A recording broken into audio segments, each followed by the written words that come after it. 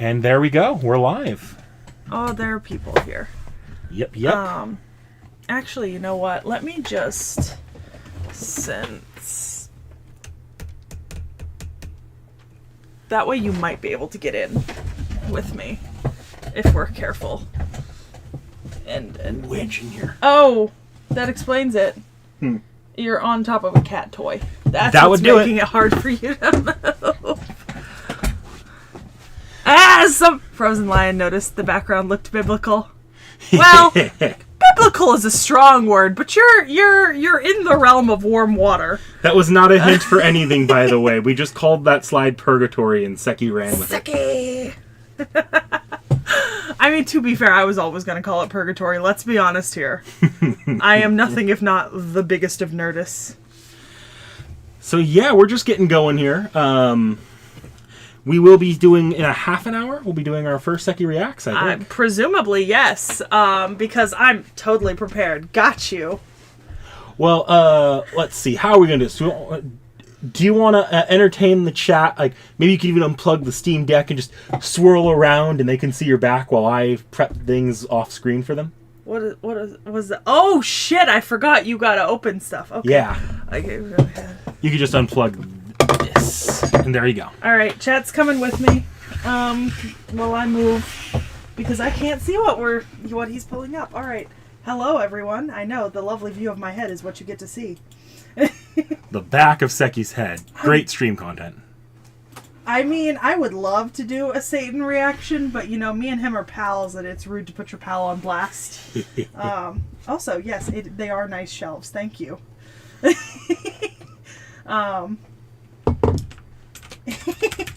Oh, you might be getting interjections from deep type moon experts. I'm aware. I will do my best to ignore them. So I haven't gotten any new Fate figures recently, although not for lack of trying. I did get a new One Piece figure.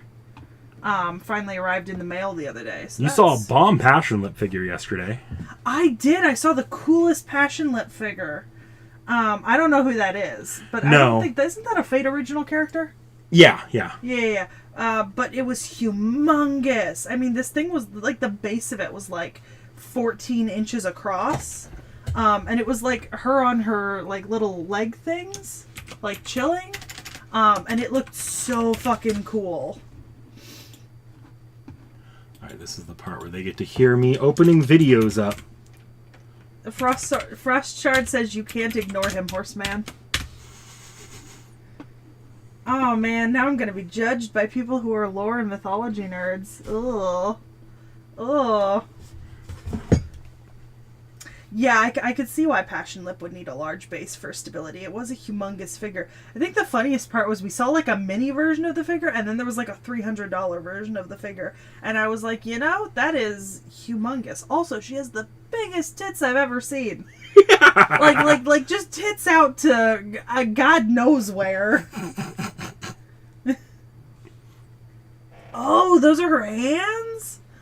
Oh, that's interesting. I didn't realize that. I thought it was like, I don't know. I've been kind of into Spider-Verse lately, so I thought that was kind of like a, you know, like a spider limb sort of thing. No, those are her hands, and they are about as functional as you would think. So, not at all. Good for crushing shit. Steve OPL asks if we consider reacting to NPC sprites. We do sometimes when they appear. Oh, I heard noise. Yes. It's that horny Arthur. Wada Arco. Okay. Yeah, interesting. I just learned that author was super spicy. I think you mentioned it to me during the Gil video. Which, you know, I hope y'all liked the Gil video. That was 3 hours of my life, plus another 3 editing it. I guess if you had hands that big made of like, I don't know, they kind of look like metal, so do they punch really well? I'd assume. Yeah.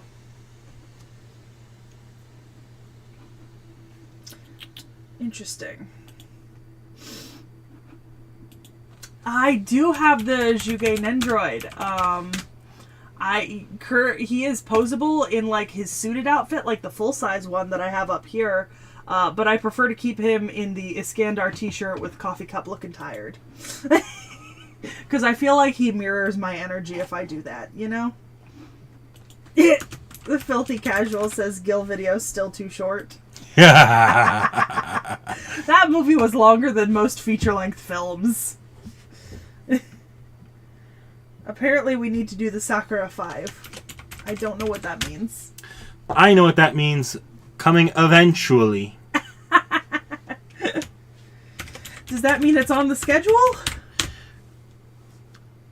The most non-committal response. I actually have Nendroids for a few fake characters. I think Ozzy, Ku, and El Malloy, although I've been wanting to get Nitocris and Skahak and Gil. Thank you. The Gil video was truly a work of love. I feel like I spent a lot of time reading from Gilgamesh, but I'm okay with that. Where is my... I'm about to throw a fit. Oh God. I've just realized I might need to murder someone. Oh, thank God, there it is. Okay. Let's see. No. Oh, you had a friend who went to Anime Expo. I heard that was kind of a mess, but it's a good thing they got a lot of Fate figs. Yeah, Zhuge Liang tired. Yep. So right in 2909, the roundtable video, huh? I think we've set ourselves a recording limit of what was it, 8 hours? Like we're not going over 8 hours unless we have to. Ooh, Trinidad and Tobago. That's super fucking cool. Interesting.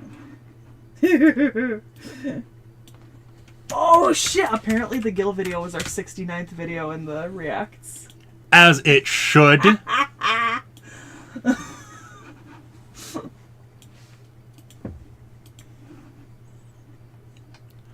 Oh yeah, I did notice when I was looking up Fate figures that there aren't a whole ton of Nobus. I want to say there's a set of figures I really want, and it's the Anastasia figure. Because I just think it's so fucking cool, and I love Anastasia. But it's so expensive, and I'm like, I just cannot justify that. Nah, that doesn't need to be an open page. Well, Seki can turn around now, but we're going to go ahead and hold off on starting for another 20 minutes or so, just in case people saw the schedule. Everyone's agreeing with over 8 hours for Roundtable. Now, Seki, do your best not to tell them what's on screen here. There's absolutely nothing on screen here. I am blind. And, in fact, I actually need to go run and get something. So you're in charge of chat. I'll go hop on the stream.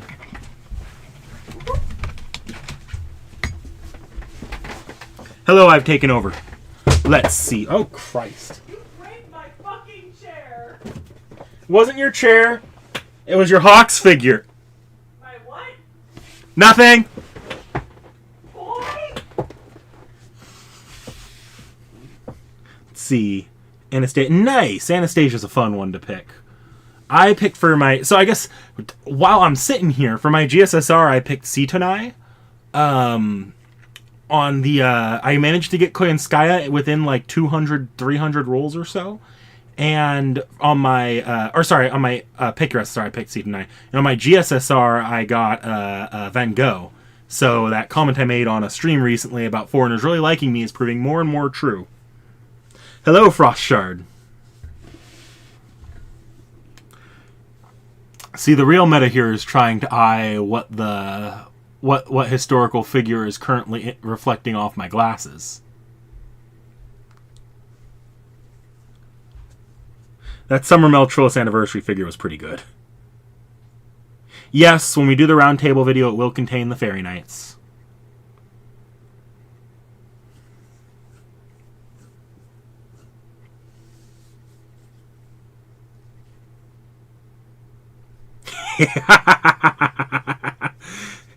I mean, if I was sitting next to you and I saw you get Hokusai, or not Hokusai, Koyanskaya on the first roll, whoops.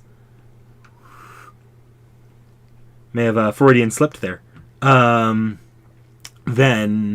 you know, I'd probably strangle you as well.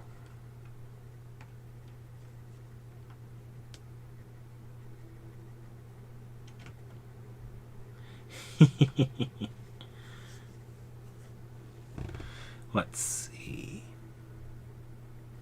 I tried to get Fairy Lancelot, did not get her. I tried, and then I got her on Van Gogh. Or I tried to get her and I got Van Gogh instead.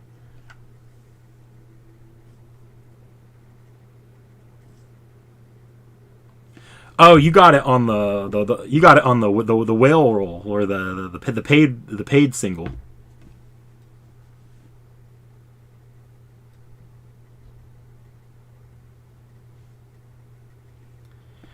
I wish us good luck on the Mothman rolls too. Oh, good. I was just gonna check OBS to see if I needed to click start recording. We are already recording the VOD. I hope Seki's computer can handle it. Nice. NP2 Melisine. Oh, Christ Almighty! That's a good Melisine.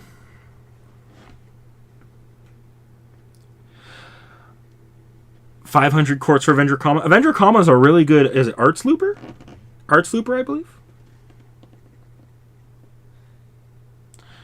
I didn't even notice the Lancers were on right up until I'd already pulled like 3 Canuses.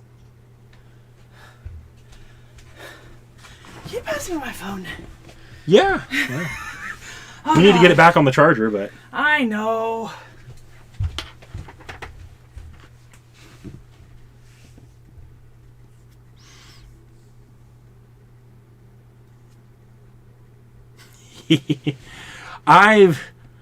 My plan for Oberon, because right now I'm sitting at around 600 or 760 quartz to go for Oberon with. I think I'll probably get him, and even if I don't get him within the 760 quartz, he's within bad life decisions moment or pay amounts of paid quartz to get pity. So I'll probably be getting Oberon as well, thankfully.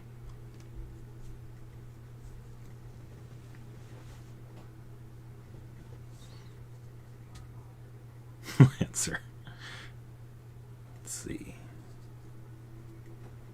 Can I trade with you, Hexbug97? That was my goal there is Fairy Tristan. Or sorry, not Fairy Tristan. Actually, no, never mind. Don't trade me. I don't want another Summer Kiara. I have an NP2 over. Yes, I did watch the Strange Fake OVA. It was fantastic.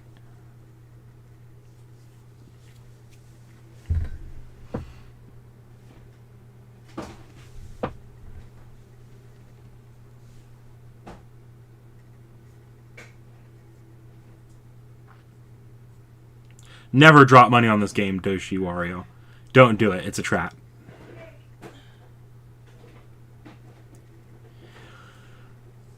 I'm so happy that they made Strange Fake a TV anime. It's gonna be a wild ride. Found what I was looking for. Oh, what the fuck? Move. I want my desk back. Okay. Oh god. I forgot to look for it last night. Oh, Christ. Jesus. What? Yeah? Just keep track of chat. While I gotta open chat on my phone. I mean I didn't block the. No, you're good. You're good. It's just easier on my phone. Well, okay, I'm just gonna have we got 72 people here. Oh, hello, 72 people. Oh god. Has anyone made the joke yet? Of what?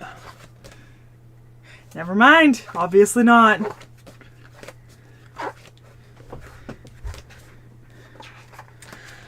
Hollow Ataraxia, I heard would be weird if they tried to adapt it to an anime. I have a feeling if they did Hollow Ataraxia, it would be more of an OVA or a movie just going over the more storied sections. Whereas the bulk of Hollow Ataraxia is these slice of life vignettes that I'm pretty sure some of them have already been sort of repurposed into things like Carnival Phantasm skits or Cooking with the Emiya household skits. Oh hey. Topical to the video I had up for the image I had up for Purgatory. Seki at her big box of art. Well, I'm trying to find something. Whether I will find it or not is really another question. But you said we have like still 13 minutes, so I can try. Ooh, what's that? Huh. Yes, Sieg will come up when we do that video. Ooh. Huh. World War II cartoons. See? Cool. Yeah. Interesting. Okay, come on. I wonder if, like, as a child, I may have sorted these into, like, likes and dislikes, and that may be why I'm having such trouble figuring out who's what's. Because I feel like these had, like, a relatively... Oh yeah, these had an order, and I fucked that up as a child. I didn't even sort these by painter. How are you going to fuck up so much, Seki? Woo! Oh. I saw the word Medusa for a second, and I was like, ooh! And then I realized it's the Raft of Medusa, the famous painting. About, like, that shipwreck. Not, you know, an image of Medusa.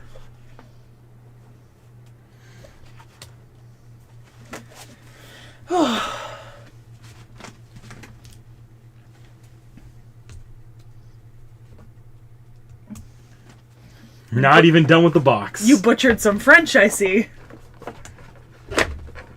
I'm sorry I'm not familiar with my French folkloric names.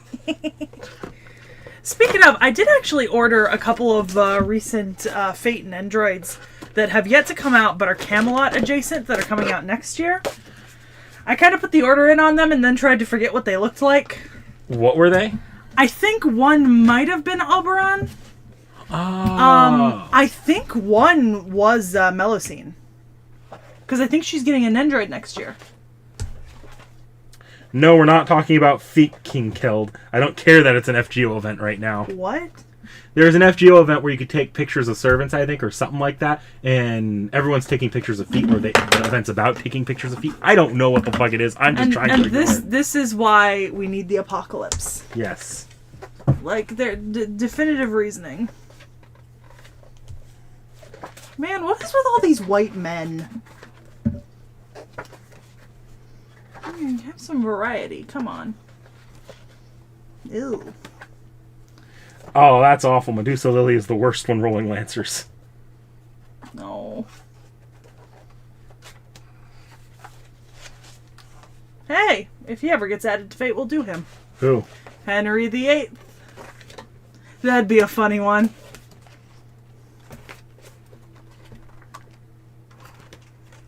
Sorry, the event is about shoes. Ooh, shoes. I did find a Napoleon Bonaparte image. Oh shit, is that Loki? I haven't seen Loki in forever. That's because he keeps spending the days outside. I got him all in last night, and I'm not supposed to let him out today while Mom's not here. Oh, God. Okay. It was not in box number 1. I don't have a place for this. Put it on top of the cat tree. Oh, Jesus. You good? Now I am. Was it a little heavy? A little bit heavier than I thought it'd be.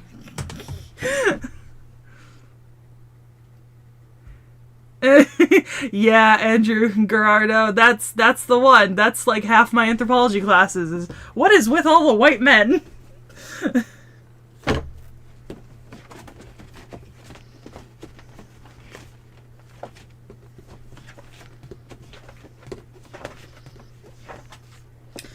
You know, it really would be just my luck if I suffered from collecting these for so long, right? My dad, like, collected these for so long, and he managed to not get a single one of what I'm looking for.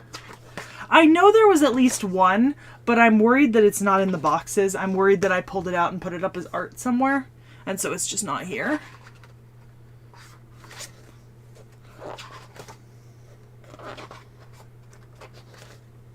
Ugh.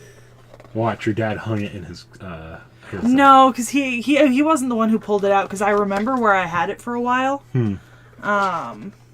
But yeah. No, you're not late, Manuel. Gardette. We're letting people come in and flow in for the first half hour here. We'll be getting started with the actual reacts in about 8 minutes. Plus, Aeon, I tried to include Loki in the Sigurd and Brunhilde episode, but I was cruelly denied. Is that a piece of propaganda? No. Maybe? Let me see. It's French. Let me check. I can tell you.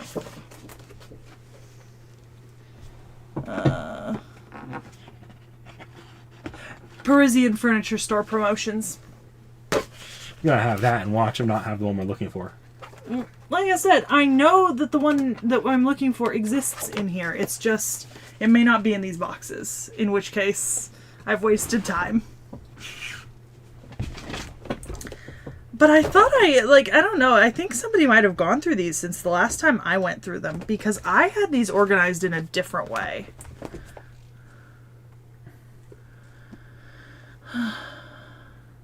Oh, interesting.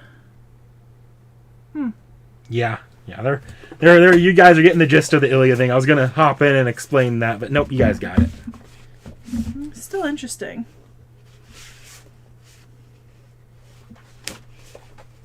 Is that the...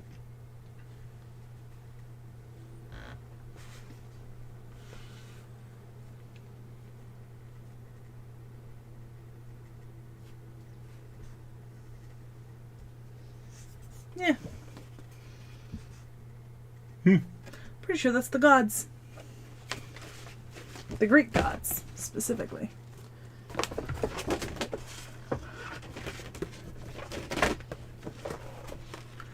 Because there's no way that we only had 1 out of 30 some. Oh, I know that painter. Yeah. Muka.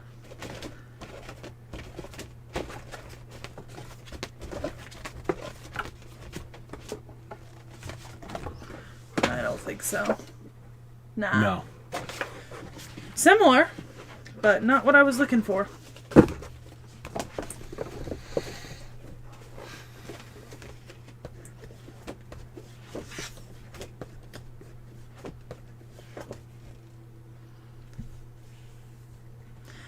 Not necessarily weird that Holder showed up before Loki. I feel like gods and fate are kind of a interesting concept. Because, like, you gonna play them like gods, you gonna make suits, you gonna make, like, Washington crossing the Delaware. Disgusting. America should have never been born. Go back to being a colony of the British. The look Knick-Knack is giving me. There are not many fates that I think America doesn't deserve, but being British is like one of the worst things you can wish on anyone. What if we have a British viewer? That's so mean. The British don't exist. Jesus fucking Christ.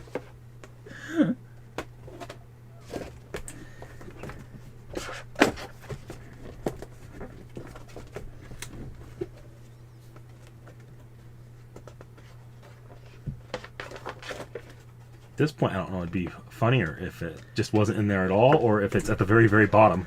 I'm betting on it not being in here. I'm betting on, like, 15-year-old me taking it out to, like, put it up somewhere and then forgetting to ever put it back. That, at this point, that's what I'm banking on.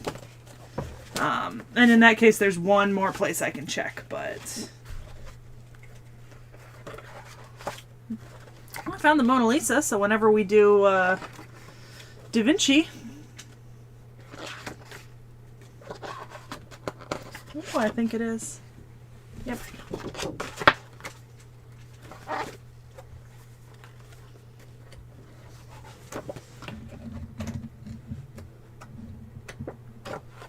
I think the more important thing is the ethnocentrism of this box. and the sheer and stunning lack of diversity. Like, this is practically racist. Great works of art, all old white men. Have you guys ever seen beautiful art done by people who aren't old white men? Shame. Shame on this collection.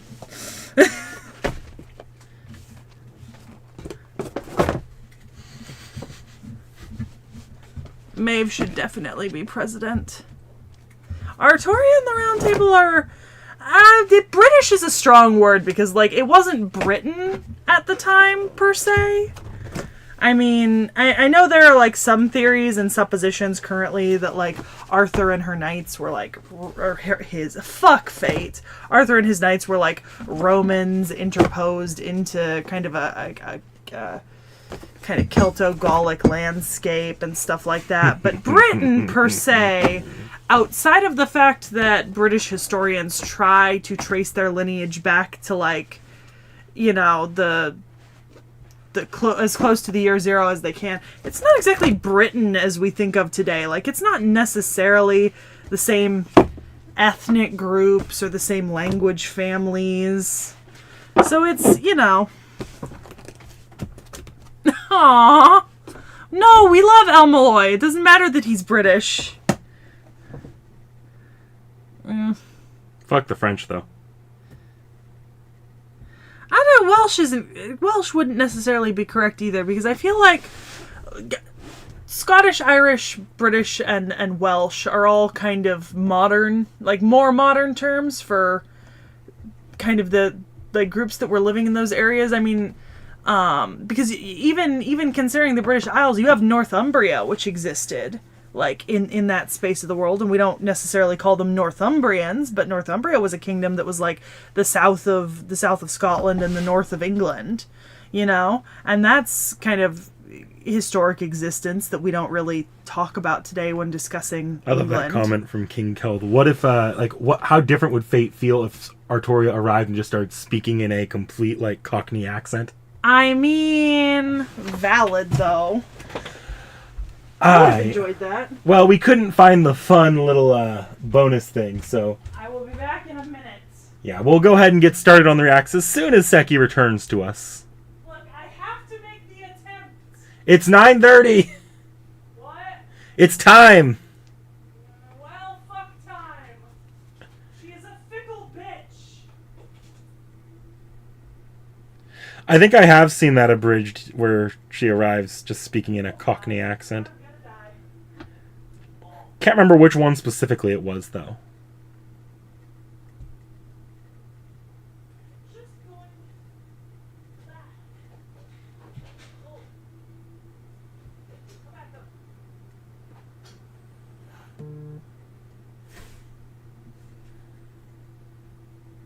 Irish accented coup.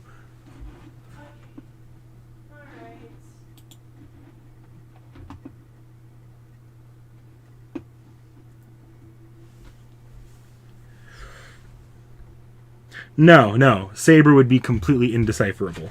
I have given up, and instead I bring an offering of peace. A cat. A kitty. Alright, well, I'm going to go ahead and move us into the reacts. You ready? Oh God, who could it be? Whomever could our reacts be? We have a few painters. But I also kind of accidentally dropped it in a Freudian slip earlier. So oh shit, when? When I was in the attic? Yeah. Rejoice, everyone! We're back with another Seki Reacts to Fate. This time we're doing Hokusai. Or Katsushika Hokusai.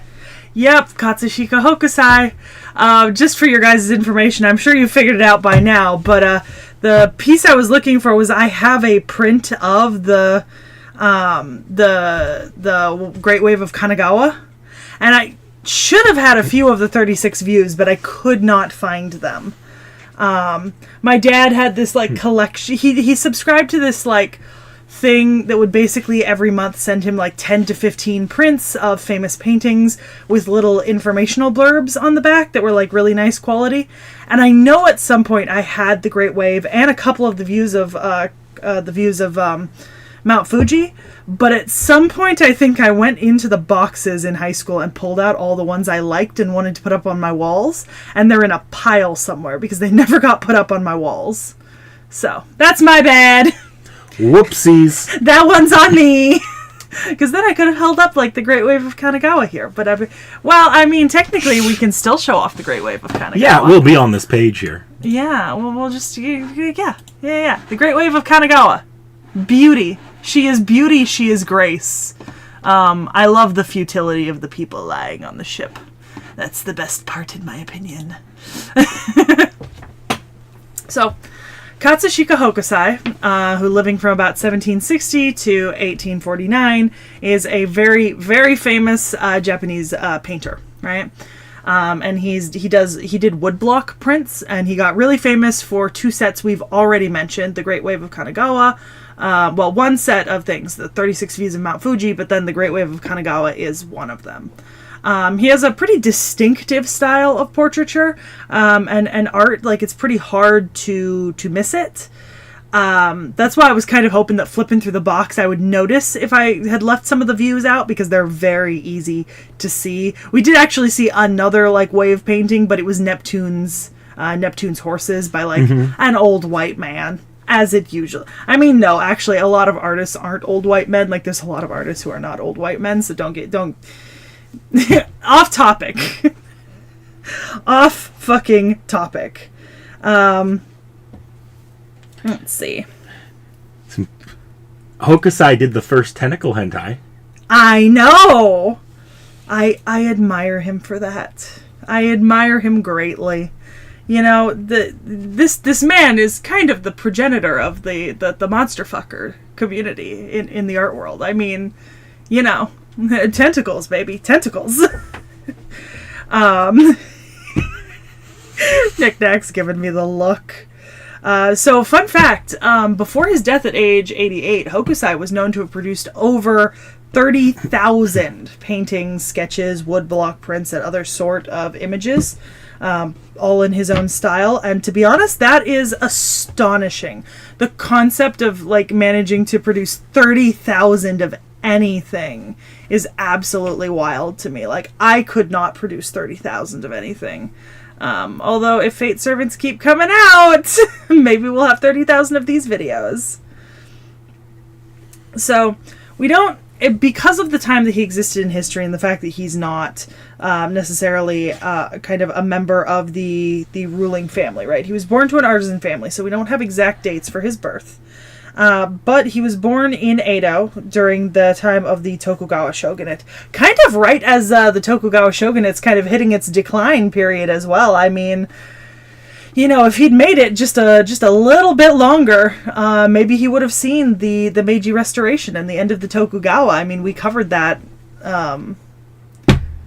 We didn't cover that. We didn't cover that. Woo! Fuck.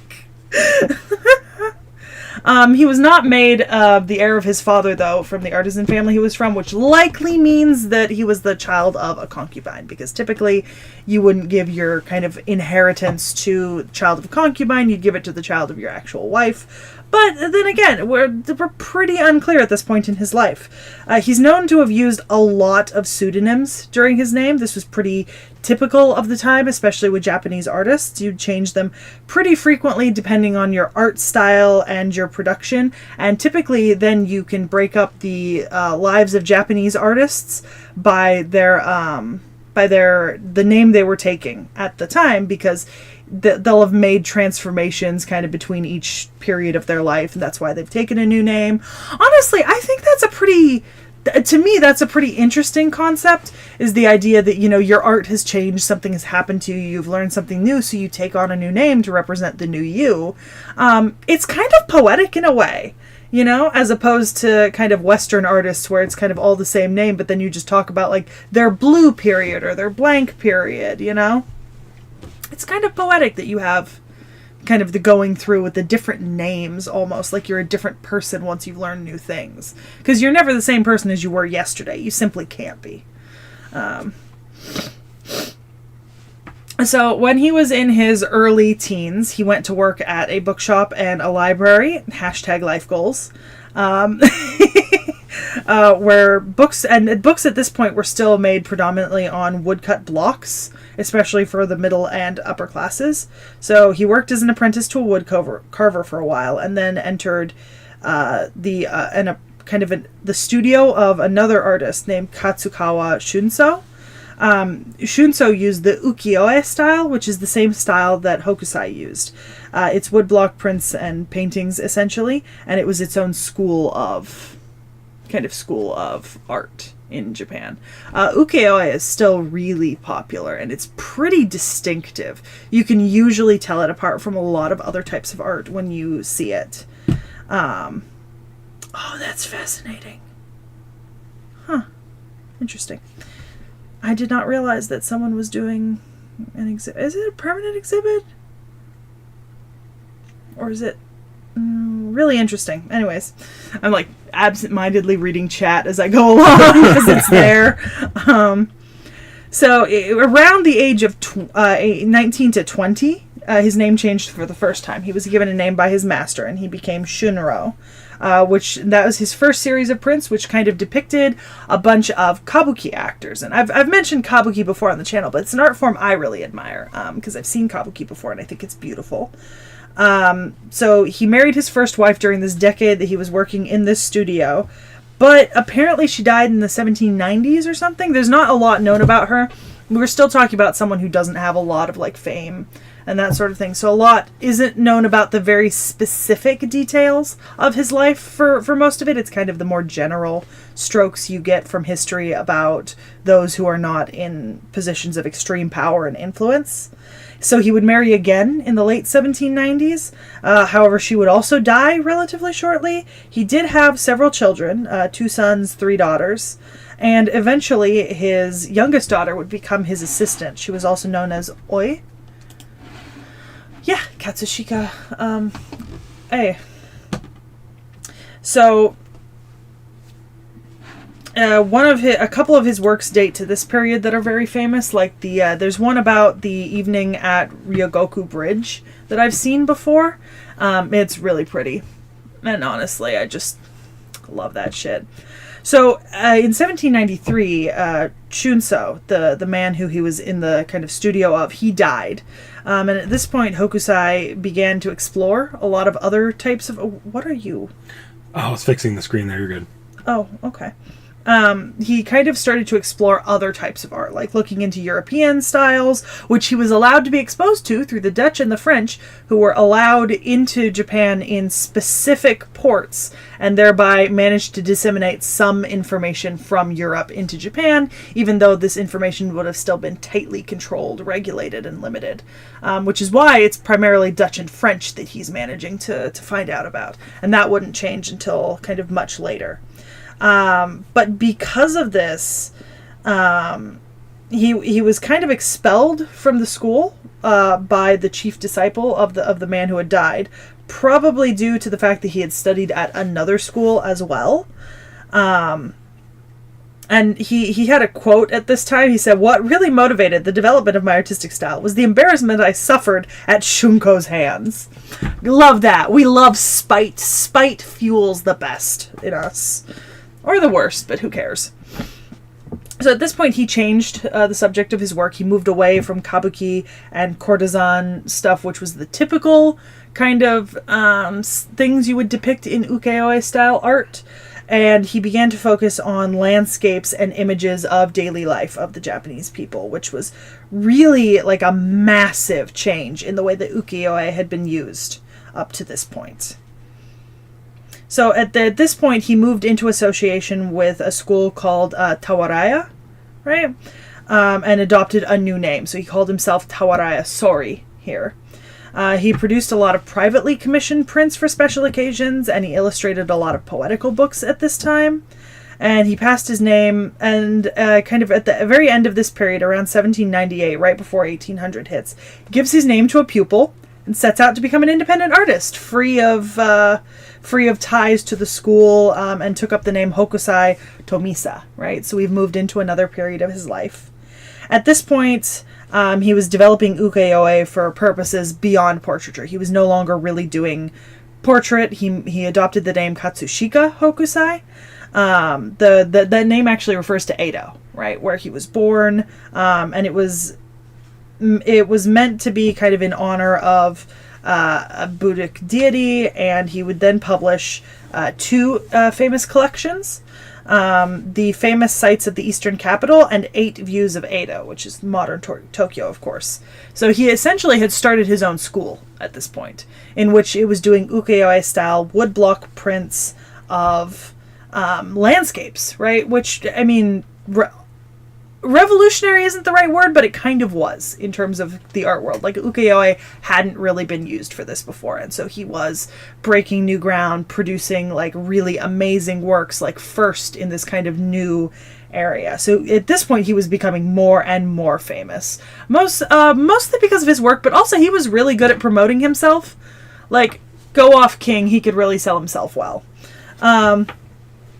During a festival in 1804, he created a portrait of a Buddhist prelate that was said to be 200 square meters, using nothing but a broom and buckets full of ink, supposedly. And apparently, he also may have been at the court of Tokugawa Ienari, the shogun, who invited him there to compete with another artist who used a more traditional brushstroke painting method. But Hokusai, as the story goes, he paints a blue curve on the paper and then chased a chicken whose feet were dipped in red paint across the image, and described the painting to the shogun as a landscape showing the Tetsuta River with red maple leaves floating on it, which won him the competition. And I think that's just fucking hilarious. Because that feels very much like one of those things where, like, this art museum paid $20,000 for a work of art, and then someone delivers a blank painting, and they're like, art. The folly of money, or something. Between 1804 and 1815, he collaborated with a popular artist from the period, Takizawa Bakin, on a series of illustrated books. Many of them had Minamoto no Tametomo as the main character, and he gained a lot of fame for this. But this collaboration lasted for, I believe, 13 books. But there's no real consensus as to why they stopped collaborating in this case, because there were more books, but he just didn't collaborate with him on them. So was it a falling out? Did they have a disagreement? Two egos kind of competing? Like, what happened?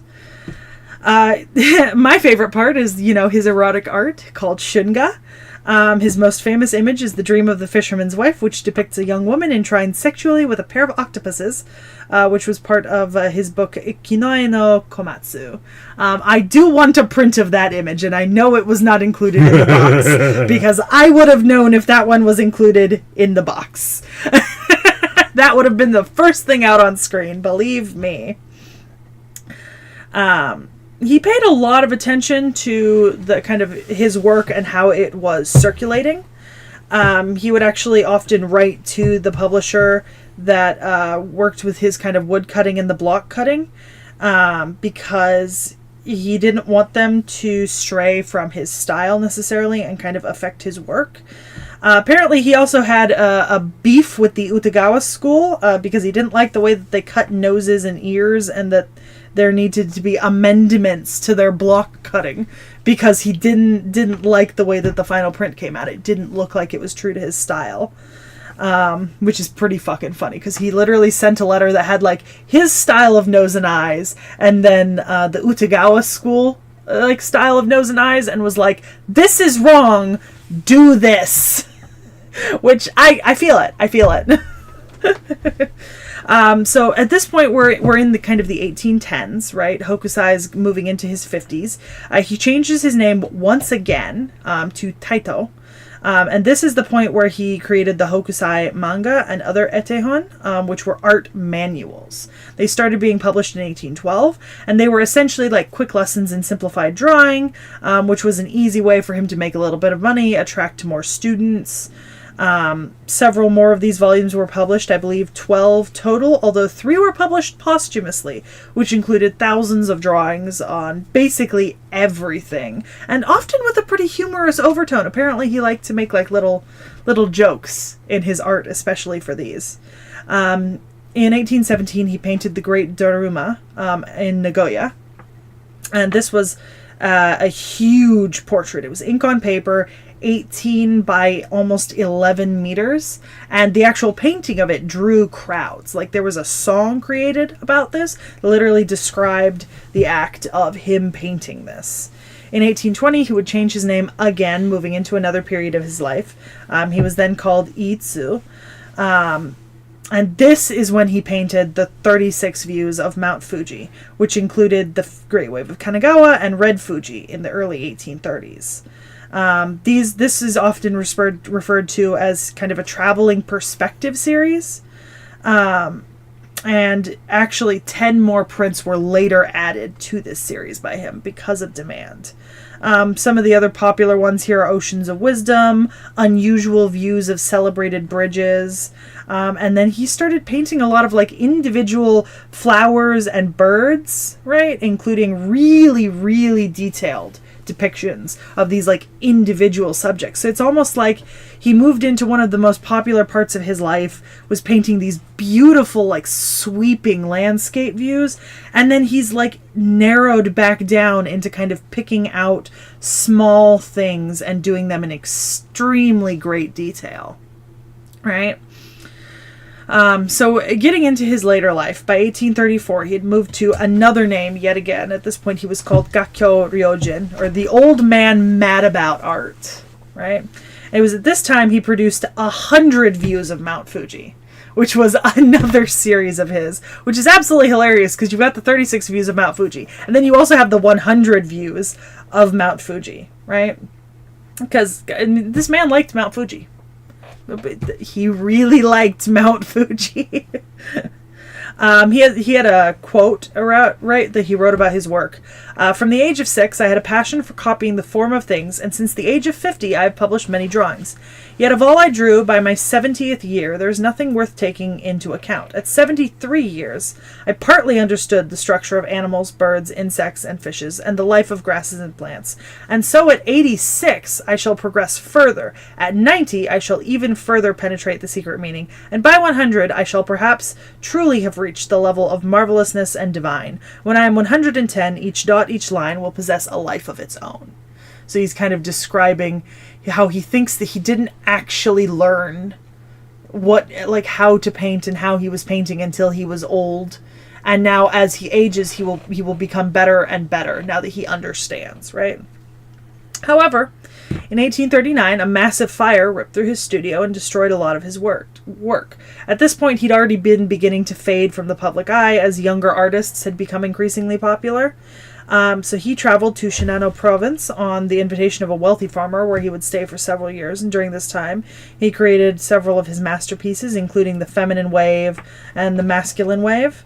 Between 1842 and 43, he did this thing that he called daily exorcisms, where he would just paint Chinese lions every morning on ink and paper as a talisman against misfortune. Which, I mean, maybe you should have done that a little bit more, my dude, because he continued working until the very end of his life, painting the dragon of smoke escaping Mount Fuji and tiger in snow in early 1849.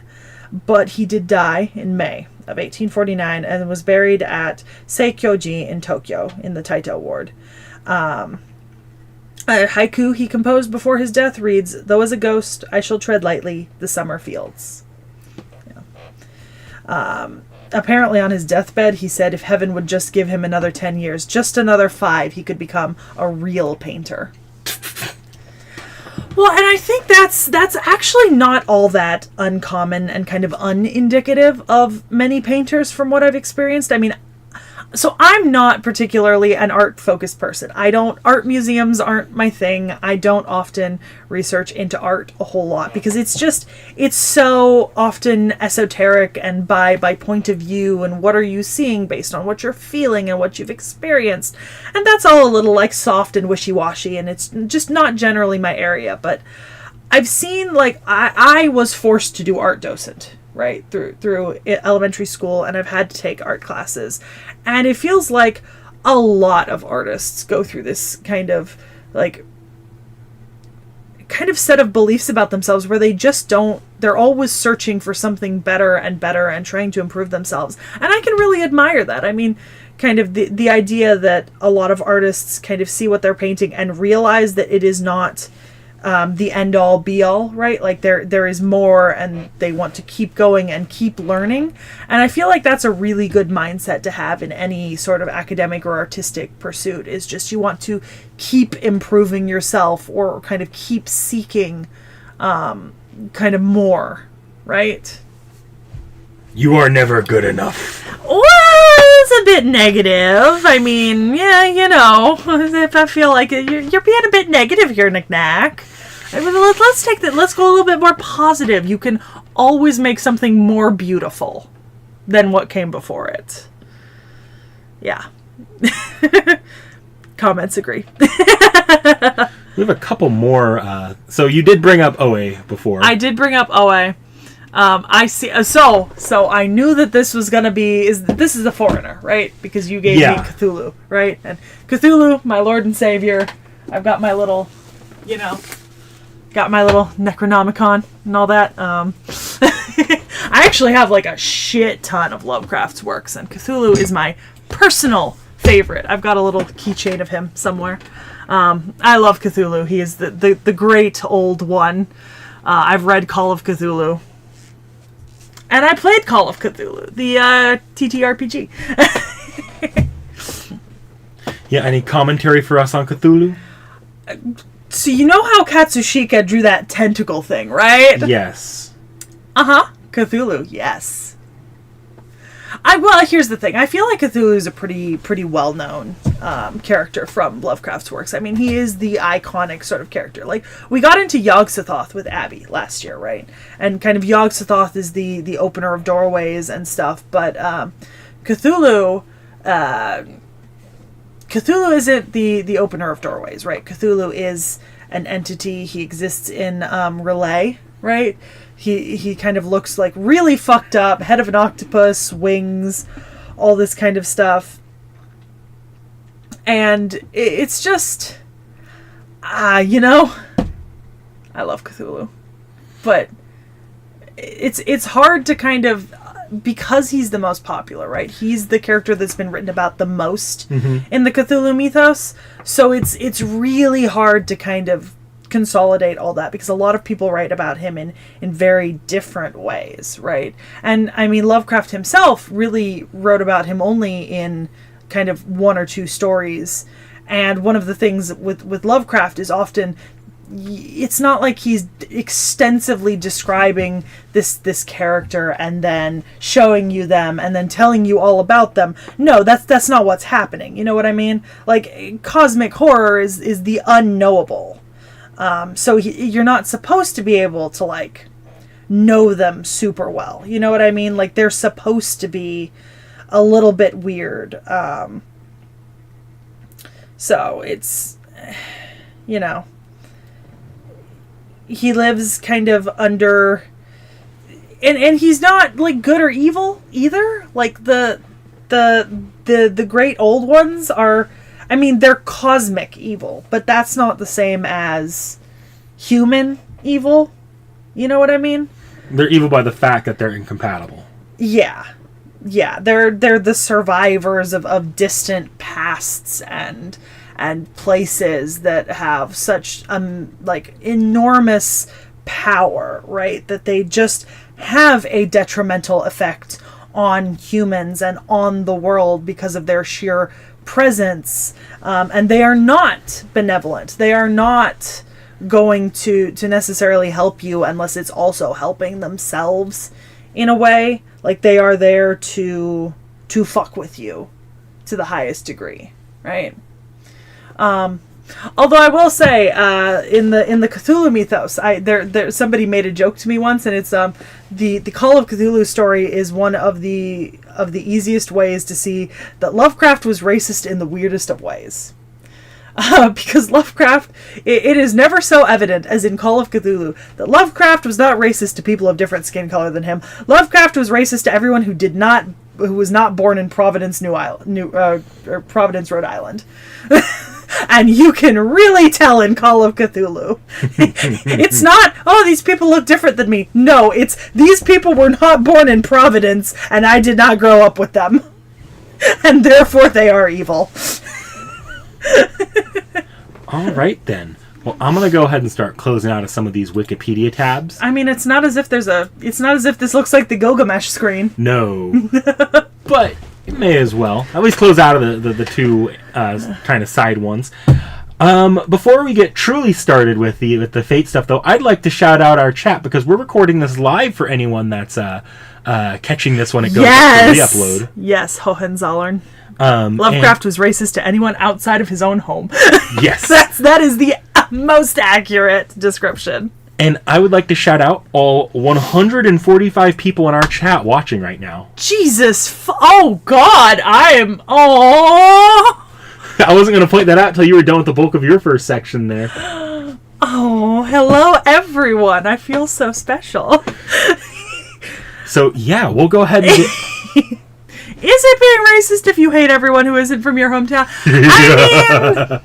I mean, look up the name of his cat and then tell me if you'd call that not racist. I'm not gonna say it. I'm too white to say that.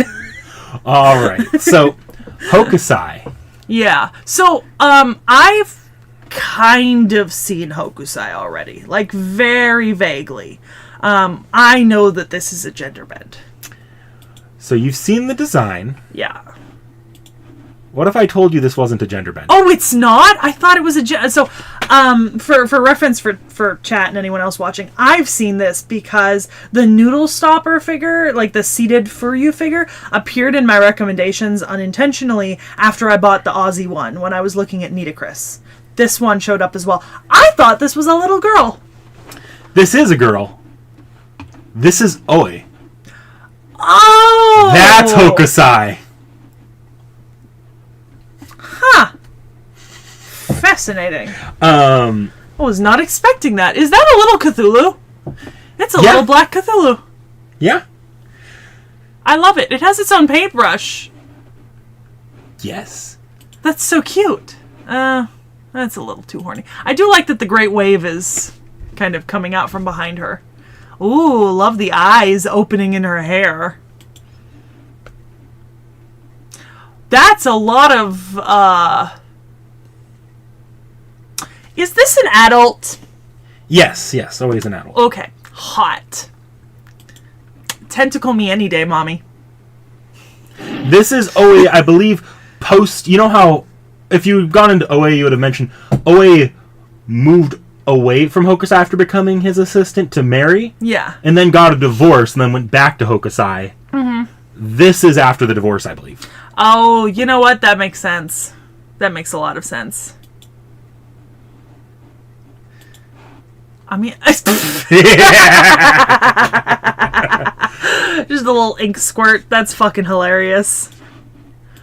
So, Hokusai here... I full on thought that was good. Okay. You up there. Yeah. Now I realize why you weren't super worried when I mentioned I'd accidentally seen it. Yeah. Yeah.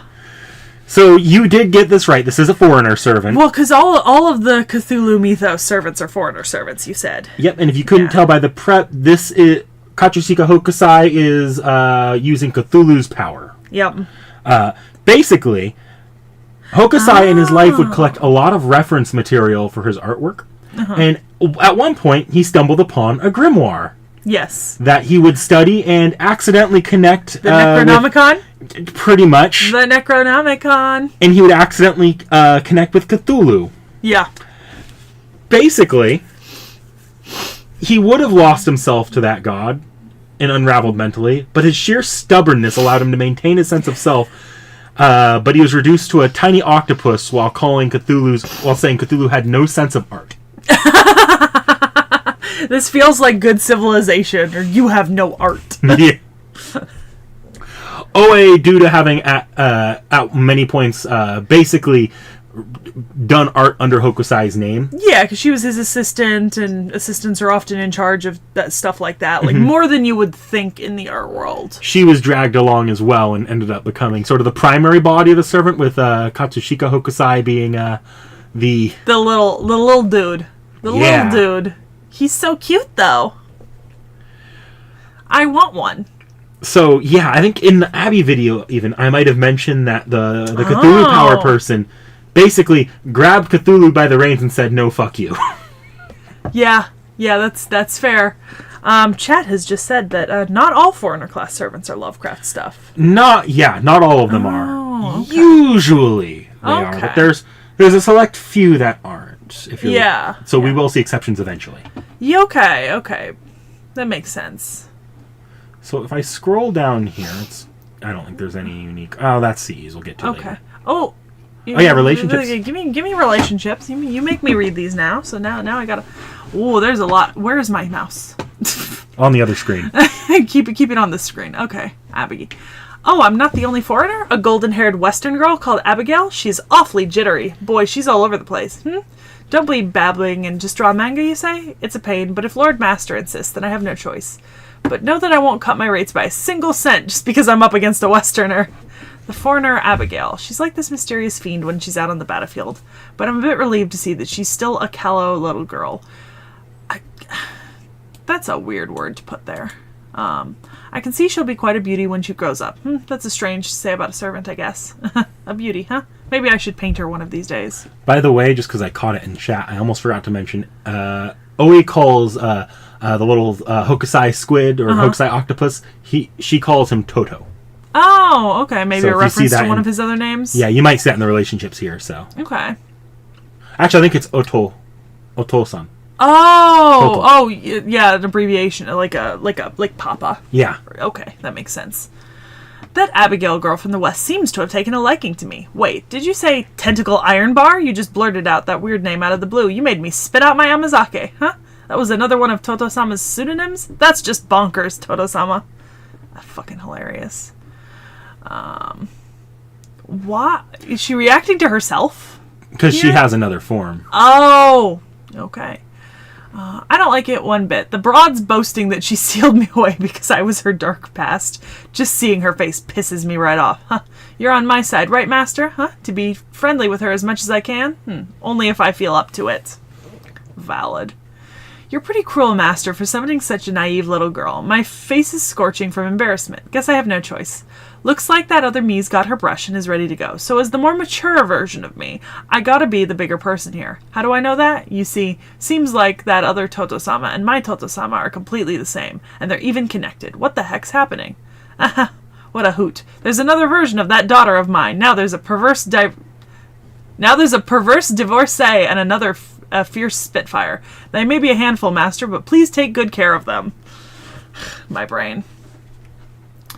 I've met Giles DeRay in He was the caster in Fate Zero, and you saw him in Orleans. Yeah. He's the one I have sewer water from in campaign. Yes. He's the source of my sewer water. I still gotta say, I still don't know what that shit does. I mean, I drank it, but I still don't know what it does. Do you know a weird guy with big bulging eyes? His name is Giles DeRay or something. He came to me with a bunch of money and started shouting, "Ooh, a painter of divinity. No better, a painter of dark, evil divinity." I declined. Politely, though. Then he started blubbering, so I doodled on a frame and signed it Shishiki Ganko for him. It's fucking hilarious. Jesus fucking Christ. Is she a new servant, or does she just have a lot of speaking lines? She's not brand new, but she's a little bit of an older servant now. Okay, so Minamoto no Raiko and Sakata Kentoki. You impress me, Lord Master. Kaido Maru and Raiko are together in the same space. They're perfect for hunting down monsters. Well, I may end up being the monster more often than I'd like, but no matter. Blood will have blood. A warrior must sometimes resort to questionable tactics to win. Besides, there's nothing wrong with having an abundance of inspiration. Shuten Doji. Oh, sorry, I had a few drinks. That Oni on Mount Oe, she turned out awfully cute in Chaldea. Personality-wise, well, she's still a monster. Sorry for being such a downer. Guess I still can't look at girls with bob cuts in the eye. Tamama no Mai. No, that's a celestial maiden. It would be insulting if we made a mistake. It's true that Toto-sama painted Dakini, the Daiji of the Yin dynasty, but they were probably copied from illustrations that came from Karakuni. They're probably a figment of the artist's imagination, too. Chaldea sure is stranger than any fiction I know of. All right, Master, did you think about that thing we talked about earlier for me to be an apprentice to that fairy, that celestial maiden, the great Tamamo no Mai? She'll put me on a crash course in marriage training rather than training me in sage techniques? No, I wouldn't want that at all! Suzuka Gozen. The demon princess Suzuka Gozen. We're both sabers, and we seem to be the same age, too. I really want to get along so she can teach me her divine powers, but the thing is, I don't know what the heck her high school thing is. Is that something I should copy and follow suit? Yo, princess, that wacky tapioca drink will totes go viral, and I'm seriously doing it for the gram? Oh man, I struggled with that, and I know what that means. You couldn't say it, but the worst part is you understood it. Yeah. I feel like I had as much struggle reading that as she did saying it. That's going to be a fun video when we get there. Ushi Wakamaru. Lord Master, there's quite a strange-looking, or actually an almost buck-naked young warrior. Was that Kuro Yoshitsune? I did draw Dan no Ura a bit, but I painted Kuro's uncle Chinsei Hachiro more than that, in illustrations for Chinsetsu Yumi Harazuki by Bakin. I see, so I should redraw Hachiro like that too. Lubu. A man from Karakuni named Lubu. He's that supergiant military commander. I asked him about Guan Yu, whom I painted quite often, but I couldn't understand a single word he said. And consort Yu.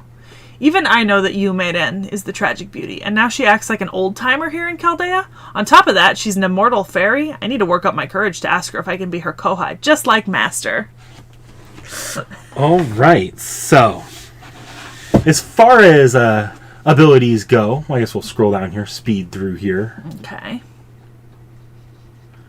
So you could probably tell she got the giant fucking paintbrush that she'll fight with in some of her earlier ascensions. In later ascensions, she has like the weird little like claw things that come out of her arm. She'll use those instead. Both of them can paint things onto the environment. I gotta be honest, I'm really excited to see her NP animations because I'm thinking, because I remember Murasaki Shikibu and Sei Shonagon, and they both had like really, really cool inspired NP animations to do with like writing and stuff, from what I remember.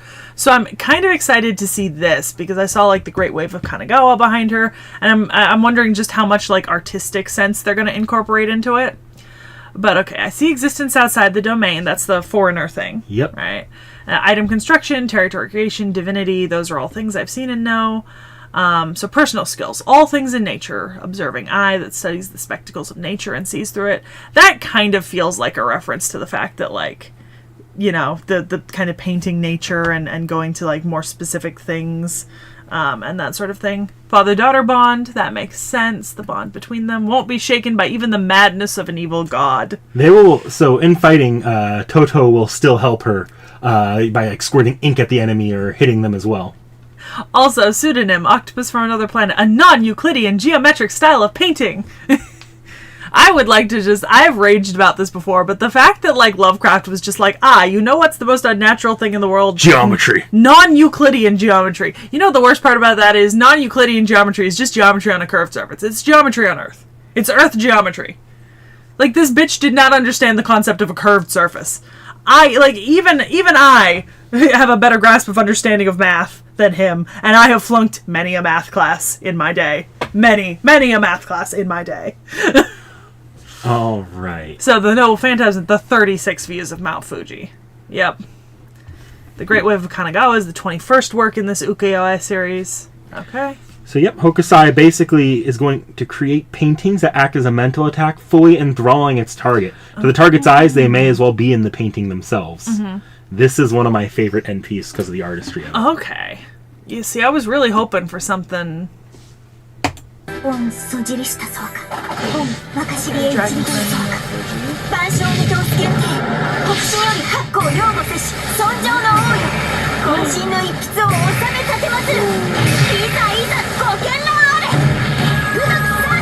That is really fucking pretty. Yeah. No, that looks really fucking good. And then we have an arcade. Oh. Arcade.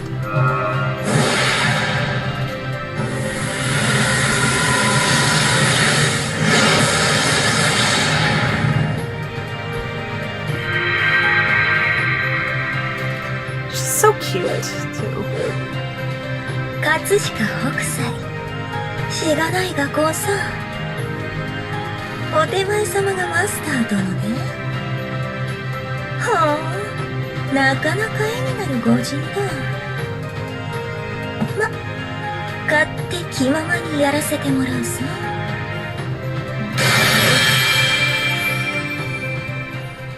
ご覧あ Oh, interesting. 北進の覚悟を擁護する尊上の王に渾身の一筆を収めかけます He does feel like you're in the painting. いざいざご見覧あれ富岳36世体の大き波浦 I love that NP. God damn, that's fucking epic. Apparently, you have forgotten the third Ascension NP, which is monsterish. I can pull up the third Ascension NP. It's not. I have seen it. It's not that crazy different. I'm just quoting the chat. Just quoting chat.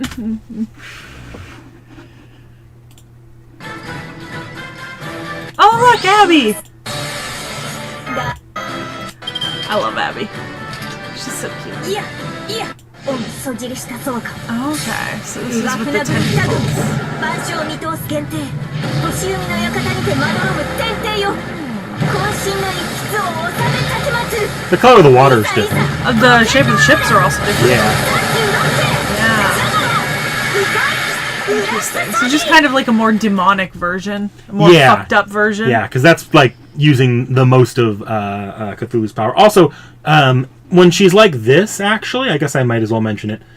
Todo-san has basically hijacked her body, or usually consensually taken control of her body. Something up?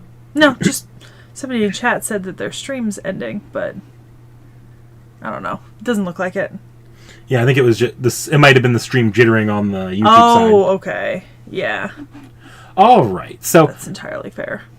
that's it for regular foreigner Hokusai. You saw earlier that we have a saber form here. Yeah, And we have a it's saber form. a summer form. Something up? Oh, Hokusai's in control in her third form, apparently. I did just mention that, actually, like just a minute ago. I'm trying to pay attention to chat and knick-knack at the same time. I'm fucking up. Alright, saber form. Yep. Okay. Ooh, interesting. That's a lot of swords. That's a lot of... This feels a little like a fucking Zorro three-sword style. Yeah, basically. Adorable. So this So cute. Hokusai. Sometimes changing a servant's spirit origin has complications that lead to an outright change in personality. In Oe's case, it led to a very minor mental regression to pre-divorce Oe. Oe still has experience painting, but was more interested in being a storyteller in her younger years and admired written stories. Her admiration for literature heroes, combined with the rumor that she is the descendant of a swordsman from the Kira clan, led her to taking on an obnoxious Chunibyo personality that Hokusai as the Squid thought was long gone and Oe in the modern day feels great cringe over. Okay. In this form, she fancies herself a swordsman and takes part in a Las Vegas swordsmanship competition. Hang on. Killer Bee, I feel it. What'd Killer Bee say? No, some, too yet to be dead. Oh, too yet to be fucking. They said Killer Bee. It's a Naruto character that you have not met and likely No. never will.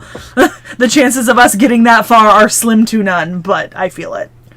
But, so, one thing to note about her here, other than that, is you find out at the end of the event, when she tries to revert her spirit origin back to the original Hokusai, she instead accidentally splits the spirit origin. So now there's both young, obnoxious Chunibyo Saber Hokusai running around with older, cringing at her past self foreigner Hokusai, which is not usual for swimsuit servants. Yeah.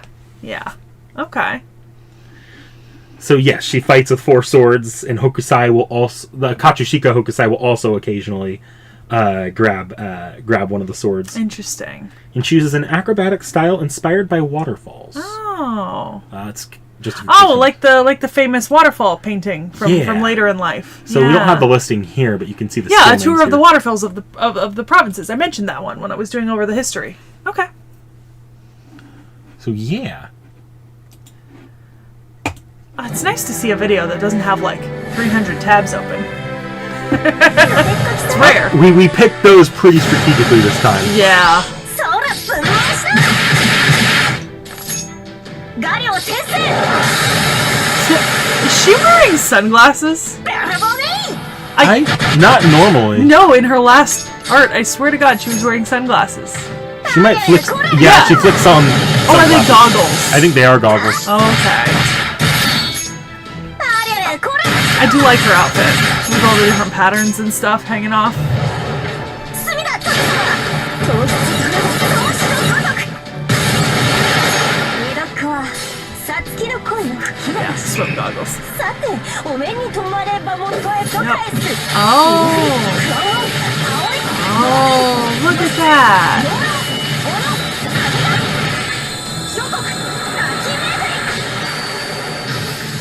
Well, that's just beautiful.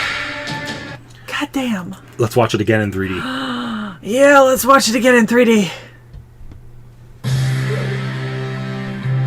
Oh. よーマスターお初にお目にかかるかいかきゃピカイチ遊べばせんよ剣を振らわば四十七士を向こうに張った大 Yeah, I can see the kind of young and... 希代の女浮世絵師葛飾北斎ってのはこのおろさ Yeah, no need for maidens, F. 何保護者同伴でお疲れさ Oh. たしけなトト様なんざさっさと楽隠居させてやるからな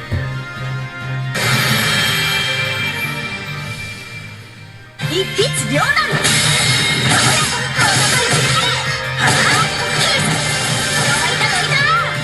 ペダピコはさつきの恋の吹き出しさてお目に留まればもっとえっとかい Yeah, I see the... 青い Oh.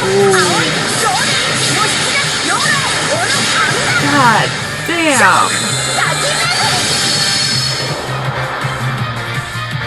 God damn, it looks so good. One thing that's fun, and Fuck. I didn't have this in my notes, but I remember hearing about this when they first released the Foreigner Hokusai. They it was like an anniversary of Hokusai's birthday or something, or they were like celebrating something for Hokusai. And in I don't remember where it was. They did this water show where they put up they had a. Have you ever seen World of Color at Disney? I thought that was Carmilla. That was Carmilla. They shot water, created a screen of water, and projected. Yeah. I think it was Hokusai's art, but I believe they also projected the NP animation on there. Oh, that's so fucking cool. I've said this before, and I will continue to say this. Fate really, really does a lot of their Japanese servants, like, all of the love, you know? Like, I mean, valid. Like, some of the Japanese servants get so much fucking... Raiden2909 says they hope that she is DLC in Fate Samurai Remnant. That would be pretty cool. Also, apparently for some people the stream is showing up as ending, but they just have to refresh or something, so it's probably just like a glitch. Hopefully it's not too bad, but on our end we seem to be fine. Grail League! Oh, I like how he has the bat. She's just kind of off to the side making drawings. Love this. Also, this is a different artist again, which is pretty cool. So far, we've seen quite a few artists across all the servants we've seen. I feel like they put out an all call to artists on that one. Yeah. Okay, so she's got different poses and... Oh, I was curious about this because these are the... Yeah, you saw them a little bit in the wonderful. There we go. Saw them a little bit in the arcade animations, but she does in the middle of her attack animation, she will throw these up. Oh, they're very nice. Because I just barely saw them, and there's the extra attack where she paints Mount Fuji. Yep. The other brushes she uses. Okay. Just because she kind of okay, I'm gonna say I'll keep that for the summer version when we see it. Okay. Ooh, okay. Oh, nice. So sometimes I love the extra art sometimes. Oh, so these are the different... Oh, yeah, this is the full version of this image. I mean, whenever we see these in CEs, it cuts them off, so you're just seeing them, and you're not seeing the full landscape. The full landscape image. So I feel like I keep searching for these, because look at that. You've got a view of Mount Fuji. They don't always do this, Sky. but some of the artists will like do full prints of that. Well, yeah, because you remember the Celtic one where if you zoomed out, you could see all of the Celtic servants in the water below, but zoomed in, you could only see like 2 or 3. Yeah. Okay. All right. Craft essences. Ooh.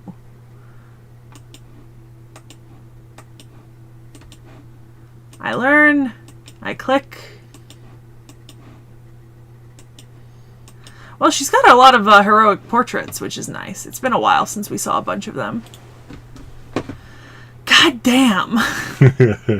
It's just art, you know? Art. The Dragon of Smoke escaping from Mount Fuji. So this is one of the this is one of the artworks he created later in life that was very famous. So, okay. If heaven will afford me... Oh, yeah, I read that quote off, okay. If heaven will afford me 5 more years of life, then I'll manage to become a true artist. Those were Katsushika Hokusai's last words. Dragon climbing Mount Fuji, also rendered in the West as Dragon flying over Mount Fuji, or the Dragon of Smoke escaping from Mount Fuji, was completed by Hokusai in the year 1849. As Hokusai passed away in the same year at the age of 90, this painting is often considered one of Hokusai's very last. After he completed the 36 views of Mount Fuji at age 70, his passion for art didn't fade as he continued to create. He went so far as to dismiss his creations before the 36 views as worthless doodles. It is said he started to grasp the essence of all animals' skeletal structures and the secret of life for all plants at age of 73. By 80 he had furthered his understanding of all things in nature. By 90 he had reached enlightenment. Had he lived to 100 years old, his skill might have reached the realm of the divine. By 110 he could have made his paintings come alive. Artists of his time understood the rising dragon over Mount Fuji to be an auspicious sign, one that signifies a person's rise to success. However, one can also see Hokusai's endless conviction in this painting. Even as he sensed his own end, he did not give in to despair and continued his endless pursuit of artistic heights none before him had ever attained. Aw. Goddamn. That's almost melancholic, you know? Okay. Choco Octopus, I guess? Oh, I could go for that right now. What's up, Knick-Knack? Nothing. Go ahead. Keep going. Oh. Interesting. Huh. You trying to figure out what's up with stream? No. Oh. My stream is still showing up. Ah, well then, okay, I'm just gonna... Alright. Valentine's chocolate from Katsushika Hokusai. Chocolate octopus. Ingredients. 1 serving. Bean cake, purchased. Be mindful of its expiration date. Powdered chocolate, obtained from cat. Octopus ocellatus. Giles DeRay gave it to me. Steps. Hold the octopus down on the cutting board. Hold the bean cake up high and slam it down, shouting, "Hee-yah!" Sprinkle liberal with powdered chocolate. Using a chocolate pencil in white, draw a face on the bean cake and decorate accordingly. Bon appetit. Have at it. Huh. Where'd Toto-sama go? Oh well. Oh boy. To be fair, once again, great detail in this because you've got a view over here and you can like definitely tell kind of the style of the art and all of that. So, like this is once again really, really nice. So, heroic spirit, traveling outfit. Oh, she's so cute. I'm not gonna throw this up on screen just because this very well could get us copyrighted. Okay. You gonna show me something? Oh, it's the... Okay, I'm watching that water projection now. Oh, god damn. Fuck. That's so cool. Thank you to Nuxar Boy for telling me how to find this, by the way. Holy shit. Or it wasn't Nuxar Boy. Someone else threw it up there. I'll give him a credit in the chat in a second. It's almost like you're looking into another world.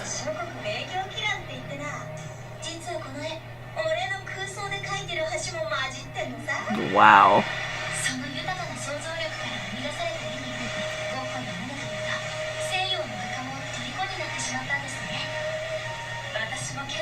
Jesus. God damn.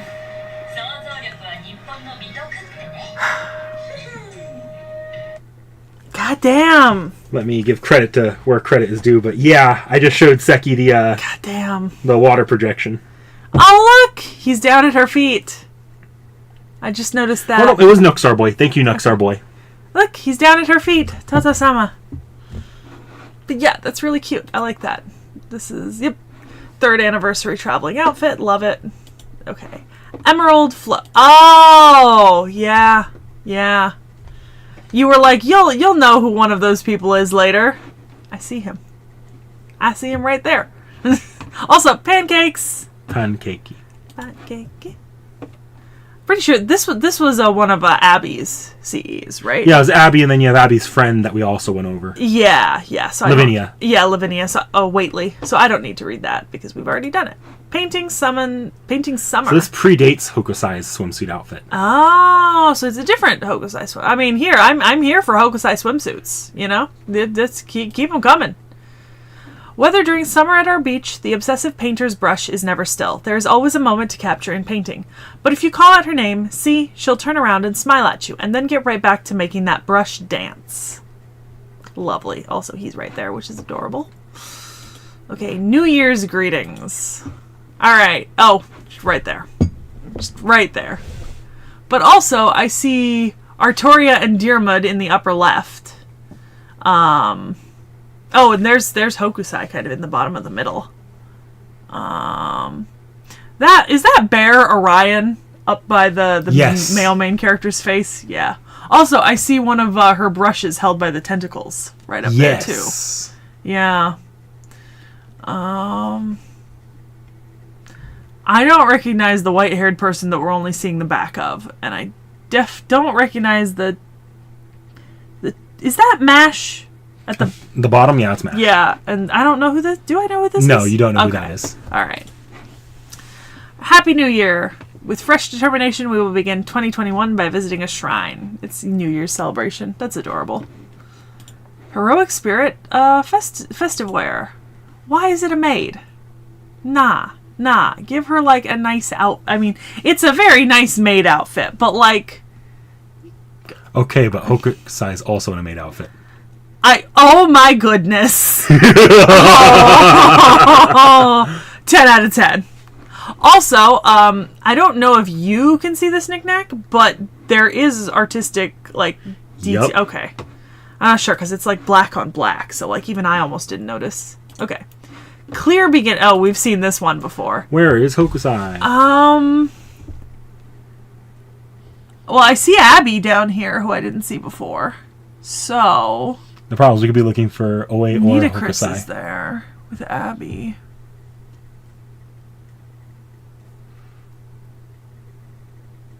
Some part of her is here.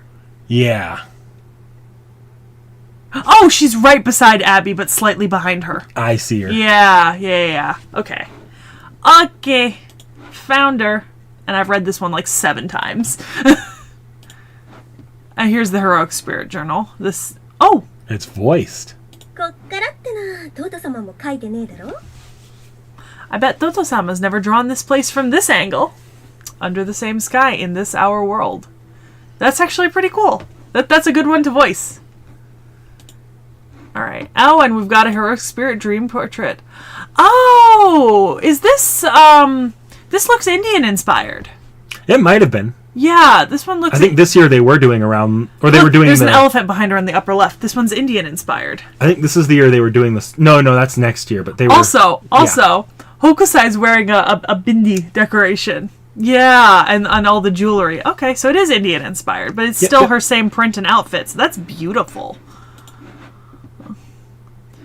Yep, nope. 7th anniversary. So I was right. This is the year they were doing them like servants drawn in other Lost Belt styles. Ah, okay. So this is to go with the Indian Lost Belt. Yeah, well, it's very pretty. Also, I see Chinese version 5th anniversary.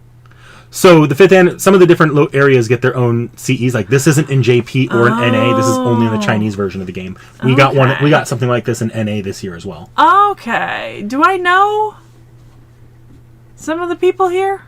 Well, I see Ozzy. Is that Ozzy? Yep. Okay, well that's Katsushika. Yeah, Mash in the middle. Yeah.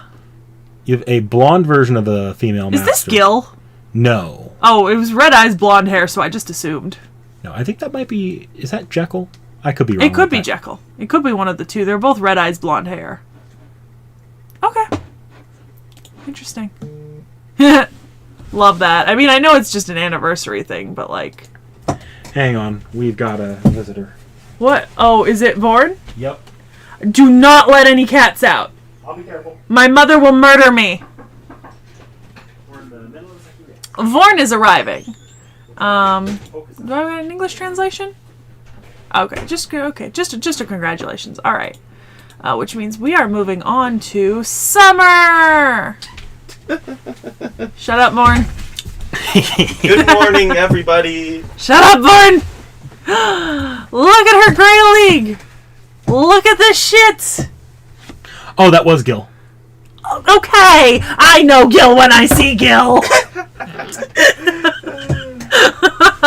She's got the little bangers. I fucking hate those things. But yeah, that's super cute. Look at her. She's just in the cheer section. Okay, icons, sprites. Let's see. Expression sheet. Others. Now go back to the expression sheets. Middle one.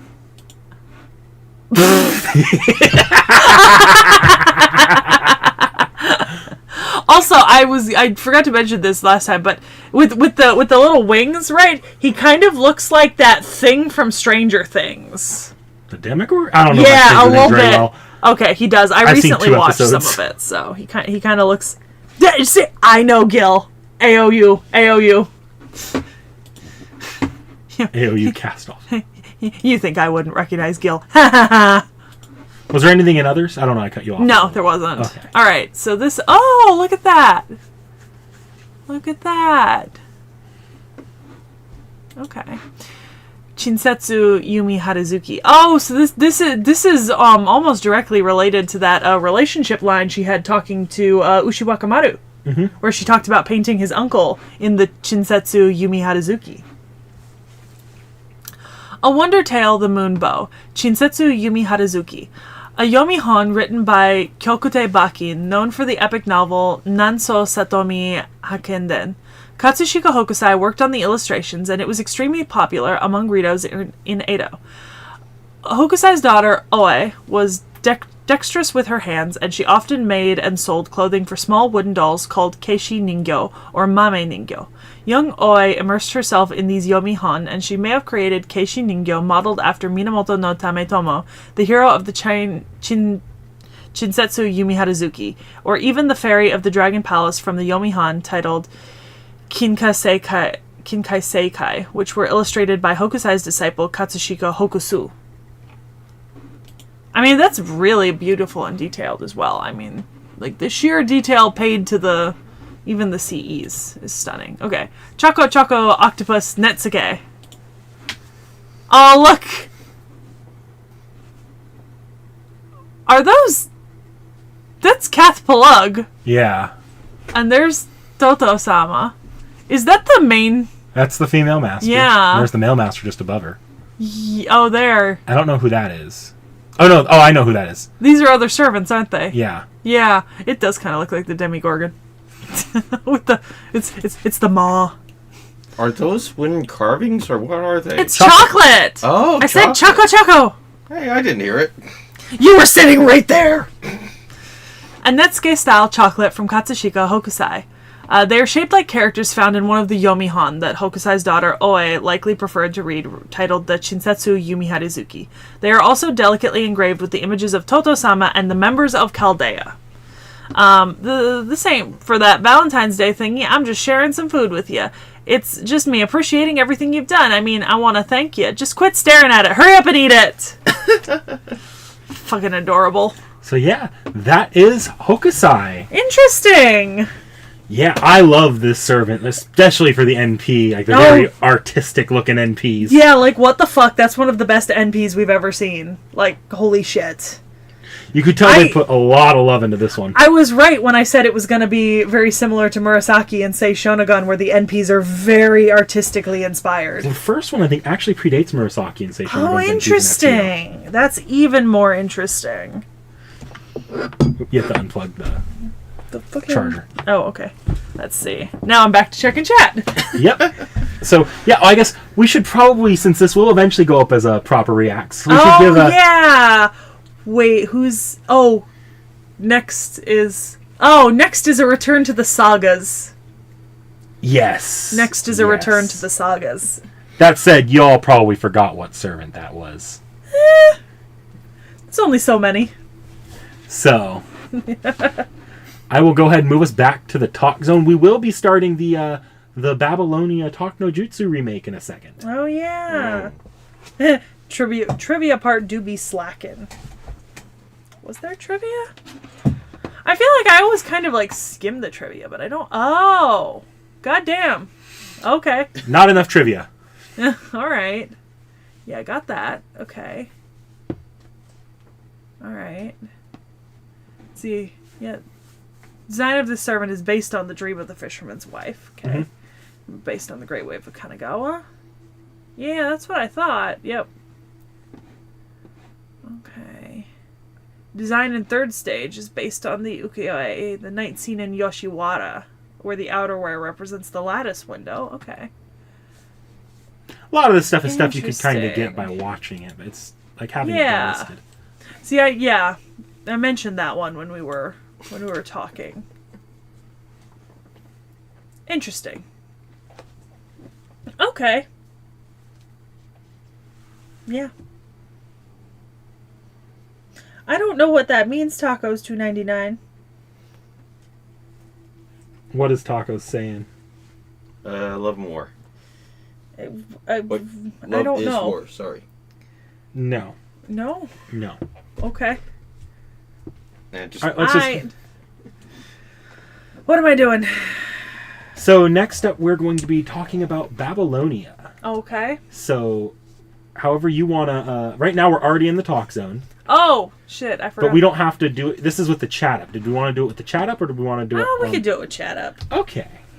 Oh, well. Okay. Vorn, are you just gonna stand there awkwardly? You didn't watch Babylonia. no, not yet. Fuck off! Leave! Be gone! No. Rude. Do you have a chair? Yeah, I could grab one, but nah, I'm just gonna be here like a ghost. He's just gonna Just be a watching weirdo you. in the corner. It's okay. Oh, Love is War voice actress voices someone in Fate. Oh, yeah. That makes sense. She voices a lot of people. Ah. No, tacos. I saw it. I'm just not commenting on some of the guesses because, you know. We can't. Yeah. You just gotta wait for the next servant, and like everyone, and just think of all the poor people who didn't watch the stream and are gonna have to like suffer for months. So we're calling this next section a remake of the Talk No Jutsu for Babylonia, but are we going to be doing this old style Talk No Jutsu? I mean, the old style Talk No Jutsu was just talking. Yeah. Yeah, so there were a few Talk No Jutsus on the channel, but the first one we ever filmed was how Babylonia changed my opinion on Fate. That wasn't the first one we filmed. It was we did one film of. that one. It was one of the first. But then it was completely unlistenable. Yeah, the entire file somehow corrupted, and I don't know. Vincent, What? Vorn, do not lean on that desk. No, seriously. Yeah, that's very unstable. Yeah. Oh, okay. Like Brett, Knick-Knack leaned on this one earlier and Uh-huh. almost broke it. Okay. I really gotta fuck with my desks eventually. Like they're not doing good. Okay, so Babylonia, right? So we watched Babylonia back in 2020? Yeah, we actually had Vorn there for that. Yeah. Yeah, so we watched Or like like the 12 episodes first back episode in or like 2020, Up to the 2021. Ushiwakamaru Gorgon fight. Yeah. We watched all the way up till that was done. Yeah, up to the Ushiwakamaru Gorgon fight. And because you'd also had us watch First Order. Yes, this is Yep. kind of the prelude, the pre-Seki Reacts here too. So this is a long time ago. Yeah. Yeah, and also, at the time, I was not particularly positive about Fate because the only Fate we'd seen was Stay Night 2006, I Yeah. believe, and I really struggled with Stay Night 2006. I thought it was like the worst fucking thing ever. Realm blew out my ears screaming Excalibur on the recording. I almost murdered him for that because he just had no sense of like what is too loud to be screamed right next to your head when there's like a sensitive microphone. But yeah, So Babylonia was kind of the turning point, in my opinion, on Fate. Like, I saw Babylonia, and I was like, you know what? This is actually pretty damn good. The moment I knew the show had you is the moment they go up to the big doors in Babylonia, like, oh, that's correctly colored. Yeah, the gates of Babylon. I mean, how can you not be impressed by the gates of Babylon? Like, holy fucking shit. Like, they're iconic, you know? Even in, like, when talking about ancient history. And that's, yes, Hexbug 97, there is a too loud. And Realm often reaches it. The decibel counter is just, yeah, no.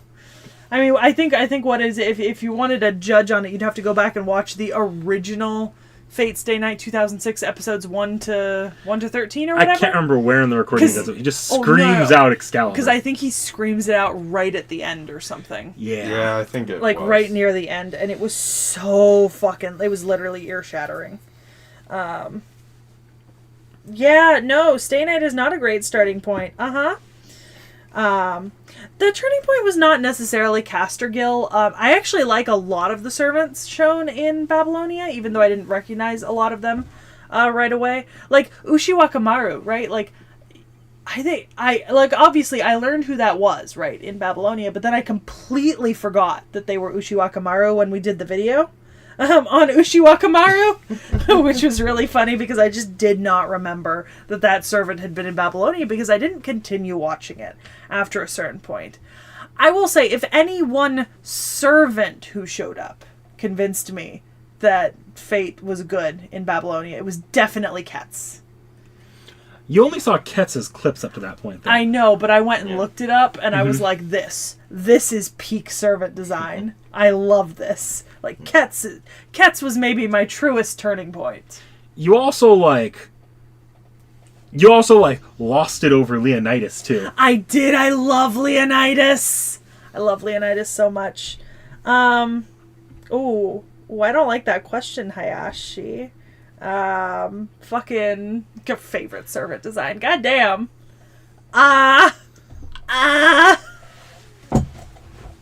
Just too many.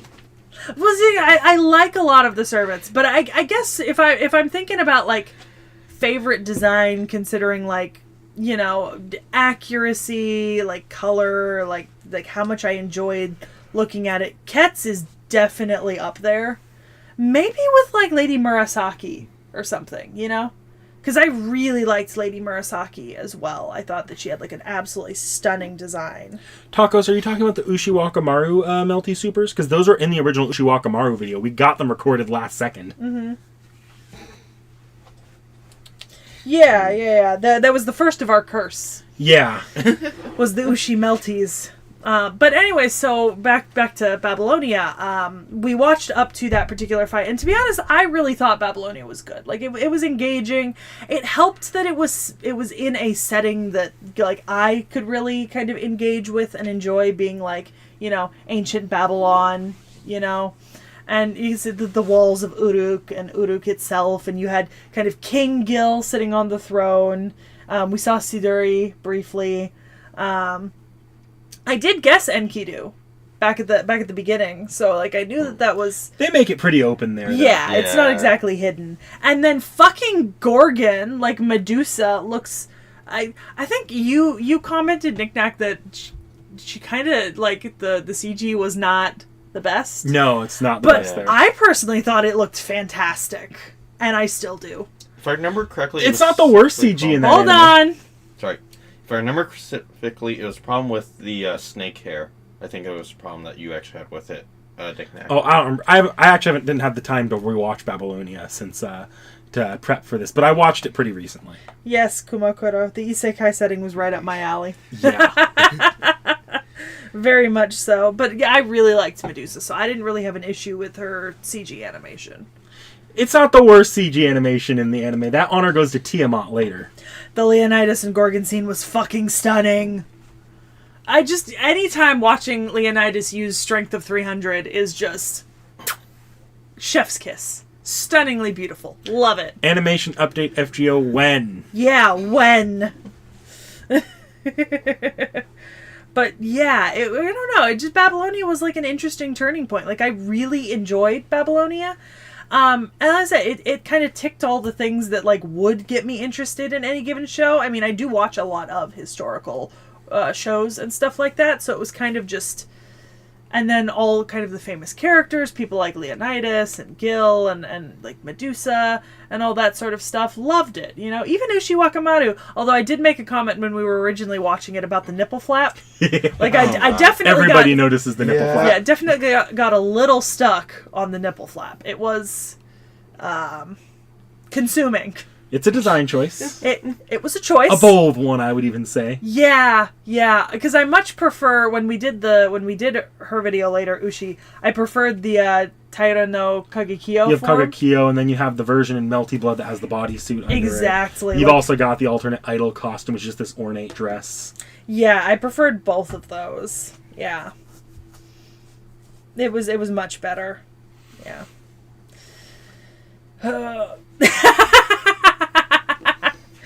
So, wait a minute, Nick Nack, you guys watched Babylonian 2020 and you still haven't finished it with Seki?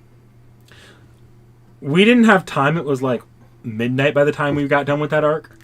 Yeah, because we weren't watching it for the channel. What had happened is we were just watching it on our own time, and you went home because it was midnight, and I didn't keep watching. And then I think I'd said I was gonna keep watching or something on my own, and I really just never did until like the last like 2 weeks or so. Like I kept saying I was gonna finish it because I did really enjoy it, but sometimes I really enjoy things, but I can't always just keep on them. Like I get really bad, I forget things, and it's sometimes it's just not. Like, I'll remember, but I have 10 other things to do, you know? So it's not, like, exactly what's gonna happen. So did you ever go back and finish? Yeah. So, right after the Ushi Gorgon, you start getting into... You actually do get to see Kets. I love Cats! I love Cats and her Makwahuitl. And I love Jaguar Man. Jaguar went, oh, I'm about to die now. Yeah, literally. That is every excuse. Excuse you, Alexander. I am a busy person. And by that I mean I read too much fan fiction to do other things in my life. Also, we've been watching a lot of anime, because you gotta figure, like, not only do we watch the anime for the channel, but I also have to take time to do kind of the stuff for the reacts and editing and stuff, so my schedule is typically pretty fucking packed. I don't honestly get a lot of time to watch anime I want to watch anymore. I really have to, like, sacrifice sleep and kind of shove it in. To put into context, this is not the only anime she's done that with. No, there's several other anime. Like, I meant to finish Overlord. You never finished And I Overlord? never did. Never finished JoJo? Did you ever finish My Hero? I am probably further than you, but I did not finish it. I'm caught up on the My Hero manga. Yeah. Manga's faster for me, so often I When just we read first manga. watched Demon Slayer, you said that, too. But we eventually watched the other... Yeah, now there's 2 more seasons and a movie. Okay, look, I said I would finish season 1, Yeah. and I have. By then, the second season was out, though. Oh, boy. Yeah. I love cats. Oh, yeah, I would have loved to see Gugalana in Babylon. That would have been super cool. Because we see the fucking, the goddesses. Yes. Yeah. You don't see Google Lana, though, because somebody lost it. Fucking bitch tar. I still love the clay tablet they just string around her neck that just says worst goddess or something like that. Yes! That was so fucking funny.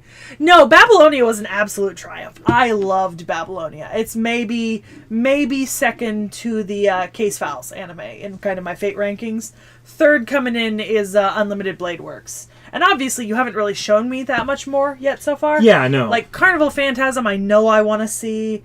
Eventually at some point you're going to show us Heaven's Feel. Yeah. Yeah. You said you wanted to give Zero another chance now that I we're do want in a to- much better headspace. I do want to rewatch Zero, so that'll probably be my next Fate rewatch project, is I need to find some time to rewatch Zero, because I swear to fucking God, I literally only remember Zero from playing through it in the D&D game. I don't remember a single second of that anime. And I watched it. We watched the entire anime. I don't remember a single minute of it. It's awful. My brain just blanked it. Also, we haven't seen the Strange Fake We have not special yet. You guys haven't. I watched it. It was fucking fantastic. That said, I was kind of holding off as to whether or not to have you guys watch it as a special till after they announced whether or not it'd be getting a TV anime. Since it's getting a TV anime, though, I'm just going to have you watch it with the TV anime once it releases. Just like an extra episode. Yeah. Yeah.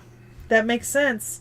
Yes, rewatch for Iskandar's glorious pecs. Yes. Yes, that is why you rewatch Fate Zero. Although I am going to cry at the end with Iskandar. I'm going to cry. It's too sad. It's too sad. Jesus. I see the comment from Idiot Error. Wait, how? But I don't know what they're talking about. Yeah, I'm not sure what they're referring to. I think they commented earlier, but I didn't. Ket's dub does have vibes. Yeah. Is Prelati gonna be with Giles? I don't know. They don't even. Giles is on the schedule. Maybe I don't know. I don't know if Giles is on the schedule or not. I don't know. He might not be. I don't. Prelati might be with Giles.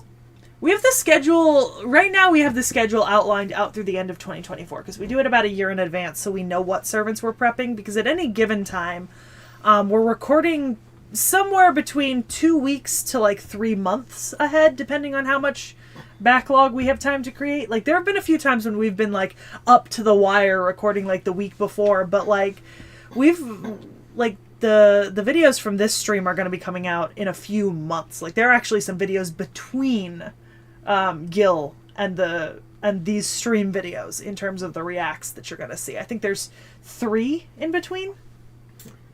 3 off the top of my head. Yeah. So you guys are seeing like 3 videos out today. So these videos won't be up for a while. Well, not that long because we're doing more than 2 a month, but still. That's true. At least Gil was respectful to Iskandar. I still think Gil's best fight scene, in my opinion, across all the Fates I've seen so far, is still Herc in Bladeworks. That was a really great Gil fight scene. Yeah. That said, I gotta say the best Gil fight scenes may be coming soon. Do we have any more Grands or Beasts in the plans? Yes. Yeah. Yeah, off the top of my head, at least one, if not more. Okay. I'm sure there's more that I'm just not thinking of. Oh, Idiot Eris, how do you not remember any of Zero? I genuinely don't know. I think it might have been because I think when I watched it, I binged that one, first of all. And so I think some things may have started to slip from my mind, like, almost immediately after, because I binged it. I didn't have time. But then also we played through it in campaign after we watched it for the channel. So, and to be fair, I may remember bits of it, but I'm confusing them with things that happened in campaign, I think. Because we've already explored the fact that I have an amazing ability to just create animes in my head. It's also important to remember we watched the vast bulk of that during quarantine when we were not in the best headspace. That is not a very happy anime, so it's not like you want to be in that. The quarantine videos are Fever Dream? A little bit, yeah. Like, if they weren't mine, like, some of them I really struggle to remember watching. And it's just because I think we half of quarantine we spent doing like double recordings or like virtual recordings, and it wasn't great. It was kind of shit. Yeah. Also, didn't we have like a string of like just really dark stuff? A little bit, yeah. I think we might have, at some point during quarantine. You certainly remember Domestic Nakanajo. I do remember Domestic Nakanajo. You will someday pay for Domestic Nakanajo. Somebody wants to know how you're going to handle Fate original characters, Knick-Knack. I say it a lot in streams. They're going to be folded in when I think I can fold them in. They are not getting their own videos because Seki is very historically minded in this. A large part of this is the history. Well, happy birthday, Rena. This is nice. Another year older. But yeah, no. Did Tacos 299 the darkest season? Yeah. I mean, I remember the servants from Fate Zero. Like, I remember the servants, and I remember Waver, right? And I remember Waver and Iskandar and that storyline. But I feel like I don't remember most of the kind of the individual episodes. Like, I remember bits about the show, and I remember the plot, but I just don't. I couldn't think back to an episode and like remember it like the way I can some other anime that I watch. And I think part of that may have just been that. I feel like we watched Fate Zero before Babylonia. Yes, we did. Yeah. That's why, because at the point when we watched Fate Zero, I was still kind of on the fuck Fate train. Because that didn't change until Babylonia and then El Malloy. I mean, even Babylonia, I was like, ooh, this one Fate is good. But at like El Malloy, I was like, top tier, peak animation, perfection. It's truly stunning. Frost Shard says, what about the nun knick-knack? In quotation marks. I'm not sure how much of her I'm going to show, because that might get us demonetized. But,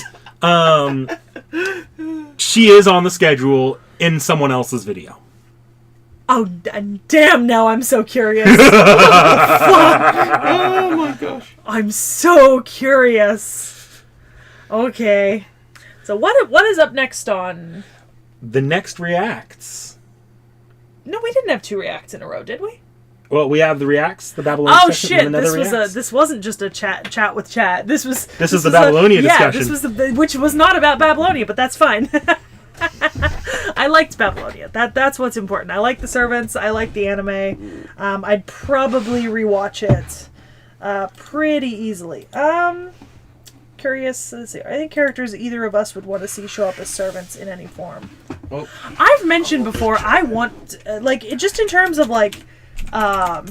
of historical figures and mythological figures. Vorn, please. don't worry, I'm watching. Like I told you, I was watching. Or I was moving. As you proceed to step on one thing and knock into 3 different tables.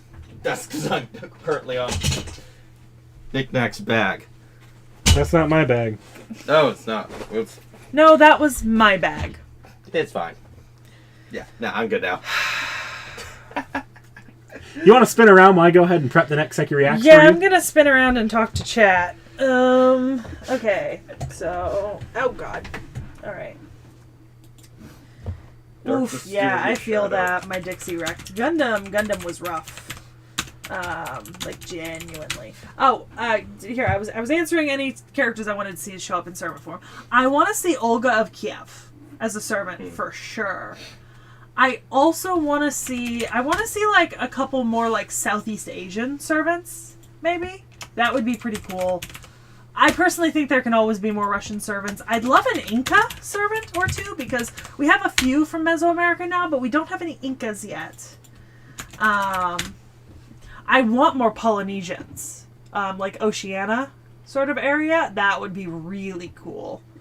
Do we have any, like, the kings from Hawaii at all? No. There's not very many Hawaiian servants or Polynesian servants. Mm.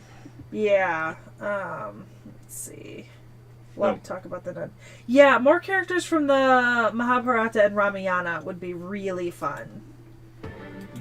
Apparently, I have to stop the stream before I kill Vorn for plausible deniability. Somebody's asking, did we ever think of playing the Extellas or New Samurai Remnant when it comes out on the channel? I do plan to stream the original Extella, not Link. And Samurai Remnant, that's going to be pending how whether or not Koei Tecmo starts getting people online. That said, I don't know if my first playthrough will be on the channel or not. I haven't decided. Yeah, I wouldn't mind playing them if Knick-Knack brings the Extella. I can get on PlayStation, right? Yeah.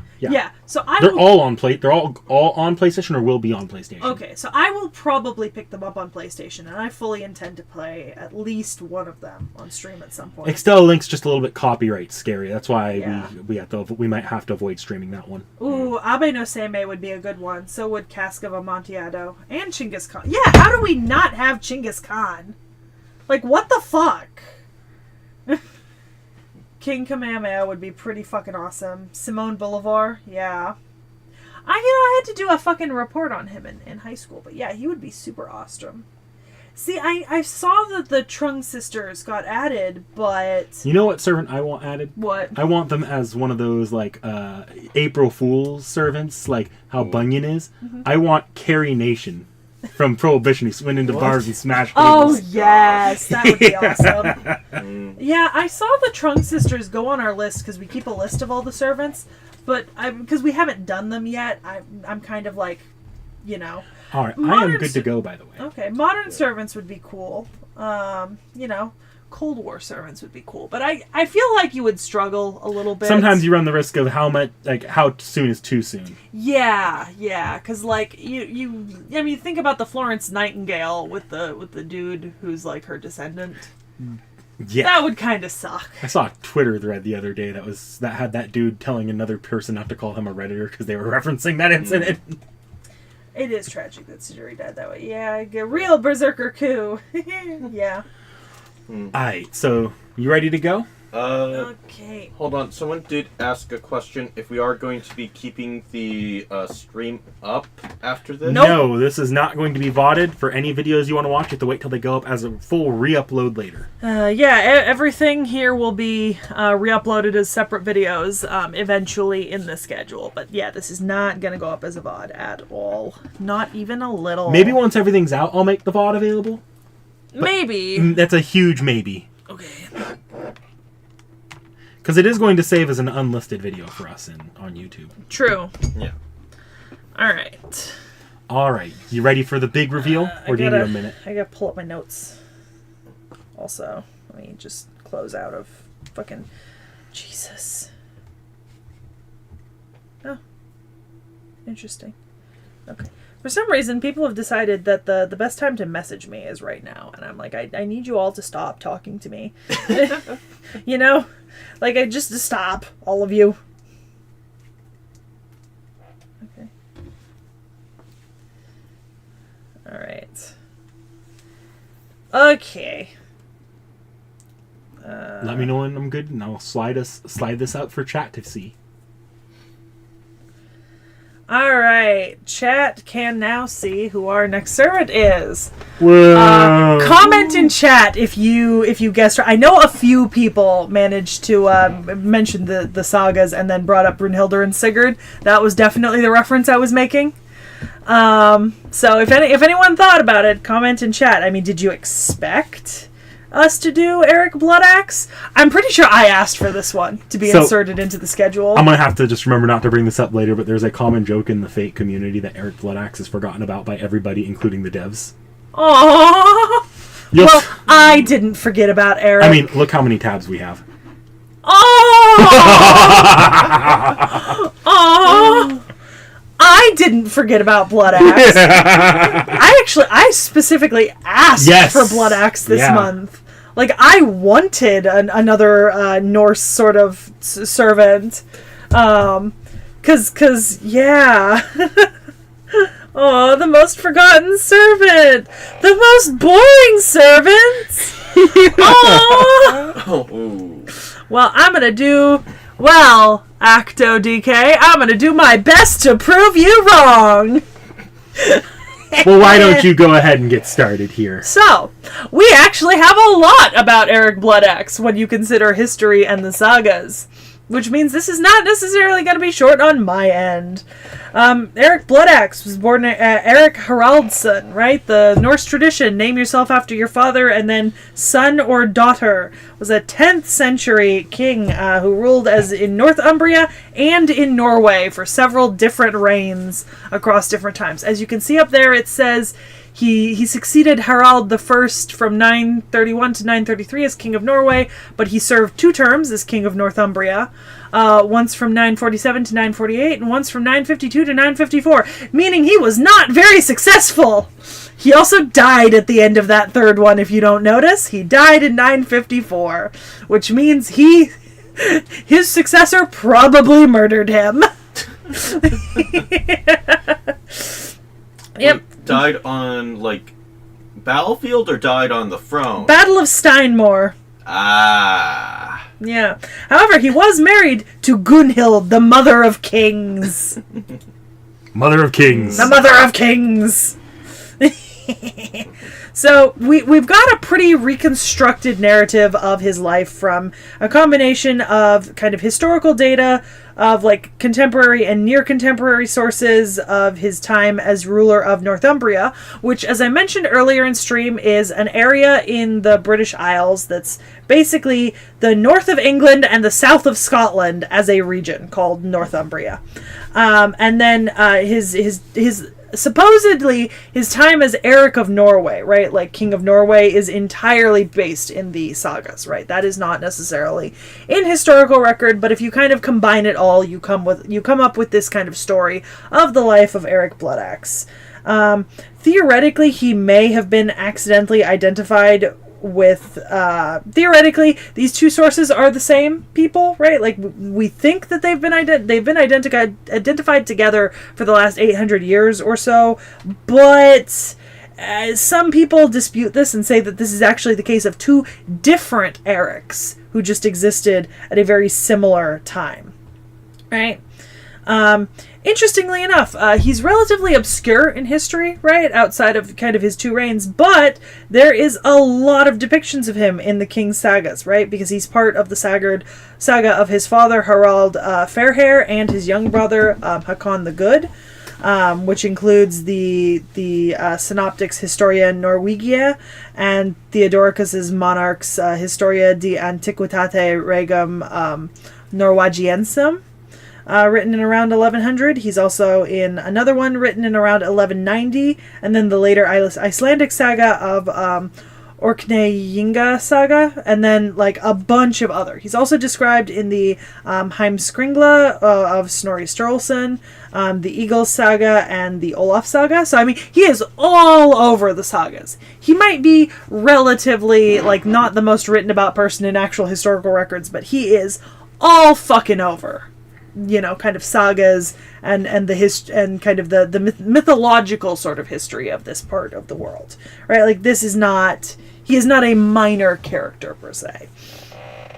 So his last name, as written here, Bloodaxe, is actually an epithet. Obviously, it's not his birth last name, right? However, we don't actually have a for sure reason why he's called Bloodaxe.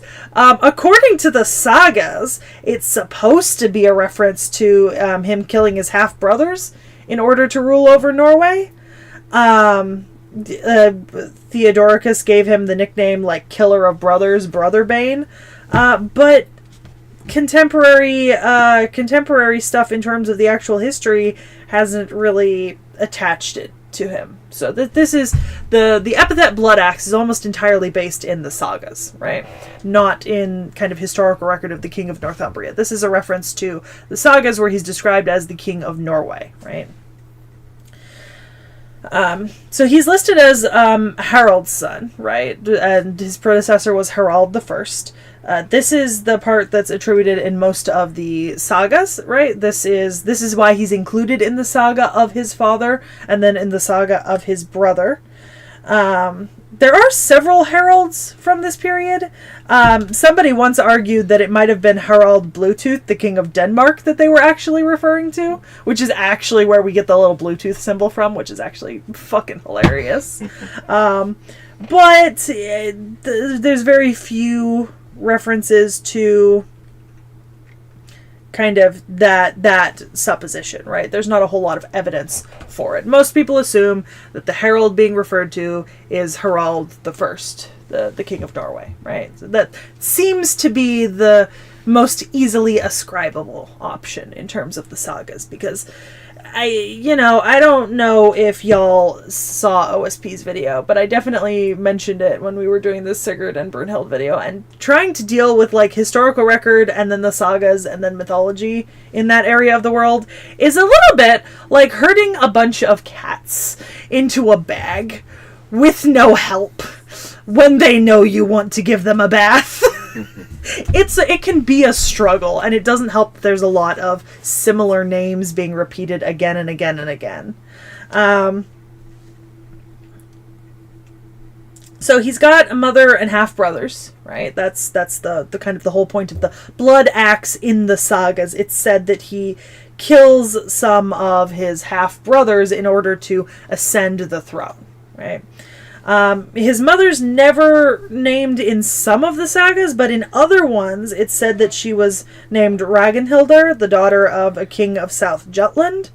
So, you know, be as you will. His father, it's said that his father may have married like a Danish princess as well. But this is literally different in every single version of the sagas. Like this is horribly confusing. I actually pulled out my copy of the sagas to do a bunch of research. Oh, it's over there for this, and it was a little bit like, you know, turn to page 394, page 390, turn to page 17, go to page 17, turn to page 278, go to page 2, turn to the... It was very confusing to try to kind of track down a single person across so many different sagas when the accounts don't agree. Which, I mean, maybe that's why Fate is just like, nah, I don't know. But there are...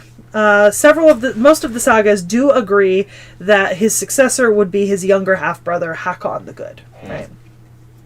According to the early sagas, he spent a lot of his childhood with Thorir, son of Hrold, and apparently in his adolescence, by age 12, he was already of prodigious valor and strength, and embarked on a wonderful career of international piracy. He spent 4 years attacking the Baltic coasts and those of like Denmark, Germany, Frisia, another 4 years attacking Scotland, Wales, Ireland, and France, and then some time attacking Lapland, Bjarmaland, which is now northern Russia, and sailing up the Dvina River into the Russian hinterland of Permia and sacking a town there.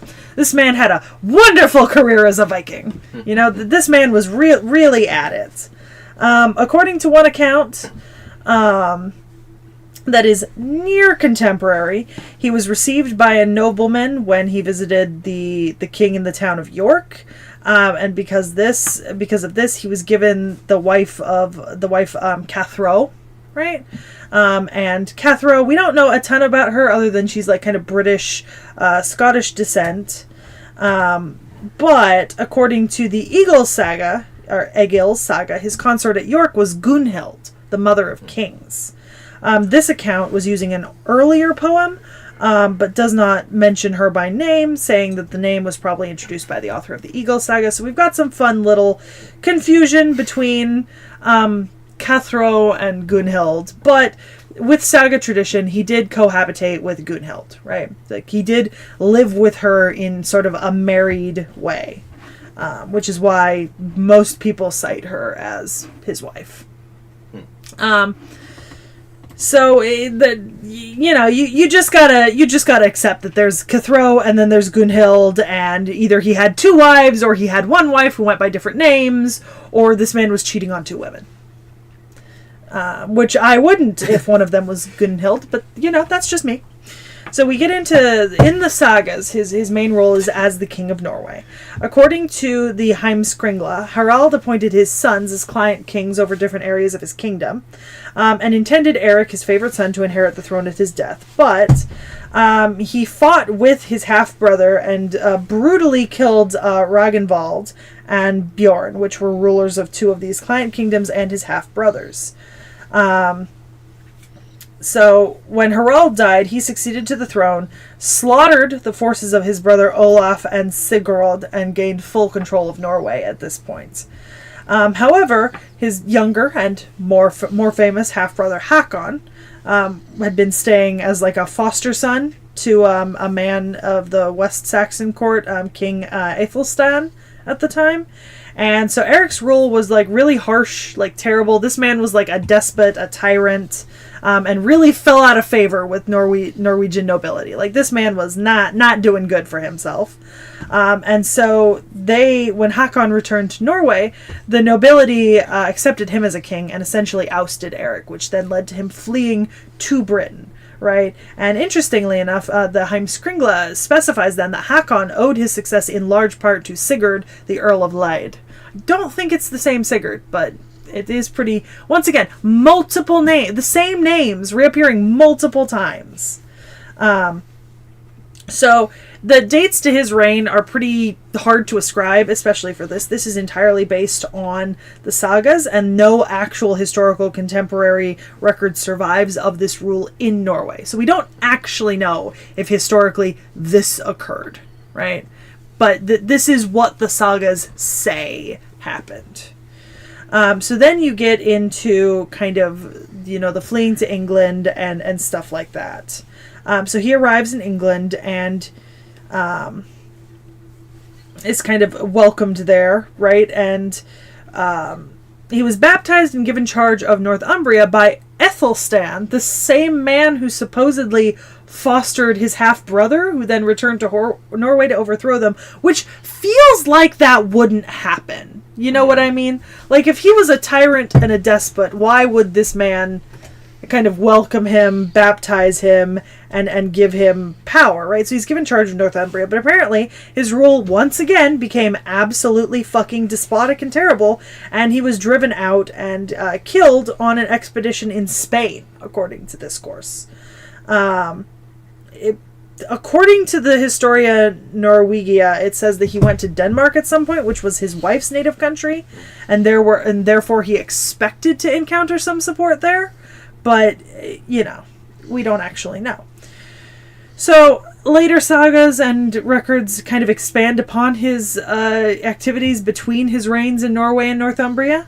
Apparently, initially, he had adopted a lifestyle of kind of raiding the coast, and he was in kind of involved with the Jarldom of Orkney.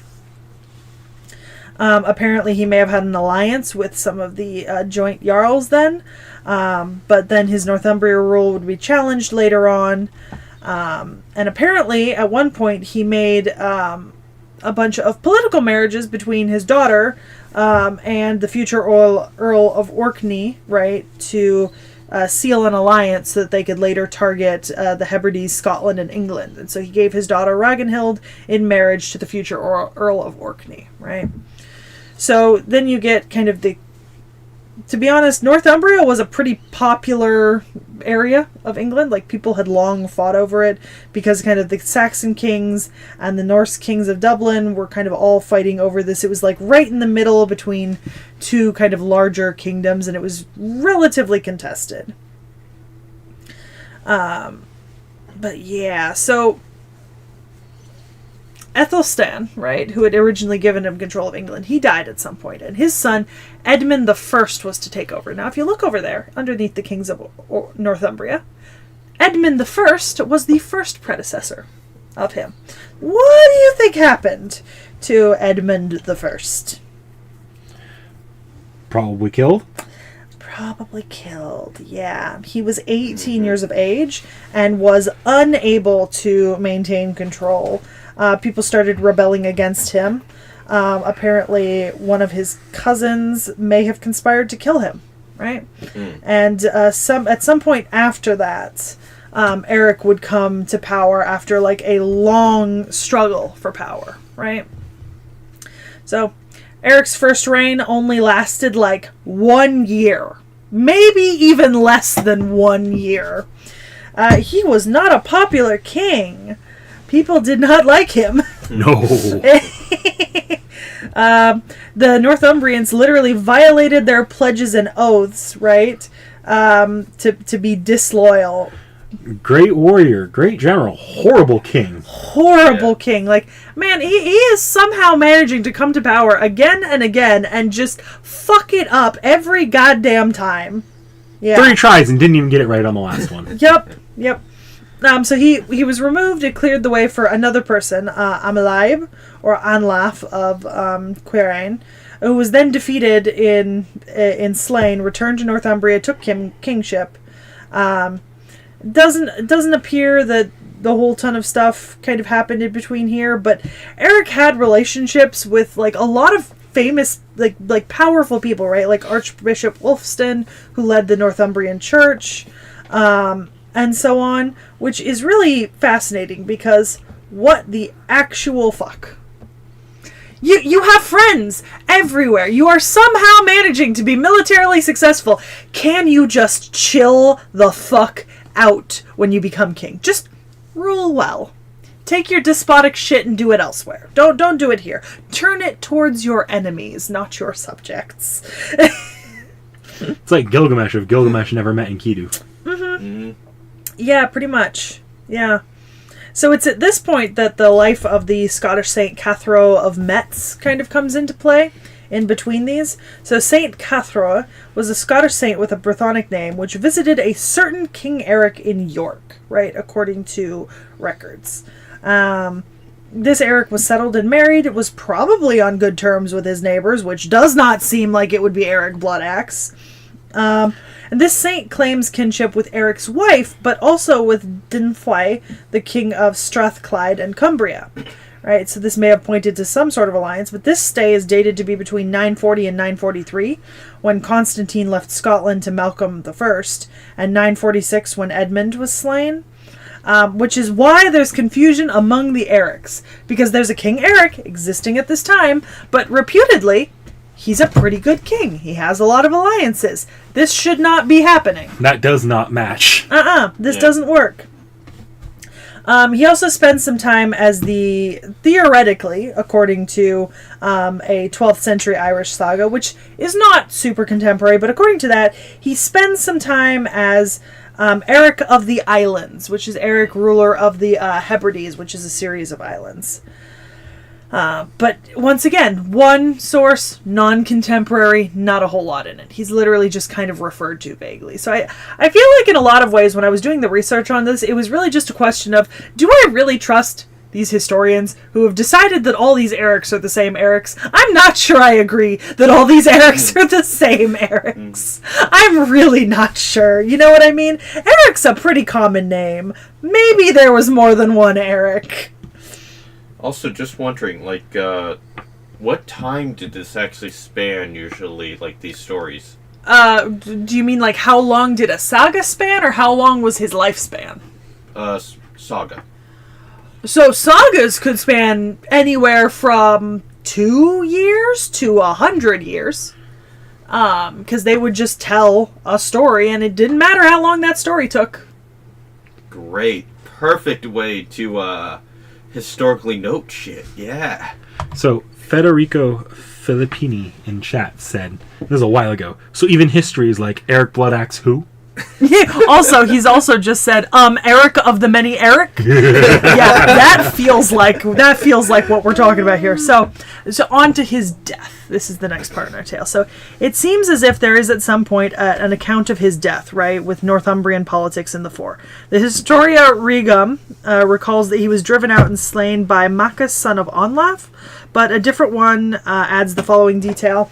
King Eric was treacherously killed by Earl Maccus in a certain lonely space which is called Stainmore, with his son Haeric and his brother Regnold, betrayed by Earl Oswulf, and then afterward King Eadred ruled in these districts. So Stainmore is in Westmoreland, which is part of Cumbria. It's the pass through the northern Pennines. It marks a boundary between east and west.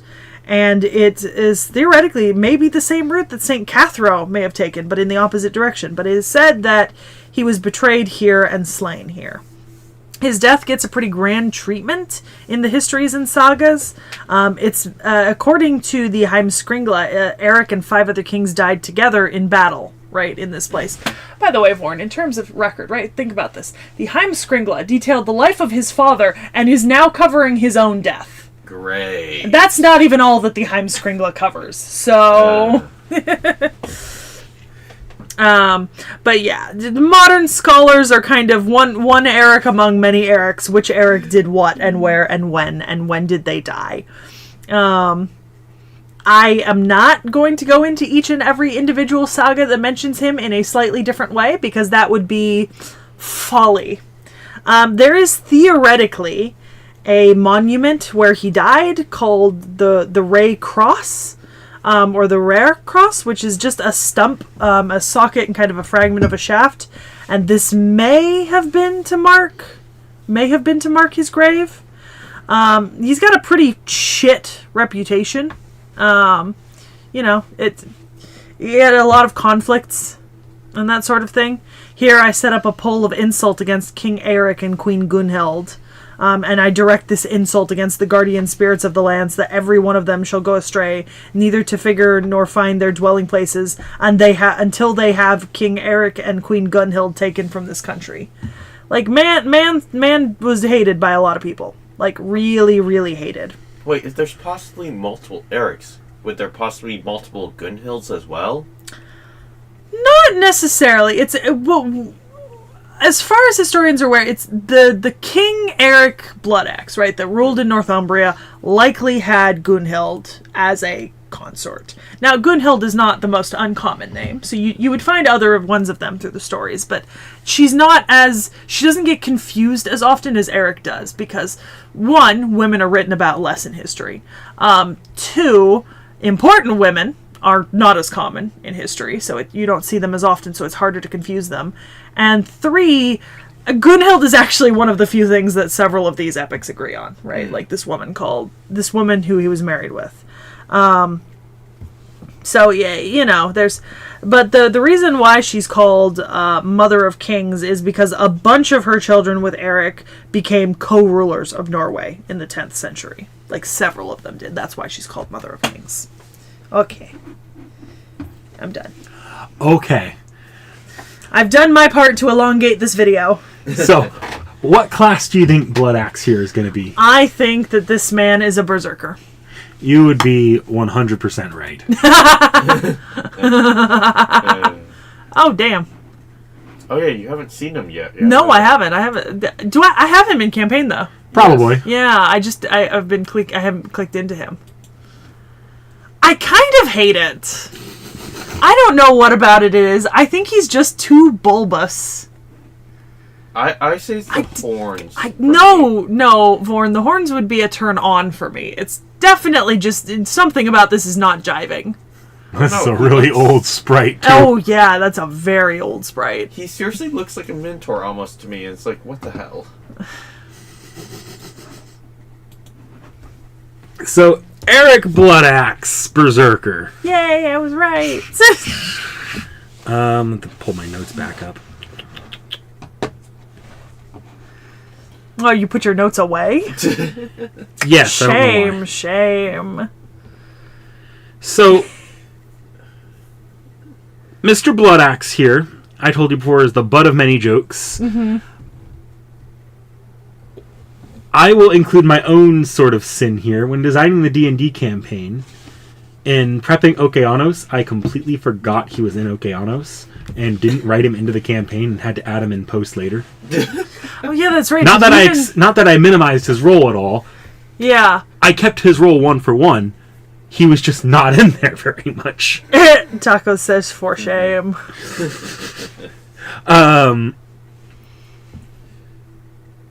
Yeah, in fact, I'm calling it now that of our more recent videos, I anticipate this will be probably our worst performing one in a long time. Oh man, you guys are gonna have to come back. You guys are gonna have to come back and make this perform well.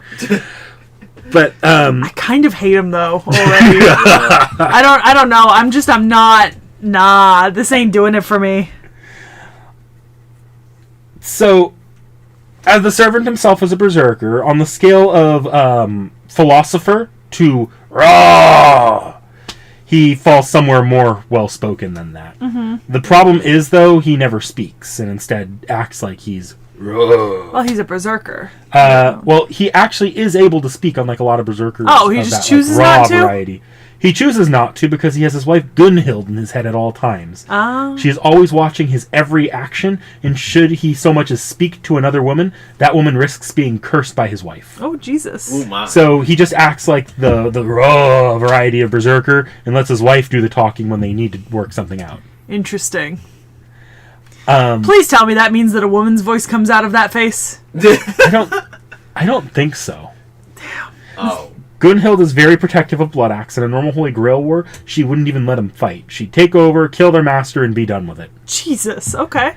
She is moderately okay with him being used as a servant in the world, like, ending scale scenario of FGO. So that is the one out Blood Axe has, typically. Okay. So if you want, you can scroll down here. Yeah, those are all his roles in FGO. Oh, none, because Gunhild is too scary. At this point, just give us Gunhild. Damn, okay. Damn, they really did this. Homie. Oh, stop shaking the whole camera setup. Sorry. Here, let me move the desk back a little. There. I would merge him. I would honestly have gone into this video merging him with something else, but there's nothing else I can merge him with because they haven't expanded on his lore or surrounding people at all. Well, I see madness enhancement. Yep. There's some cursors. I want more info about Gunhild. I mean, famous Magus, and we don't have anything about her? Not outside of Blood Axe here. Damn. Battle Wow. continuation? Okay, that makes sense. So, in combat, he is obviously going berserker mode, hitting things till they die. But his wife is also, meanwhile, cursing their enemies, weakening them for Blood Axe to brutally murder. Okay. Oh. I see he's got 2 noble phantasms. Yeah, so- a half-dead Blood Axe. So, the Blood Axe itself is a living beast that needs food to survive, the food being the blood of his enemies. Okay. Not it's- feeding it will result in the axe actually dying, but proper upkeep of your pet bloody axe can result in increased performance and killing ability. So it's Samehara from Naruto. I don't... You don't understand that. Somebody will understand that reference. What is... Okay, people keep asking about La Sangla. Lasangle? Yeah. That is the company that owns FGO. I commonly call them lasagna. Oh, because I'd never heard that before because you only ever use lasagna. Okay. God damn, McNack, you got me hella confused. All right. His other NP is called Bloodbath Crown. Yeah. This is the result of his wife's curses. Basically, his wife can push him into a state of a rampage that lets him fight past his limit, regardless of the damage he takes during the duration of that. He does still take that damage at the end, but like you kill him, he's going to fight until that rampage is over. Interesting. If they kill you, just get back up and hit him. Okay, so... Yep. Oh, this is sad. It's 6 seconds long! Oh, that's it? That's What? What? That was Blood Axe. What? also, is that a double-bladed axe? Yep. I don't think that's correct historically. Varn, leave the historical accuracy to me. Those were actually quite common and existed. They're called battle axes Okay. and great axes. Not all axes are one-sided for chopping wood. No, I meant like for Viking stuff, didn't they? Did they have those? Yeah. Oh, okay. Vorn over here contributing with his historical knowledge, knowing that if I named half the historical things I know, he wouldn't have a clue. Bitch, look it up before you ask it on stream. That really is it. Damn. That is it. Okay. I'm like frame by framing to see if like... No, this is an old animation. Has not been updated. Damn. You saw the sprite. That is an old sprite. That's Has it. not been updated. This servant is like a launch servant that has just received no updates at all. Why? Like, if you even scroll down there, I have a feeling his skills haven't even... Yep. His skills and NP haven't even been updated. What the fuck? This is like the shortest fucking... What? He's not completely forgotten. Nope. He did get a baseball. Look, his axe is turned into his bat. I wonder if it craves blood as well. Aww. Well, he does have old and new. That's because all of the servants that were 1, 2, and Aw. 1 and 2, and I think even 3-star got updates to their artwork because they added backgrounds. And if you even look, that's not a crazy new background. It's only slightly added some foliage. Oh, yeah. Oh, you're right. Aww. How long ago was the background ad? Oh, that was a long time ago. Aww. Oh, so this is just forgotten. Oh shit, he barely even has any faces. Yep. God He damn. appears for all of like 5 minutes in Okeanos, dies, and then doesn't do anything for the rest of FGO. God damn! Oh my. Okay. Blood-sucking axe, alright? Even after taking the throne and all the familicide, it wasn't enough blood for the cursed axe. Made from a demonic beast and forged by a witch, various demonic elements devour the king. What about it? The king is aware of the curse, yet if the axe will help him demonstrate his authority as a king, then he has no regrets. Let the feast of blood begin. Okay, that was very short. A letter of appreciation from her. Okay. Valentine's return gift. Thank you for always using my Hex husband. You even had the nerve to give him some chocolates. Next time I would like to Hex. Send a gift in return to Hex. You as a sign of gratitude, is what it says. Oh dear. Oh dear. Wait, how did we not get killed in Hokianos by those hexes? Probably because we didn't really interact with Blood Axe. Didn't we kill him? Yeah. I'm pretty sure I one-shotted him. Oh, okay. Like, immediately. Oh, it's a live, like... Live commentary. Oh, God. Burning live seat. All right. The enthusiasm felt from a fight in the ring stems partly from the passionate shouts and screams and partially from the famed reporter's in-depth analysis. These two are also warriors of the ringside who work to stoke the audience's excitement to whole new levels. Homie, he doesn't even have an anniversary! Oof. Nope. This is the single least used servant in FGO, I would say. Aww. That's sad. I feel sad. You almost feel bad for him. I feel really bad for him. You need to start using him more in the campaign. No, I don't. So, I by the way, Nick Nack, I'd like to make a note to yourself. Move him into my least favorite servants folder.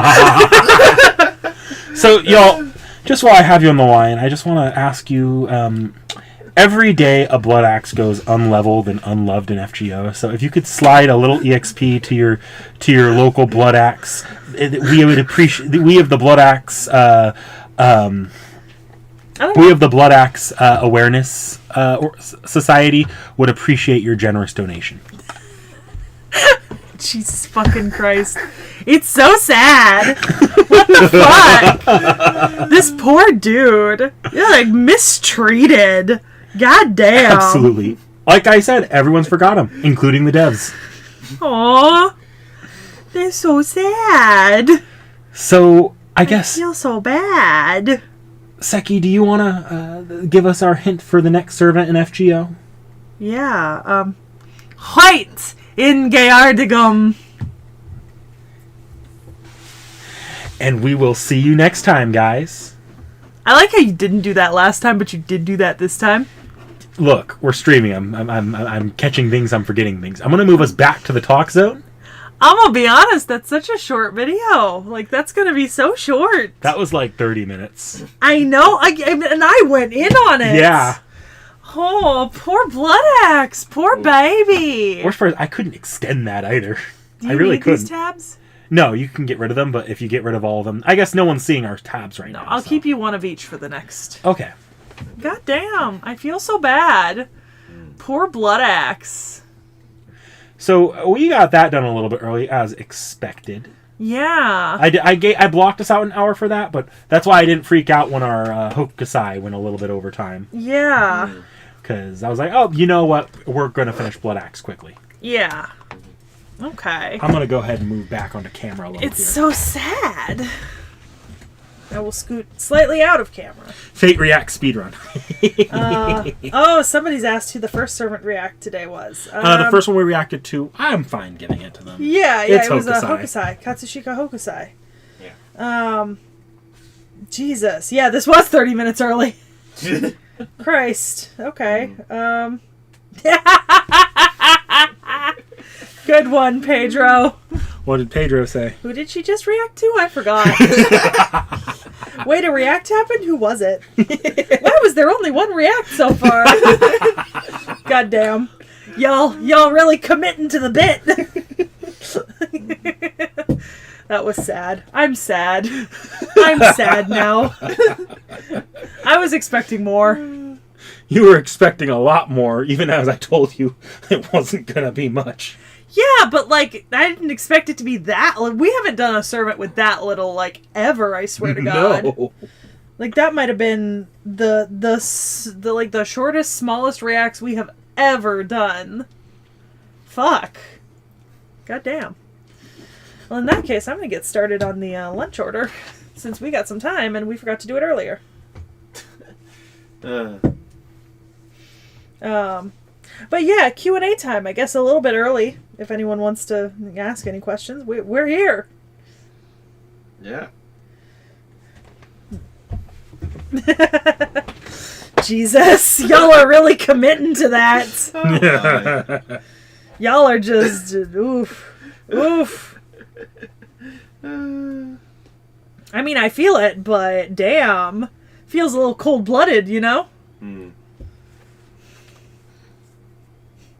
I thought Medea had it bad.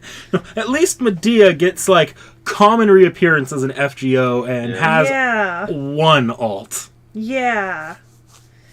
This was just sad. This just made me feel depressed. I hope this never happens again. This is the single like least used servant in FGO in my opinion. Okay. The only way we have less is if it's like a brand new servant, or there's a couple that have like one form, but there's still more on them than Blood Axe. Okay. That makes a little bit more sense. I feel a little less bad about this, but because this is awful. This is a year 1 servant that still manages to have that little. Yeah, like how old is FGO? We're going on 8 years in about a month. Oh, Oh that's my. even worse. Even worse. And we've had a Norse chapter. Oh, I forgot about that. Mm-hmm. Go. Yeah. Somebody said, what about G-Man? G-Man? No clue. At this point, you could just make a short with... Yeah, actually, Nick Nack might do that if he's got some time. Let's see. Oh, Phantom Head rules. Alright, yeah. Oh. Giga Spider, what the fuck? What? Yep, no clue. For Nick Nack, what is your favorite Koyan? Is it Koyan Chihuahua? My favorite Koyanskaya? Right now, I only really know Koyanskaya of like... I mean, in terms of design, I mean... Obviously, it's that monstrosity 6-titted nightmare.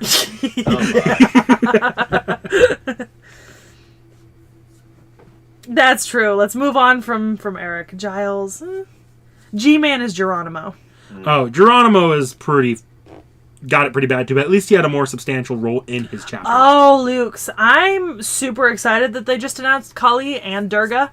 I think that was announced like a day or two before the video went up. So obviously we didn't feel comfortable doing anything because like at most it would have added like an hour to the video of me just describing Kali and Durga, and all Nick Nack would have had was like a single image and maybe some like basic flavor text, if that. So Yeah. like I'm really excited for when we do get to do them. They might not even go in updates. They might just go as like a whole separate video when we have time. Like Tezcatlipoca. Like Tezcatlipoca and Kukulkan are not updates for cats. Like they will be getting their own video. Yeah. Are we gonna do the reactive Emias and Muramasa together? I don't know. We'll get there when we get there, guys. Spartacus when? Spartacus eventually. I know I want to do Spartacus at some point, but he's definitely not, like, something I'm super pushing for. I have a list of, like, servants that I definitely, like, want to see sometime soon, and those are the ones we choose from when we don't have, like, a theme, or there isn't, like, a date relating to, like, whenever the video is coming out that's significant. Like, we release Cthulhu servants on as close to August 20th as we can, if not on August 20th. But that's just because I think that's Lovecraft's either birthday or death day. Born, did you want any pizza? Where are you getting from? Papa Murphy's. Nah. Do you mind putting it on your card? Because I don't know where mine is right now. And to be honest, it would take me far longer to find it than... I do really need you to pay me back on this one. That's fine. Yeah. Let's see. So we have Kali, Durga, Medusa, Saber. Yeah, well, to be fair, at least we managed to squeeze, like, looking at Medusa Saber's image in, at least. Yeah. Into her video. Yeah. She will be back later. Yeah. At least to see card arts. Yeah. Yeah. Fucking spiders. I don't like spiders. Are they asking if we're doing the spider with Kukulkan? Yeah. Yes. Okay, apparently we are. I know that I think Van Gogh's a foreigner class servant. I think somebody said that, so like I know maybe that. I don't know about any other foreigner classes. Tacos, get your own pizza.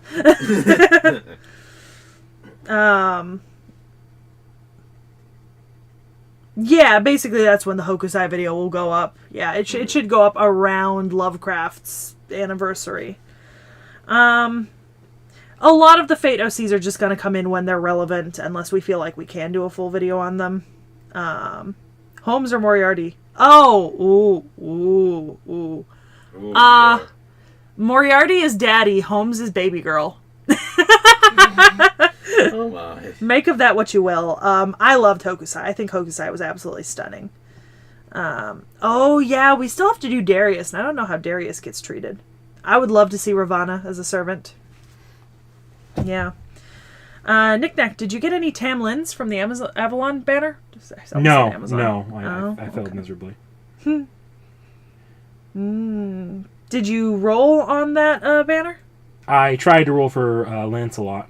Who'd you get? Nobody. Okay. Class called Foreigner, still less racist than Lovecraft. It's not wrong.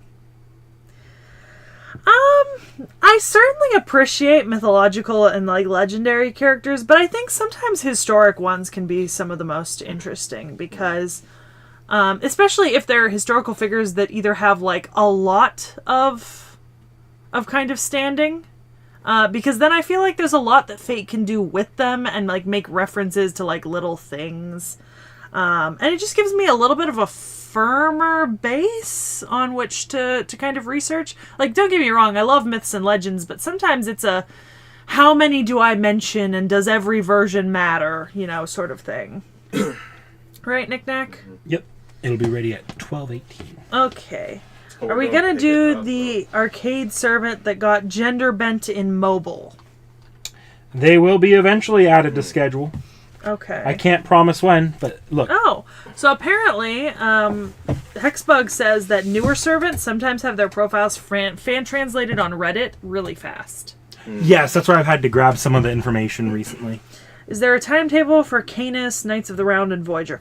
Knights of the Round is on the table. That is coming out this year. Different things are on the table.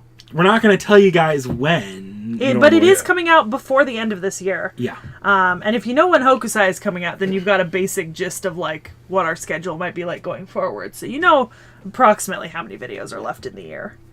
Canis and I know I want to do Voyager, but I just don't think Voyager's on the schedule yet. Voyager might not be on the schedule. Canis, I don't know. I think they might be. Noxar boy, I will confirm that is correct for the hint I gave. Constantine the Ninth. I would assume I will see Constantine. No synchro Sokan for Knick-Knack. I don't know what that means. Who do you want from the upcoming summer event on NA, Knick-Knack? Upcoming summer event? For the fucking lulz, I want to see Summer King Protea. Okay.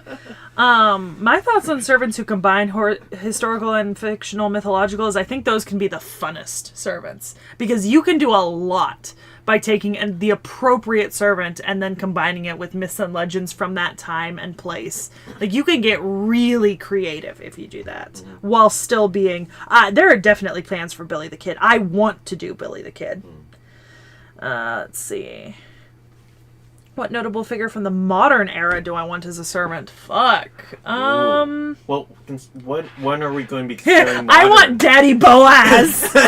I want Daddy Boaz. There's a joke in my anthropology department at school about, so when you're in anthropology, you can almost call, people are trained in different schools and thoughts of anthropology, and so you kind of follow, pathways up to, the ancestors of your pathway, and there's kind of jokes about, how you can say, that this is my anthropology mother, right? But since I'm from the American school, I want Daddy Boaz.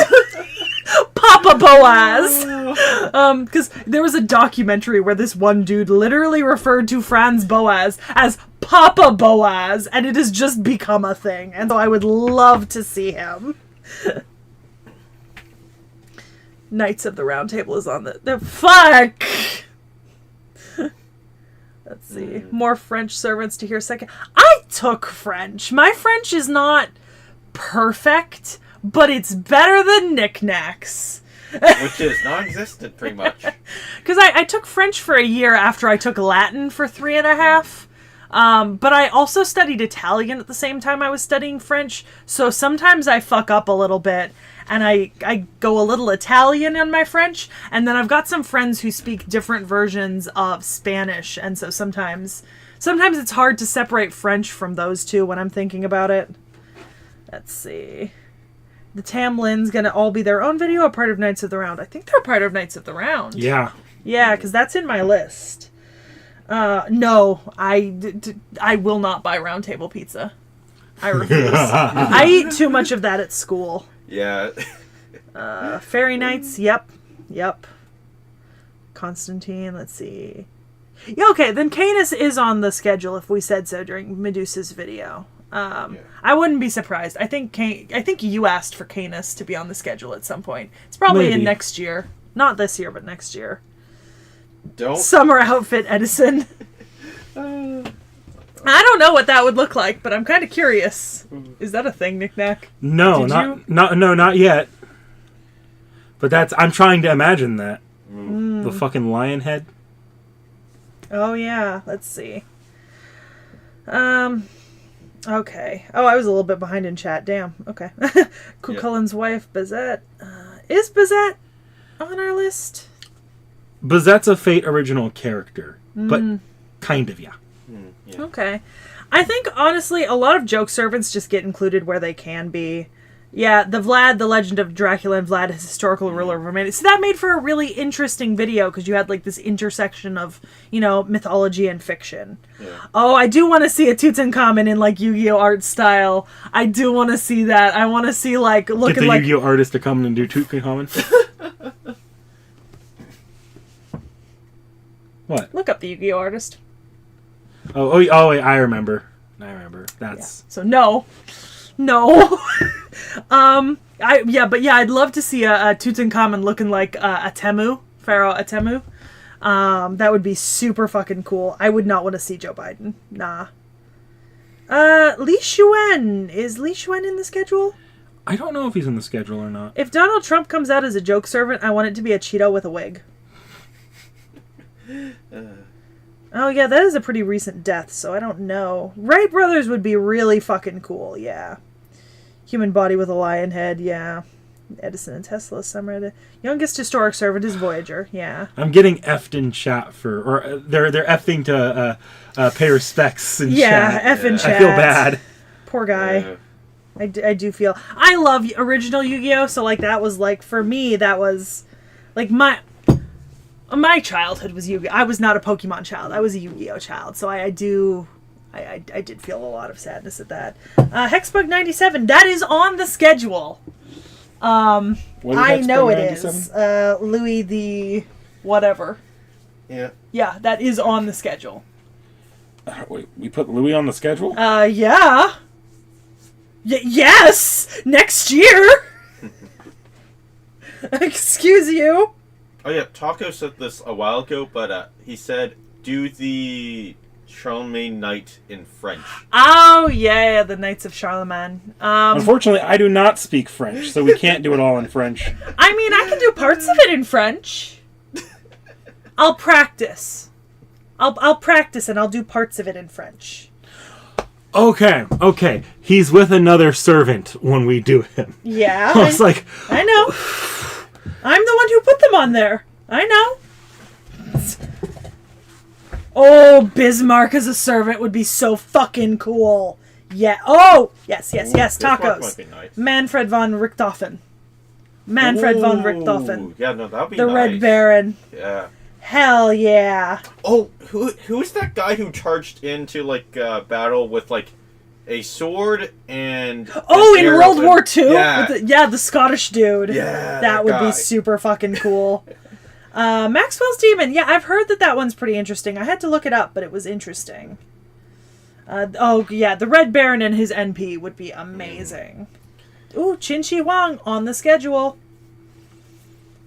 Excuse you, I play Master Duel. I have the fucking Exodia deck. So suck it. I have it IRL too, because I collect Yu-Gi-Oh cards. I was Isn't not. Exodia a pretty bad deck, though? It's fucking terrible. I was not a Digimon. I've still never really seen Digimon. I think I've seen like 3 episodes. Aeneas would be a great fucking servant. Dante Alighieri. Dante Alighieri. Dante Alighieri. Ooh. I don't remember that name. Dante's Divine Comedy. Oh. Yeah. I do believe that Count of Monte Cristo is in the schedule, and so is Tlaloc.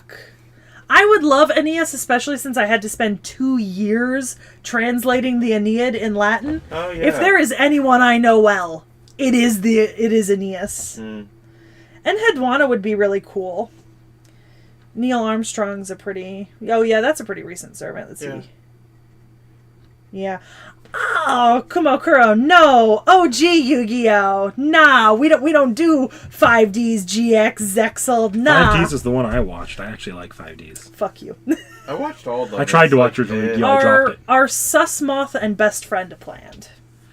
Susmoth is going to be on the schedule.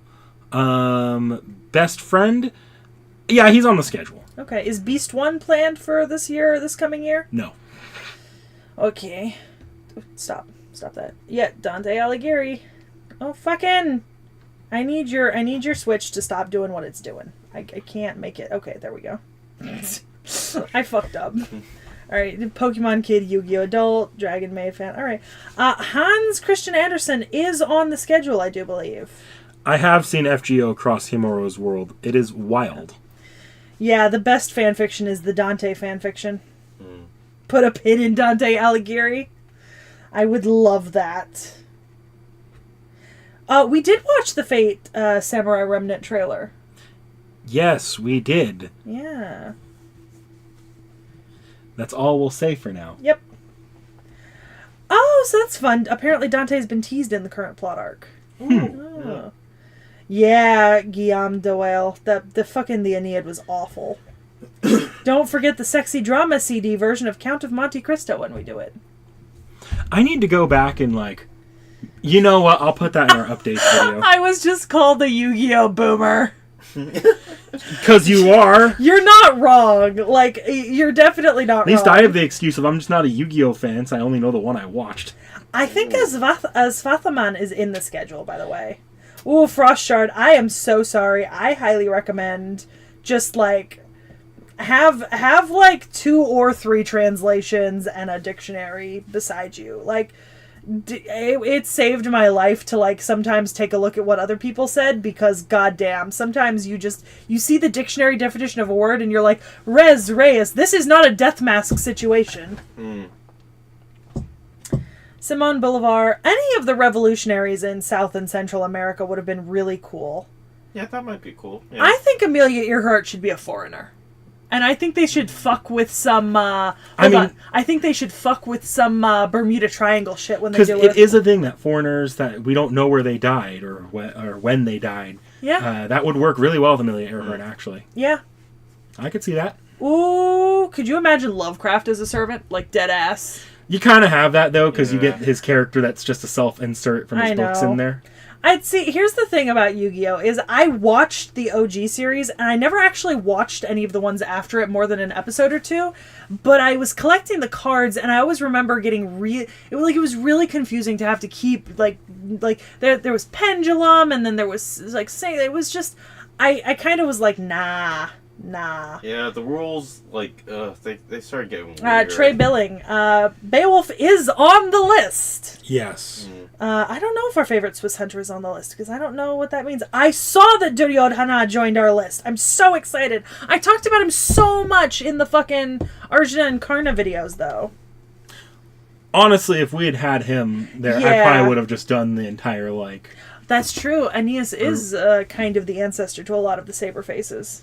Yeah. We're hitting noon now, so I think it's time we put the... I want Anansi to be a servant. They're right. I want servant Anansi. Bhima and Duryodhana are not currently on the schedule, but they have been added to our list. And we kind of already talked about them a little bit. Now, I don't know about you, Seki, but I would like to go ahead and take a break from the camera for a bit. Okay. All right. So what we're going to do is we're going to be rerunning... Well, actually, let's throw it up into chat. We'll just throw Hey, whatever we y'all. see more answers for. I got we have a question for you. So we need to take a lunch break. So we're gonna throw up. Just the stream's gonna keep going. So we're gonna throw up a video. You can go away if you want and come back in 2 hours, or you can stick around and live chat through whatever we're putting up. But we have 2 options for you here. Y'all want to watch Tamama no Mai or Iskandar? Yeah, we're just gonna rerun or one of those 2 reacts. Yeah. Yeah, throw it up as a poll for them. We also do need more Queen Well, servants. nah.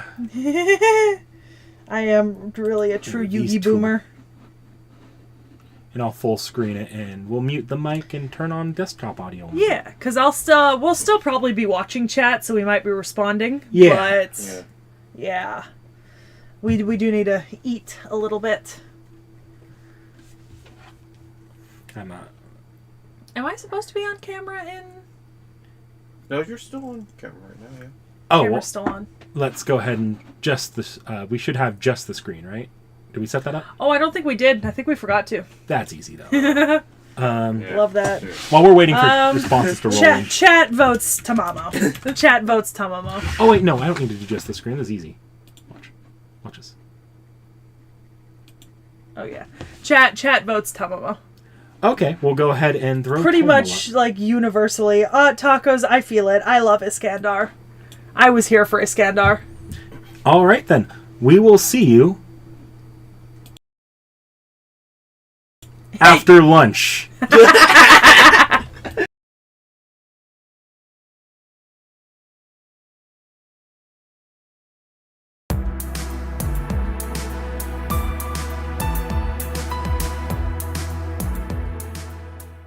Happy New Year! Yeah, New Year. What is it in Japanese? Is it Akemashite omedetou gozaimasu? It's been a while since I've said that. Yes, it's Akemashite omedetou gozaimasu. Oh Lord. That's hilarious. That's fucking hilarious. Glorious. Hold on a sec. So we're.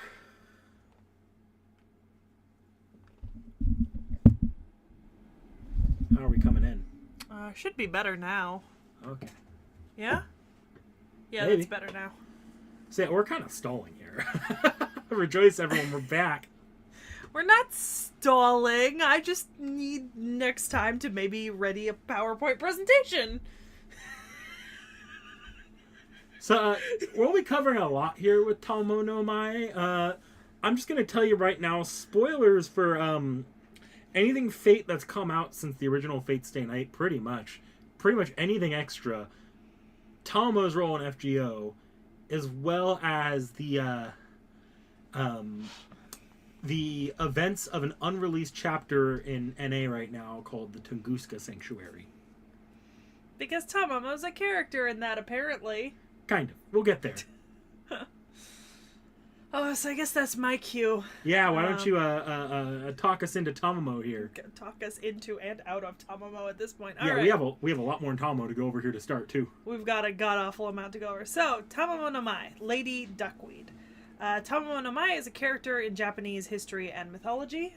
She is from a lot of writings about her are from the Muromachi period, the Ashikaga shogunate from about 1336 to 1573, although all of her stories are set before that, canonically, which, you write stories about what happened before you. Most of the stories about her are narrative literature, written, honestly, a lot of it in the Edo period.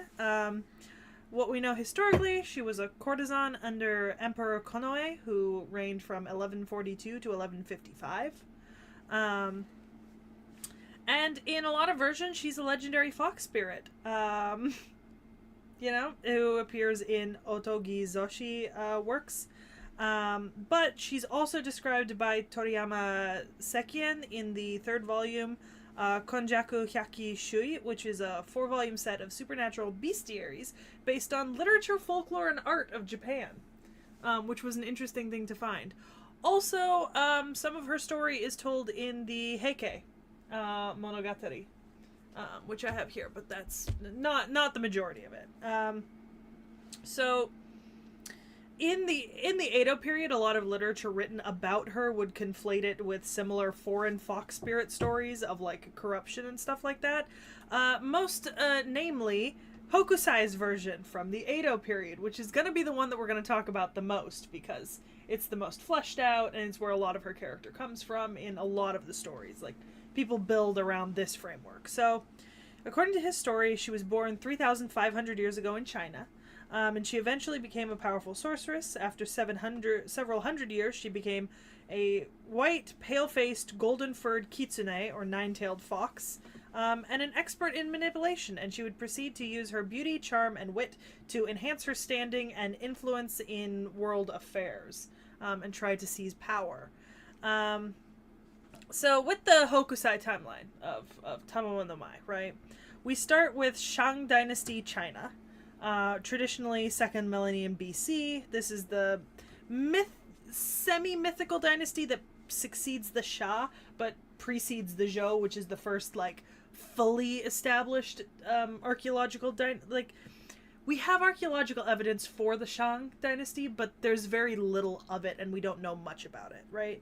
So traditionally the dates were ascribed from about 1766 to 1122 BCE, but current scholarship says about 1556 to 1046, and a lot of that is based on the Shashangzhou chronology project and carbon-14 dating at the Erlegang site. So we start with Daji. And that was who she first was in China in Hokusai's story. She was a beautiful woman, and a favorite consort of King Zhou of the Shang dynasty, also known as Dixin or Zhoujin. He's also the last king of the Western Zhou dynasty, which is, the last king of the Shang dynasty, sorry. We're gonna get to the last king about the Western Zhou later. We're gonna cover that too. This is separate. So, she was a model of depravity. She held orgies in the palace. She liked to watch and invent new types of horrible tortures. And it's said that she brought the fall of the Shang dynasty and escaped execution, fleeing to India in about 1046 BCE, which is congruent with the archaeological dates we have for when the Shang dynasty fell. Alright? So, moving on, she moves to the Magadha kingdom in India, which is one of 16 Mahajapadas, or Great Kingdoms of the Second Urbanization period. Most likely, her time in India is set before the Second Urbanization, since a lot of the characters are related to mythological characters we already met in the Ramayana when we talked about Rama and Sita, and her story may have inspired something in the Mahabharata. I'm going to discuss that in a second. So here she was Lady Kaio, a consort of King Kamalshapada, also known as Hanzoku in Japanese history. And she used her beauty and charm to corrupt and dominate the king, making him devour children, kill priests, and do a lot of terrible fucked up shit. Kamalshapada actually ends up being known in Indian mythology because of his evil deeds as a Rakshasa, like an actual form of demon. He's also a king of the Solar Dynasty, which is one of the two major dynasties, the same one that the Buddha is descended from, and the same one that Rama is descended from in the Ramayana. So he's also said to be under a curse that may have been the narrative influence for the curse that is on Pandu in the Mahabharata that we talked about with the Pandavas, where he couldn't conceive a son without dying. He did, like, divine children. That's why they were all demigods. And so, what Hokusai says is either Kaio and Kamalshapada ran out of children to eat, or he turned to Buddhism and she had to flee back to China. Like the rat that she is. So we're back in China. We're back in China for the Zhou dynasty, more specifically the Western Zhou, which existed from about 1046 to 771, although the Eastern Zhou dynasty would stay until about 256 BCE. This section of story is set in the 770s when the Western Zhou fell. So Baoshi seduced King Yu and became the queen, and she was known as one of the most... Is it King Yu or King Yo? Because I think it's funny to say King Yo of Zhou. You know what? Pronunciations, I'm not gonna swear that I'm pronouncing these right. That's spelled you. I'm not gonna. I already fucked up some of the Indian names, so I'm not gonna pretend. But King Yo of Zhou. Okay, King Yo of Zhou. It could be Zhao and you. Anyways, so she's known as one of the most beautiful women ever, and she manipulated the king by rarely ever smiling, so that so that he would do increasingly wild things to get her to smile. To the point of, or at one point, he would activate the it's kind of like the beacons of Gondor, right? He would activate these beacons that would like summon all his nobles to court, saying that like they were being invaded, and then she would like laugh at them. And he did that a few times, and then they got real mad about that. And so they killed him. Yeah. Ending the Western Zhou dynasty, upon which she escaped again. Returned to Japan. Woo! Well, our first trip to Japan, technically. Yeah. So, she resurfaced. So she resurfaced in the 700s, right? About, 70 years later, as a young girl named Wakamo, and convinced the leaders of the 10th envoy to the 10th envoy. What the fuck? 10th envoy to China. I forgot to write China, apparently. I wrote the rest of that sentence. So she convinced the leaders of the 10th envoy to China, Kibino Makibi Abe no Nakamaru, which is significant. We're going to mention that name again. And Ganjin to take her to Japan, where she would hide for about 300 years under the radar, So in the 1090s, she'd resurface again, turning herself into a human baby on the side of the road, where a married couple would pick her up and name her Mikazume. So they raised her, and she was incredibly beautiful and smart. At age 7, she recited poetry for the emperor, who was impressed and employed her as part of his court. She excelled in learning here music, history, astronomy, religion, Chinese classics. She was always clean and really nice smelling. For some reason, that was mentioned several times in the myths. They really emphasized the clean and nice smelling. She must have smelled real nice. She must have smelled real nice. And she, once again, had the most beautiful face in Japan. So not like me. Anyways, on her 18th birthday, a poetry and instrumental recital was held in her honor. And a storm fell upon the palace, snuffing out all the lights, and a bright light emanated from her body. And everyone who saw it was like, oh, you must have been so good and holy in your last life. You're divine, practically. And she was renamed Tamamo no Mai at that time by Emperor Toba, who lived from 1103 to 1156, but reigned from 1107 to 1123, and became his consort. So, Tamamo no Mai! I kind of speed ran through that first page. This is only going to get more detailed now. All right, second page. Let's go. We're on the second page. You don't understand. We're finally ready to start Tamamo no Mai proper. Yeah. So, immediately after she was named consort, Emperor Toba fell ill. So, Abe no Yasunari was brought in. He was an onmyoji when physicians couldn't do anything to help the king. So, I went looking this up from several different sources, and there are one or two sources that say it was Abe no Seimei, but the timeline does not line up there. Like, the time periods are not concurrent. Some people say it may have been Abe no Yasuchika. Technically, both Abe no Yasuchika and Abe no Yasunari are descendants of Abe no Seimei, who lived earlier. But all three of them are descendants of Abe no Nakamaru, one of the guys who brought her back to Japan from China. Isn't that funny how that works? Man, he really shouldn't have let that girl on that ship. So he discovers that she's a kitsune, but the emperor doesn't agree with him and asks for her to be tested. So he prepares a spell called the Taizan Fuku no Sai, with Tamamo performing a key part of the ritual. So theoretically, that's because an evil spirit would not be able to perform the ritual. So she dresses beautifully, waves the staff in the ritual, and disappears before it's completed. Surprise, surprise. So soon, and then at that point, soon word came of women and children disappearing near Nasuno in the Shimotsuke province in Japan, and the emperor summoned his best warriors to go and kill her. Miranosuke and Kazusanosuke? And so the two of them and 80,000 men went to kill her. Because you can never have enough people. She outsmarted them for several months, repeatedly leading them on goose chases. They were very, very annoyed. They did not like this. Until Miranosuke had a dream. And this beautiful young girl came to him in this dream and was like, don't kill me. And he refused to answer her, and then he woke up. And so the next day, they managed to corner her, and he shot her through the flank and neck, and then Kazusanosuke struck her with his blade, killing her.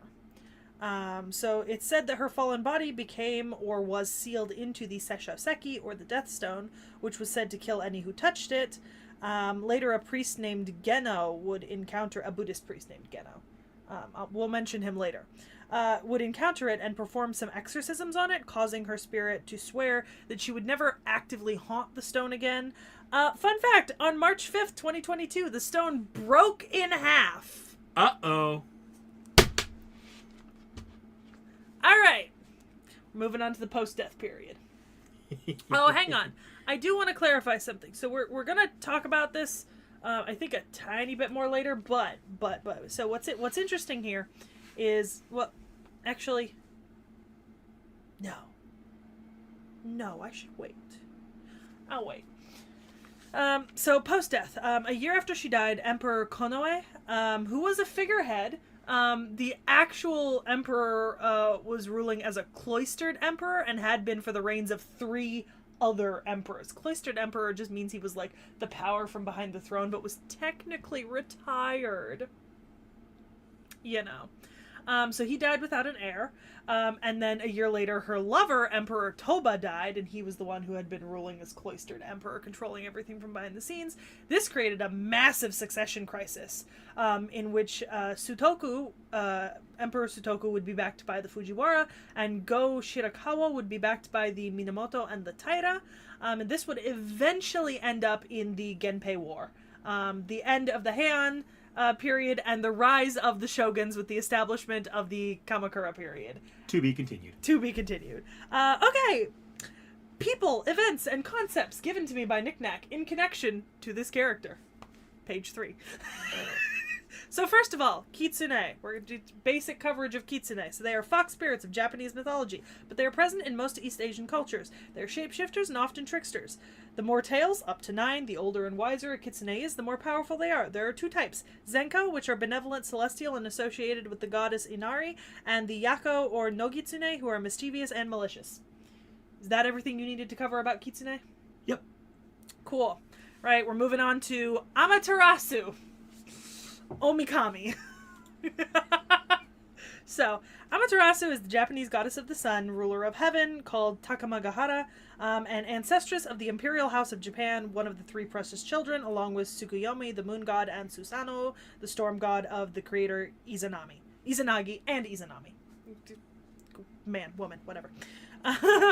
I also want to be very clear here that I did have some source material to read for this, but if I'm getting it wrong, it's because of the translation for whatever I was reading.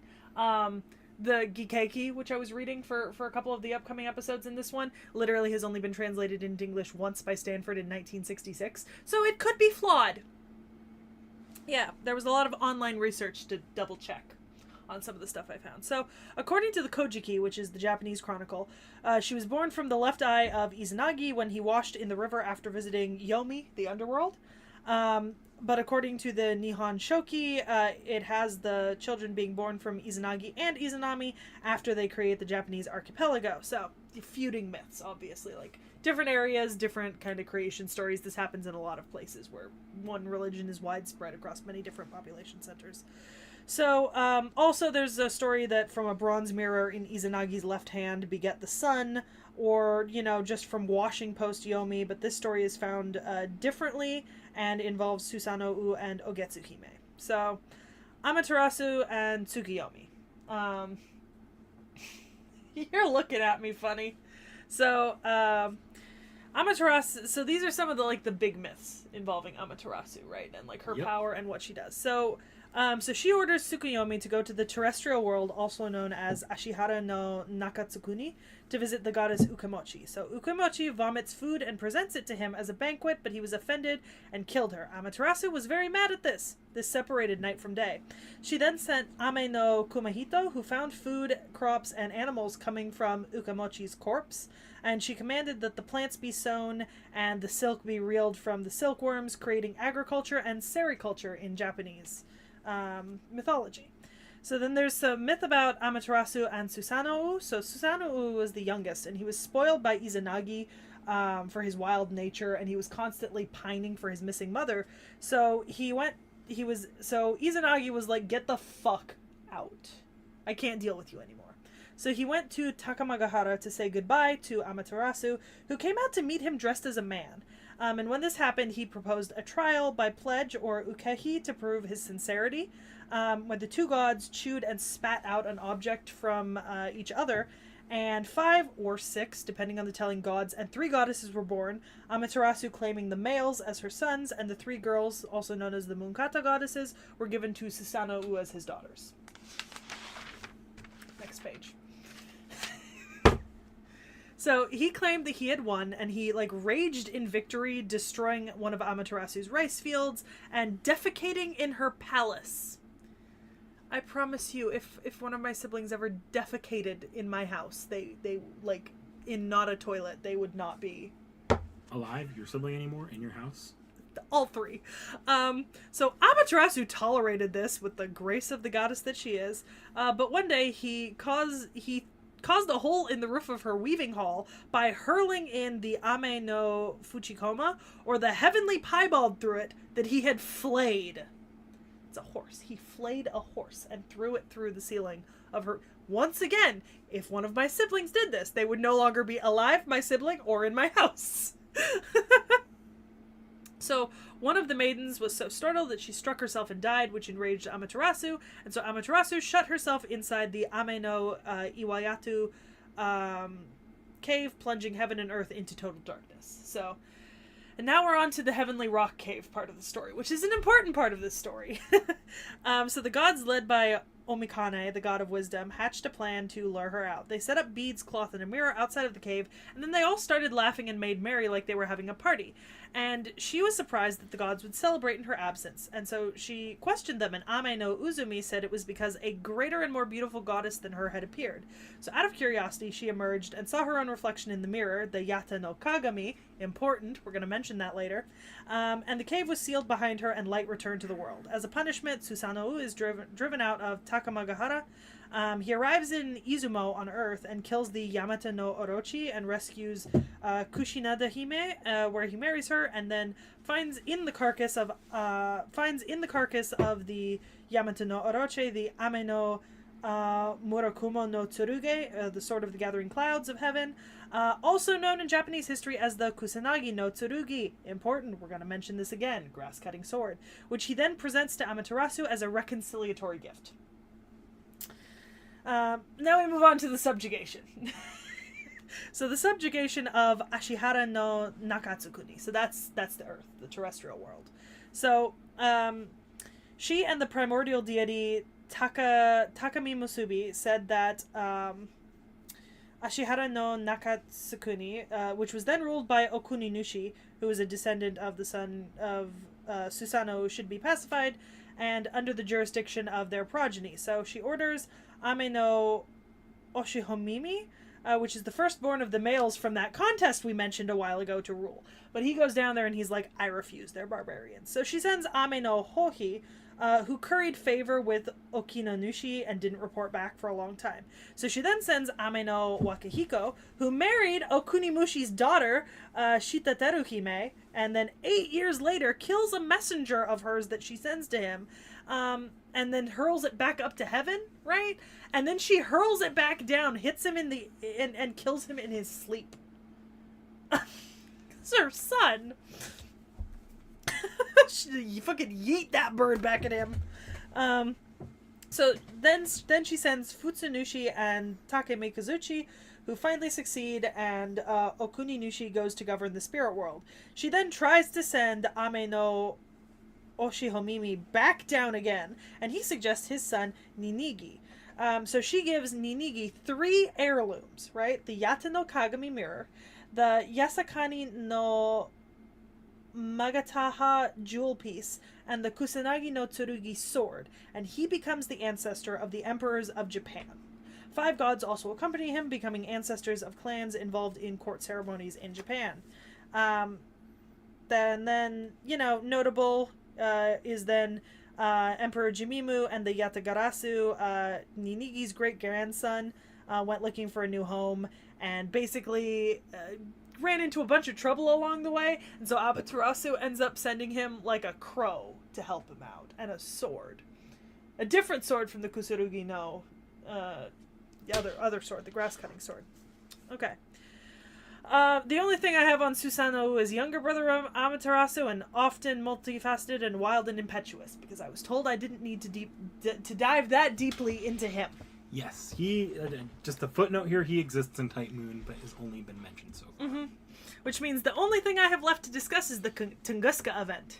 We're going to hold on to that for a bit. Okay, I'm not going to discuss the Tunguska event yet. We'll come back to that. I think the viewers are now 25 minutes into the video, and we haven't seen one thing fade. Fam, I speed ran that. Yeah. I went as fast as I know could. you did. But I got all the pertinent information. So we're actually going to start here with Amaterasu, because we have a bit of a narrative here. Oh, okay. So you're going to tell me a story like I told you a story. Oh, well, here's Tomo's design, by the way. Oh. And here's Amaterasu. Let's Let's just pull that up full screen. Sorry. Mommy, I'm sorry. Mommy? Me likey. And big fan. This is... So, I'm all for this. Let me be clear here. Amaterasu in Fate, without mincing any of my words, is an evil bitch. That only makes her more attractive. She appears as a 9-tailed fox, by the way.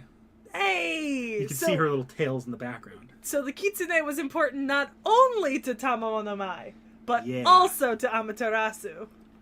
Omikami. And remember I said she was an evil bitch? Yeah. She's so evil. Remember I brought up the Beasts of Humanity with the Foo video? Oh, is she one of them? She qualifies as one of them. She has not yet taken a seat as one of them. Oh. But she qualifies and expresses that she could be one of them. Hot.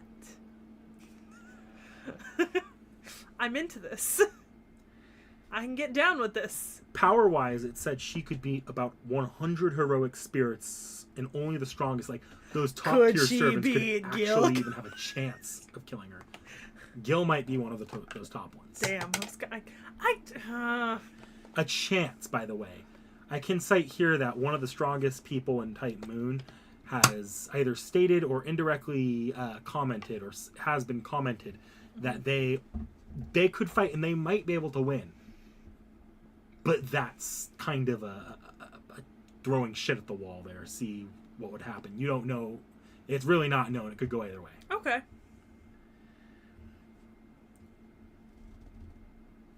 Stop shaking the desk. So, let's flash back here to one of the more traumatic Seki reacts. Oh no. Is this Julius Caesar? No. We don't have to come back to Julius Caesar till Cleopatra. Thank God. But, no. Velber. Oh, Attila. You remember when I said that Velber came down, caused some shit, killed a bunch of gods? Yeah. Amaterasu, power-wise, is stronger than Velber, but didn't have the tools to defeat Velber. And Velber kills Amaterasu. So unfair. I'm rooting for Amaterasu. That said, she's only kind of dead. Okay. Amaterasu is strong enough to where her past self, pre-Velber, is omnipotent enough to be able to see past Velber. Okay. Like, all the way up into the modern day. Okay. And she has enough power to straight up summon people out of the modern day and to herself. She's her own holy grail. So, basically, she might not be alive in the modern day, but that doesn't protect you. That is one of those people, by the way. I approve. Very good. Very good. Now let you see the mess that is our tabs. That said, she still died, but when gods die, they leave a bit of themselves behind. Okay. Still, Is that Tamamo no Mai? Tamamo no Mai is a reincarnation Okay. of Amaterasu. I think. Okay. Rare. You're so surprised. Like, You were rear. like, rear. Rear. Jesus fucking Christ, dude. I'll go ahead and flip through these because she has a couple fun designs here. These are not Fate Grand Order ones, so. Okay. Oh, that's my favorite so far. And we'll hold off on We'll the get rest into the here. other one later. Okay. We'll first jump over here so you can see her Grand Order artworks. I like this. This is pretty. This is horny, but this is pretty. Is that the Yate no Kagami? The mirror? Yeah. I believe so. Oh, okay. That's very horny. Oh, it's so. She looks so energetic. She's just like, yes. I love it. You know what? This is about as horny as I expected. This one covers a fair bit. Yeah, that covers a lot, and you can see her tails and the mirror. And her tits. Yeah. I agreed Before you thought about before I that. comprehended what you said. My brain was just like, yep. She's at least a reincarnation of one aspect of Amaterasu. Okay. Is it the fox spirit bit? More or less. She's still like pretty much watches over a lot of and has a lot of Amaterasu's divinities. And this is the part where she starts reincarnating into other people throughout history that brings down dynasties in China. Daji and Baoshi. and Lady Kaio. Yeah. And she would go about that for a while. Yeah. A long while. Actually, it was so much so that Daji, which is probably the one she spent the longest time in, Yeah. was so strong and she was so cruel as Daji Yeah. that she, as Daji, then qualified as a beast of like an evil of humanity, a beast. Well, and I didn't particularly cover it because I didn't want to get into the sheer amount of it, but Daji is the subject of countless plays and pieces of literature and like Chinese writings. Like, she is an incredibly, even disconnected from Tamamo no Mai, right? Disconnected from Hokusai is telling where he conflates them together. She is her own character in Chinese literature and mythology that is very prevalent, especially in traditional theater. Actually, there's one source that says that she not only could be a beast as Daji, she was a beast, and that source was what defeated her. That said, that source also very well could be lying through his fucking teeth. Who is it? I forget his name, but we'll get to him another Slimy time. little man. He claims he can be a grand servant with no proof of it. I haven't met any grand servants yet except for Lancer. Right? Yeah, I think it's just Romulus we've met Yeah, so far. Romulus Corinius. Hot. I have to admit, right? It was talking on a scale of like horniness, right? Because that's become my gimmick in a lot of these videos. Is Amaterasu, 10 out of 10. Stomp me any day, mommy. Tamamo, I don't know. It's kind of just a horny anime girl. It's almost expected. Just not doing it for me. Maybe if I see like a different version of her or like a different art, but like the base form, it looks cool. Like, this is definitely my favorite of the three. But not doing it for me.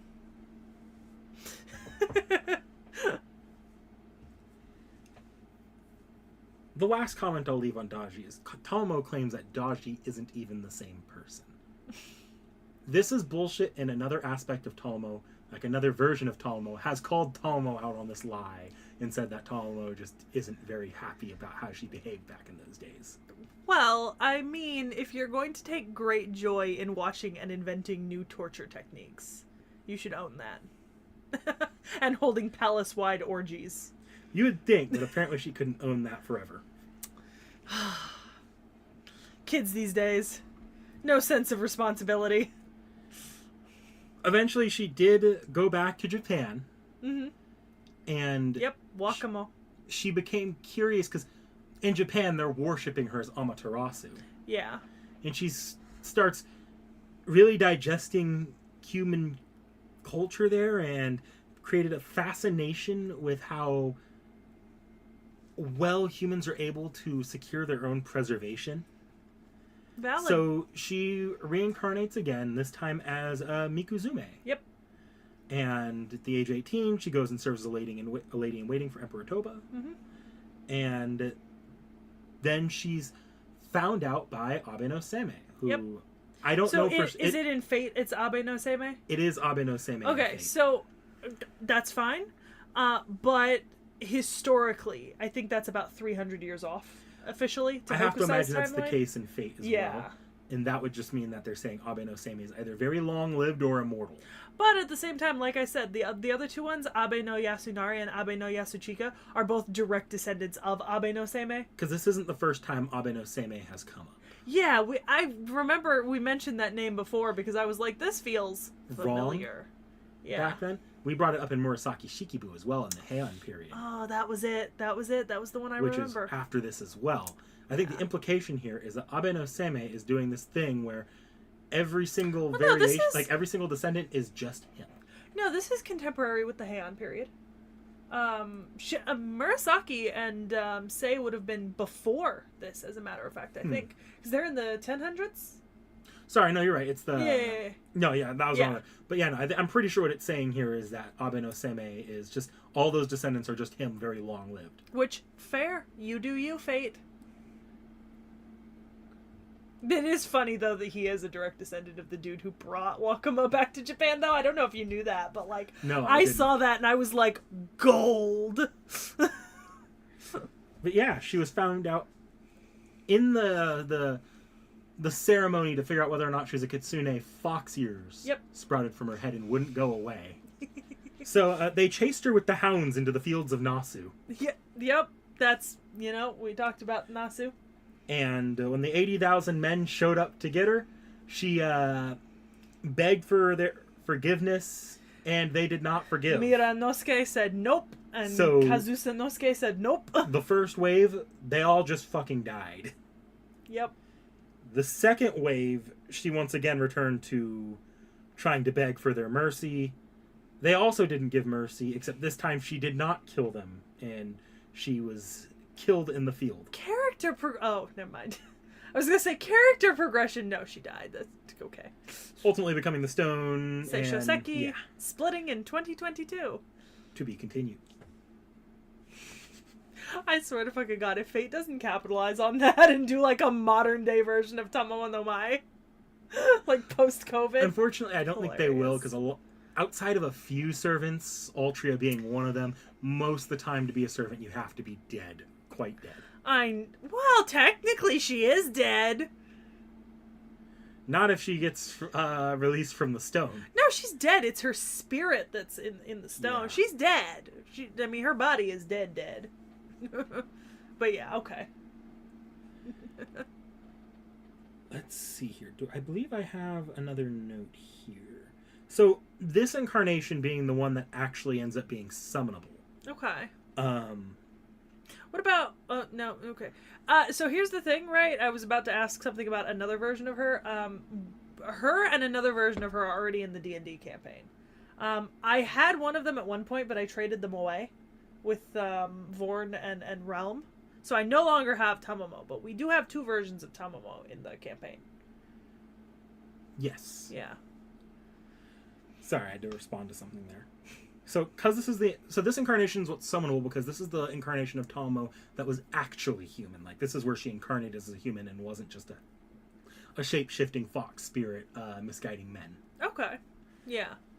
But as a result of her being a lady in waiting, this version of her has a disposition to being a good wife. Like I whatever that said, means. she was incredibly well Yeah. educated in everything that a court lady should know, and she was the lover of Emperor Toba until... Yeah, in that final story, you'll notice Yeah. there she was quite well behaved comparatively. Okay, to be fair, It's a lot harder to be- Konoe fell ill Yeah. the minute she became his consort, and she was fucking Toba on the side.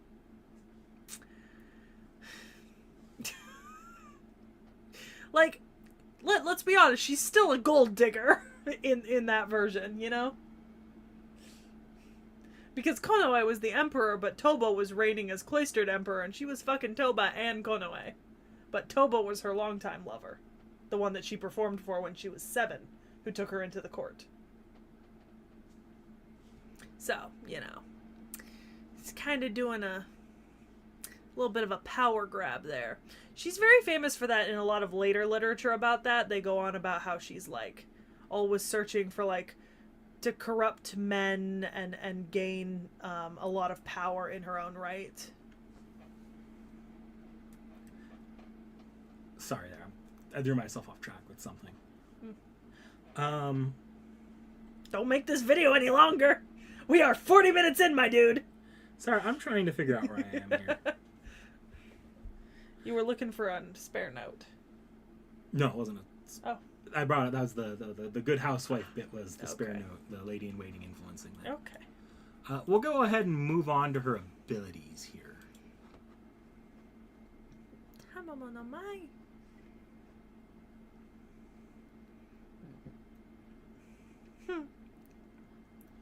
By the way, we're going to That was see... an art.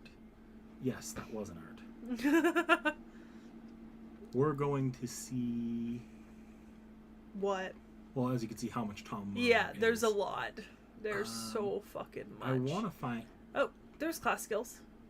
There's something I want to find here. A specific piece of artwork in here. Sorry.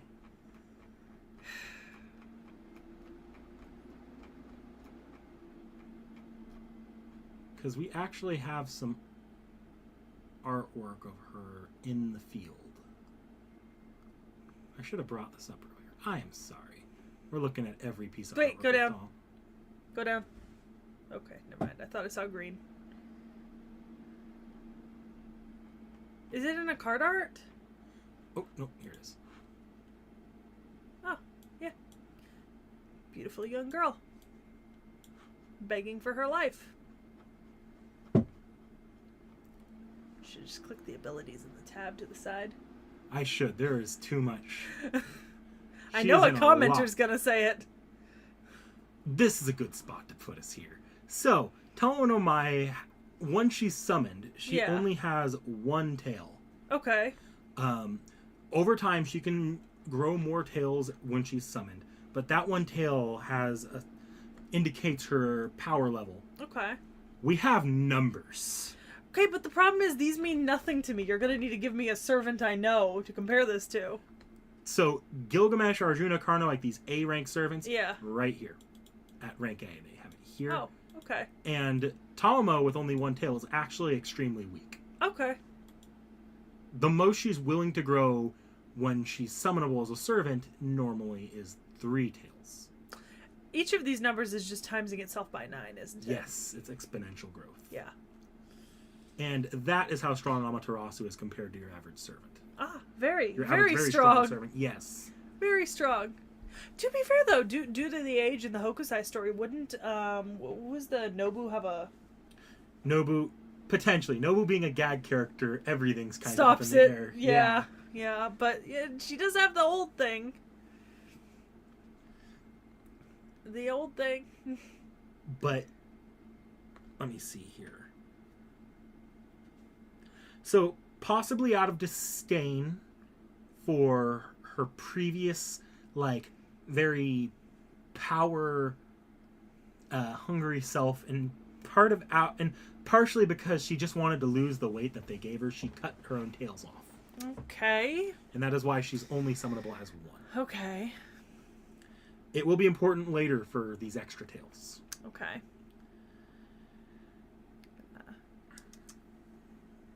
Scroll through here, because, yeah, even in the abilities, we're not seeing the servant skills yet. There they are. Yep. Okay. Alright, So territory creation, divinity, yeah. If she didn't have divinity, I'd be very surprised. With that backstory. Is it curse arts? That's her primary means of fighting, or just curses. Yeah. Shapeshift, interesting. She didn't have this until this last one until she interacted with with another fox girl in another Fate work. Oh, Fox's wedding. That's okay. Okay. Of a certain JK rival. We'll get there Tankiame eventually. is my oh, I'm so confused. Don't worry. This skill is mostly a gag skill. Okay. Okay. All right. So her NP here, eightfold blessings of Amaterasu. Okay. Yeah, that's the Yata no Kagami, probably. Yep. It probably even says here. That just says eightfold blessing. What is Yata it? no Kagami. Yep. Yep. Oh, see, Taka Hinatero no Mikoto, according to other descriptions of the Nihon Shoki, I mentioned that. It was taken from Izumo, later enshrined at Kawachi, and it possibly came to be known as the Yata no Kagami, divine repository of Amaterasu, and the prototype for the other one.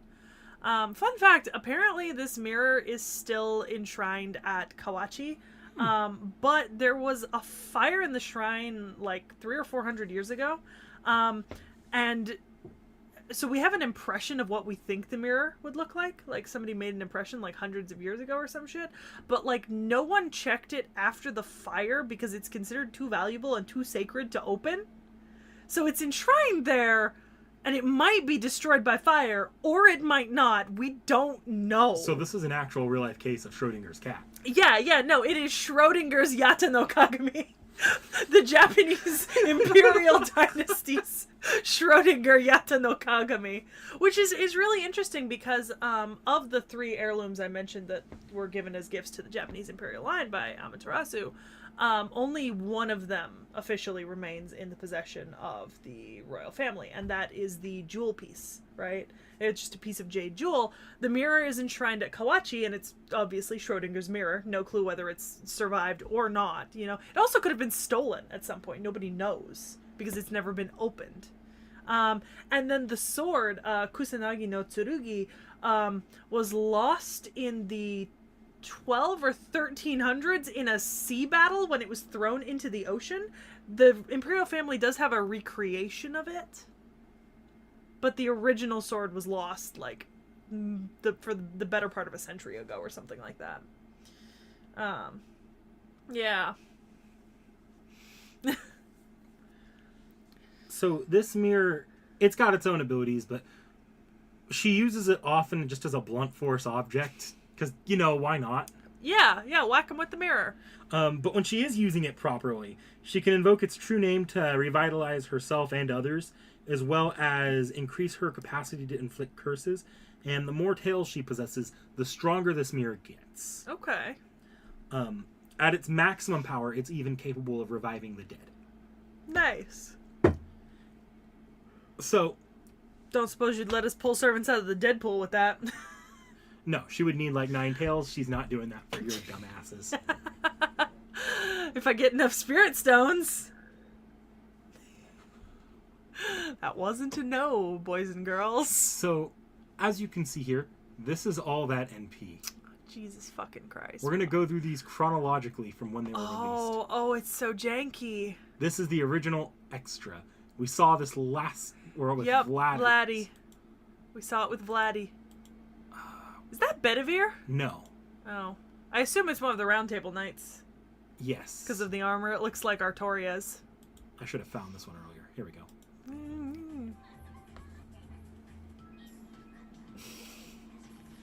This is like Nintendo level. This is for the PSP. Yeah, that would explain it.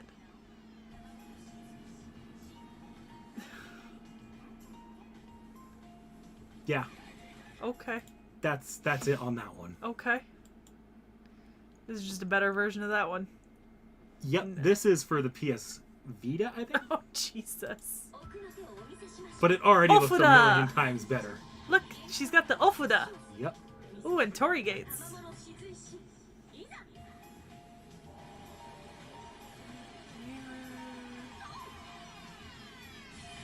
It's like a Biju bomb. People who have seen Naruto will get that reference.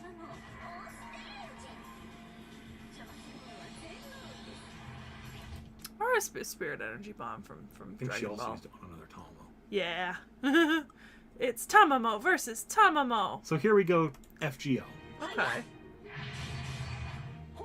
Let you see some of her animations. Yeah. I don't know, use that mirror. Whack someone.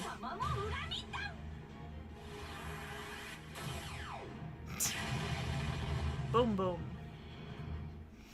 Whack 'em. Whack 'em good. Turns herself into a little cartwheel chainsaw. I approve. Alright, let's bring up the MP. Yeah. Okay, dancing. Ofuda. 水戸に払うは我が雫石私全開でご奉仕いたします水天の子ここに見参 It's certainly colorful. We're getting bigger here. Now we're with Extella. Oh. This one we don't need to worry about copyright on. Okay. Ooh, I like the as a fan with the Ofuda sticking out. That was cool. This is all the exact same NP. It's just different animations of it. Yeah. The Ofuda, the mirror, the Torii gates. This one needs to be used as an attack, though. Biju bomb. With the tail, I could get the fucking Biju bomb. Okay. This part, we're going to need a blackout. So we'll see you when we get back, folks. Okay. So, alright, we're back, folks. Fuck the Extella link copywriting. Is it really that bad? They got us before the video even went up last time we had one. Yeah, but that was a while back. That was like a year and a half after the game was released. Oh, okay. When it came out, apparently you can get your entire channel taken down for that when I did research later. Okay, never mind. Alright, Plus Play, we do not have time to... Dilly down. We This is really arcade. don't. Okay. So she's just in everything. Yes. She's a caster, right? We didn't Yes. clarify that. Yes, okay. she didn't. She's a caster. Okay. I was like, あなたの頼れる巫女 ooh, ですね that's a chest ratio.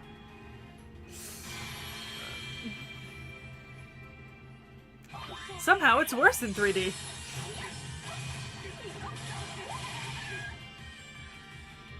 ズムに狩るこれ自在にして磯部なのかし進歩を受け Ofuda, Torii gates, 水天日光 Yato no Kagami. の雫石 Hey, I know those two people. Potentially. I know one of those people. I don't know if it's Nero Caladius or Saber of Red. Because there's two, right? Red Saber and Saber of Red. Yeah, we haven't covered either of them yet, so. Then you know him, yeah. Yeah, of course. Alright, this is one we have not done before on the channel. There's Lils in Extella Link! I guess, yeah. Sorry, that's put that down on the update video. Extella Link will get us copyrighted. Put it down to show me anyways. It's adorable. That's a little skahak. Okay, I'm sorry. So Play this the is Tamamo. this is Extra Record, the remake of the original Extra. So this is like not Okay. even released yet. Okay. Oh, wow. That is a lot better. That is ungodly better. Oh, she looks so much better. She doesn't look like you'd scrape your hand on her if you tried to touch her face. Right. She doesn't look like some of my figures that have hair so spiky it hurts.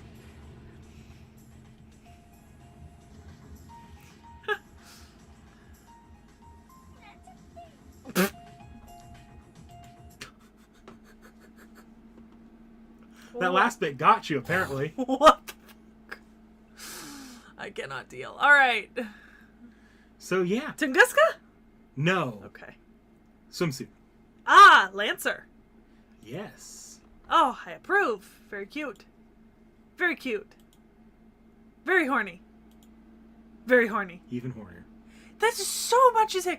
Look, that is speaking as a woman, that is impractical as one bounce. And that is just coming out the bottom. Who's to say she's not okay with that? And that wasn't the intention. I want whatever she's eating, though. Yeah, that looks real good. That looks fucking delicious. Better than that monstrosity I got. This is adorable. I like this. Oh, I like that the little lifesaver is hung around her tail. That's really cute. So, Tomomo Lancer here actually has something.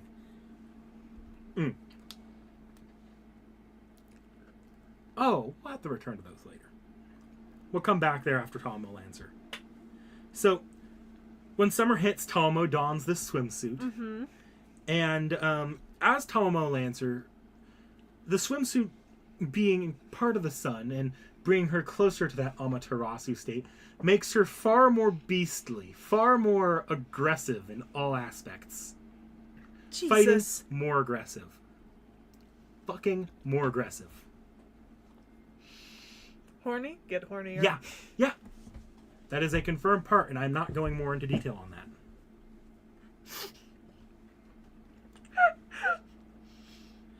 In this form, parts of Amaterasu just start leaking out. Glorious.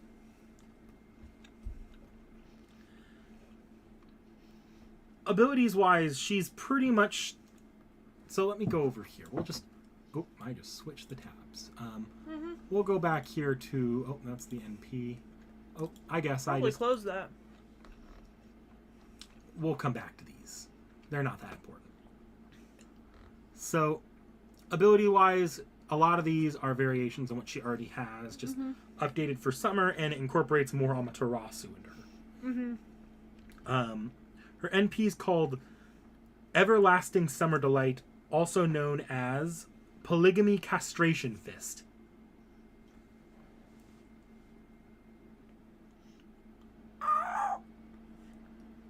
It is an anti-male attack.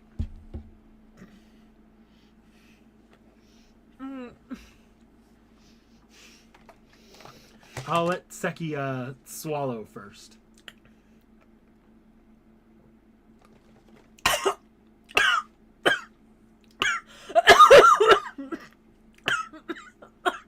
What the fuck?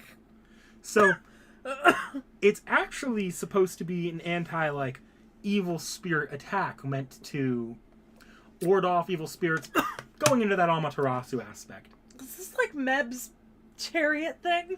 No. Okay. Tomomo Lancer, and actually Tomomo Caster can do this as well, has reworked it so that it's now anti-male to kill any bad influences to her master who she is trying to goad into taking on the role of her husband. She's grooming them. Yes. I wish I could be more charitable to Tomomo here, but I cannot.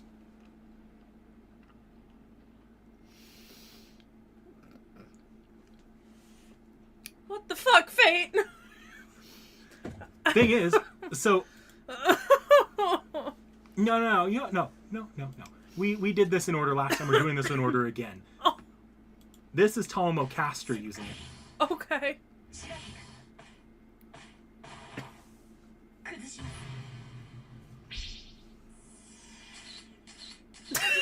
Why? Why is there the sound of photographs? Why? Alright, now that's the actual summer form using it.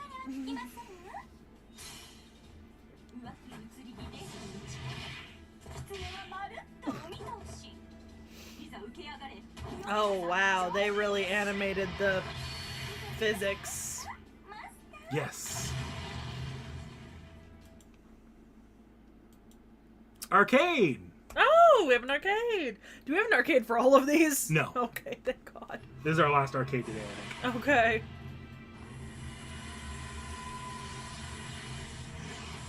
Apparently Robin Hood says it's a very painful attack to take.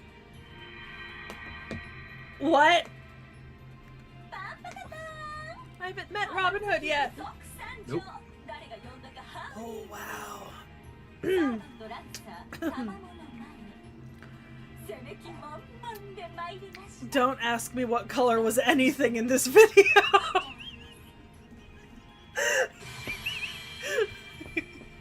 I don't know if I mentioned it yet. She's a Lancer, obviously. Yeah, I mentioned it earlier. I saw it on the page. Those umbrellas are deadly. Oh wow, that was certainly an angle. Oh, that was another angle. Oh, that's another angle. What the fuck? Oh. So did the fact that she held orgies in the palace as Daji shine through here, or what? A little bit, yeah, a little bit. Alright, so we'll come back to that. Jesus fucking Christ. Let's go back to Tomo here, because I missed this, and it's kind of not that important. But she does technically have two more forms here. The Mythological Mystic Code of the Sun and Moon Crux. This is a form that allows her to actually grow more than her three tails. She only does this temporarily and pretty much rips them off as soon as they're all grown in. Okay. And this is Moon Crux. This is very specifically tied to the MacGuffin of the video game this is in, called the Regalia. It basically just increases her physical combat abilities to actually be able to keep up with someone like, say, Altera or Nero. Okay. Alright, I can't close out of that yet, but we can go ahead and move on now. So, you've seen Tomo there. There are 8 more of these fuckers. Is this because 9 tails? Yep, all those tails she cut off each became individual servants known as the Tomomo 9. Wait. Gucci? Yes. Well, now I want to know which one is Gucci. We'll go over these. I don't think I could identify any of these other than Mai's right there. What about Cat? Well, we do have a design for Cat. I don't know which one it would be amongst these. Okay. This is like the proto designs Okay. prior to Cat being made a design. Okay, because I know Tomomo Cat exists. Yes, so Okay. I really want to know Tomomo Gucci, though. these are all technically alter egos of Tomo. You remember alter egos from way back in the Liz video. Yeah. Just separate aspects of it. Yeah. They don't necessarily have to be summoned into the alter ego class, but they function under the same principles. Okay. There's Tomomo no Mai, the original good wife. Yep. One in blue. There's Tomomo Cat, who we will come back to. Okay. There's Tomomo Vich, the beautiful secretary. Okay. There's Tomomo Gucci, the one who values high-class goods. There's Tomomo Delmo, the one that loves decorating her home. Okay. There's Tomomo no Hime, the ideal princess. Okay. There's Tomomo no Aria, the mysterious one. Okay. And then there's 2 more Tomomos that have remained unnamed, and I have no idea what they are. Jesus fucking Christ. Why so many, Tomomo? 1 for each tail. I mean, I get that, but Jesus. All those tails give so much extra weight, you gotta shave those off. It's like losing pounds. Easy way to lose pounds as a servant. Julius Caesar will tell you firsthand it's hard to do that. Okay, the fastest way to lose the pounds that Julius Caesar has is to just cut them off. And she did! Did she? Yeah, remember I said she just cut her tails off. Oh, I thought you meant to Caesar. Thought you meant she murdered Caesar. Unfortunately, I think Caesar would just die if you cut off his gut. Okay. I mean, valid. So, Cat. Yeah! Oh, those are big. Why is Big. it fucking Ugg boots? Oh my god. I kind of hate it. I kind of hate it. A little bit. Oh, I hate that. Emphatically. That's acceptable.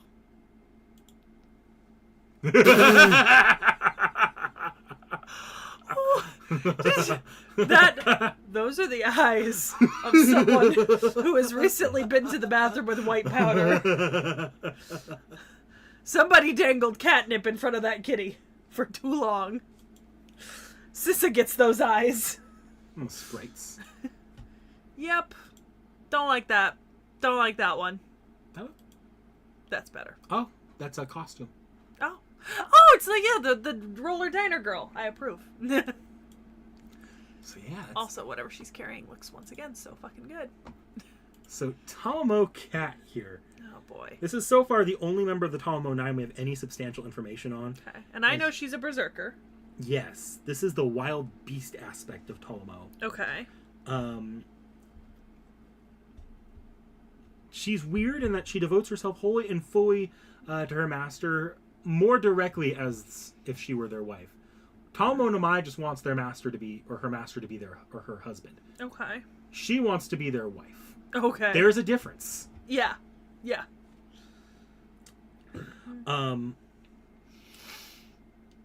While she's reasonably intelligent, the one thing she's lacking is reasonable amounts of reason. Okay. Shaking the camera. I guess just as a quick little fun fact here, Tomo no Mai, like the full Tomo no Mai, along with a bunch of other servants, trained under Beni Enma for to learn domestic like skills like cooking and cleaning. Oh, during that hell event? Pre the hell event. Like, this is pre FGO, pre-history okay. here. Okay. Tomo no Mai wasn't very good at it. Tomo Cat, however, kept with it and became actually good at it. I feel like we might have mentioned that in the Beni Enma video. Yeah. Yeah. That has earned Tomo Cat a place in the kitchen alongside Emiya, the other resident housewife. Aww. I always forget Emmy is such a housewife. I mean, look, Unlimited Blade, he cleaned that entire mansion. He did. He really did. Very well. And very quietly. And very fast. Combat-wise, looked hot doing it.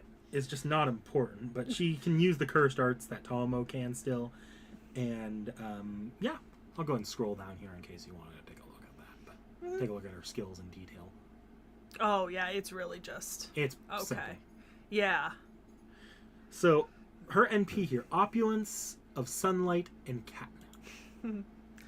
Oh boy, do I get that. Again, not much here. It's mimicking a torture game where a tiger chases people in the woods. So back to that Tomo no Mai as Daji learning new tortured methods. Look. I'm not saying that I value tigers more than I value some people in this world, but I'm not saying that I don't value tigers more than some humans in this world. The one other thing that Tomo brings here is Tomo Cat being part of Tomo. Remember that? You know how the Stone of Death, the stone that Tomo came out, it said that it like brought about misfortune and sickness to those that came near it? You bring about the person the tiger's chasing also tends to face some bad fortune. Jesus. Afterwards, Cat takes a nice long cat nap to recover her strength. I feel that, honestly. We just have FGO here. Thank God. Ooh, Fire Tail. So, laser beam. So I need to find a version of that fireball. Fireball. Probably skip ahead to the NP now. Oh no, I'm trying to find a specific version of this. Why?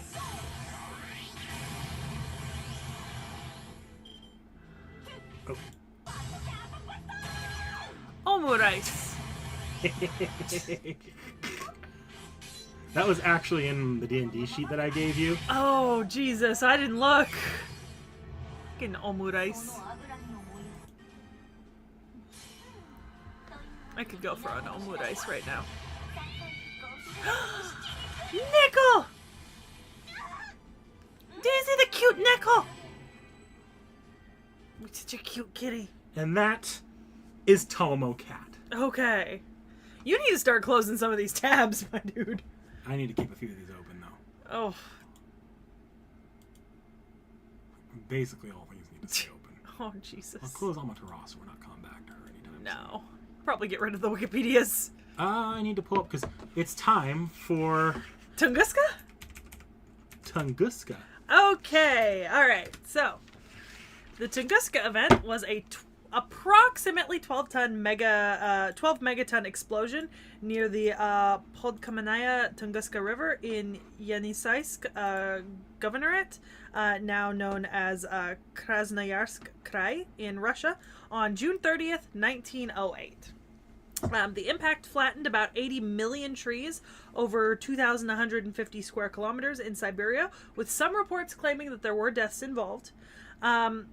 A lot of people think it's a meteor airburst, the atmospheric explosion of an asteroid about 50 to 60 meters, 160 to 200 feet in size, that it happened in the atmosphere of Earth, right? So technically still an impact event, even though there was no confirmed impact crater, and it may have disintegrated a significant distance above the Earth's surface. So this is the largest impact in recorded history. That does not mean that this is the largest asteroid to ever impact Earth, but it is the largest. It is the largest one since we have had written records of such events.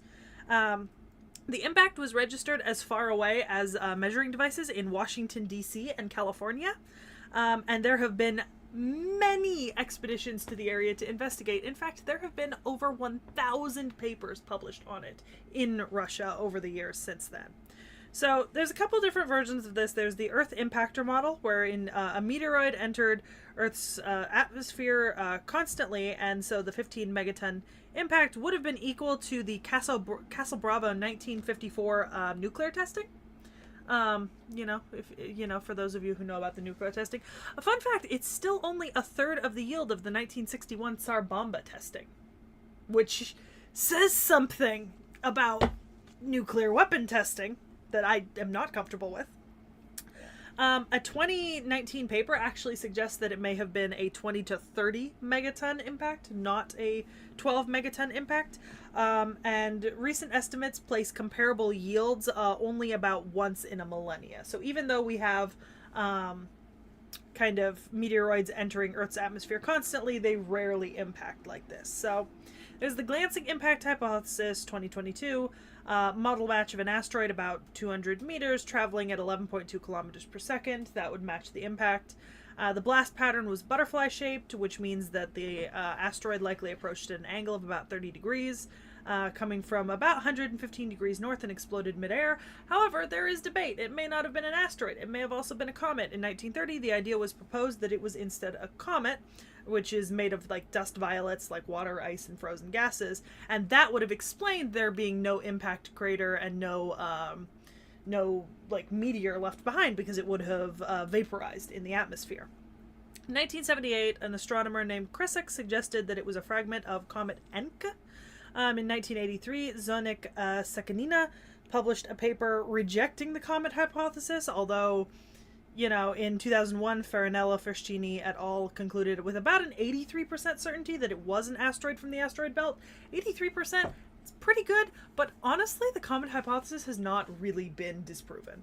So in 2008, there were some 3D modeling that supported the comet hypothesis, and some scientists have believed that Lake Checo in a nearby may have been an impact crater, but the studies on the age of the lake vary from about 800 years old to like actually fitting the time frame. So maybe not. We still don't know if it was a comet or an asteroid because we have no meteorite evidence, right? And if it was a comet, we wouldn't have any. But what would create this pattern and that sort of thing? And some scientists think that geophysical causes could explain it, like eruptions under the Earth's crust shifting and that sort of thing. But basically, it was a giant fuck-off blast, not dissimilar to the 2012 Chelyabinsk impact, but much bigger. All right, so is that our good our final notes for the day? Yes. Okay. So, I've got another narrative here, and this time I'm not pulling you over to the design. Oh boy. So, the impact of the meteor killed unimaginable amounts of animals. Wouldn't you say that?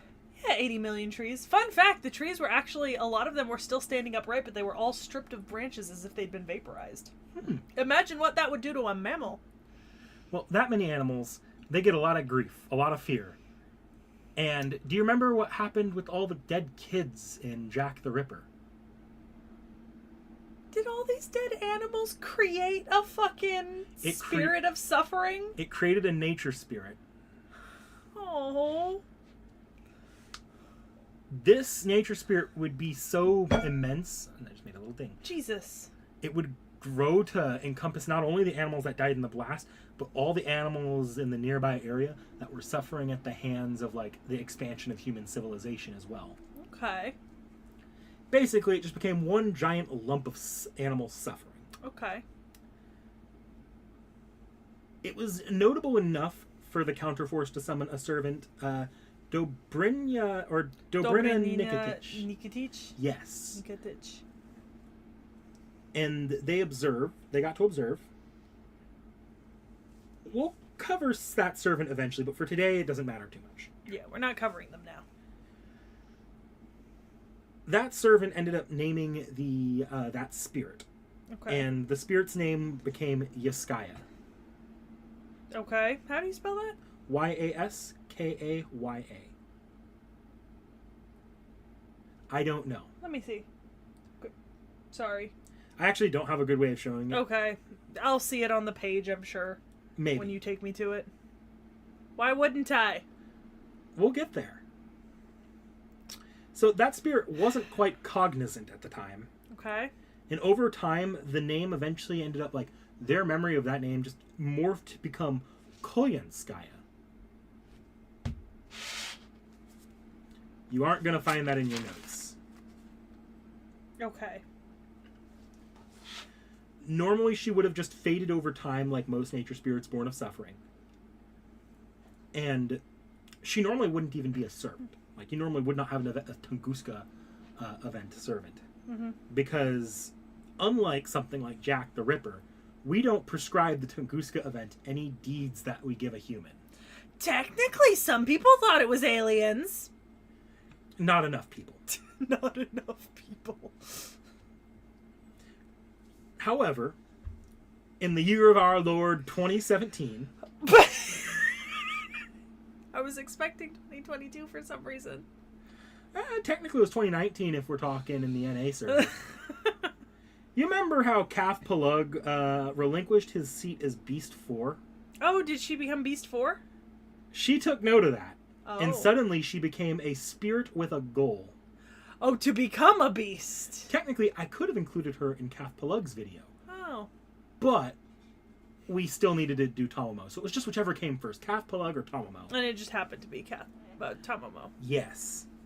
So, having gained a goal and a purpose, and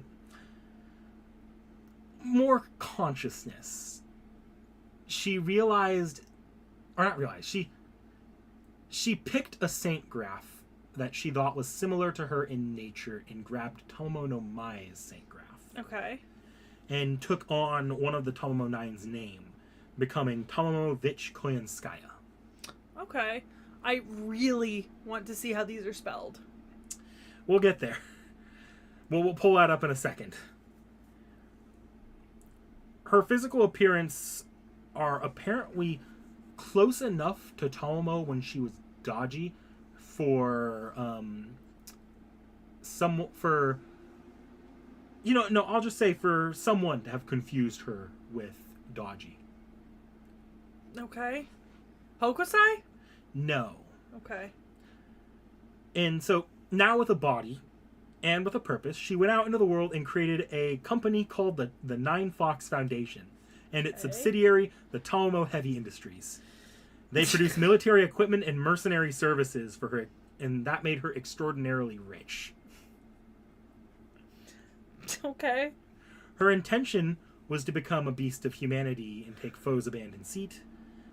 This brought her to the attention of two different parties. Okay. The first was an intentional party that she was going after, and she would use her abilities and money to infiltrate the mage world, becoming someone under the employ of the Music family of mages. They're unimportant. Okay. The second was being a beast of increased power. She caught the attention of Beast 7, who we will not be covering today. Damn. Because I don't know enough about Beast 7 yet. Damn. But Beast 7 ended up bringing in Tomomo Vichkoyanskaya into its plan, which spiraled out of control into the current arc of FGO, the Cosmos of the Lost Belt. Okay. So, sorry, were you talking about the desk shaking there? Yes. Now she has like 4 different forms. Okay. In one last note, she actually has an idol that she idolizes one person amongst the humans. Who? Hugh Hefner. Hold Oh, there were better choices. Oh, there were better choices. So let me introduce you, because I did that just for Koyan Sky. Ah, Inception.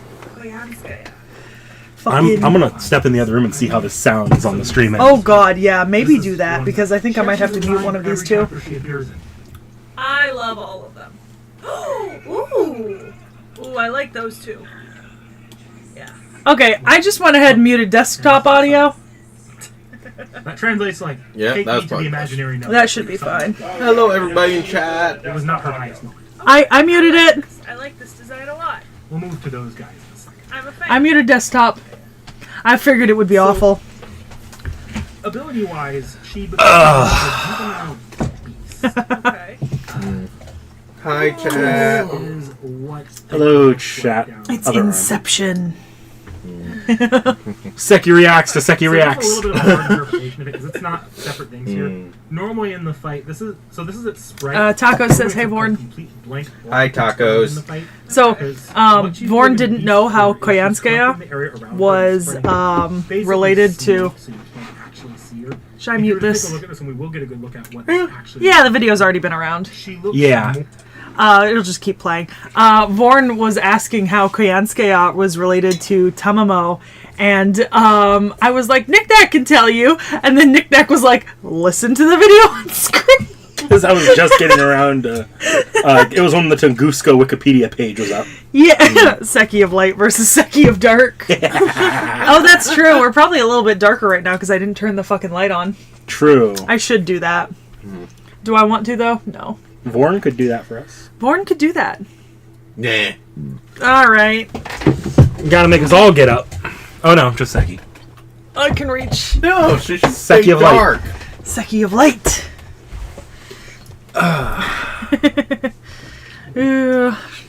Yeah, we're back. We're not quite starting yet. Give it a little bit of time, but we might start back a little early since... You should have stayed on the dark side. Nah. Bright side. When's the first episode of Vorn Reacts to Seki Reacts coming out? I don't know. Here's the thing, Vorn doesn't know a lot of the lore behind the characters because he doesn't see us doing these videos. Yeah. So, I get a lot of, lore stuff and history stuff, but, Vorn doesn't, ironically. Vorn's reacts to Fate is the D&D campaign. Yeah. Yeah. But also, I know a lot different stuff than Sekhmet does, so sometimes I might understand some stuff, sometimes I might make a joke, and sometimes I'm just gonna have confused to pace. Did you get Koyan? Yes, I got Koyan within 250 quarts. Well, what you need clarification on? Somebody did laundry and made it halfway through Guild during the break. Dan Orpheus. We reacted to... we did the reacts for Katsushika Hokusai and Eric Bloodaxe so far. And there is still one more at the end of the stream coming up. Yeah. Which a hint was given. I'll eat rust my noodles later. Valid. So Koyan of the Light is basically the antagonist. So what does that make Koyan of the Dark?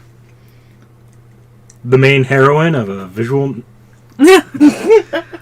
When are we getting the AP of said campaign? I keep pushing Nick Nack about campaign stuff, but we don't record when we're gaming because it's a little hectic and it would be really hard to record when gaming. Also, Nick Nack uses Fate assets like music and images for the game just so we know what we're looking at. I'm not worried about all the music and the images. The bigger thing is I don't want to be using I don't have character profiles for you guys or character portraits, and we'd run it all on Roll20. So what we'd be doing with your guys is basically be using stolen artwork. Yeah. Unless we make our own. Yeah.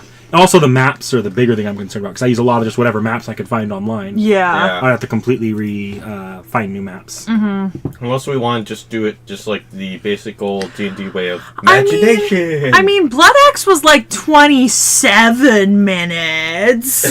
It wasn't 20. But yeah.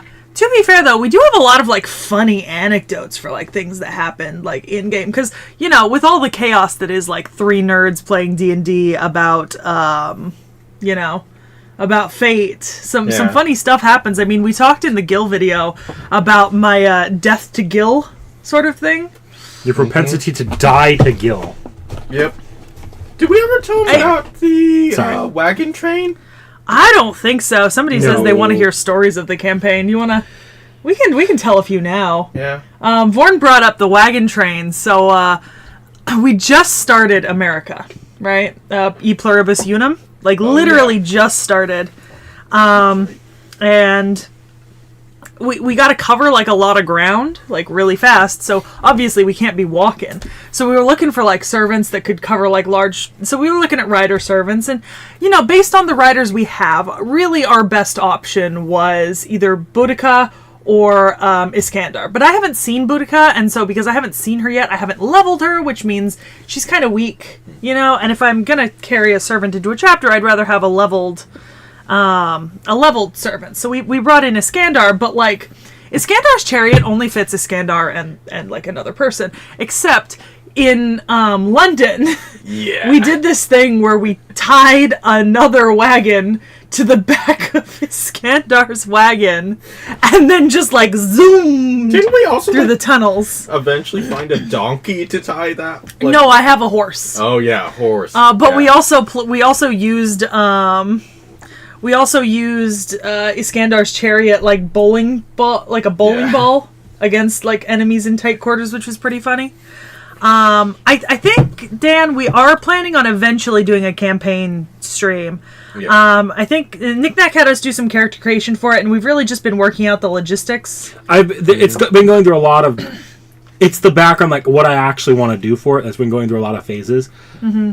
I keep saying this, but I think I've finally settled on something we'll be doing, but I need to actually get in and get down and dirty and actually make it. And I have talked to Nick Nack before. I mean, the Fate stuff that we've already done, like the actual the FGO campaign that's going, like I've told him that at any point when he thinks that he's like ready or done with like enough of it to kind of format it out as like a PDF and then maybe release it for free on the channel as a reference, right? Like somewhere in our like just as like a free shareable doc or something, I will help him edit that. The problem is I need to actually finish the campaign with these guys before I hand it off to Seki for editing. I mean, to be fair, you really don't need to go that far. You know I have the amazing ability to just forget shit. I would still rather. That's fair. Part 1 or all the way through part 3? Just part 1. I have them all split. Like, I would actually split. I do have them split into multiple parts. So maybe in the next, like, little while or so, maybe if we hurry up through E Pluribus Unum and stuff when I get back, it might be out on the channel by the end of the year, early next year, just for part 1. Maybe. Yeah. It's pretty interesting. But anyways, so we're going into America, and we were like, well, we need to carry a lot of people. So Da Vinci gave us like a wagon thing, and we're basically hitching it up to Iskandar's chariot, and then wagon training this shit all over the country at like top speed. It's pretty fucking funny. Yeah, and this is solely just due to I don't have a rider with an actual summonable mount. Yeah, you have a lot of riders with like other stuff. No, I only have like 3 riders, I think. Yeah. Iskandar does love me. Uh-huh. Oh, yeah. Yeah, you didn't miss much 1993 Espada. Yes, I have a lot left for Sussy Moth. In fact, I have about 760 left for Sussy Moth. Iskandar does also have Bucephalus, and I actually did not think of that. Oh. What, you could just call Bucephalus out and have him ride that as well? Yeah, we could have him pull the other wagon instead of hitching it. I did, That's smart. That's smart, Tacos. I'm not that smart. Don't worry, we're never getting a deposit back on that wagon anyway. Yeah, cross-continental chariot. Sussy Moth is a pretender. Get Tacos. You need to understand. My character is not that. I'm not smart. I don't know. You supposedly have a degree in anthropology as your character. I do. I do also just have all the weapons. My character is like halfway to being her own servant. I'm trying. I'm at 420 HP, which is more than most first level servants in the campaign. Not all of them, but most. Yeah. I mean, that's it. Summon Ioniai Heteroi and just ride the men. Wait, how long does it last in the campaign again? 5 turns Yeah. in campaign. Yeah, something like So that. it'd be like 5 minutes technically. Also, it's not summoned out into the world. You're brought into the world. Yeah, so it wouldn't really And you help can't us get move that around. many things pulled out there. Yeah.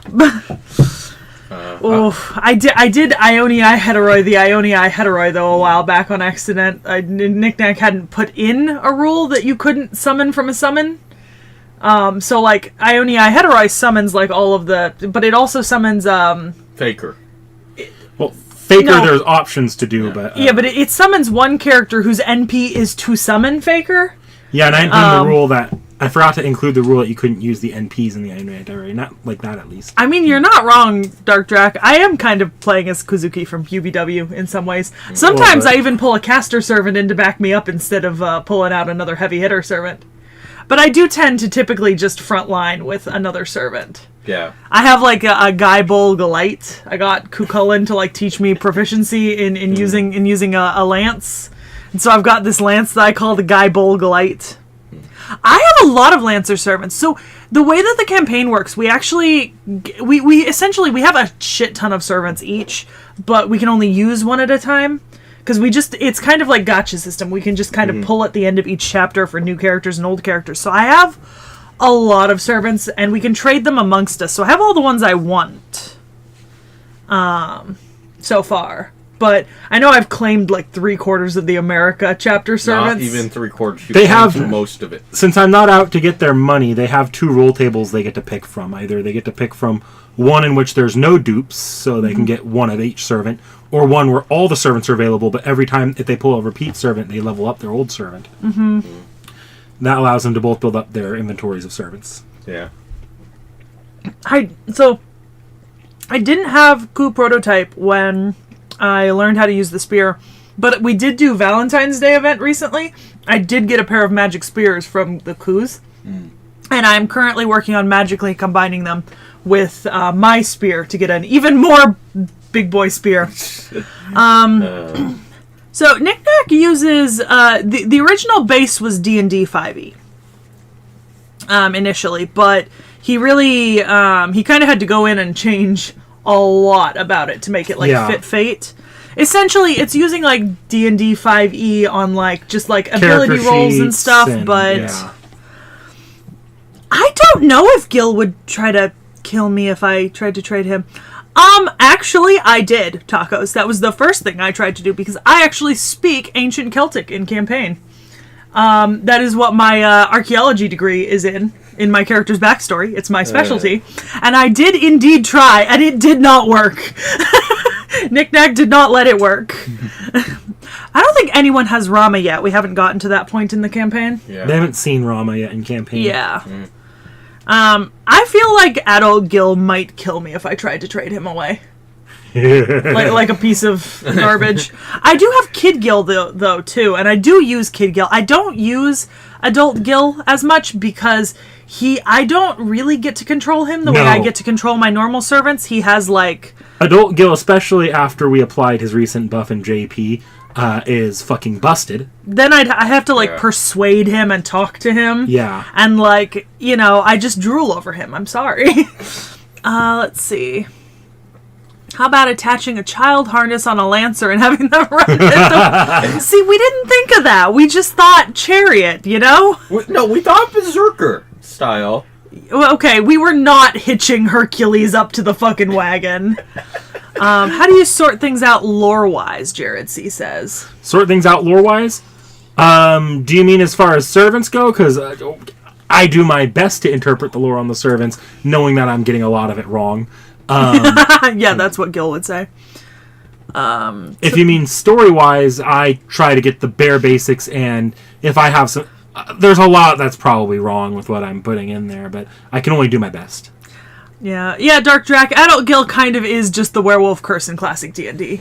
It's almost a monkey's paw to have him out, because like I can ask, but like I think the last time I had him out, I was like, "Hey, can you do this for me?" And he was like, "I don't know, what's in it for me?" And I was just like, "Well, why don't we go up to the roof and drink some nice wine while you call down Enuma Elish or something?" Like I had to actually persuade him. Yeah, didn't we have to give him like a goblet of wine? I think so, yeah. I think I gave him magical Orleans champagne. Oh, yeah. So, William Lee, we did actually kill Hercules, but I recently expended a shit ton of quartz in-game to pull him from the dead pool. Yeah. You didn't kill Hercules. You got Hercules killed. Yeah, we got Hercules killed. We did not kill Hercules. Yes, because we were dumbasses during our first campaign. We need a higher gym badge for Gil. Yeah, basically. I mean, I never thought of well, to be fair, when Vorn suggested just hitching the cart to Hercules, something about that was just no. But apparently, we're being told to use Berserk car. Do you have the Red Man, and are you abusing his miscellaneous IKEA-like potential? I don't know what that means. Don't have a Red Man, I think. The Red Man. Put sermon in. Oh, wait, do you have Redman? Oh. Is that a name? I don't know. The 13th labor of Heracles dealing with Seki and Vorn. Very much so. Yeah. Especially because, like, Vorn's character's weird. Like, we both, in campaign, Vorn's character has, like, 2 personalities in their head. Died just now. I don't know. Oh, a while ago. What? Sorry. No, the 2 personality thing. Oh, I guess that's not happening anymore. Yeah. Knick-knack. Oh, Emiya. Fuck. Redman, Emiya. Oh. Okay. I started getting that a second ago. Okay, hilarious live-action Hercules movie. Yeah, but no. The 13th was his fight against Gil. The 14th was dealing with us. That's probably fair. Summon mechanic 1. So when we summon, right, at the end of the chapter, when we do new summons, we basically summon from just the servants from that chapter, and we can get doubles, but it's like if there's like 17 servants in the chapter, we both just roll however many times we want to pull on a D17, right, which we can do because Roll20 allows for non-normal dice. Yep. But when we're summoning out of the end of a chapter, we have to summon from the full list, which means you're summoning out of like a D200, and you absolutely can just get 18 repeats of servants you already have. And double numbers are allowed. So if you roll like 13 3 times, you're getting 3 of whatever servant is number 13. The way that ends up working is every time they pull a dupe, it levels up their servant once, up to 5, and after 5, I give them an unregistered spirit origin. Since I'm not out to get their money, they only need one of those to pull whatever servant they want after that. Yeah, so it's not 1-to-1 to the game. Like, the percentage is definitely better they get for much us. better rates than you guys do. Yeah. But it's absolutely fucking awful sometimes when you're trying to, like, get something specific, like, in the past. So we've taken to just kind of like dividing up roles and getting all the servants from the new chapter at the end of every chapter and then trading around before they settle. I do give them a servant trading system. Mm-hmm. Yeah.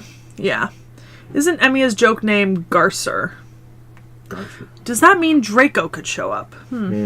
What's my best summon out of chapter? Ooh. I think mine was probably Shiki. I like Shiki the most. Yeah. Out of servants I use the most and didn't expect to use as much as I do, Kiyohime. Oh, yeah. Because Kiyohime works uniquely well with my character, because my character has an insanely high wisdom, and the way that we do her skill is if I beat her in a wisdom roll. I thought it was charisma. Or charisma. Yeah. My character has decent charisma, and if I beat her in a charisma roll, she basically like doubles her stats for the whole day, and I can do it every day. It's something like that. There's a lot of... It's broken as fuck if I succeed the roll, and I'm pretty good at succeeding the roll. So Kiyohime I really like. Do we use append/coin? I have not implemented the append system from FGO into the campaign. Saber Shiki or Assassin Shiki, Born? I think we only have Assassin Shiki and Assassin Saber Alter. Shiki is kind of its own special thing in the campaign. Yeah. Oh, gay for Archer. Garcher. Gafer. Yeah. Isn't there an FGO TTRPG coming out? I haven't heard about one. Oh, I thought someone said something. I guess not. There's a board game called... Oh, it's a board yeah. game. Okay. Yeah, Kiyohime. I think Kiyohime is on the schedule because of that. Because I used her so much in Orleans that I was like, I really want to get her on the schedule because I don't know much about her. I haven't researched her thus far. I haven't even seen her design yet because I can't. Because I Knickknacks unenabled the photos as the first thing open, so it just opens to the sheet. So unless I deliberately click into the photos, I don't see it. I didn't do that. Roll20 did that. Oh, is that a new update thing? Yeah. Oh, interesting. I thought you did that this whole time. I thought you were just being nice to me. Nope. Damn. Because I used to have to open my servant pages with my eyes The only thing I do closed. to be nice to you is if I'm showing you a servant you haven't seen yet, I tell you to look away. If I like show the players up. Hello, darkness, my old friend. Oh, we forgot about funny stories. So pretty much just recently, I got yeeted across the map. That's true. So, we don't have Skahak yet because we haven't finished part 1. So the way we're playing through it is, it's basically on the same timeline as the events and chapters in FGO itself. So we're partway through part 1, we're at E Pluribus Unum. And we do actually follow all of the, like, events in order, pretty much. I cut a few of them out. Like, I cut out Does Moon Goddess Dream of Dumplings? Because Oh, it's, yeah. Could you guys take another, like, chapter like Valentine's or Da Vinci Spirits in a row? That's what it would have landed to. But, yeah, so right now we're not even through with part 1, so anything in part 2 or part 3 we don't have access to yet. Yeah. Which is sad, because I want Anastasia. Somebody says, when are we getting the Savior of France? When are you getting Saseki Kojiro on the for reacts? When we do Miyamoto Musashi. That does mean no Coulter yet, and it hurts me every day, because I love Coulter. Yeah, she has all the cues. Do you guys ever plan to go over the Learning About Heroes manga? Learning with manga? No, Learning About Heroes. Apparently the servants gathered to teach the master their own tales. Never heard of that manga. I'll have to look into it. That sounds amazing. I'd love to go over that, if it's translated. And there's a lot of weird, like, obscure FGO or Type Moon manga. Oh, Skahak is in E Pluribus Unum. Yeah. Yeah. So we don't get access to the summoning tables for E Pluribus Unum until we're done with E Pluribus Unum. Although, if she's accessible to us as an NPC, we will gain her during the chapter to use as an NPC. Somebody says, Knick Knack, do you have at least the rules written down? If so, I want to beg for them. And several people are hopping on that to say please. When are we getting Boudica? Boudica is in the schedule for next year.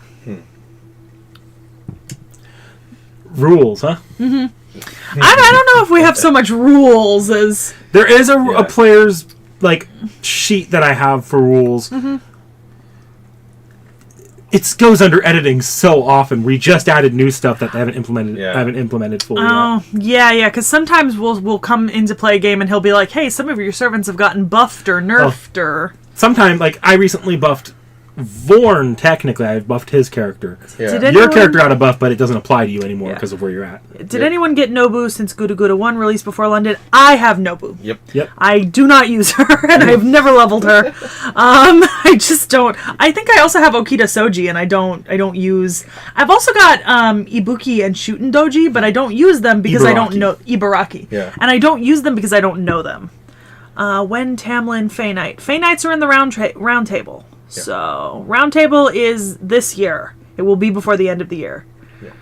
The rules aren't so much guidelines as it is like as new things come out in FGO and as Knick Knack writes further into the campaign, he has to go back and patch and balance and level. I had to Yeah. add a huge balancing patch, like, after Septum that changed how things played altogether. Change it. Is she coming with Zenobia? I would love to do Boudica with Zenobia, but you know that might be Nobu abuse. But Nobu is not my favorite.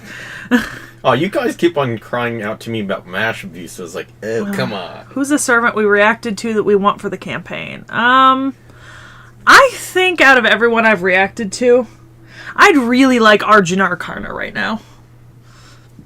Yeah, I know that's a while out, but yeah. Yeah, but we never fight against Gil von Hozelern. God, I'm mispronouncing that like fucking. You can so switch us badly. over to talk screen if you want. Yeah. Okay, let's see. And now you can do whatever you want on that screen. Yeah. Yeah. Yeah, Sekhmet see. has Siegfried. I do have Siegfried, but I have yet to be able to use him. You Because we haven't reacted to Siegfried yet. We reacted Yeah. to Sigurd. Let's see. I have not leveled Ibaraki because I don't know Ibaraki yet. We haven't done that. It's on the schedule to do, but we haven't done it She yet. likes to prefer servant she's already seen, and Well, because then I can look at the Yeah. art and, Yeah. and I'm not spoiling myself by reading some of the flavor text and stuff, because you do include flavor text. Yeah. And I don't really Yeah. want to, make that... No, I don't want to throw Nobu in a Grail. I am absolutely going to get... Are you going to Moriarty Ruler in your review? What do you mean? So are you going to Moriarty Ruler in your... I don't know what that question means. Do you mean are we gonna react to Moriarty Ruler? We've done that in the updates video. Yeah, it was in the updates video. In the the Moriarty 6-hour section. stupid updates video. Yeah. Although that one has timestamps. So. Yes. Yes, thank you for somebody in comment who did that. No, that was That was Seki. me. Oh, that was you. I sat I on forgot. campus in the Round Table Pizza at my college for 6 hours listening to that video, putting fucking timestamps in. I thought somebody did it. Like No, it was me. Okay. It was me. It was awful. It was the worst. Although I did hide some funny names. Ibuki's anniversary dress is going to give Knick-Knack a heart attack. Oh my. Yeah, I think... But anyways, because Knick-Knack has to kind of keep rebalancing and patching and rewriting stuff, that means that some of the basic rules are kind of always in flux for now. Yeah. Yeah. Yeah. Especially. As much as I would love to throw the rules out early, I think part of that is just because I'm basing a lot of the reworks to rules around what they do while they're playing. Because we're kind of Vorn and I are kind of the playtesters for this campaign. We are the UA playtesters in this case, because anything that Knick-Knack puts stuff down, and then for example with the Ionii Heteroi glitch, right? Yep. Then Knick-Knack finds out that he didn't write in a rule to stop me from summoning from inside Ionii Heteroi, and so he gets. Yeah. So we come across things that we shouldn't be able to do, or there's something we should be able to do, but we can't because of some sort of text written, and then, it has to go back and be corrected. And Knick-Knack's not working on it alone. No, I got Yeah. my brother helping me with this. Yeah, let's see. Knick-Knack, who's a servant you're going to dread making for campaign? Well, right now I'm dreading where my brother and I are working together to do Scheherazade, and that's a rough one. Let's see. Some of Aeon Nexus says, thanks for reminding me to finish that video. Made it halfway, never finished. I feel that. To Yet to Be Dead says, I found the manga's name, Oshiete FGO, Ijin to Shinwa no Grand Order. Teach us, FGO, the greats and legends of Grand Order. Interesting. I do really want to see Zenobia. I think I actually mentioned Zenobia in the Cleopatra video. Because there's a... I think I did, because there's a story that she may be Zenobia may be her great-great-great-granddaughter. Some kind of historical... Knick-Knack, give Seki mini Nobus. They fought mini Nobus at this point. Oh my Oh, god, yeah. that was awful. Oh, that was. I hated fighting them. Yeah. Have any of us eaten udon out of a holy grail? No. Not yet. Now I want to, though. Don't! Who got MHX and Shiki? Well, Me. I didn't want to MHX or Shiki. Here's the thing. The way that Servant Division often breaks down in this campaign is that I get the ones I want, and everything else just gets split between Vorn, and it used to be Realm, because Realm used to be playing with us regularly. And he's not out of the campaign, per se. No, if he ever wants back in, he can hop right back in. He just doesn't have time a lot of the time, which is why he's not often And around. we kind of wanted to finish the campaign sometime before the next 10 years. Yeah. Yeah. So I just I tell people what I want, and then I finagle my way into getting those, Everything else is held off as trade fodder to trade off if... which is why I have a folder for not my favorites, and those are my trade fodder. And that's also where I keep some servants that I haven't seen yet, so I just don't know them. And I don't recognize the name. Right now I have Shuten Doji and is it Ibaraki or Ibuki? Ibaraki. Yeah. Ibaraki Doji in my non-favorite folder because I don't know them. I haven't investigated the kind of myth and history yet, and we haven't done them yet. So it's kind of, on no accounts do I know them, so I don't care for them at the moment.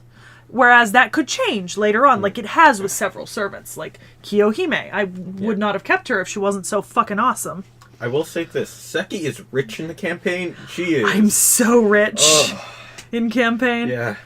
Oh, I love that. There's 2 sets of servants, Seki's favorites and the rest. That is exactly That's it. what it looks like. That's exactly what it is. And here's the thing. I have expensive tastes. I like 4-star and 5-star servants. And it's not because they're 4-star, 5-star. I just happen to like servants that are very powerful. By the way, guys, when we refer to 4-star, 5-star for the campaign, my brother and I did end up as one of the balancing patches actually going and ranking all the servants from 1 to 5 stars based off of how strong they ended up in campaign. And that does not always match FGO's rankings. Like, Ku is a 5-star campaign. Was Prison Tower the one with Nightingale and Dantes? Yes. It was amazing. I cannot wait to get Nightingale, because we've done Nightingale as a servant. I think Vorn took Dantes, because we got to use them as NPCs, and they worked really well together, so we figured we needed to split them up, but I prefer Nightingale. I'm gonna be honest, because just, amputation! Yeah, and we got to see Nightingale right at the end of our last session. Yes. Yeah, last session you guys just saw Nightingale. On now it's about to get amputated. I probably would be, Dan Orpheus. I have expensive tastes. Something about upgrading Ku? Like upgrading Ku. I'm not sure what that's in reference to. I may have missed a first comment. Fist fight with Dantes. But I do keep so all of my Kus are leveled, my Dirmuds are leveled, my Gills are leveled, Iskandar is leveled. You have my list of leveled servants. Yeah. Knick-Knack's got it. He'll pull it up, and then I can tell you what I have leveled to. Yeah, because I had to reference it for Valentine's. Yeah, because he had to make me a lot of Valentine stuff, which was great. Does Nightingale throw beds? Not so far, but we don't technically have her yet. Like, we've seen her, and we've used her once, but she has not been given to us yet. So, Aishling's level 5 servants. Yep. Ku Klun Lancer, Kid Gil Archer, Kiyohime Berserker, Siegfried Saber, Vlad the Third Lancer, Zhuge Liang Caster, Spartacus Berserker, Ku Klun Caster, Dirmud Lancer, Dirmud Saber, Iskandar Rider, Gilgamesh Archer, Mephistopheles Caster, Romulus Lancer, Caligula Berserker, and Ku Prototype Lancer. I will say there are a couple funny things happen. Like, for example, Vlad is leveled because Vlad has a feature where he's way stronger in Romania. Yeah. And I pulled a bit of a fucky wucky in the second chapter, right? What was the second chapter called? It was you did it in Septum. It was Septum. And I liked Septum probably because of this, but I took a look at the map that Knick-Knack used for Septum, and I compared it to a real world map of where the Kingdom of Romania kind of was during the time of Vlad the Impaler and afterwards, and I was like, well, technically, if I go this way, I will be going into Romania, so you have to give me the upgrade. Yeah, I know, so she got to use Vlad at his absolute strongest. Yep, and I punched my way through it. Events work pretty normally. I mean, it just depends. Like, Nerofest, we just go in, pick a servant, and fight Nerofest, Yeah. For some reason, I level a lot of Lancers. You know what? Someone asked how individual events work. Mm-hmm. Let me give you a teaser for one of next week's videos. I go through all of the Year 1 and Year 2 events. And not only do I discuss how canon they are to FGO, I also go through and explain how I did them in campaign as well. So if you're curious, nice, Raiden. Vlad's awesome. I love Vladdy. Yeah, but yeah. So I definitely kind of used Vlad to the utmost. And for some reason, you guys are right. I did I do tend to level Lancers a lot. I think it's just because a lot of the characters I like are Lancers so far that I have. Yeah. Yeah. See, Septum was good in the D&D campaign because the way we played it out was that we kind of had like 2 routes we could take. I dramatically rewrote Septum for the campaign. Knick-Knack really rewrote it, but what that meant for us was that Knick-Knack and Vorn and I basically split up. I headed east, Vorn headed kind of a little bit west, and we handled our own sections of the map with, our servants and NPC, and then just like tactics and planning. It didn't make the roll table fun because often turn order economy was not in our favor, but it made it more tolerable to play through. Wasn't that the... What is my luck rating? I don't know. What would you... I mean, according to channel polls, amazing. If we're going off the channel gotcha for the anime, EX fucking all the way. Yeah. All the way. Campaign, that's not really a factor because it's not... Rarities really aren't a thing. But like FGO, we could test that later if we want to. Oh, fucking hell, Chris G. So goddamn many wyvern attacks. Yeah. So fucking many. We've got wyverns! That's literally why I have Siegfried leveled. Because I can't deal with them. These fucking wyverns. Can't with these fucking wyverns. Yeah. I want my I wonder boat if I can like maybe... pirate fleet back from Oceania. Oh, that was so much fun. Yeah, Vorn had a little pirate fleet. It was pretty funny. Uh,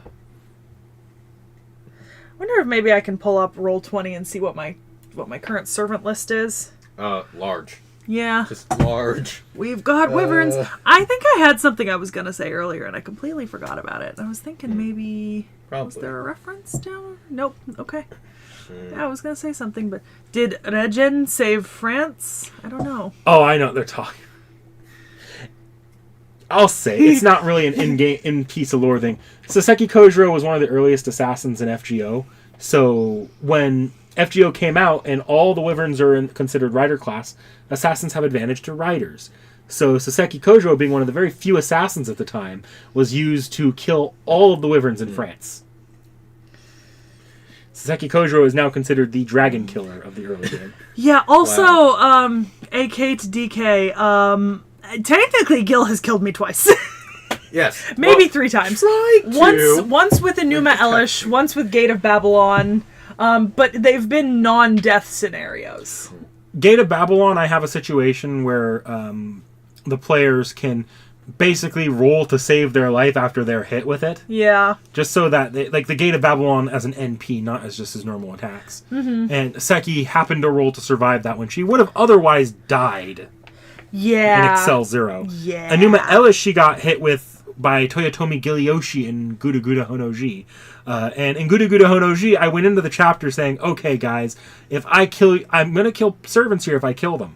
But if I kill one of you by accident, this is not permadeath. I'm not so mean as to let you die in Guda Guda fucking Honoji. What did I get, like, pretty much just enveloped with? There's one lore, not, Sekamak servants. Let's see, Let's see. what MP was that? Also, I now remember what I was going to say. In regards to nerfing, I remember, so when I first got Kukulkan Lancer, he had basically almost an auto kill feature. And that got nerfed after we finished Fuyuki. Nick Nack was like, I cannot do this. No, you discovered it going into like Excel 0 and they got nerfed after that. AK to DK, I did nothing to piss him off. I was just in the wrong place at the wrong time. And you familiarized yourself well with the inside of an Enuma Elish. I very much did. Also, for anyone... Let's see. Okay. Alright, I'm trying to... You know what? I'm a fucking idiot. I can just do it on my screen up in front of us. Yeah. I'm a moron. Like, I can't show this to you guys because, like, assets, but I can pull up my servant list and see what's up. No, someone's asking how Knick-Knack handles servants that can summon minions. They summon minions. Yeah, they literally summon minions. Seki is not weak to Enuma Elish. I mean, I would say you quite are.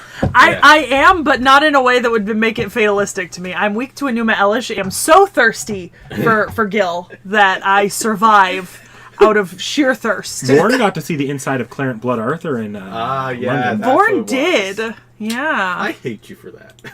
That was hilarious.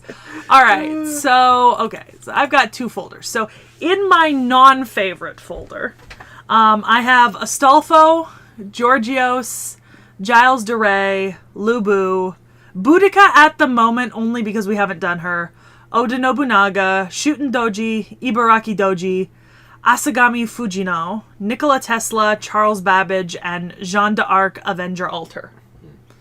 Yeah, that's my current non-favorite list. Does anyone have Darius yet? I don't think I do. Oh, you have Darius, okay. Yeah. Haven't used him that much, though. I'm either a foreigner or a pioneer of the stars, Nick Nack. More like pioneer of horny. I mean, valid. I would take Homemade Wine. All right, in my favorites folder, I've got Carmilla, Kukulkan Lancer, Kid Gil Archer, Kukulkan Lancer Proto, Kiyohime Berserker, Siegfried Saber, Vlad III, Lancer Apocrypha, Zhuge Liang, Almaloy II Caster, Spartacus Berserker, Kukulkan Caster, Diarmid Wadud, Lancer and Saber, Iskandar Rider, Alexander Rider, Gilgamesh Archer, Matahari Assassin, Hercules Berserker, Francis Drake Rider, Hector Lancer, and Bonnie and Mary Reed Rider, Jason Saber, Eric Bloodaxe Berserker. I need you to move that to my non-favorites, by the way. Caligula Berserker, Romulus Lancer, Sir Lancelot Berserker, Orion Archer, Shiro Emiya Archer Alter, Artoria Pendragon Lancer Alter, Dr. Henry Jekyll Assassin, Mr. Hyde Berserker, Mephistopheles Caster, and Mordred Saber. Georgios is on the non-favorites because we have not done him yet, and I do not know him. I don't know. How strong is Georgios in campaign? I actually don't remember what we did with Georgios, because we had to buff Georgios a couple times behind the scenes. Let's see. Yeah. There you go. I don't have him set up yet, so he's just... Yeah. Oh, he's got divinity, so he's strong. Yeah. The campaign was started with Vorn, me, and Realm. The three of us played together for a long time. No one's ever used Bloodaxe. So I'm the only one who owns him, but I didn't want to use him because I didn't know him. Jekyll and Hyde are just weird. I'm gonna be honest. Yeah, you're right. I do have a lot of Lancers and Riders. Yeah. Yeah. It's, to be fair, Vorn has most of the casters and assassins. Yep. Because I don't do well with casters and assassins. Actually, if you want to go through my list after you're done with your list. I mean, if you have it pulled up in a second, let him... You have it on your screen right now. People are saying, did you fix Jekyll and Hyde? Oh, that's right. I'll go through Vorn's list in a second. Jekyll and Hyde's still not great in the campaign. So how's Georgios? He's pretty good, if I remember right. All right, so let me take a look at Vorn's. All right, so Vorn has Medea Caster, Altria Pendragon Saber, Steno Assassin, Altria Pendragon Saber Lily, Marie Antoinette Rider, Saint Martha Rider, Captain Sharp. That is Saber. a gag servant I made, by the way. Jinki Assassin, Jeanne d'Arc Ruler, Darius III Berserker, Tamamo Cat Berserker, which I traded to him, Shiro Emiya Archer, Emiya Assassin, Gaius Julius Caesar Saber, Mysterious Heroine X Assassin, Nero Claudius Saber, Elizabeth Bathory Caster, David Archer, Uriale Archer, Atalanta Archer, Atalanta Berserker, Sakata Kintoki Berserker, Sakata Kintoki Rider, Okita Soji Saber, Nero Claudius Bride Saber, Shiki Ryugi Assassin, Shiki Ryugi Void Saber, Charles Henri Sanson Assassin, Altria Pendragon Saber Alter, Altria Pendragon Rider Santa Alter, Chevalier de Aeon Saber, Frankenstein Berserker, Hans Christian Andersen Caster, Jack the Ripper Assassin, Nursery Rhyme Caster, Paracelsus von Hohenheim Caster, William Shakespeare Caster, Artoria Pendragon Lancer Alter, Hector Lancer, Edmond Dantes Avenger, and Jeanne d'Arc Avenger Alter. Yeah, quite a lot. Yeah, he's got a lot. He's got a lot of females and saber faces and lily servants. Let's see. Are Hang you on, still I'm in the trying to- graveyard? Oh, that's the This is actual. for- dead let's players. see. No. Let's see. What do we do about limited servants? Is there a general pool after every chapter? Wait, sorry, what? What do you do about limited servants? It's just all out of the pool. There's no limited. Okay, and limited how do you do SSRs. servants who cameo in early chapters, like Achilles and Alexander's interlude? Well, I haven't been doing a lot of the interludes just because the interludes there's too many. I haven't read most of them. But sorry if you want to get out of that. Okay, let's see. But as far as early cameos, I'll often just add them unless I know for a fact something changed. Like lore-wise, they make a huge deal out of it, and it's not just a throwaway line I can get rid of that they're now playable. Dark Drac Divinity is really just it's a bonus for us in damage. Yeah. Yeah. It's pretty useful sometimes. The only caster I really use is Zhuge Liang to buff myself. No, you use Kukas sometimes. Oh, I use Kukas Yeah. a lot because I love Kukas. Yeah. What was the first servant I rolled for in the campaign? The first one I wanted was Kukas. Yeah, Kukas wasn't rollable to begin with. I know, but it was let's see, out of who was in the first for you? I think you legitimately just I think- on chance rolled Ku Lancer. Yeah. I think I did. Yeah. Yeah. Yeah, it And was I awesome. I got Herc, then I died, and then Yeah. I got Medea, I think. Yeah, and Realm's Yeah. first was Medusa. Vorn cannot be master of caster. Only Mist is the true master of caster. Especially Anastasia. I want Anastasia. I need to complete Mist all is a mine. YouTuber who's he wails on FGO and he's pulled 20 caster Tomamos. Tacos. Vorn gets 2 Shikis because I didn't want them.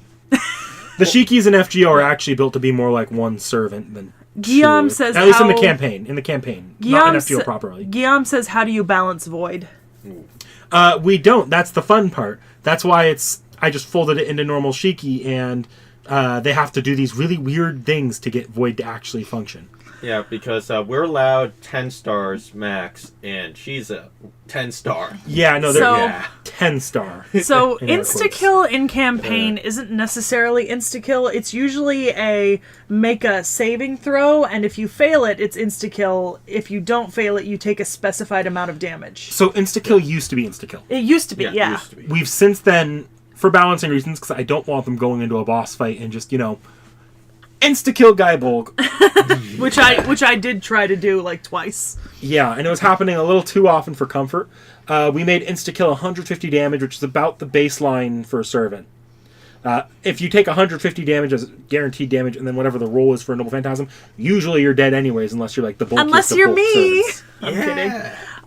Tacos. I fully intend to get every single one of the coups. Full stop, hands down. I'm pretty much going to get almost all of the sabers. Yeah. I mean, I've got some sabers. Well, no. Artorias. Artoria You saber. mean, yeah, okay, you want Artoria faces. Yeah, I think only missing I do one. want Arthur. Prototype. Okay, Male. sure. Let's see. You're missing quite a few, actually. No, I'm missing one from the campaign, I think. Oh, one that's already in? Yeah. Mm-hmm. Yeah. Oof. Have you seen the feet collection, Nick Nack? Yes, I've seen the feet. Oh, Detlaf, did you see the... So I've been following UA and the new... and the 1D&D stuff. Did you see the power word kill change in UA? Because I kind of like it now. Because power word kill used to be if... You cast power word kill, and if the person has under 100 HP, like 100 or under, it insta-kills. But if it was over 100, it didn't do anything. Now it's going to do now, according to the new UA that's testing, it'll do a specified amount of damage if it's over 100 HP. Which I think is a better option than all or nothing. Yeah. Somebody says feet/grand order. Did you ever think how you'll work Bazette's counter into the system? No, I've not considered that yet. Making the Guybulg not work just makes it accurate to the setting. Fuck you. What about Mash in our campaign? Oh, she's technically an NPC. It's one they can control. She goes into pretty much all the major chapters with them, so they get to play her more often than not. Mm-hmm. She's good at... in D&D ways, she'll increase their armor class... Not by that a I need it. substantial amount, and she can apply invincibility certain times, which is how Vorn has seen the inside of Clarent Blood Arthur. Yep. Yeah. And absorbed some of our damage. Oh, she also absorbs damage if you're near enough to her. Yeah. Somebody says how hot is made alter final ascension art. I don't know what that means. I know what it means. I don't know. I don't know. You're not horny on main? Nope. Oh, shame. They have accused me of war crimes against Smash, though. Have you ever thought about Angry Mango's counter in the RPG system? We do have Ungramayu's counter in the RPG system. Yep. That said, the players, Vorn and Seki, haven't seen it. At least haven't got a good look at it, because they haven't found Ungramayu yet. Mm-hmm. Yeah. Yeah, we weren't stupid enough to break open a Grail to try.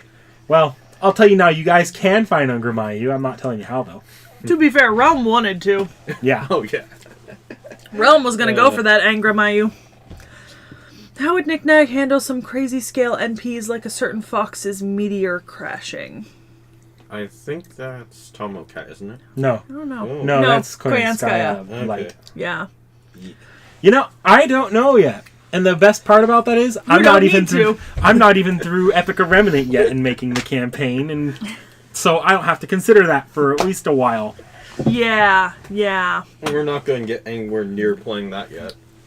Well, it's one of those things. Yeah. But yeah.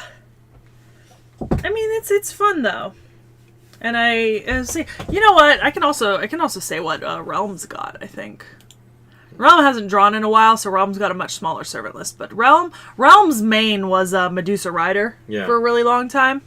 He's also got Tamamo no Mai Caster, Shiro Emiya Archer Alter, Charles Henri Sasson Assassin, Elizabeth Bathory Lancer, Phantom of the Opera Assassin, which I want. Wolfgang Amadeus Mozart Caster, which I also want. Chevalier de Aeon Saber, Giles de Ray Caster, Sir Lancelot Berserker, Altera Saber, Hassan of the 100 Personas, Assassin. Asterius Berserker, Edward Teach Blackbeard Rider, Medea Caster Lily, and Orion Archer. After Realm stopped playing regularly in the campaign because of scheduling issues, we made it That's when I added in because originally they could only pull one of each, and the dupe system wasn't planned to be added till they hit Epic or Remnant. So we could only trade between ourselves, but, then we had a bunch of servants that were essentially inaccessible, so now we're allowed to pull dupes, and if we get one of the servants on Realm or Vorn's list, they do still get added to mine. Yeah. Yeah. We cannot have two of the same servant in game. No. Not in the same time. No. If you pull a second of the same servant, you just level up yours. Yeah. I am definitely rolling for Moriarty after Shinjuku. I want Moriarty. Yeah. Oh yeah, we didn't get Moriarty yet. Yeah. Moriarty's not till the next campaign. Yeah. Amiya Alter, Archer of Ohio. Archer of... For Knick-Knack, how will you make Agartha better for the campaign?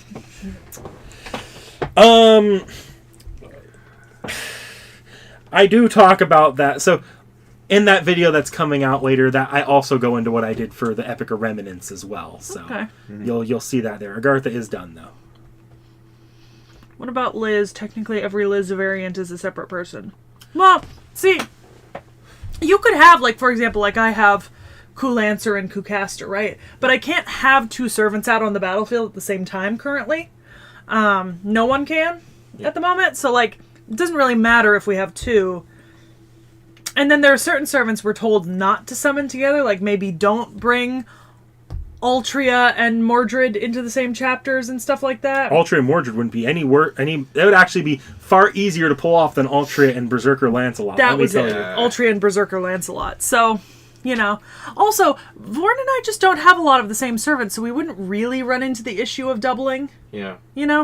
Although I don't think Knick-Knack would allow it. You wouldn't let us both bring in, like, Kulancer, right? No. If you're talking, like, different instances of the servant, I might in most of the time, but not just two straight-up Kulancers. Yeah. Didn't you, like, set up, like, a special class where it's, like, where the player gets almost nothing, but we get to summon, like, X amount of servants in a game? So, races and classes in the campaign are kind of conflated. Just because otherwise there's only humans. Oops. So...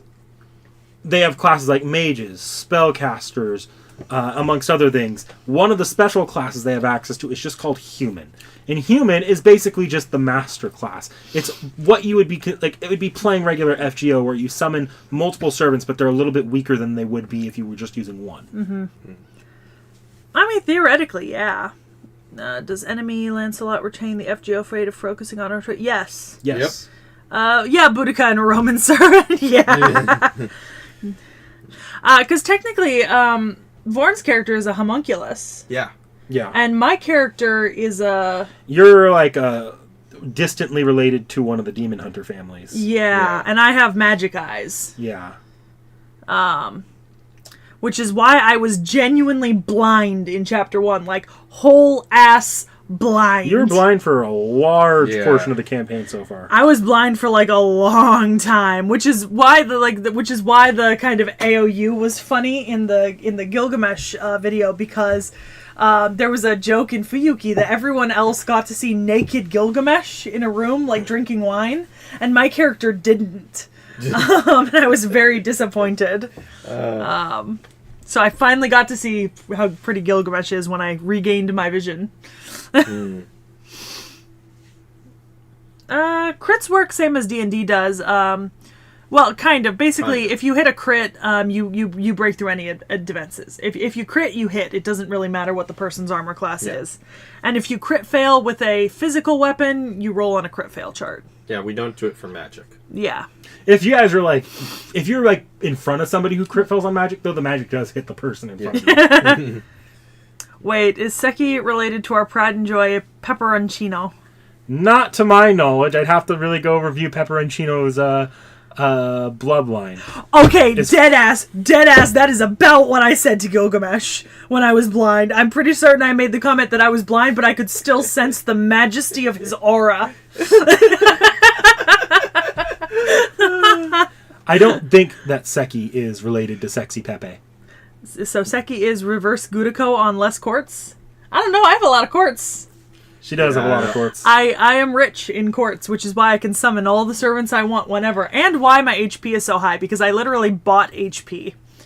You bought HP. You bought. Servant Well, so you guys, like, you guys had to buy like armor, right? Like because you and Realm were like wimpy and weak and Squishy. small. I was not at the beginning, not as bad. I have a character enhancement system they could pay in quartz because I needed some way to funnel their quartz out because they had too many. Yeah, so I've just been buying HP, which is why I'm at the point where I have like 420 hit points. I think most servants start at like 300 to 400. Yeah. So I'm sitting at like level 1 servant HP, and then I actually do a lot of damage with my physical weapons because I have a few that I'm proficient in. The lowest HP servant right now is Okitasoji, who has about 150 HP. Yep. Yep. Start. Yeah. Yeah, you do normal servant damage, not Yeah. like any of the Not even special servant. ones. That's sort of the thing that No. keeps Septor apart from a servant. Servant's just doing so much more damage, yeah. and they have so many more fucky stuff than her. Yeah, she I does. don't do quite as much damage as servants, but I am starting to use my spellcasting more because I'm so technically my class is that I am a spellcaster. Like technically I'm a necromancer. Like I work with the dead. I got all the dead shit. And did I use it for like the first half of this campaign so far? No. Nope. No, I literally just trained physically and used only physical weapons, much to my detriment. Am I turning into Beast Gurako? I am as cultured as Wada Arco. I really am. I have read some panels of the Learning with Manga comics. It just depends on what Knickknack gives me. How do extra classes work in campaign like Moon Cancer, Rulers, Avengers? Servants just appear as those classes and they get different perks. So there are class perks. These two have seen them a little bit. Knight classes in FGO in the campaign get the ability to attack twice in one round. If you're a cavalry class, you get the ability to take both an attack action as well as a non-attack action like dodge, or you can do the help action, or other non-attack actions as well. And berserkers just get the ability to both dash and attack at the same time. The extra classes are mostly like the early rulers are based off their in-game ruler sort of perks of, oh, you get command spells, although I know that's a little bit iffy these days, to drop on enemy servants that can help. Avengers in the campaign get the ability to kind of recharge their NP by taking damage. Yeah. And then other classes that they haven't seen yet will get their own rules. So when I picked my Magecraft, I think Knickknack, you just gave me a choice of the normal types of Magecraft in D&D, like evocation, illusion, transmutation, and I picked necromancy. Yeah. Because I thought that would be useful and fun. You don't deal with as many dead bodies as you would think. Yeah, you deal with surprisingly few dead bodies. So it's been kind of useful and not useful. Now that I'm at like a level where I can use up to like 3rd and 4th level spells, some of the necromancy spells are actually really useful, like Blight or like Shadow of Moil. Just play up the stream. Yeah, but like there's like definitely like the first kind of 2 levels worth of spells were pretty much useless. I remember I kept trying to use like psychic like insulting words on people, and like I would just like insult the servants, like come up with like accurate insults, and it was pretty funny to see if it would succeed. The thing is, you were also blind, so you got locked out a lot of the spells as well. Yeah, I couldn't use half of the necromancer spells, more than half, because most of them are either vision or touch, and I didn't want to get close enough to enemies to touch them when I wasn't proficient and didn't have good armor. And I couldn't see them to hit them. We did give me a spell. I do have a spell that says, fuck that one person right over there, yes him. And it's because I learned Lightning Bolt, but it was when I was blind, and it's any target like in a range near you that you can see, but because I can't see anything, Knickknack puts every single player on the field, including me and all the NPCs, on a roll chart, and then rolls, and whatever number he hits gets hit with a lightning bolt. Whether it's on my side, the other side, it's me. I mean, you would think. I just thought the necromancy spells were fun, and it didn't really work out. But I do like. Yeah, see, I love using Vicious Mockery. That's my favorite. Yeah. I came up with some truly stunning insults for some of the servants. Who did I get into a pissing match with in Okeanos? Hector. I did. I insulted Hector so bad. And I call him the little pissant who couldn't even protect like his brother or something. Like I kept insulting him with like, Iliad appropriate insults, and he got so mad. It got to the point where she ended up eventually getting into a one-on-one with Hector later on. I deadass in a later did. chapter. That it was a weaker Hector, mind you, but she did beat him. Yeah, but I like deadass was like 1v1ing Hector in insults. It was great. Niles Goldhausen says, "What magic eyes do I have?" It's connected to the fan. I don't remember off the top of my head. It's not a mystic. It's not a straight up mystic eye. It's similar to a mystic eye though. I said she couldn't seduce Gil successfully, so definitely not a part. I mean, I didn't try to seduce him per se. No. I just wanted him to like be more agreeable. Yeah. Nah, you wanted his autograph. I mean, yes, I did. I actually did want his autograph. Yeah. Let's see. Hector isn't someone I want to mess with. Well, I messed with him. How do you deal with servants with tendencies to kill their masters? Hasn't come up too much yet. Yeah. Yeah, that's true, Frozen Lion. That's going to come back to bite you. I don't know. I have Hector now. I'll probably just apologize to him next time I pull him out. They're chill right now, last I remember. Yeah, I apologized to him at base, because at Chaldea we can interact with all of our servants. Yeah. But yeah, I told him that it was, all for the bit. Commit to the bit. And I have very good persuasion skills, so I almost always win on those. I would get into a pissing match with Hans. Noxar says, "Do I have pure eyes?" I don't know what that means. I do. I think that might be. I'd have to look at the lore. Let's see. What does my fucking character sheet say? It'll be in your favorites because your other one's the optometry sheet. I know. Yeah. Let's see. I know I don't have eyes. True sight. Yeah, I have true sight. Gil, agreeable? I don't know. He's pretty agreeable to me, but maybe that's because I've been kissing ass pretty determinedly every single time I've interacted with him. Seki became... I did! That was what most of my insults were based on. Was the conflict between Hector and Achilles. Like, I went for it. They can receive training between singularities. That's how I've been getting my weapon proficiencies. That's how I got my lance proficiency and my sword proficiency. And I got to work on whip next because I got a whip from someone. Between every chapter, they get basically a downtime where they can do a number of things like interacting with people around Chaldea or getting some training from their servants for basic things. Usually, they have to have a pretty good level up on their servant, though. Level 5. Yeah. Well, I mean, Chris G, he is the king of kings. He knows all. Of course I agree with him. Vorn, since I'm kind of blocked in, would you run and grab me 2 Diet Cokes? Thank Diet you. Cokes? Yeah. Okay. I don't have the Diet Dr. Pepper cool, so I'll drink the Diet Coke. Okay. Yeah, no, I just agree with him, and Gil is agreeable, A nice healthy dose of kiss ass goes a long way. I also have a ghost buddy. Yeah. Yeah. Because there was some fucky wucky stuff happened, but Knick-Knack kept possessing us, and I kept failing on the check to prevent possession, but because I had necromancy specifically, he let me interact with the ghost, and now I have a ghost familiar. I basically forced her to go through demon negotiation from Shin Megami Tensei. Too bad you can't summon a Belmont. That's fair. If Seki is trained by Skahak, will she be able to wield Gaibolg? Well, technically, I have my own version of Gaibolg called Gaibolg Light, which it's not an actual Gaibolg, just as a disclaimer. Technically, it's actually being combined with a pair of Gaibolgs. Kind of. So it is a Gaibolg-ish. It will be. It's like a training version. It has training wheels. So I do have my own little Gaibolg. I got trained by Cucullin, though. Yeah. Maybe once I get Skahak, I can ask her if I can, master it or something. How does Bond CE work in campaign? Hopefully more use than actual FGO. I don't know. Isn't Kyo part of that? I don't know. Knick-Knack. Bond CE? Which one?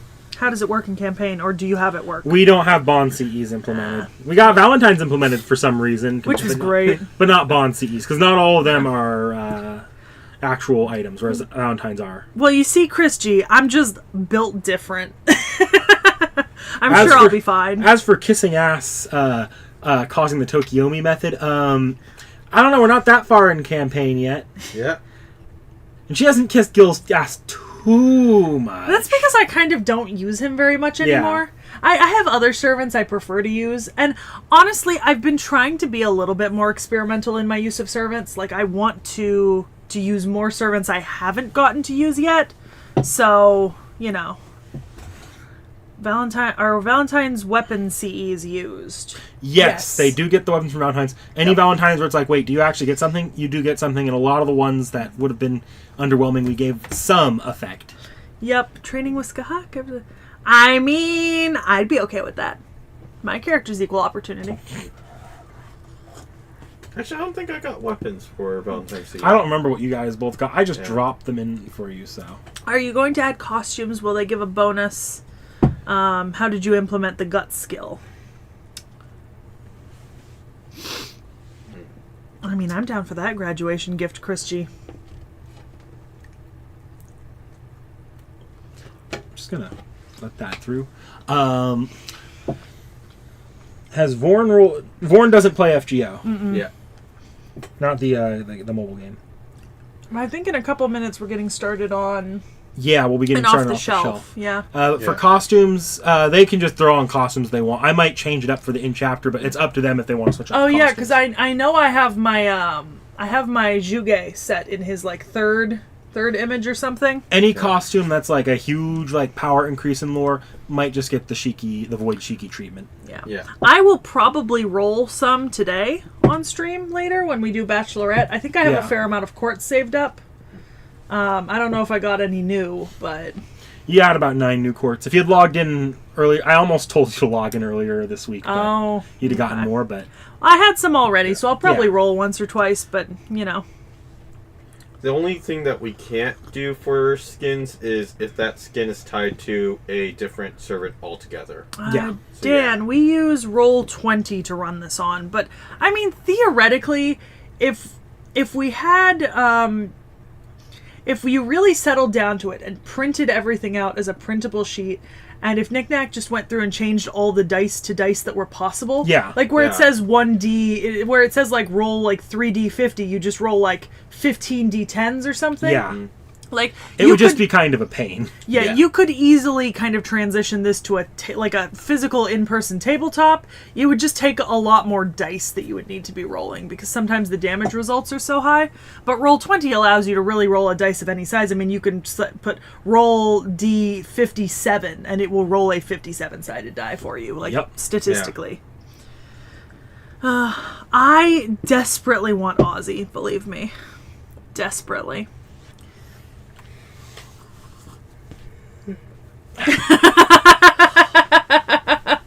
It's like you just saw Vorn and I share a brain cell. Long time. Tired as ever. Yeah. All right, we want to start getting this transitioned over to the off the shelf. Yeah. Okay. You might want to change your. It's 5E. Yeah, it's 5E mostly. Yeah, I know. Okay. I got you. All right. Okay, so it's been a while since we filmed an off the shelf. It's been a hot minute. Yeah. But we've got a pretty interesting one today. You don't even have the volume we read. So yeah, I don't have volume 1 because this series is out of print in the US. I got these used. You can tell that they are already very beat up and quite old. But we read Chibi Vampire Volume 1. I've got 2 and 3 here, unfortunately, so we couldn't really read my paper copy. But it's basically, I think it was like 5 chapters. Something like that, yeah. Yeah. This is also known as Karen. So I believe the anime is called Karen because her name is Karen. Karen. But because there is an anime of this, and I think the anime's name is Karen, but the manga's name is Chibi Vampire. I wonder why it didn't sell very well. But yeah, so I started reading this a long time ago. I think I started reading this after I saw the anime because Karen was one of the few animes that like a long time ago I remember finding uploaded for free on YouTube. Like people were uploading it in chunks YouTube, and so I watched most of it on YouTube, and then I actually went and read the whole series on one of those Tortuga websites. Like just all in one go. And I personally love Chibi Vampire. I think it's fucking fantastic. And I really enjoy the art style. It's very kind of like 90s, early 2000s. Like it has a very specific look to it, but I kind of like it. And I like the twists and turns in this series. So, what about you, Nick Nack? You read this for the first time, I think. It was interesting. I feel like I don't feel like I read that much of it. No, you read very little. But it's interesting to see the take they had on their take on vampires, how vampires are attracted to people whose blood exhibits certain like emotions or states of being.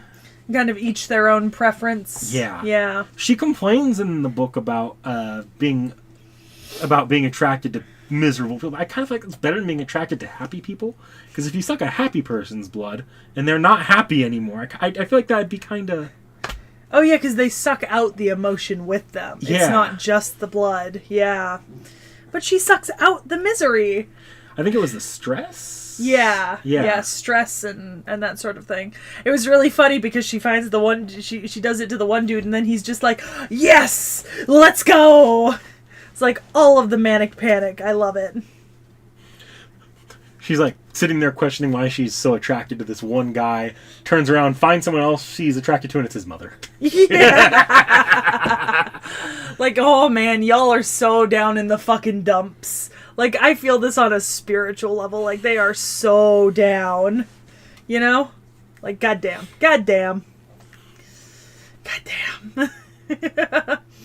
But yeah, so this isn't a super long series. It's written by Yuna Kagasaki.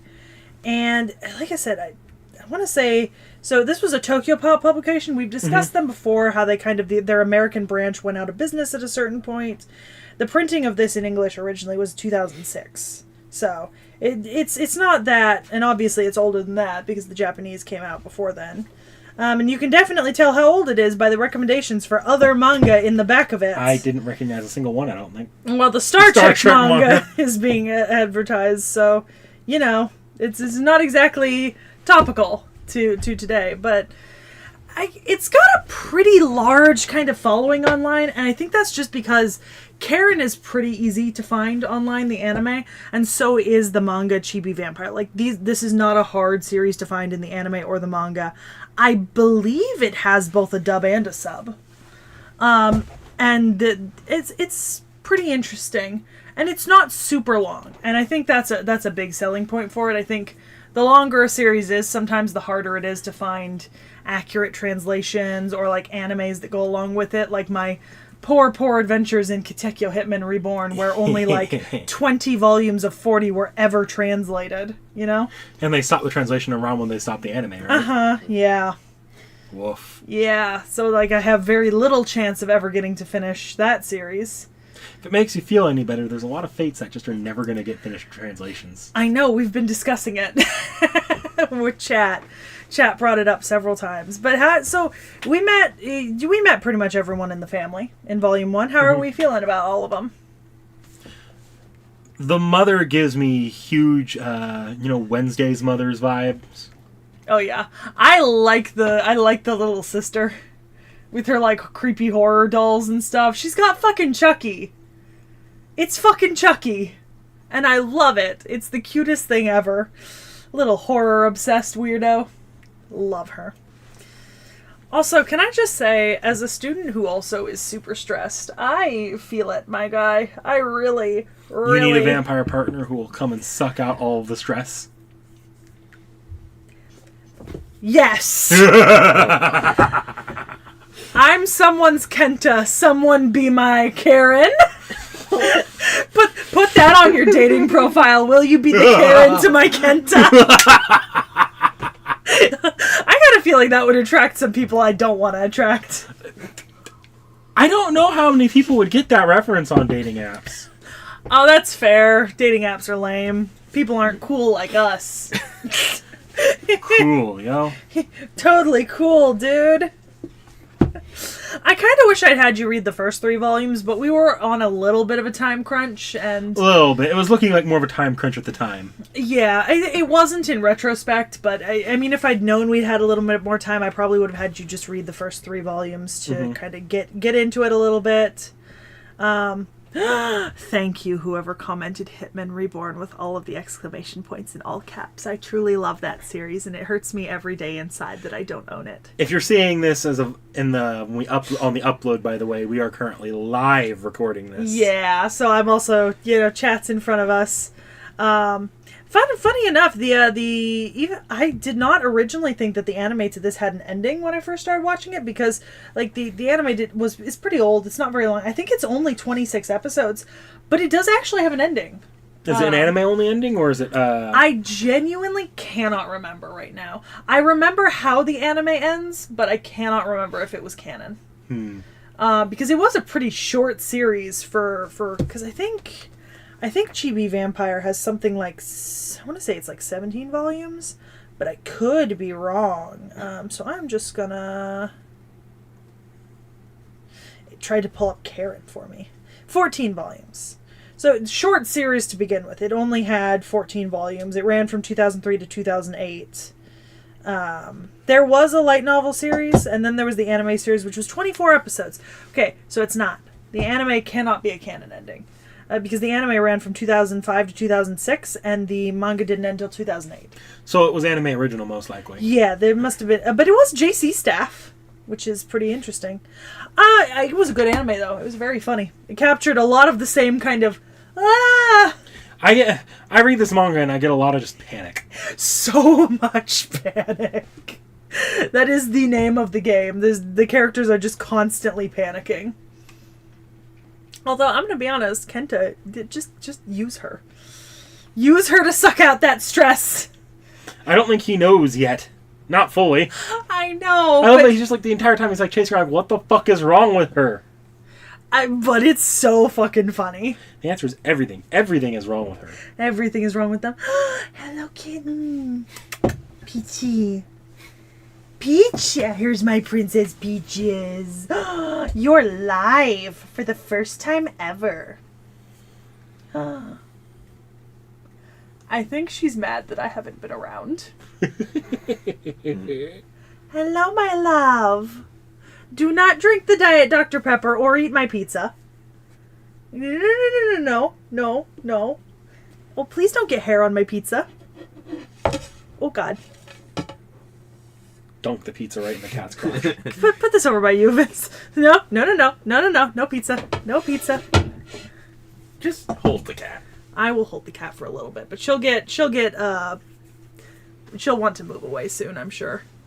She's my baby, but she's not the most, Oh, there you go. Oh, slink off and leave me absolutely fucking covered in hair. I got cat. You got cat. Yeah. Oh, yeah. No, this anime should get a remake. So there's recently been like a rash of like remakes announced, obviously. Like we had Shaman King, we had Rurouni Kenshin, we had Fruits Basket. Black Butler's getting a new season. I don't know what the fuck is up with Ouran, but they recently announced and released pre-orders on a bunch of Ouran Nendroids for the first time. So obviously there's some like renewed interest in Ouran, and we'd all love more seasons of Ouran. But I could do with a Karen remake. That would be great. I feel like I have not put this into the hat yet, and I really need to. I'm super surprised I haven't. I literally just realized I haven't put this into the hat, so I definitely need to. Yeah. But, Knick-Knack, would you be interested in seeing more of... Wouldn't be against it. It was fun. Okay. Maybe in some larger chunks. It's not too long a series, so... Yeah. We could continue reading this. Alright, well... I guess that's it for Chibi Vampire. Unless the chat has some questions about Chibi Vampire. I haven't been watching super closely. But let me head up and kind of review. Let's see. Yeah, there's an anime. Sounded familiar. Yep. Oof. So many coworkers named Karen. That sucks. There's a dub. Profile picture. Oh, their profile picture is Tsuna. I love that. Love that. Oh yeah, look at that. There's some Hitman Reborn. Yep. Oh yeah, Hohenzollern. Yeah, that's one of the things is Tokyo Pop. A lot of series that went under with Tokyo Pop US, they were just their English publication licenses were just never bought by another company. Like some series were bought by other companies and then they continued being published or were published again later. But there's like a good chunk of their catalog has just never been bought, which really fucking sucks. Let's see. Mana Transfer. I read Chibi Vampire so long ago and I love it still. Oh, okay. Interesting. Apparently in the light novels there's some other stuff. Oh yeah, no, my cats don't do that. Most of my cats, like, absolutely, they don't care about being held. 3 of them at least. 2 of them care. I heard about Panty and Stocking getting a season 2. Something else was getting a season 2 too that had been like a long time coming. I don't Oh, Devilman Crybaby I saw announced to be getting a season 2. Really? That was not that bad though. Yeah. Okay. Interesting. Yeah, I think I'm just excited for a lot of the kind of stuff coming, like remakes and stuff coming, because I'm hoping that they might touch on some Hoping older Karen stuff. might catch a stray. Wallflower too. Perfect Girl Evolution. I mean, we read that on the channel. I'd love that to have more stuff. Yeah. Nice. Just is that it for you think? I think so for Karen. So, yeah, see you guys next time. Remember to like, comment, subscribe, and if you're on the stream, stay tuned. Still have one more servant react eventually. Eventually. Ooh. Oh, my cat's used to sit on my shoulder, and then she became the size of a bowling ball. Do you want to switch us back to the talk zone while I get things I mean, hooked up? I think we're in the talk zone. No, we were in the. Okay. Yeah. I see. Do you need my phone? Not yet. Okay. I need to plug. I believe we're doing FGO Bachelorette next, so We are gonna have to do some like. you're gonna have to watch me tap a little bit through Fuyuki. Which is good that we finished this a little bit early in that. Mm-hmm. We'll see how long this goes. I'm gonna pop into Fate now. Start tapping through, and I'll just throw you up Yeah. on screen once we get you through. Yeah, I'm gonna Start handing me unplug. cables and I'll plug them in for the back here. I don't think he needs that much plugged in. I don't know. Depends. Okay. Busters. I'm gonna use Busters. 'Cause I had 3 of them. Red to win. Red to win. Masamune Kun no Revenge is also getting a 2nd season. Yeah, I was surprised about that. I watched part of the 1st season a long time ago. Biggest mistake of my life. We can't revive old anime knickknack. They're too busy making Attack on Titan the final season, part 25, the ending of all endings. See, Ozzy or Gil is not the question. It's Ozzy, Gil, Ketz, or Meloy. Unfortunately, Gil is not on the ticket. I don't have red to win. I have a lot of greens and blues. Do mash red and follow it with whatever combination of green and blue you want. Okay. Because that'll power up your green and blue cards. Oh, is that how the colors work? Yep. I'll be honest, I don't know how the colors work. Red is damage, blue gets you your NP faster, and green gives you an increased chance for crit. Oh. You triple of any, and it does more of all that. I've just been trying to triple whatever color pops up. I need this plugged into the computer. Okay. Well, I'm going to need a lot more line. There you go. It's coming. Remember, you can plug it into the top of the... No, you're filled. Oh. If you're driving, I assume your keyboard. Plug this into that monitor. Oh, I thought you wanted GPU. Other monitor. Do you want it up there? Well, there's no There's no- HDMI free port here. I mean, I could just plug it into the GPU. We could do either way. No, I'm just going to plug this in. But we did GPU. it last time. How did we do it last time? We just unplugged this one and put up the OBS stuff on the other monitor. Oh, okay, then do that. OBS is over there, so it should be Okay, fine. I'm going to pull this one then. Yeah. Okay, pull on. Press the red to make them dead. Okay. I will press the red to make them dead. You're frozen up there. Yeah. Well, No, I just noticed that. It's not Yeah. an accusation to you. I think stream it's because I just pulled the wire out for that one. I don't know. Well, let's figure out. I'm going to take a look at the stream. Yeah. See if we're still at least have sound. press the red to make them dead.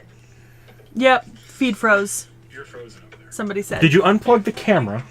No. Born! I only unplugged the HDMI. I think it's because I'll go take a look. This was fine when we did it. Well, you asked me to unplug the HDMI and plug this in, so I don't know. Here. Let's see what's going on the camera. Fun. No, the we HDMI know. is fine. We know that the feed froze. We're working on it. There's technical issues. And then unplug the camera, that's for sure.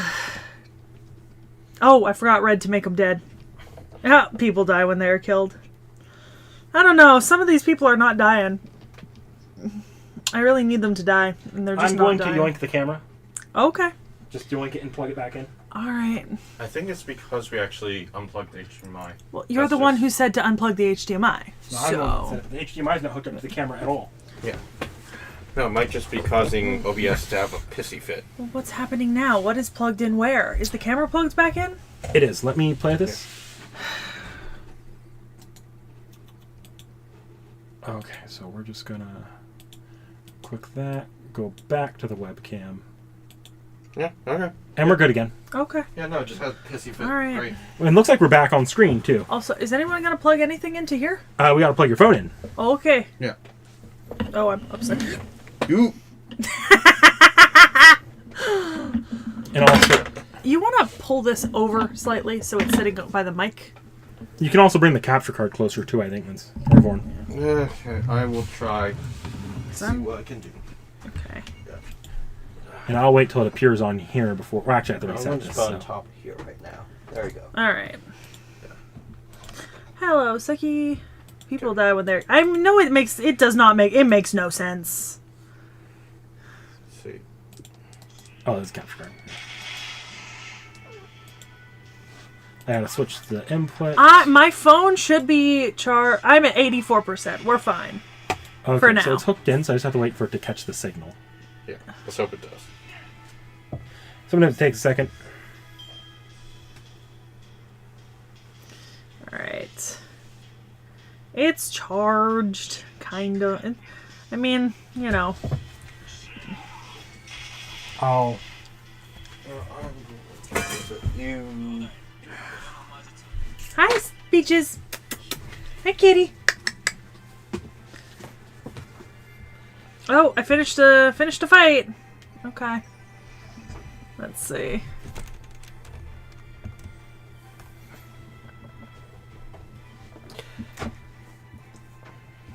What's your phone again? I'm going to see if it even displays it from there. Vorn, we've done this before and it worked. Okay. You don't have to look up if it displayed it. It works. We know. Just don't check it. Yeah, that's not what's in question. Could it be weird because you plugged it in on a different monitor than last time? No. No, actually, the monitor's not going to be affecting this at all because this should be grabbing it directly from the capture card. Okay. Yes, you do hear Ku. Wait, do I need to do I have to do that quest? What am I doing? Oh god, where am I? Where am I going? What?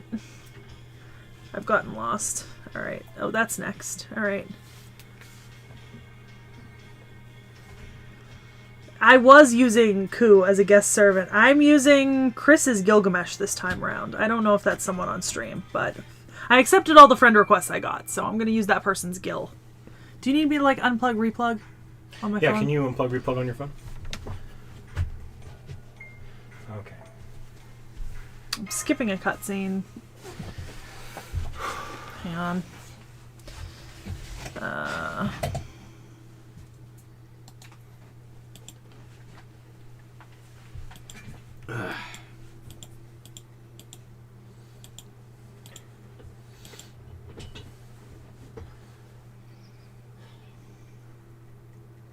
I don't know.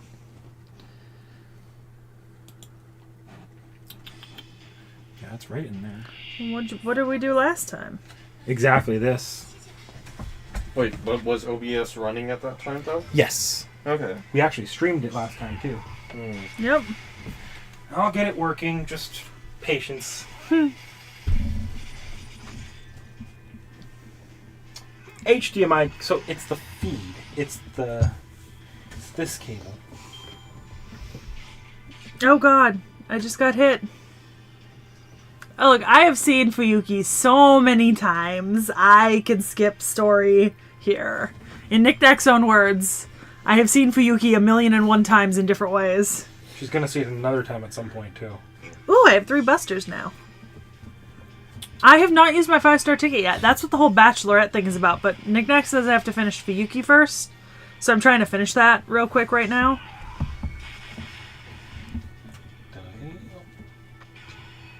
Oh, that's valid.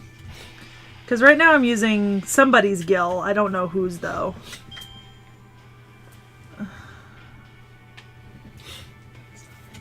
Oh, God. What happened? Found something maybe on the screen. No, I something popped up, the HDMI symbol, but...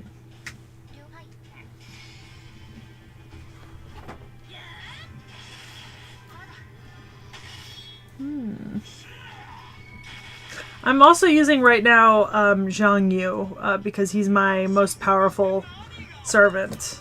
So I'm using Mash, Zhang Yu, and Gil, which is probably not the best combination, but... You don't have enough servants to do a good combination. Exactly. So I just kind of do what I have.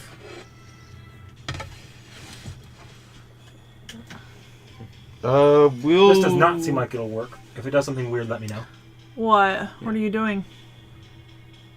Did it do the HDMI thing on your screen? DVI, HDMI, yeah. Do you maybe want to just replug my monitor in and try plugging it into the other monitor? It's like not we at did all before? the connection to this monitor, and I know that for a fact. Because that is not feeding through your monitor. It's feeding through this. Okay. Alright, I'm on section 8. Let's see. Who do I know?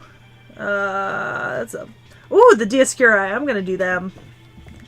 I'll do them. Somebody's Dioscuri servant I'm using. Let's see. Oh, I can try to pull up my ID in a second after I finish this. It was on the test stream we put up last week. Twice, I think. I haven't chosen my free 5-star yet. I'm supposed to be doing that on stream, but I don't want to do it till... I'm supposed to wait till I finish Fuyuki, so... Nope, we have not done the last reacts yet, Hexbug. We still have... That's coming later. Poor mechanical horse. I don't know, he's pretty good. I like him. Oh! That was I unplugged the mouse and keyboard. Okay. That's all I unplugged. Mouse and keyboard. Okay. I might wonder if that's the issue. What? That's the one thing we did different last time. We had to plug into a different... Yeah, we had it plugged in on top. Yeah. Okay. Seeing if that makes a change. Let's see. Oh, yeah, because you don't have spoiler text on YouTube. Nah. Nah, we don't. See, I would say you could, but I don't actually know how to work that properly. I think Knick-Knack put up my friend code for me last time. Yeah. I've only opened FGO like 4 or 5 times. Honestly, I've been meaning to use it just as a way to collect my favorite servants. But yeah. I mean, I don't really... Here, y'all can send friend requests all you want. I mean, because when I look at the list of servants to choose from, I just pick the ones I can recognize from the little things. I don't even read the names most of the time. I'm pretty good at avoiding spoilers. It's like a secret power of mine. I gotta wonder if it might be permission on her phone, because otherwise we're not doing anything differently. Well, I don't know what... I don't know what... Hang on. This is USB 3.1. Maybe that's the issue. Oh, no, this is the cord that it came hold with. on. Okay. Let me... Yeah, it might be your permissions. I'll give you a mouse back.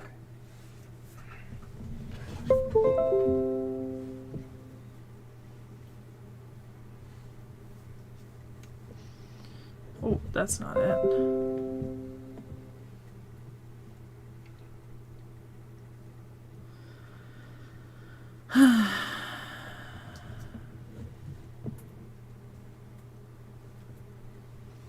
Okay, I'm trying some fiddling around on my phone.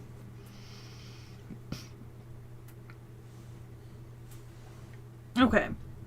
Knick-knack? Yeah. I think the problem is the monitor. Do you want to come play with this? Because I know No, it's not the I monitor. think it's the monitor. It's saying it can't find a monitor to connect to. That's because the monitor is this. This is acting Well, as I one know. long HDMI cable from here to here. But I'm in that DeX thing that activated last time.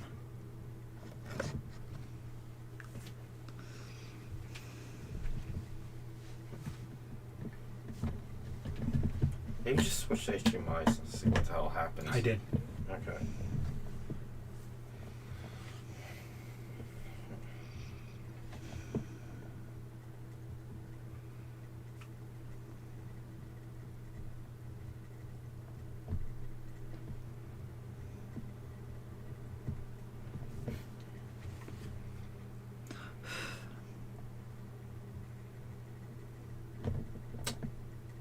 Wait.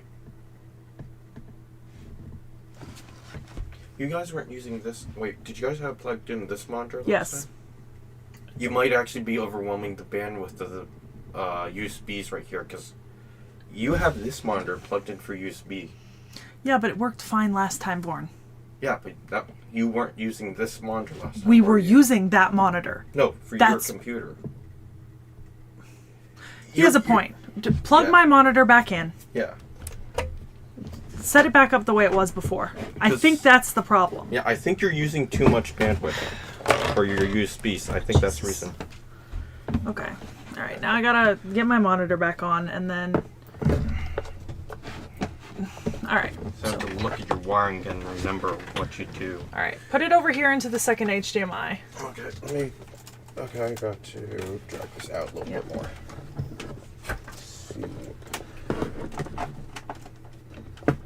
Is this correct? Wait, I think this is correct. Is this correct? Sorry, I can't see, so I have to do feel. God.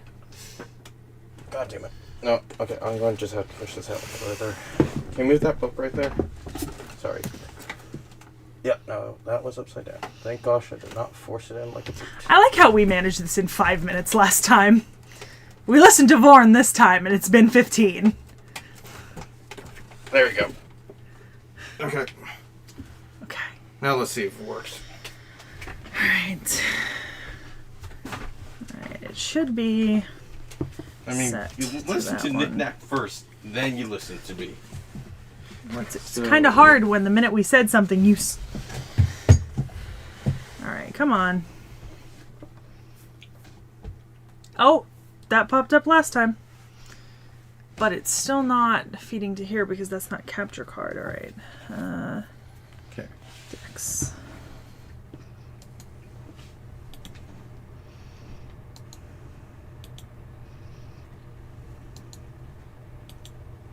Why is the capture card properties not there? Hang on.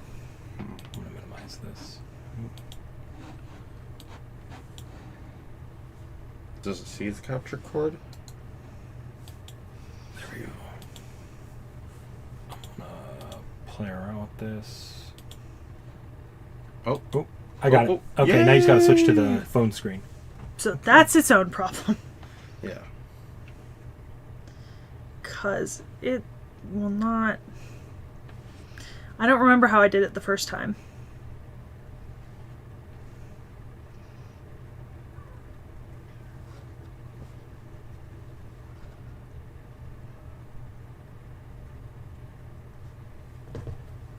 Oh, I think you got it. let's wait. Ah, yeah, We're there good. we go. Yay! Once you open FGO, I'll go ahead and get us all yay. thrown in. Okay. Oh, hey, look. Hey!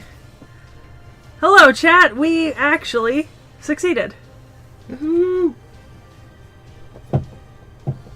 Technical difficulties.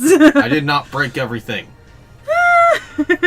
Somebody says, now I do not feel like a boomer anymore. I sure do. Alright, so I'm currently trying to... I don't actually know what I'm doing. I'm just hitting things. Red till dead. Yep, that's what I'm doing.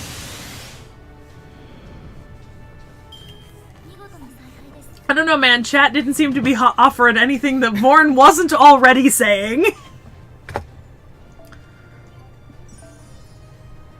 I actually played through quite a few while I was... Yeah, pretty much. MASH, Horseroid, and the Wonder Twins. Yep, just keep tapping through that. Oh, okay. Let me pull up chat and I will chit chat Ooh, with chat. we're doing that one. Chris, we're using Roma. Rome.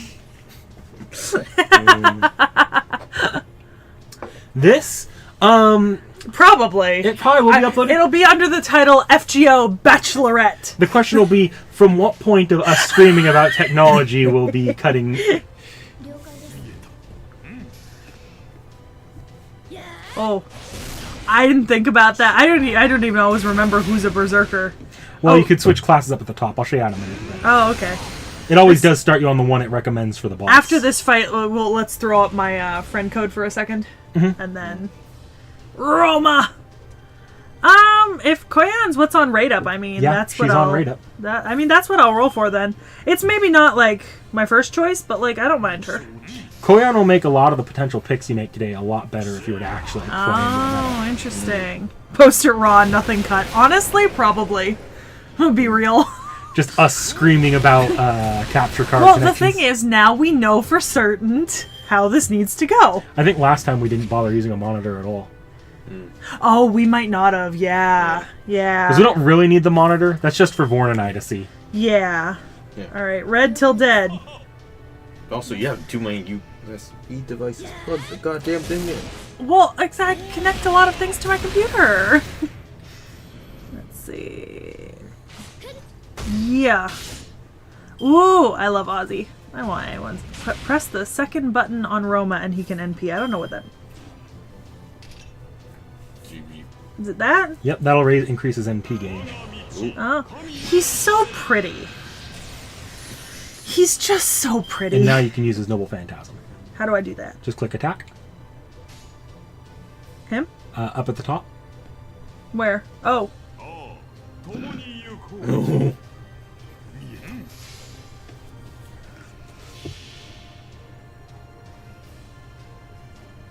Oh, there's a battle speed button.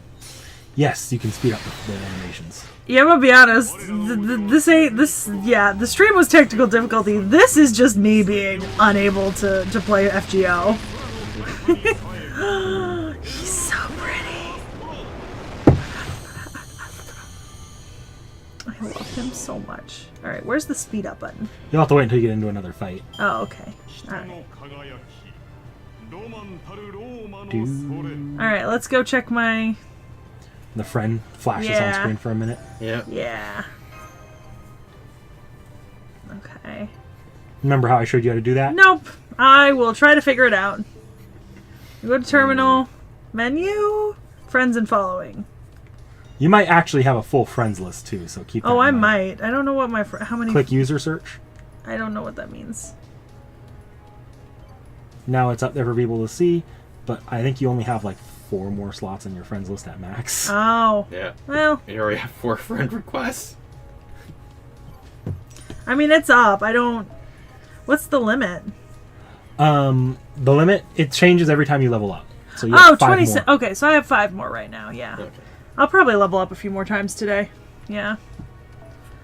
I go ahead and. Accept people. Yeah, might as well.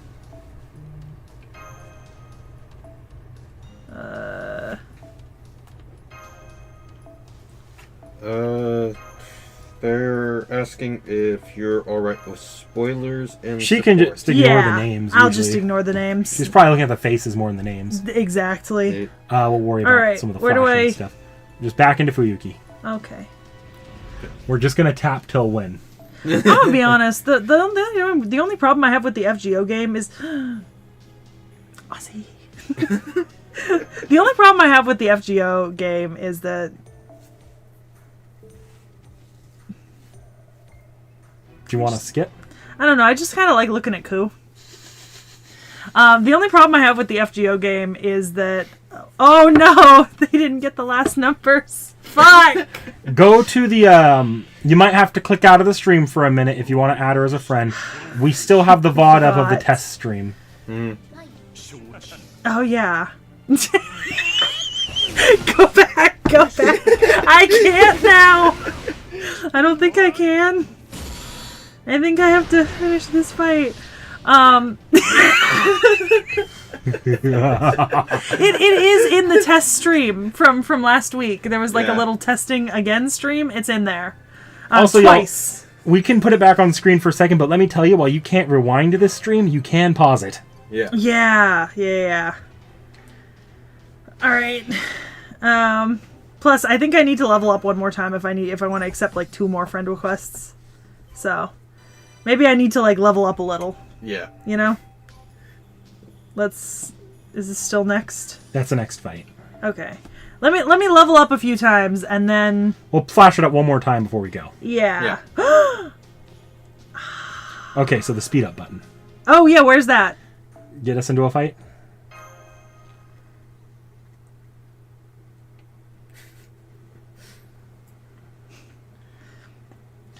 And haiku. Yeah, we're sorry. Here. Oh, And then you can okay. click back or do whatever you want there. Okay. So now the attack animations will be faster. Okay. So I was gonna say one of the reasons why I don't play. Somebody says they just put it in chat, but I don't see it. One of the reasons why I don't play FGO very often is because.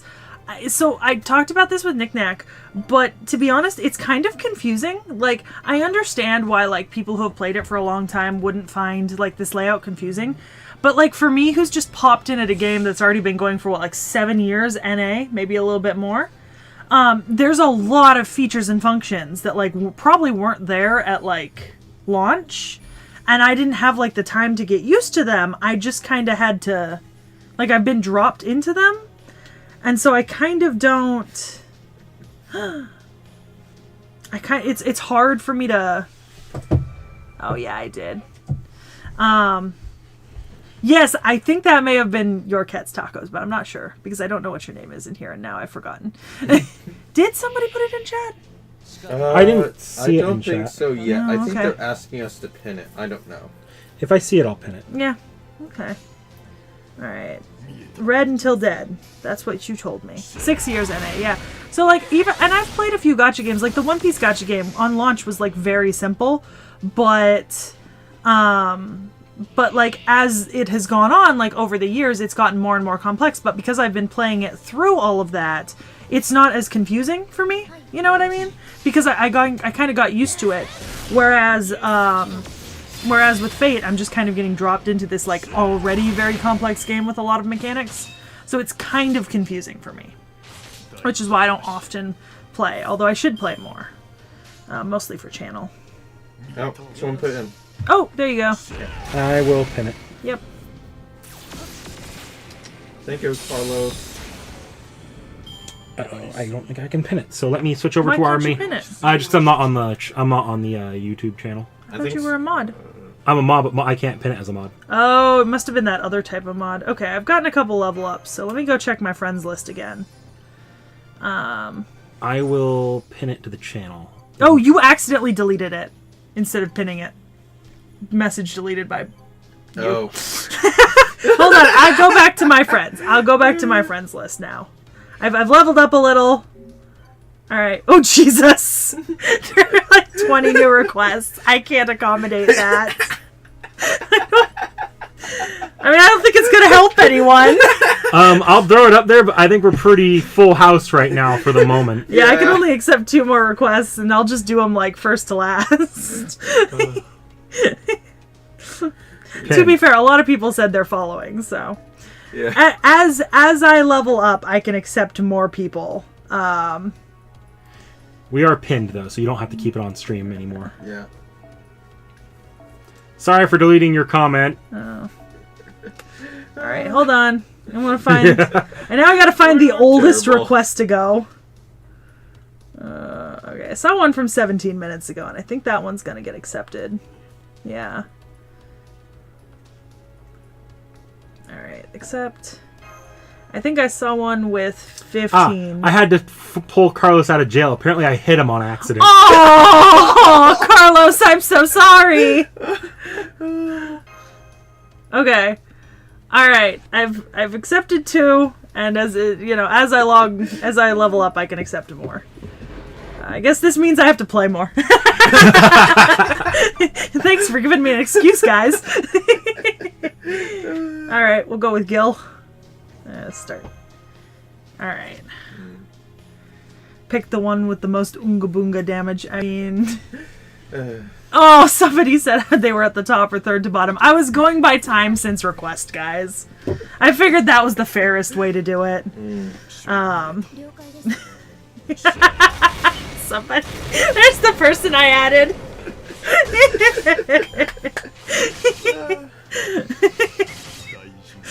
So I need to gain 18 levels minimum today.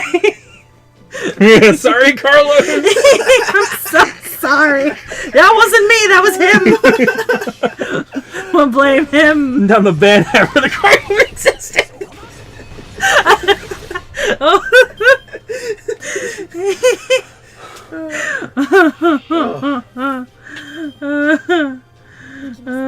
Carlos, you existed. Be gone. Damn. Just banned for nothing. One thing I do recommend is with your cards there, switch up what servant you're using in order, because that'll switch the targets once they kill. I don't know how to do that. Just don't pick 2 Xiongyu cards in a row if you want them to hit different targets, because you. Oh, really? Yep. Oh. Like if you go Xiongyu, Gil, Xiongyu, Xiongyu will attack, and if he kills, it'll switch to Gilgamesh, who will attack the next person. It'll let the person die, and it'll attack the next enemy. Okay. It's like how that dies. Now it's dead. Oh Xiongyu god! dies. Apparently my requests are full too. You hit the cap on requests. Apparently. Oh my! The first ever Seki Play stream. I mean, technically, I tried to play last week. Alright, come on. Yeah, I don't know how much of Fuyuki I have left. It's 11 parts. You're at part 9. Oh, okay, so I'm close. Alright, let's see. Enkidu! I don't even know if that's helpful. I'm just gonna...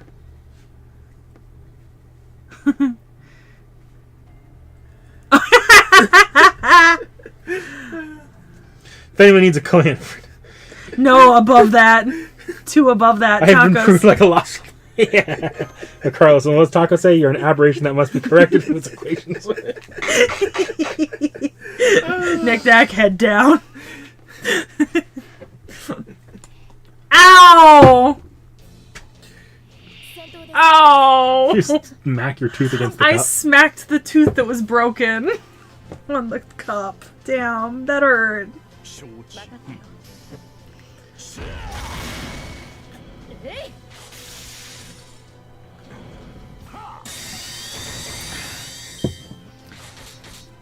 Actually, is there any music that we have to worry about in this part? No. Okay, I'll call Seki out for, like, don't use this Kandar, Seki. Okay. Is he on a thing right now? He has background music that'll get us copyrighted. Oh, okay. Alright, I won't use this Kandar. Anyone else? No one else that you'd pick. Ugh. Look, Like, at I don't Shadow see- Emiya. I don't see you trying to grab Shiki or Prisma Ilia. I have not used my SSR ticket because I have to finish Fuyuki to Yeah. get it. And this is me finishing Fuyuki. Carlos was the first Saber class servant released and had to be patched out for balance reasons. Aww.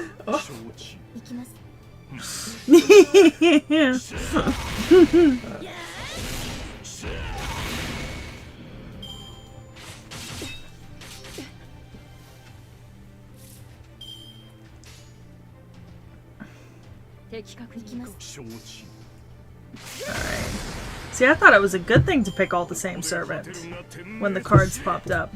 If you have all the same servant, it'll give you an extra attack. But that's only if you want to do more damage. If you're killing in one hit, you kind of just want to alternate. if you're just using Okay. base cards. That makes sense. Oh, the guaranteed 4-star roll in Fuyuki? I don't know. Oh yeah, she's already done that. Isn't that why I have Zhang Yu? No, Zhang Yu was because you just got lucky on a 5-star on a banner. Oh, okay. Your 4-star ticket. I don't remember who you got as your 4-star. No, you can always look through my servants later. Yeah. I don't have that many. Alright. On to 10. Okay, what are we looking at? Oh! Wave of Velvet. Wait, Seki can't play anything after Fuyuki without spoiling herself for future reacts, can't she? I think it depends, you know? We've been through the campaign enough. Yeah, I mean... I don't know. It's not like she hasn't read the Orleans manga before. Yeah, I've read Orleans manga.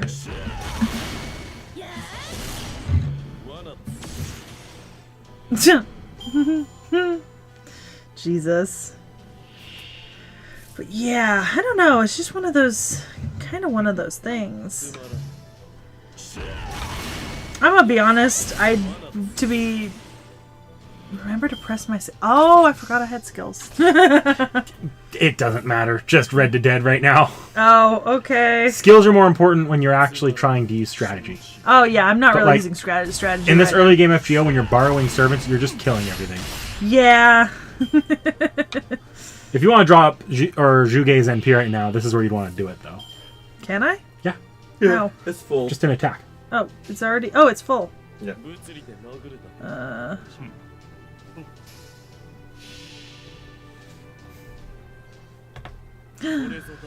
I'm returning formation. The great tactician. God damn, I love Elmoy. I love him so much.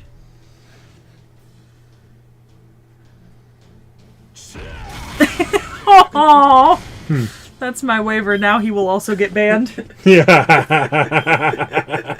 Aww. Alright, I'm gonna ban you, Carl. Don't you dare! Oh, I didn't mean to do that. Okay. I put that in the wrong order.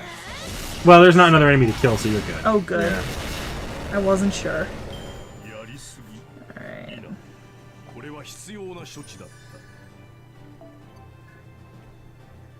Okay.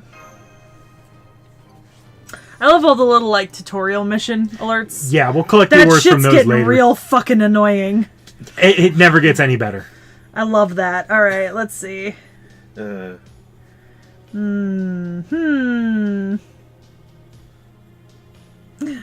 you know, you gotta. The level 80 coup. You gotta, you know? Someone used Grails to make that coup stronger. I approve. I approve. What better strategy is there than hitting them harder? Yeah. Yeah. That's true. If you hit him and it doesn't succeed, hit him again. Yeah. Unfortunately, Ku's weak to the enemies you're currently fighting. Oh. Well, he's still pretty. That's what matters.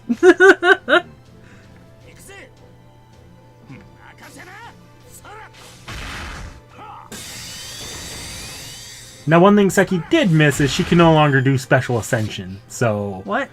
if you when you were playing the game, there was about a year ago, everyone unlocked the ability to ascend a servant to basically their strongest level. Yeah. You missed that because it was only you had like 3 months to do it. Oh. Doesn't matter too much. Okay. Let's see. Weakling with level 80. Try my max level 90 coup. Well, I'm pretty sure I missed your friend request, Frost Shard, because you weren't fast enough. Sorry. Maybe next time. Using recent servants in early FGO feels wrong. Use Ku's second skill. I don't know what Ku's second skill. It's a dodge. Okay. Basically, nothing can hit Ku. Okay. I love Ku.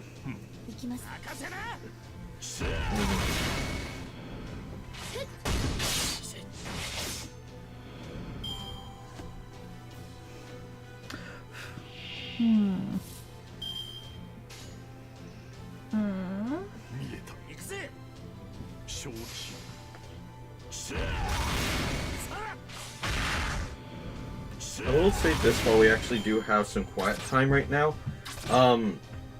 I do play Azure Lane. If you guys want to see that on stream, you ask hard enough, I will. And if you guys want, I will also play Genshin, but also I'm a total noob and rookie at it, so be willing to cringe if you ask for that. Valid. Okay. Alright. Jesus. All these I hate him. Alright, let's see who... Oh, well. pachyderm. Well, you know, I have to. You see. Oh, he's so pretty. No, I'm ready. I don't care. He's so pretty. Ooh, Genshin. Yes, I would stream Genshin to the channel. Yeah. I love playing Genshin. I'm fucking terrible at it. But I love playing Genshin. Like, genuinely fucking terrible at it. Like, truly abysmal.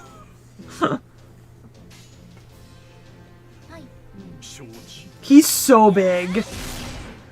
I forgot that, like, sprites had, like, scaling size. Because, like, you don't really get to see that on, like, when we're just looking at them on video. You know? Because they're often by themselves. Yeah, you're not getting to see them, like, next to each other necessarily a lot of the time. Not to say that we don't, but we just don't always. Oh, I love Ivan. Mash is so small, and I love it. Just Mash, tiny little Mash next to two giants. Literally two giants.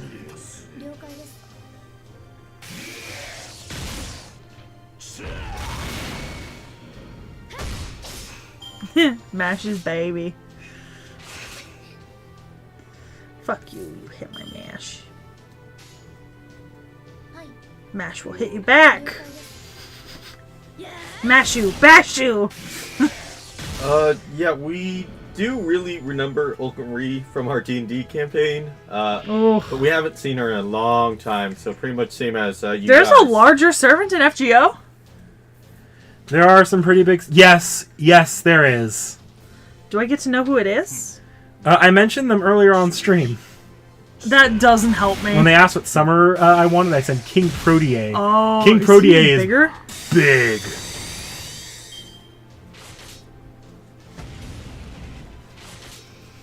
I feel like I should, but I don't know how to do that, so...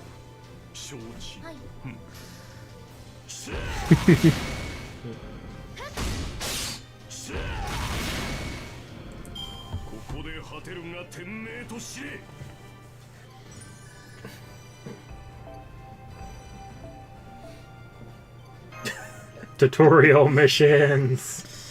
Ugh. I have so many notifications up there. This is the last fight for Fuyuki. Oh, thank God. Alright. It's Sei!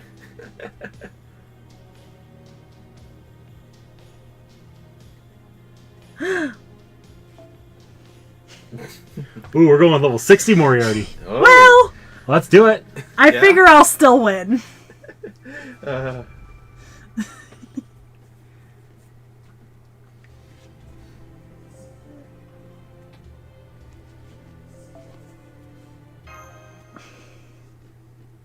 I fought this in-game with Ku. I don't remember. Yeah, you had Ku, didn't you? Yeah, I had Ku in-game for fighting this. Artoria Altar.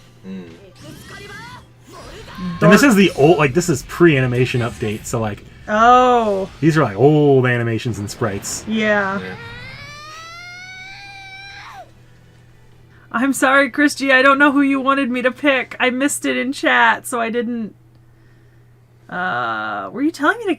I think you were telling me to pick King Protea, but I don't really remember what King Protea looks like. Yeah. Allow Tacos' message through.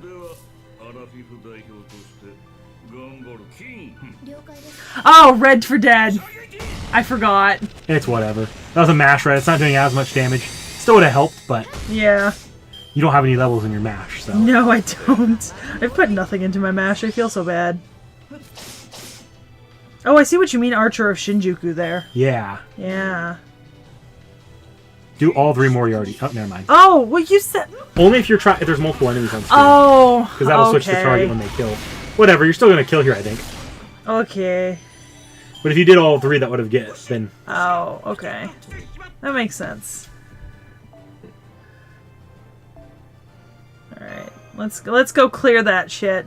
All right, go ahead and skip this, and then we'll go ahead. We'll get started. I will skip it as soon as it loads. Okay. All right.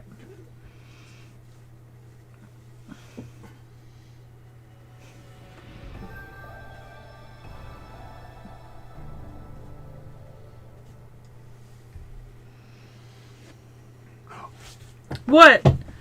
Copyright's gonna play. Sorry. Oh. Sorry, guys. I was saving the channel. Thank gosh we have a delay. Oh, I see what you mean. Yeah. Okay. Yeah, there's a vocalized theme music playing, and I don't think you can skip it. That was so close. Nick Nack assassinated the video feed. I hope we can get that back too. Yeah. Oh God. Oh, what if we have to? Oh this no, bit? Nick no. Nack, what have you done? My best. How many servants are we about to see in this fucking... They show one of each class, I think. There's already been far more than one of each class. It's an entire little anime OP movie. We can't skip it? F's in the chat, the stream dies like Olga. Cut the tape! I would like you to know something. Yeah. That's what I was reading. Oh. Okay. Alright, we're gonna hope this goes back. If anything, it might accidentally reactivate the Samsung DeX and I'll just have to turn it off again. Okay. But I know how to do that now, so it should be fine. The fastest hand in the West, dead ass. Like, homie, he reached over and just, like, unplugged that. I hadn't even realized what he was doing. Nick Nack she would have told me, wait, no, what are you doing? Nick Nack used Mystic Eyes of copyright protection. Do we actually want to change it back to, like, the talk? No, Nah. because it's almost over. Yeah. Alright, I think we could safely plug it in now. Okay. Alright. Hold on a second. Do I need to...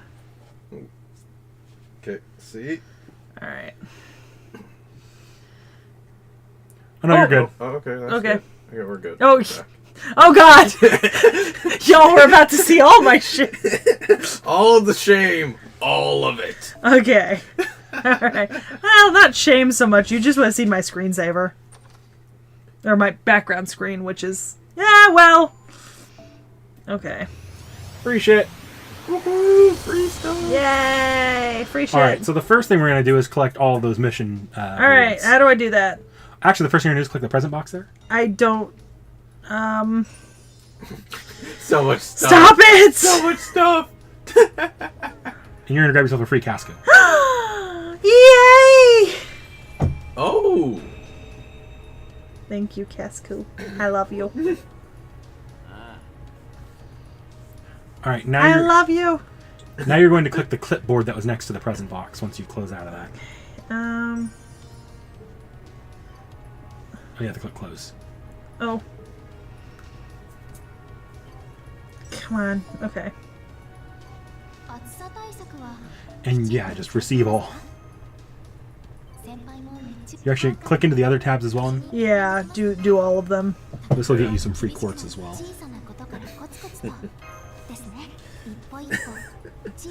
Okay. Alright, now Can you... it's done. Just click out of it. Alright, go into menu. Or I guess you can grab from the present box too if you want.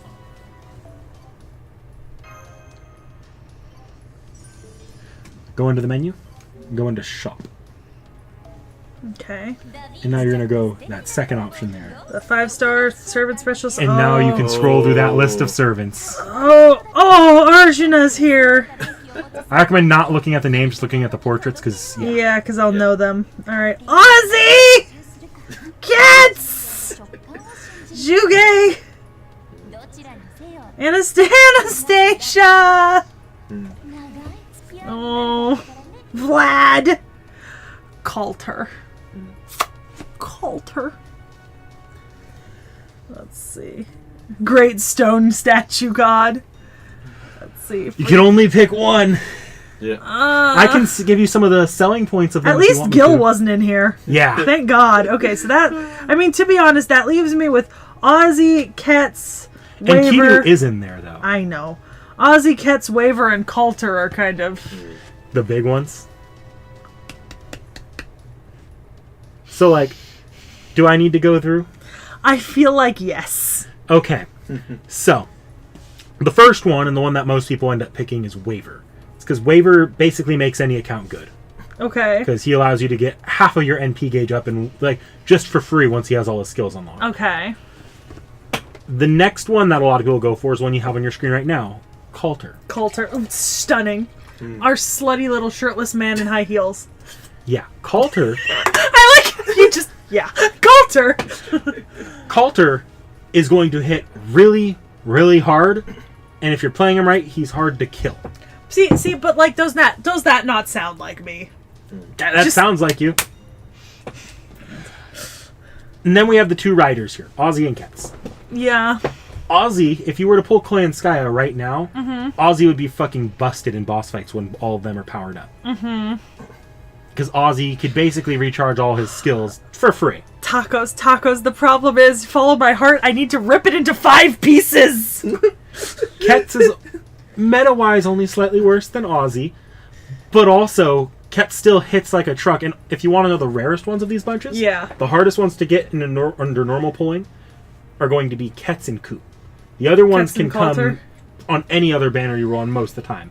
Ketz and Coulter will only come when you're on story banners, which is the hardest banner to get anything on, or when they have their own raid ups. Oh, I do love Ozzy. I love Coulter. I figure I'll wait on Waver. I can try to get Waver another time, another thing. I'll probably start doing that knick-knack thing where we're hanging out and he goes, ooh, after 9. Free quartz! Like, Waver seems nice, but, you know, Ozzy, Ketz, Coulter. I recommend you probably should go for Q because I understand story stuff is very hard to get. Yeah, but Ketz, Makwahuitl, sharp teeth, red. Actually, they both have sharp teeth and red eyes. Yeah, that is not helpful. that is not helpful. Both Ketz and Ku are like. Seki is not likely to have very many opportunities at Ketz and Ku otherwise. Yeah. And I have other opportunities for Ozzy. Ozzy, well, it's very hard to do. You could just be randomly pulling for anything else and get an Ozzy. Oh, okay. That said, I've been playing for 4 or 5 years, maybe even 6 years now. Haven't got a single Ozzy. So it's not guaranteed on Waver and Ozzy. I feel like in my heart I'm down to Coulter and Ozzy. In my soul, they're the two I keep returning to.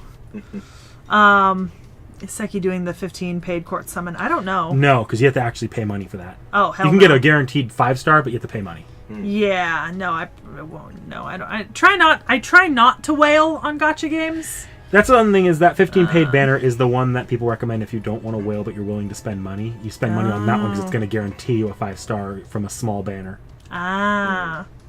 But Seki does not play enough to justify that.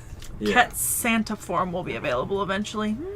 So you have an opportunity. You can eventually just buy another Ketz. They basically replaced Ketz with another version. Oh, is that the Kukulkan thing? Yeah. But also that's new. I don't think they've replaced Ketz. I just Yeah. think Ketz just hasn't had anything in a little bit. We'll check what's in my servant thing to see if what my guaranteed 4-star was, because Nick Knack will be able to tell once he takes a look. I feel like the play here is to go for Coulter and just hope for Ozzy in every other situation. Pray for Ozzy and Waver but to like arrive. at the same time, y'all, you need to understand this is a struggle for me because I do play a gacha game. I play the One Piece Treasure Cruise gacha game. And I have been playing that game since I've been playing it since the year it came out. So I've been playing that for like most of a decade now. It took me 6 years to get Doflamingo, and I didn't even get the one I wanted. And I wailed for Doflamingo on every rate up banner using my allowance and like anything I made off of other jobs. Like, I wailed so hard on that, and I never got it until I got the one I didn't want. And it hurt my soul. So are we going for coup here? I think we're going for Coulter. We'll go seal the deal. Oh, he's so pretty. I like how they're like, are you sure? Are you sure? Are you sure? And now he's in your box. Coulter. I got Coulter. All right. Let's see. Let me go accept him, and then you can take a look at what my. He's so pretty. I love him so much. He's gonna talk to you.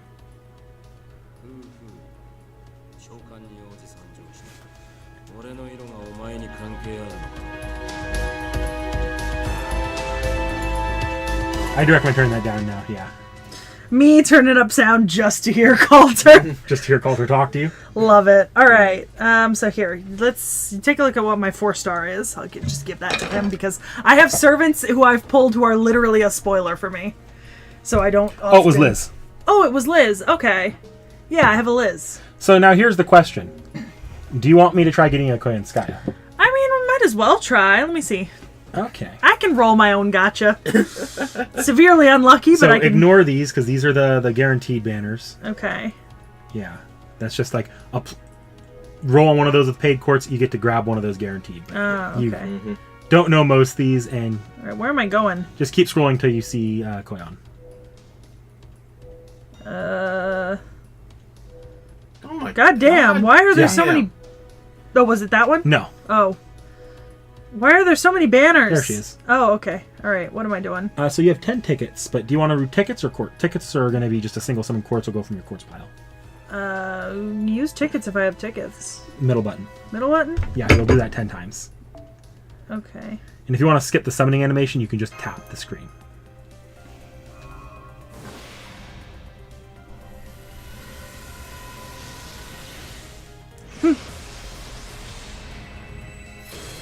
I will set Coulter as my favorite in my room once Knick-Knack shows me how to do that.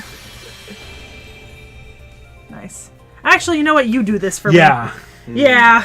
Too many spoilers Yeah. abound. Yeah. I will just run through.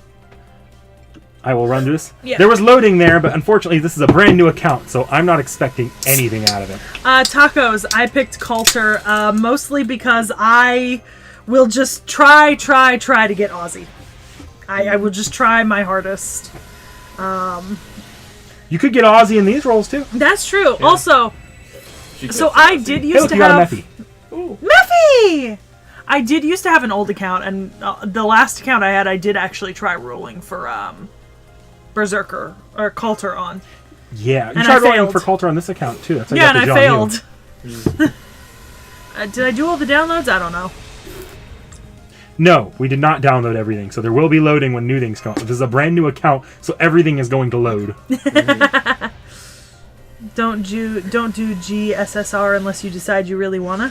That's what I was telling her. We're not doing GSSR. That's paid, right? Yep. Yeah, no. Let's see. Yeah, it's a good thing this is popping up all there, so I don't have to look at it. Yeah. Oh, thank you, Carlos. For the daily disappointment button. Oh, Kid Gill. Oh, Yeah. Kid Gil? Yeah, that's Kid Gill. Just Oh, look at him! I literally just met him. Adorable. Oh, Ozzy and Waver will get rate-ups next year around October, November? yes. Okay. Okay. Don't forget tickets in shop, Knick-Knack. I don't know that she has the mana prisms, but I'll go take a look. Yeah, Frozen Lion said that. Oh, I got a friend. Interesting. What? Who? Don't look, but this servant up here, the community knows is their friend. Oh, okay. Yeah, that's fair. I don't have $15 at the moment. I'm saving up for shit. Yeah, she has to go to her dick school. Yeah. If we donate for it, will you pull the GSSR? No. Probably not right now. We don't even. I don't know how much battery Seki has on her phone right now. Yeah. Either way. Yeah. Probably not right now. Probably if I have spare money to spend on. It's not something we'll be able to do next time, like when you get back from, Yeah. because it'll be over by then. Yeah. But we'll think about it next when the New Year's one comes up. Yeah. Partially because we also can't. That's back end stuff, nothing you guys need to worry about. Yeah. I don't have that shit all set up and crap. Yep. I can grab you 9 tickets right now if you want me to. Okay.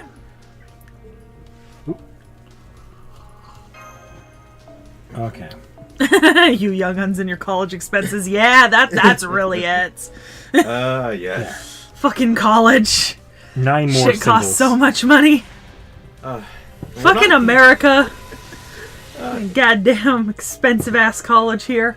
And we're not going No even guarantee of student loan repayment. I don't even qualify for student loans. Yeah. People are assholes. I don't get any money. You gotta pay that shit out of pocket. That's why I'm always busy. I work. We're not even going to like the most expensive colleges out there. No, either. we're not. My god. There's some like anthropology master's programs that are like truly god awful price wise. And I'm just like, yeah, no. Somebody says burn some silver EXP for mana prisms. Manuel Gardet says. I don't know what we're going to worry about that today. Blame the government. I do blame the government. Yep. It's the reason nothing works. I love Frozen Lion. At least you're grabbing degrees you love rather than the one you thought would be useful. Yeah, it's great, except my career prospects are not really financially lucrative. Do what you want, not what you love, and you won't make a lot of money, but at least you won't be unhappy. Okay. I've gone through our tickets, so I'm going to get you a few more quartz. Okay. Oh, we forgot to actually that you pulled Togemwood. Oh, that makes me envious, Luis. I wish I could lose interest in college, but I need degrees to do what I want to do. Like, I literally have to get to the end of my master's. Grab that last No, symbol. it's awful.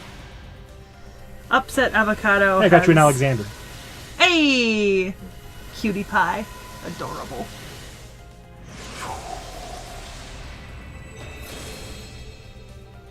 Okay, let's hope that killed some of our load. Oh. Don't forget FP gotcha. I don't know. Oh, friend point. Yeah, there's a Yeah. free friend point. Gotcha. I also should probably go in and see if I can accept any more friends and then check for the oldest requests. Yes. Yeah. Yeah. So I'm going to go ahead. You want me to just go all in on this, What? Clan? For all the quartz? Oh, yeah, sure. Woo! All the quartz!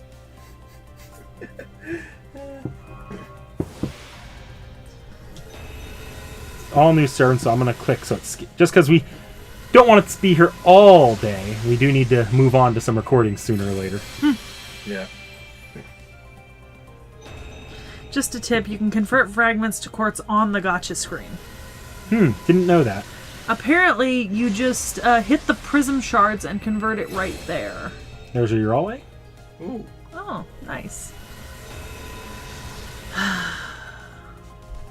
College is expensive, and it's not, depending on the degree you get and how much you spend, it's not necessarily an equitable, like, return investment. A college degree, like, the piece of paper that your college degree is printed on is no longer essentially a guarantee for, like, equitable reduction of loans upon getting a job once you graduate. Like, it used, like, 30, 40 years ago, if you had you had your degree, that piece of paper was worth what you paid for it, and you'd get that back by getting a decently good paying job, but that's just not the case anymore, especially depending on your career path, I mean, for me, ideally, if I want to really make money, what I'll have to do, so I'm getting a master's degree as soon as I can, and then I'll be able to start working at colleges as an adjunct professor while I work on my PhD. Yeah. Hey! Fergus McRae! But yeah, so I kind of want to get to the point where I can teach at a college level and then work on digs, and then it'll really just be kind of trying to get myself a nice tenured position at a college somewhere, teaching, like, ancient history and anthropology. That's the essentially. It's kind of like a pyramid scheme, at least for me. You know, I pay, like, teachers convince me that I need to pay them to learn, right? So that I can teach.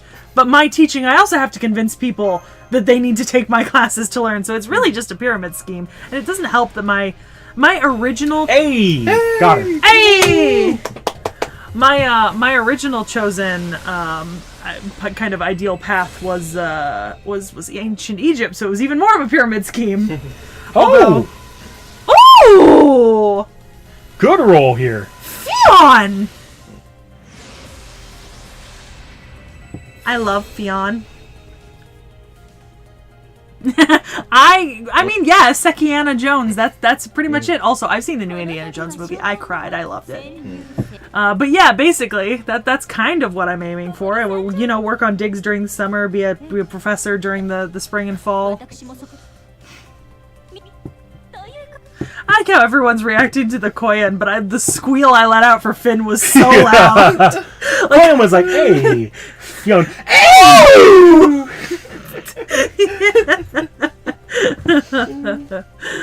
Idiot Error says, academia is a massive pyramid scheme, so I'm glad I'm in engineering so I can get out. No, that's valid. And here you go. Except the problem is, I'm bad at math. So yeah, guys, we did what we set out to do, and some, and also finished Fuyuki. I think I have friend point summons. Oh yeah, so if you want to do There you friend go. point summons, Well, have at it, because I don't know if I know all the servants. just doing one. Yeah. Oh, interesting. Watch us get a mango. Apparently he's on rate up? No, he's always on the front point summon. Oh, okay. Okay. So yeah, and then did you want to go through some of your last friends here? Oh, yeah, let me see I gotta find the oldest requests. 43, 44, 44. Those might have been login That times. says 14 hours. Oh, it's last login, you're right. Is it newest, is it oldest at top? I believe so, yeah. Okay. Alright. I will do that then. Right? Yep. Wait, actually. Y'all, do you know how this thing organizes it? Is it by, is it top to bottom, most recent to, like, oldest friend request? Oh, whatever. I'll just accept one. Alright, and then I will accept more as I level up slightly. Yeah. I will accept more as I level up. You may see Seki just appear in your friends list one day. Yeah, get your 2-year degree and run. I actually have 2 AA degrees. I actually hold an Associate of Arts in both history and anthropology at the moment. Let's go ahead and move us back to the Yeah. talk zone, because we do need to start transitioning into Another off the shelf? Yep. Yeah. But no, actually, but oh, I should disconnect this. yeah. Do you want us to go? Can you? Oh, hold on. I can just. So I can set it. So let me do this for you. Just for the future, we can set it for sort by date, so that your next ones Okay. are just the oldest ones get prioritized. Oh, sweet. All right. Oh crap! Why are you not? Nope, there is no set by Oh. date. It looks like. We have to replug back in, I think, or Did you unplug the? wait. Oh yeah, you have No, to switch to it- input. I switched No. the input. Oh, I don't think It didn't- Let me double check. It didn't acknowledge my Let me second double screen. check if I actually. Okay, turn it on. Nope, it's still plugged in. All right, hang on. I just got to find my other display. Yep. Wait. Is it registering? I'll just keep you sorted by login. All right, unplug the graphics card. No. Oh yeah, you unplug the. You can unplug the.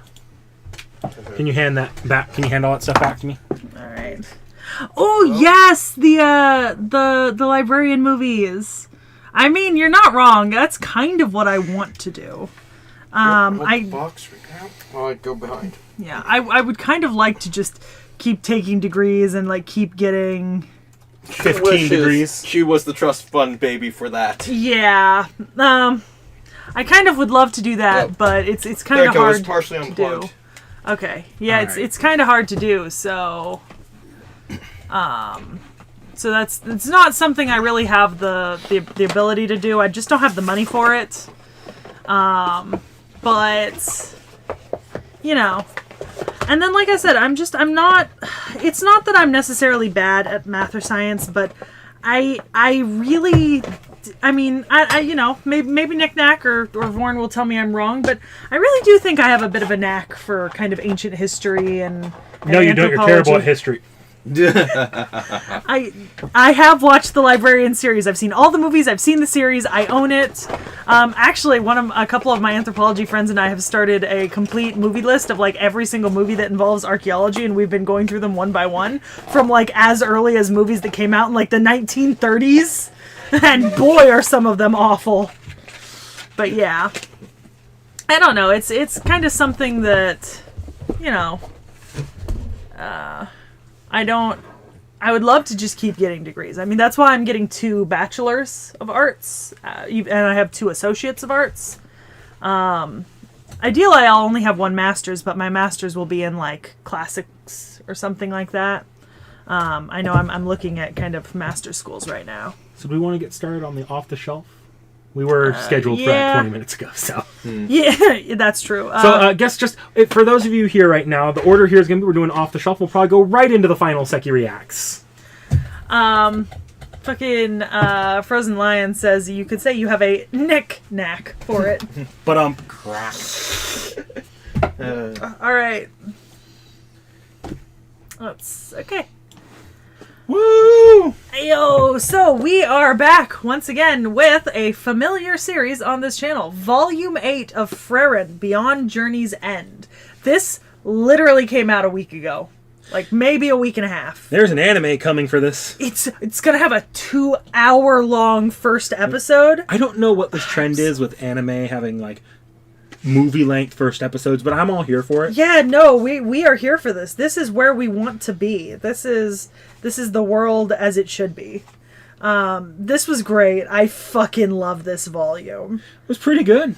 We got some like real serious like monster fighting and stuff because they've finally made it to like where they can venture beyond into the north, and we're actually progressing towards where they want to go finally. You know, we finished our little we finished our test arc. I gesture towards the manga above me like you can see it. The exams. Exactly. Fern fails because her taste and spells are stupid. She just had bad taste. I genuinely, you to Carlos in the chat just now. Yeah. Just nope someone down for bad taste. Jesus. But yeah, so we finally moved beyond, and we're getting into like some actual monster fighting and kind of less human populated areas of this world. I'm really interested in how long this sort of arc is going to go in the manga, because I haven't read ahead of where the volumes are coming out officially in English, because they're coming out relatively quickly. So I've figured I don't really need to go read like online rips like 2 volumes ahead. So I don't know what you need to, because I think they while the volumes take a while to publish, they're simul publishing of the chapters on the manga app. They are, and I recently got subscriptions to both of the new manga apps that came out, and I think whichever one Frerin is on, I think I subscribed to, but I have not been reading simul publishing. I need to spin a second. You're just gonna just scroll yourself through it. So the Japanese has 10 volumes out. 8 is just come out in English. So this is the most recent in English. I'm so excited for the anime. September 29th, you guys. Just So, in this volume, do you have any particular favorite moments? Because I know I had one. Oh, it was definitely, let's see. It was right here, actually, when they got attacked in the forest. Right before you get into like the chapter 74, which was the Divine Revolt, because that was just a fun like kind of attack scene in the middle of the forest. Like they're chilling and they're just talking, and then bam, some whamming time. What about you? My favorite part was when they're like going into that vault because that guy's looking for this mythical wine, and Farron's like, I don't feel like it. The guy's like, I'll pay you a lot of money. Or I'll pay you. Fine. Or she's like, it'll take a while. It'll take 3 weeks. That's nothing for you, Frerin. These guys don't like to wait. Just do it, Frerin.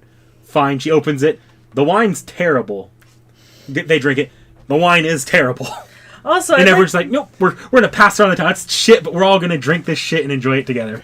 Also, I feel like it's thematically appropriate that my favorite part of this is the introduction of the demon, because the demon's fucking hot.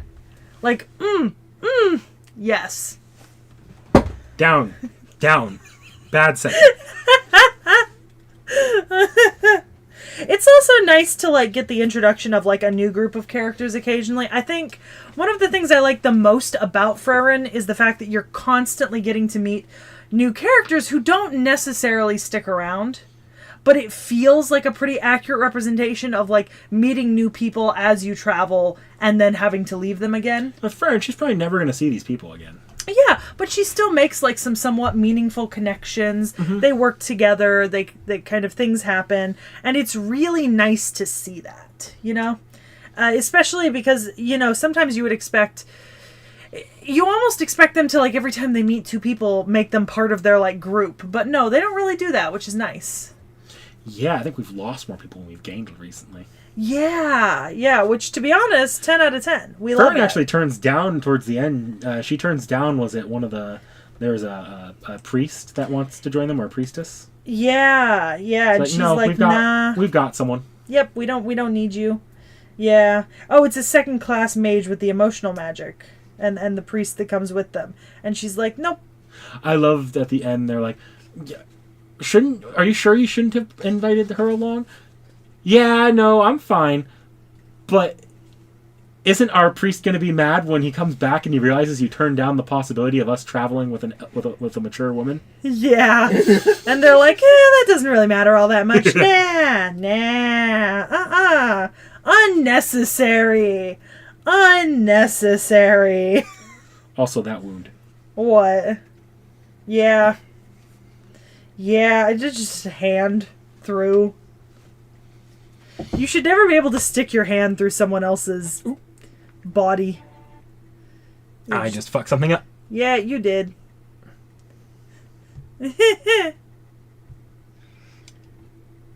Anyways, he's trying to figure out the... There we go. There we go. Yeah. But yeah, I feel like... I really feel like people should read Frieren. I think it's definitely one of my favorite series is coming out right now, you know? Mm-hmm. And it really helps that we've been following it since, like, book 1. Yeah, I feel special when they announce the anime. Yeah, I've actually only done that for, like, 2 series in the last, like, 2 or 3 years, like, actually been following them. The only other series I've been doing this for is Moriarty the Patriot. I did that for Oshinoko recently. Because you really liked Oshinoko. Oshinoko also did that weird, like, 90-minute first episode. Yep. Yeah. Points monster redacted. I mean, he's hot. Y'all, he's hot. This is a hot-ass monster. It's all snaky. Naga. Multiple arms. Many muscles. We love to see it. Naga, it doesn't do that snake thing. I mean... It probably does do that snake thing. It probably does do that snake thing. Unlike Mushu, it do that tongue thing. But yeah, I feel like we've hit the point in Frieren where a lot of the times the story is really just building on previous arcs, so it's kind of... Yeah, I gotta say, I don't feel like this one moved things forward too much. It kind of just felt like an interlude along their travel. Yeah. Also, yeah, I mean smash. Smash. I'm just gonna smash. Give me a shot for that shit. It's a good thing we didn't have alcohol out for this stream. That would have... I feel like that entire technical difficulty section would have gone very differently if we had. I feel like I would have drunk, but I would also not have been drinking as fast as I did during the drinking video. So True. It probably would have been fine. But, I mean, that's really all I have to say about Volume 8. I think I really like that we're returning back to the kind of... Because it was almost like this back in Volumes like 2 and 3, where we were getting like little stories with individual people and kind of monsters, and then we had like the tournament, or not the tournament, but like the test arc, and now we're kind of back to this. I kind of feel like we're going to be moving into a full new arc soon, because I feel like we're sort of approaching that point where I don't think it's just going to be this for like 7 more volumes. No, I think they either have to be approaching the end or approaching a new arc. Or alternatively, it could be that what I'm thinking is this is maybe the start to a new arc, and that is the North and kind of that demon. And the demon is the end of it, like finding that demon and making sure he's still sealed. So this could be the start to a new arc altogether, with the end of the tests being the end of the last arc, which would have been the tests. Yeah. Yeah. I really hope that... I know this is ambitious of me. I kind of wish this was the ending of the anime series coming out. Like, this is where it leaves off. That would be way too far. It'd be so much too far, but it'd be a really good place to leave off. Maybe if you did 2 core, but even then it'd feel a little rushed. Yeah. All right. Well... Oh, yeah. I think that's about that. I guess just everyone remember to like, comment, and subscribe. And if you're watching the stream, stay tuned. Yep. Yep, very fast Seki Rex coming in. Well, I mean, I'm going to take a couple minutes to take a break. And Yeah, but we have about the time we sectioned out for Seki Reacts. yeah, all right. You figure out what you need to pull up. I will once again subsume the Chit-chat. the deck to chit-chat with y'all who... I am did so not- glad I brought that Steam Deck. Yeah, it's very useful. All right, let's see. Trade schools. Love the librarians. Let's see. I wish we saw the dude who plays the librarian in more like TV shows and movies, but it's nice to see him in like a bunch of the kind of extra content for the series, because he's like kind of a main character, kind of not, which I'm fine with. I think when I first watched it with my mom, I think I said something to her along the lines of, this is what Indiana Jones would be like if he was in modern academia. You know? Oh, yeah. Just very, very hectic and kind of full of anxiety and kind of, oh, whoops, I accidentally translated this the wrong way. Which feels pretty kind of canon accurate. Wasn't he teaching toward the end? No, not really. But he was like, he was working on like his 20th degree or some shit in the first movie. Because he becomes the librarian in the first movie, and then he just kind of keeps being the librarian. Even in the TV show, he's one of the librarians. I do love the new TV series, though. I feel like it kind of revitalized the franchise a little bit.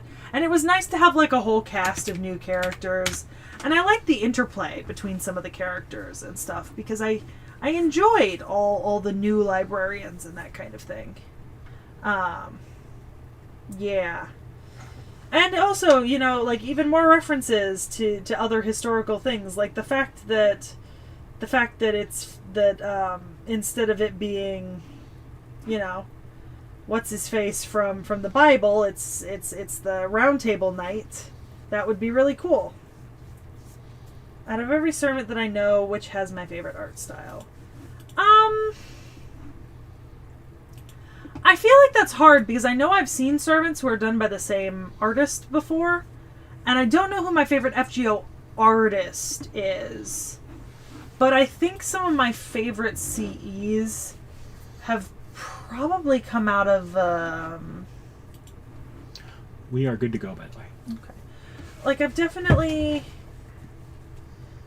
I'd have to go back and, like, look at, like, what some of my favorite CEs are, and then, like, take a look. But it's probably one of the servants that I really like, just because I would have had more care for them when watching them. Jared C. says, how many SSRs does Knickknack have? He has 33. SSRs? Yep. How do you know I have 33? He says that he has 33. Oh. He says, how many do you have? And then brags that he has 33. Oh, I don't know. I have too many. I mean, if I knew like a definitive list of the servants that Wada Arco did, maybe. I feel like I'd have to see of which servants I've seen, which artists did which ones. What servant class do you want to react to if it's on the schedule? Well, I don't necessarily pick by classes, but I feel like I've been really enjoying Pretenders and Foreigners sometimes, because they have pretty... I don't know if we've seen a Pretender yet. No, we had Faker. Yeah, Faker. So I feel like maybe one of those... I need to grab something before we start our next reacts. Do you need me to hide the camera for a second? No. I think I'm technically out of frame. Am I? Yes. Yep, I'm technically out of frame. So you ready to go? Just about. and I will get us set up, and I will get the chat all in.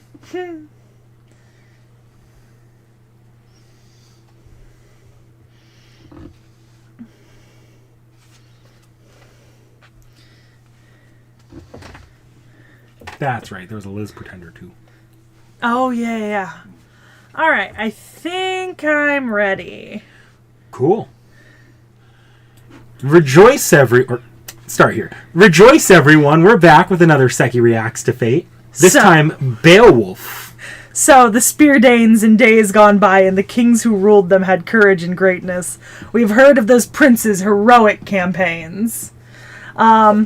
Some of you picked up, and one of you even messaged it back to see if they had the correct copy down of it. But I did, in fact, give the hint "Hoyt in Geardigum," which is the opening kind of 2 words of Beowulf in the original Old English. Of which what I was just grabbing off the shelf is I have Beowulf, the Seamus Heaney with Old English and New English. And I also have J.R.R. Tolkien's more poetical translation of Beowulf, which is much... So we kind of discussed this as something similar when I pulled up the Gilgamesh, but Tolkien's Beowulf is a very good reader, right? Like, it's very easy to read. You're going to get everything you need. It's translated into English that it's pretty easy to understand, whereas Seamus Heaney is going to have a lot more technicalities to it, you know? And I love Beowulf, so a little bit of thing here is, my parents are both teachers, and my mom teaches English, and so I grew up with Beowulf. Like, I watched the Beowulf movie when I was like a small wee child, because my mom likes showing Beowulf to her students. And so I've seen Beowulf, the movie, an ungodly amount of times, and I have read it so many times. And it's one of the examples that my linguistics professor used when talking about language change, because this is written in English, just not modern English, as Nick Nack can attest. Yep. There are letters here that Nick Nack does not know. Yep. There are letters here that no longer exist in English. To be fair, I did toy with the idea of like memorizing the entire first stanza in Old English. I mean, they're really, when talking Old English in like English classrooms, there's 2 things the teachers tend to show you: Beowulf and like the opening of Le Morte d'Arthur. Exactly. So it's, you know, pretty interesting there, but it's not exactly, I didn't feel like I needed to. There's a lot of really good versions on YouTube of people reciting all of Beowulf in Old English. There's even one of some dude doing it to like actual music, like it would have been as like a kind of epic poem would have been recited to like English. So you should definitely look those up because they're really fucking cool. But Beowulf is not a historical person. Beowulf is a character. He's the main character in an Old English poem. It's a Germanic hero legend consisting of over 3,000 lines. Isn't this one of those things, though, where like it's kind of like Gilgamesh, where there's probably a lot of stories that have been lost to time? Not necessarily. It was definitely it was written down pretty early, and we have we have a full copy of it in the manuscript, the Noel Codex. It didn't have a title back then. It was damaged by fire at a certain point, and some bits of it were lost, but we do have a relatively complete manuscript of it. And the parts that we don't have, like, this is not written just once, right? Like, we have one manuscript, and then we have bits and pieces from other manuscripts. So it's kind of like Gilgamesh, where you can piece together anything you've lost. But also, it's not like Gilgamesh in that there's, you know, a different tablet for every place that it was written. No, this is a much more consolidated version of history. Like, the manuscript itself was produced between around 975 and 1025, right? So this is automatically much more recent. It's set in the 6th century in Scandinavia during the kind of time of the pagans, and it is about a hero who comes to the aid of the king Hrothgar, who's under attack by the monster Grendel. right? And that's the fucking scene of Grendel and Hrothgar and like the death of Grendel. I have seen that so many fucking times because my mom shows it to all of her classes, and she always asks me to see if I can find a better version of it, or is there another version of it, and I'm just like, there is not another version. Stop making me look. And then near the end of the tale, so he defeats Grendel, and then near the end of the tale, he will fight a dragon, and he defeats it, but is mortally wounded, right? And that, essentially, that's the gist of the text, but obviously there's a lot more to it, right? It is a 1,300-line epic poem. So it's written entirely in alliterative verse, and there are a lot more characters than we've mentioned so far. There's also this has been related to similarities with other accounts, like the Grettis saga, the folktale The Bear's Son, and honestly, a lot of people have tried to link Beowulf to Homer's Odyssey and Virgil's Aeneid, because they're trying to make like biblical parallels a lot of the time, like Genesis, Exodus, Daniel, and then this, which at the time, I mean, 1000, the church is around, the church is there, they're definitely present in this part of the world. And one of the things about like Norse tradition especially is that a lot of Norse manuscripts were written down by people from the church. They were written down by monks, and monks would often kind of take these old stories and what they heard, and they would kind of write it down with either kind of a grain of salt as they were writing, just kind of like disparaging it as they went, like, oh, this is just a made-up story these people tell their children. Or they would kind of try to make it symbolically similar to some sort of biblical tale so that it could kind of be kept and accepted in the religious community, because, you know, paganism is witchcraft and we can't have that, so make it Christian, which is something I hate in history, but unfortunately happens very often in this area of the world because there's not a super strong literary tradition. There was a very strong oral tradition in the Norse world, but oral traditions are kind of, they change over the years as different people tell them. They have to be learned by memorization. Each person will have their own slight spin on it. They'll tell different parts of the story with like emphasis as opposed to other ones. So it's not exactly an exact science. You're not getting the one definitive edition of Beowulf. No, you're really not. You're getting what this person wanted to emphasize, what he thought his audience would like what this Christian monk thought the story should be written as. So take with a grain of salt any sort of biblical comparisons, and really any comparisons to any other pieces of art. It could just be that the person telling it knew about that other piece of work and then syncretized them slightly so that he would have an easier time remembering it. So the original codex that it was in was damaged by a fire, but it was largely preserved. It was first transcribed in 1786, first translated into modern English about 25 years later, and about 9 or 10 complete translations were made in the 19th century. After 1900, there were literally hundreds of translations, but some of the best-known modern ones are done by Edwin Morgan, Burton Raffel, Michael J. Alexander, Roy Liuzza, and Seamus Haney. Tolkien actually has an essay called On Translating Beowulf, and it is actually included in here, and he actually talks about the sheer difficulty of translating Beowulf and trying to keep verse and prose, because this is another case of it doesn't translate one-to-one, and that becomes a problem. Yeah, OSP did a video on this a while back. I love OSP's videos. Let's be honest. I do love them. Let's see. Okay, so the events in the poems obviously take place in the 6th to 7th century in kind of this area of the world that basically encompassed much of very North Europe, and then some of Denmark and kind of Finland and Sweden, and then sometimes a little bit into England. So that's where this is taking place. There are some historic elements in this poem kind of blended together with fictional and mythic ones. Beowulf himself is not ever mentioned in any other Anglo-Saxon manuscript, but a lot of the people mentioned in it besides him do appear in other Scandinavian sources.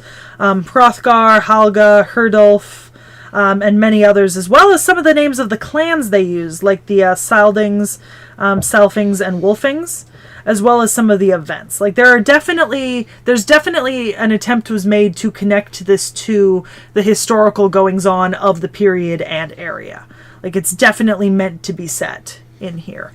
Also, yes, Hohenzollern, it is the land of the Geats. Shout out stream. Yeah. Generally, the majority hold that figures like King Hrothgar and the Sildings, which is a clan, are based on historical peoples from Scandinavia during this time. And therefore, the poem itself has been used as a source of information about such figures.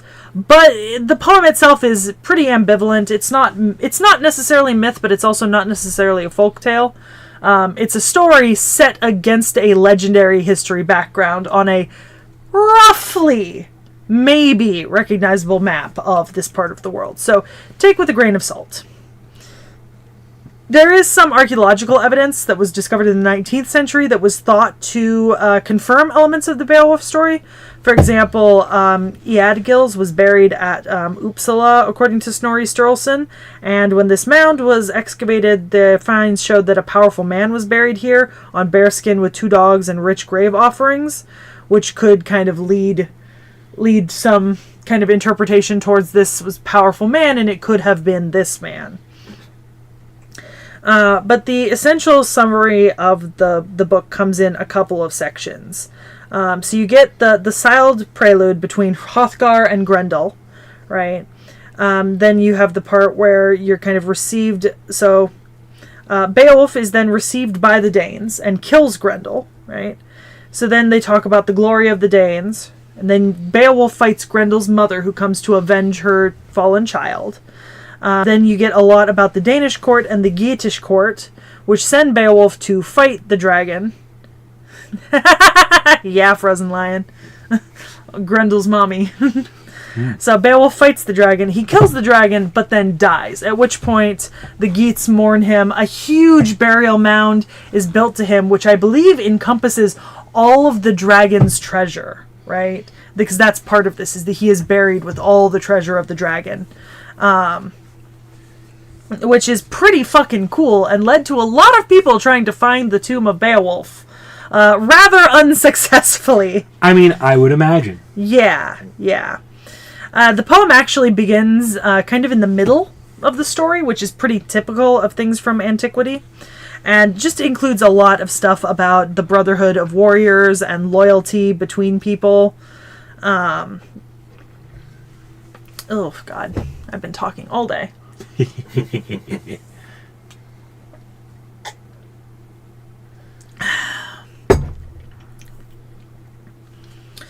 Beowulf also, a fun fact about Beowulf, there's when he is initially fighting Grendel, he refuses to use weapons because he holds himself to be Grendel's equal. So they fight by hand. But also it turns out that blades cannot pierce Grendel's skin. So Beowulf tears his arm from his body at the shoulder, and Grendel runs home and dies in his marsh. And then he displays Grendel's shoulder and arm for all to see. And this display is what makes Grendel's mother so fucking mad at him. Because, like, you ripped my son's arm off and then displayed it like a trophy. I'd be pretty mad too. Well, to be fair, Grendel had been terrorizing the kingdom for a while. I mean, wouldn't you? That's fair. Beowulf actually gains his son Hrunting between the events of him and battling Grendel's mother. He actually leaps into a lake and is harassed by water monsters. Grendel's mother then pulls him into her cave at the bottom of the lake, and they engage in combat. She actually tries to kill him sitting atop of him, but he's saved by the fact that he's wearing armor. And then I think later, as he travels into Grendel's mother's lair, he actually finds Grendel's corpse and cuts off his head and then swims back up carrying Grendel's head to kind of present it to Hrothgar. At which point he gets the sword Nagling presented to him, his family's heirloom, right? Which he returns home and he actually becomes a king amongst his own people. But about 50 years later, a slave steals a golden cup from the lair of a dragon at Earnanes. And when the dragon sees it, he's enraged, burns everything in sight. So Beowulf and his warriors go to fight the dragon, but he tells his men that he will fight them alone and they should wait on the barrow. One of his men, Wigwaff, comes to his aid, right? The two slay the dragon, but he is mortally wounded. When Beowulf dies, Wiglaff remains by his side, grief-stricken. And then he actually admonishes the other men for running away in cowardice at the final fight. He's then ritually burned on a pyre in Gateland while his people mourn for him. And then a barrow is built visible to the sea in his memory. A lot of people have tried to say that, like, large barrows built near the sea in this area of the world are Beowulf's barrow. But, you know, kind of one by one as they get excavated, it doesn't usually turn out to be anything particularly Special? Yeah. And I mean, obviously, there's a lot of bits of the story that aren't included in the basic summary. Like, there's a story where he swims home across the sea from Frisia carrying 30 sets of armor, right? Which is supposed to symbolize his heroic strength, right? And so on and so forth. So there's a lot of other things that happen during this epic. It's obviously very long, but the general gist is that stuff. Yeah. I don't think you need a full diagnostic on, like, the authorship of Beowulf. I don't need it, but hey, I don't have that much. So. That's entirely fair. Let me take a look at chat and see what people are... Well, someone was saying the One Piece is real. I mean, it is. It is. Mm-hmm. Yeah. Anyways, so you have some stuff for me, but not a lot, as I can see. Yes. Is this going to be another Blood Axe? There's a lot. They've given more love to this servant than Blood Axe, but this servant just doesn't have any extra forms. Oh, thank God. At least he's got more love than Blood Axe. Like, this servant's reappeared multiple times now. Yeah, at least it's more love than Blood Axe. So, what class do you think? Saber. We got another Berserker. Oh, you know what? That makes sense, actually. You shouldn't have been surprised. Damn, he looks good. Damn. Ooh, Oh, yeah. Berserker that definitely man. fits him. Oh, yeah. They're the bare fists to fight Grendel. Damn. Boy darkened 4 ethnicities over the course of his sprites. I like how it's like, small dagger, large club. All right. He looks like a berserker in his April Fools. So, Beowulf here is, as you would probably guessed, a pretty savage warrior. Yo, yeah, of course. As a berserker, he doesn't think much in regards to rulership, so this is not the king Beowulf. This is the, I'm gonna go kill a dragon Beowulf. Okay. I'm gonna go beat Grendel's mother to death with my bare hands Beowulf. Okay. There is undoubtedly a version of him that does that, but this one speaks solely with his fists. Mm-hmm. He views his master as either an equal or close enough for the master to need to seriously work with him. Like, you're not ordering him around. He is your... Comrade? Yeah. I'm down for that. Beowulf will not treat his master's orders as law and prefers to take high-risk, high-reward options over safe but less productive options. I mean, valid. That's definitely Seki's. Yeah. Oh boy, Mine. you're not wrong. Ate mine. I'm actually going to scroll down this way just because I'm a little bit curious. Yeah, see, you got the... Yep. Interesting. Yeah. Yeah, so I mean, this is pretty accurate description of the entire epic poem of Beowulf, pretty much. Yeah. Let's see. All right. He doesn't have that many relationships. No. I mean, not only does he use other people's noble phantasms as he pleases, his method of using them is also clever. I'm quite pleased, even though I'm unable to stomach such a thing. The next time I see him, I'll fight him. Well, heroes are all mostly sharp people yet messed up in the head. My work is to pulverize the worst of these lots. Kingship was not a suitable job for me. I will not hold on to it again. As you live a life as a hero, you will definitely encounter these people. Despite having the ability to handle the problems themselves, they choose not to as they find it a bother to think and beg for help instead. My reply to this is, shut up and do your duty. To be honest, I feel like I would like this character. Is this part 1, part 2, part 3? Part 1. Part 1. Is this E pluribus unum? Your hesitation... Oh, I didn't even look because I skipped As that you see shit. here, he has a lot more appearances than Blood Axe. Okay. Because I skip this shit normally. Well, sometimes we skim through, but... Yeah. So, despite being a berserker, Beowulf is extremely sane of mind. He's more brutal than he would be in any other class, but not any less intelligent or soft-spoken. The result is that it has minimal to no, like his madness enhancement, minimal to no effects to his stats. Okay. He just as a servant, he's capable of fighting through mortal wounds, which includes that of old age. Okay, I see Berserk. Well, I mean, he was already like. He already had to be like at least 15 when he was fighting Grendel, and then he specifically doesn't fight the dragon until 50 years later. So I mean, he was already nearing his 70s, if not in his 70s, when he fought a dragon and killed it. If that ain't the biggest fuck you to age, I don't know what is. Yeah. Okay, so I see Madness Enhancement E rank. I get that. Berserk. Okay. It turns into a beast that fights with his hands. Instinct. Rousing Brave. Battle Continuation. Perseverance in Old Age. Okay. So he's got two Noble Phantasm. Three, actually. Oh, yeah, that makes sense. Okay, so Grendel Buster. Yes, so... Yep.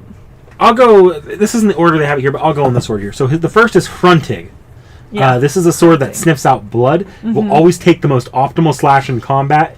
And as it draws more blood, it can change and become a deep red. Yep. This is the sword that he killed Grendel's mother This is the with. sword that he killed Grendel's mother with. Nagling is the sword that he was given after Yes. that, as to be like an heirloom of his house. So this sword is a magic sword that functions more like a club. It isn't able to cut very well and it's a lot less practical. Overuse can even break it, but when you do finally break it, it is able to release a lot of energy that will cause a massive amount of damage. It explodes. This is likely meant to be Beowulf's broken sword that slew a dragon. Okay, yeah, that makes sense. And then his final NP here is... Grendel Buster. Yeah. I see it. The ban on it can only be lifted with the destruction of Hrunting and Nagling. Yeah, when they're both destroyed and he's left with no other options, he just starts punching. This massively increases his power and his abilities to what they would have been in life. So he's actually powered down by being a servant. Oh, jeez. Well, I mean, he did kind of... No, that's valid. Yeah, he is, as a berserker servant of all things, not as strong as the peak of his life. Yeah, goddamn. What the fuck? I don't know the context of that, but... That's actually that's a fun reversal because like if you were going by time in the story, you'd start with Grendel Buster and then move towards Hrunting and then Nagling, but this is kind of going back the other way. Yeah, It's almost insinuating that as he got older, he got a little weaker than just what a little he was bit. in He's his still time. he's still as strong as anybody else, Yeah, as any other servants when he's older. yeah. Jesus. But since his limbs are a weapon that predates weapons in general, they are completely unpredictable and unknowable to opponents that otherwise learn weapons like Emiya or Kojiro. Yeah, somebody commented on there. They were like Emiya's favorite weapon. Yeah. A question. So you mentioned that we were going to be coming back to Fafnir and Fate, and Fafnir's a dragon, pretty commonly used in Fate. Yes. Do they use Fafnir here for Beowulf, or is it a different dragon? They've not implied that, not with Fafnir. We will come back to Fafnir at some point, but Yeah. it's not impossible that Fafnir is also the dragon there. That's just the kind of shit you would see in an interlude or something. Okay, so Yeah, you got an NP here. is this with Nagling or Hrunting? I don't remember which Or one is this it Grendel Buster? I don't remember. I think it's Grendel Buster. Fun! Okay. I like just the boom, boom, Bam! Bam! slam. Club. I love it. Like, he just stabs them. Yeah. I mean, valid.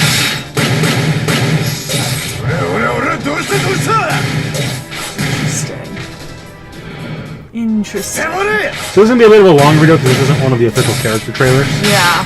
So if you want to skip to the NP, This is still in skill animation NP. Okay. Oh Grendel yeah. Buster. Okay, yeah, we're just go. Jesus. Hold on. Is that a motherfucking JoJo reference? Goddamn. Goddamn, my boy. Goddamn. And that is Beowulf. Goddamn, my man. So you got your Just- CEs here? You just fucking punch. Now who would win? Goku or him? I'm kidding. It's Gilgamesh or him. I love this. Look at this shit. He looks like he's He's got nunchuck bats. the two bats chained together. Love that. Love that for him. Let's see.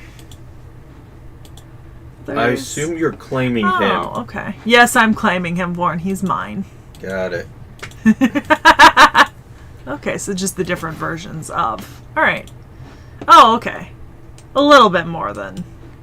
Yeah. He's I love the name of the second one. I'm so excited. Okay, final battle. The dragon's horde. Like, Jesus fucking Christ. Okay, let's see. All my men either shattered or ran away, leaving myself thin and fatigued, and the quivering young knight who held his ground. Will this large shield offer protection from the dragon's breath? Even if it does, how can the dragon be slain? Where exactly is its weakness? How much difficulty must be endured in order to strike that? Time has slowed down. Therefore, there is time to think. Why am I fighting? Did I want to fight? The passion of my youth has long since left me, and all that is left is a wish for peace, or so I thought. Oh, I see. The fighting spirit that I thought had vanished begins to burn once more. I shall...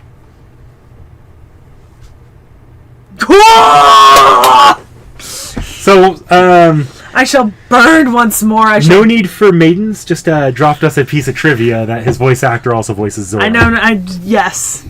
I shall die here. This is a fitting hell to end my life. After getting old, the passion that I had when I defeated Grendel is gone. However, there is peace behind me. A countless number of people enjoyed modest happiness, and are even now doing their best to live a life without despair. Once in a while, I should act like a king. Not for myself, not for glory or wealth. As a king, it is my duty. Be revived, Beowulf. Your strength is far from what it was in the Golden Age, but it is definitely not zero. Weaker as he got to the dragon. Oh yeah! Okay, I love the name of this. Sweden Fire Drake Char Grilled Sirloin. Ain't no. Honestly, this looks like my ideal dinner. Valentine's return. This reminds me, there was a thing a while back, and it was like, why buy a girl flowers on Valentine's Day when you could buy her 2 loaves of garlic bread? Don't buy me chocolates. Buy me a steak. I'm gonna be a dragon steak! And now you are. For seasonings, soy sauce and wasabi for a Japanese-style taste, and onion sauce to give it a Western flavor. It's not fatty at all, and you can enjoy its true meaty taste. It doesn't actually taste like beef, though. In fact, it tastes more like chicken. According to the restaurant reviews, the store is famous for its scary owner. It looks so good. It looks Makes so you want good. steak. It really does. Muscle caviar. Oh, hey, I know some people here now. This is Rama. Yeah. This is Fergus. Yeah. This is Leonidas. This is Beowulf. Now you're just missing the woman in the corner. Just missing her. Bulging muscles and surging blood compel the body to move. They cooperate to move forward and challenge one's limitations. Victory doesn't always mean beating the enemy. It can also be a display of someone reaching their absolute pinnacle. I love it. This one might contain spoilers. Detective Edmund, Foreign Nation Infiltration Arc. No names.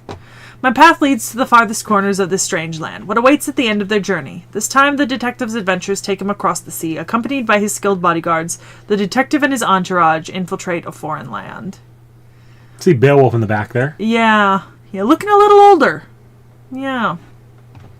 Nice. Right. Climbing battle.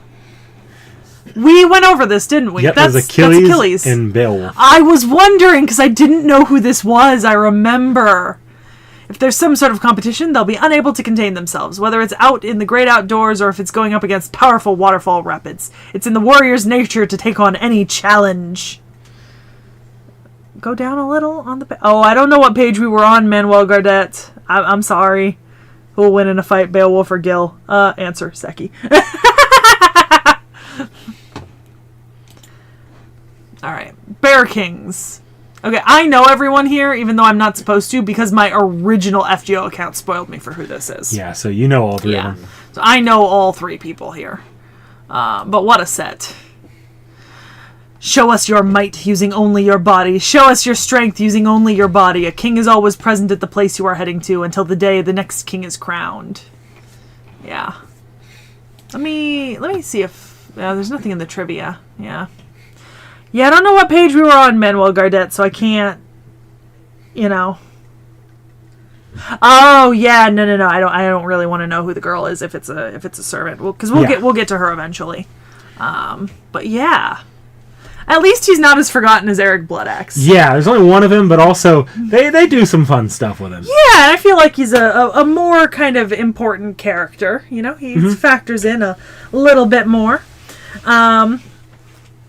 We're just finishing it up, Jens Kosh.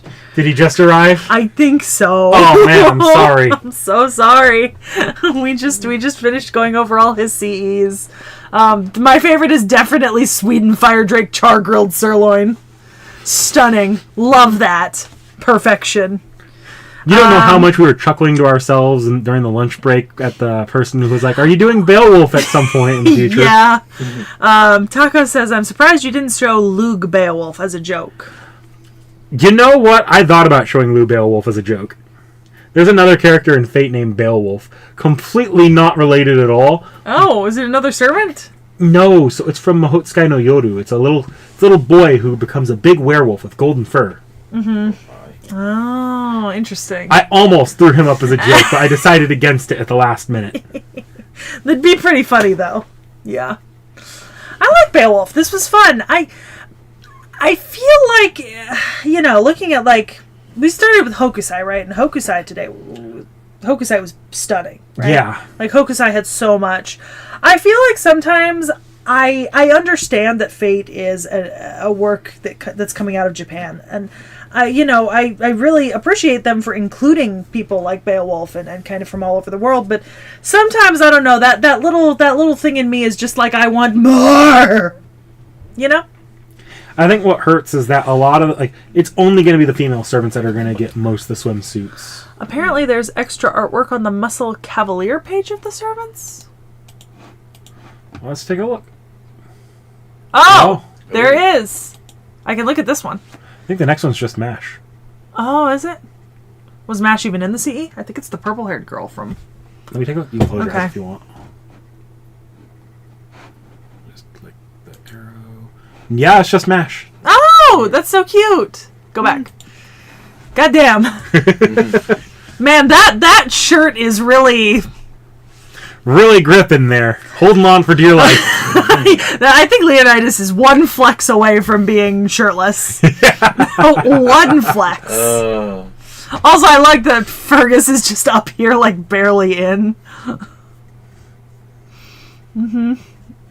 Jesus fucking Christ. Y'all really committing to the bit about Bloodaxe. Interesting. Yeah, okay. Love that. I mean, it is clear that there are servants in areas of the world that get more love than others. From yeah. I think Norse in particular got burned. Beowulf here, he could get more, but I think he has a lot too. Mm-hmm. Yeah, pray for the shirt, Hohenzollern. Pray for that shirt. Please burst. But this also could just be a male thing because it's the because you remember Leonidas didn't have much either. Male servants, yeah. Yeah. Fate authors, there are horny female fans too. Acknowledge us. And we'll get there when we do Seki Kojiro, but Seki Kojiro, despite being a Fate Stay Night Servant, has 0 ults in Fate. I'm surprised by that. Yeah, so it's not. I don't know if it's like. Well, it is obvious they're going to put a lot more love into their the culture that they know. I think it's just a male female thing. Look, I'm equal opportunity, but you know, I do love my men. Like there are female horny fans. Fate, like, Yeah. come on. I don't know. I hope it does burst like Gil's clothes in Extra. AOU cast off. Yes. So yeah, but do you have anything else there? Are we good to maybe move towards the move our hint to the next video, or the one people will see months from now for the stream? Yeah, we are gonna have to give a hint for something coming up in a while, and I'm just gonna suffer for a second. You interact with chat while I figure this the fuck out. I need a knife. Saber Kojiro is too OP to give players. My brother really wants Saber Kojiro. Fuck! That just needs to sit there for a little.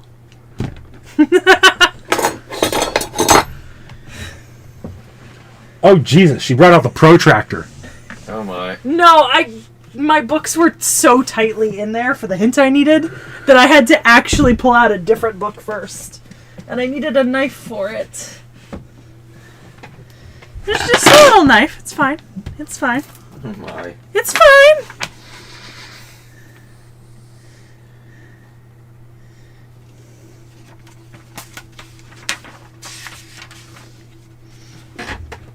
Let's see.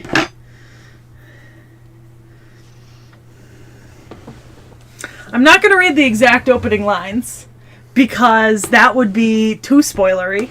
But, so when the Duke and his wife were come unto the king by the means of great lords, they were accorded both. The king liked and loved his lady well, and he made them great cheer out of measure, and desired to have lain by her.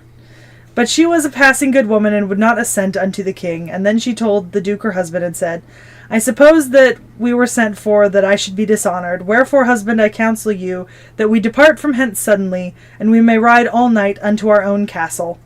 And in likewise, as she said, so they departed, that neither the king nor none of his council were aware of their departing. This is the opening lines of our next servant video. Ooh. Your guess is in chat. We won't tell you the answer. We will not tell you the answer. That is entirely true. And I will just move my little display back. And move my dragon back. I really need to get a new place for knickknacks. But I'm crack.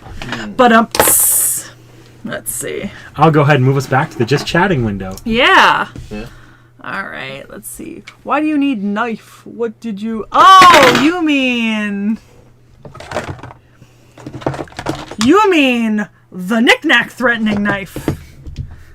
The knife I used to threaten... the knife I used to threaten knick-knack. Knick-knack's threatening knife, you could say. I also have small knife for assassin's purposes. It's like Beowulf. Big knife, small knife. Except this one's sharper, which is also accurate. This one's more blunt. That's like Beowulf. Yeah, you're right. This is accurate. One for stabbing, one for clubbing. Exactly. One made of stainless steel and one made of bendy but sharp metal. Still got a little bit of time left. I'm gonna grab some pizza. I mean, part of that hint is that obviously what I was reading came from a book. So, you know. The nick knife. This is now the nick knife. Isn't the Shinsengumi combined with something?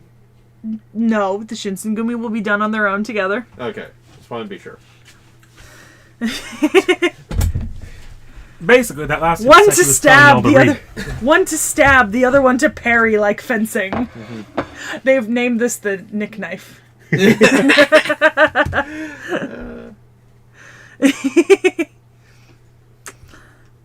don't know, guys. You know, I feel like we can't really do Gwaine on his own.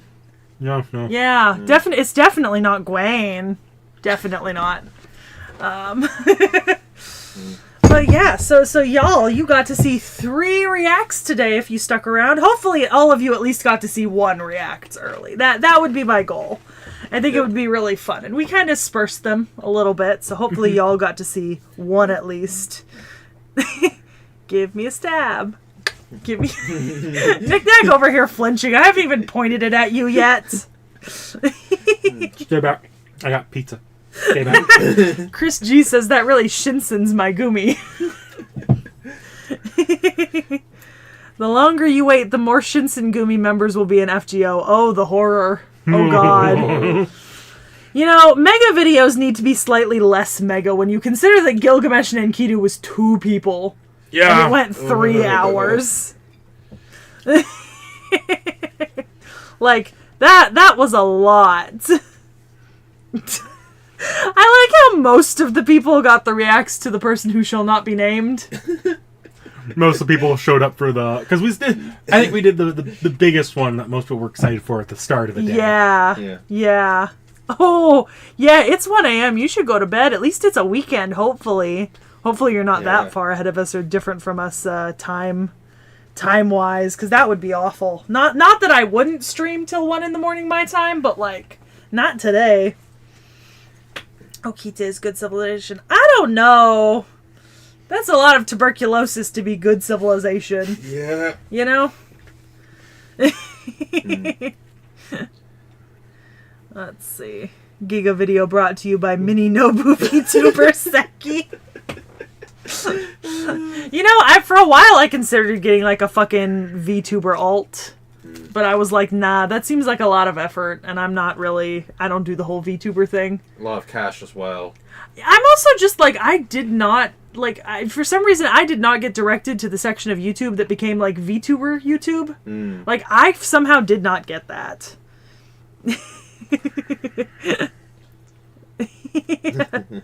Oof, a lot of people at like 2 in the morning, 1 in the morning. That's valid. Yeah. I guess we must have a lot of European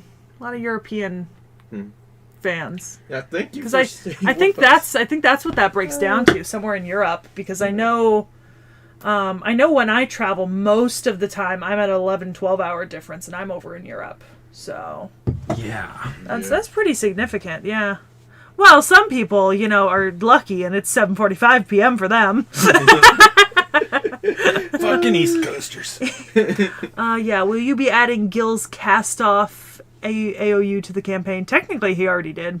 I already did do that in the campaign, to be fair. He literally did that in Chapter 1, and I didn't get to see it.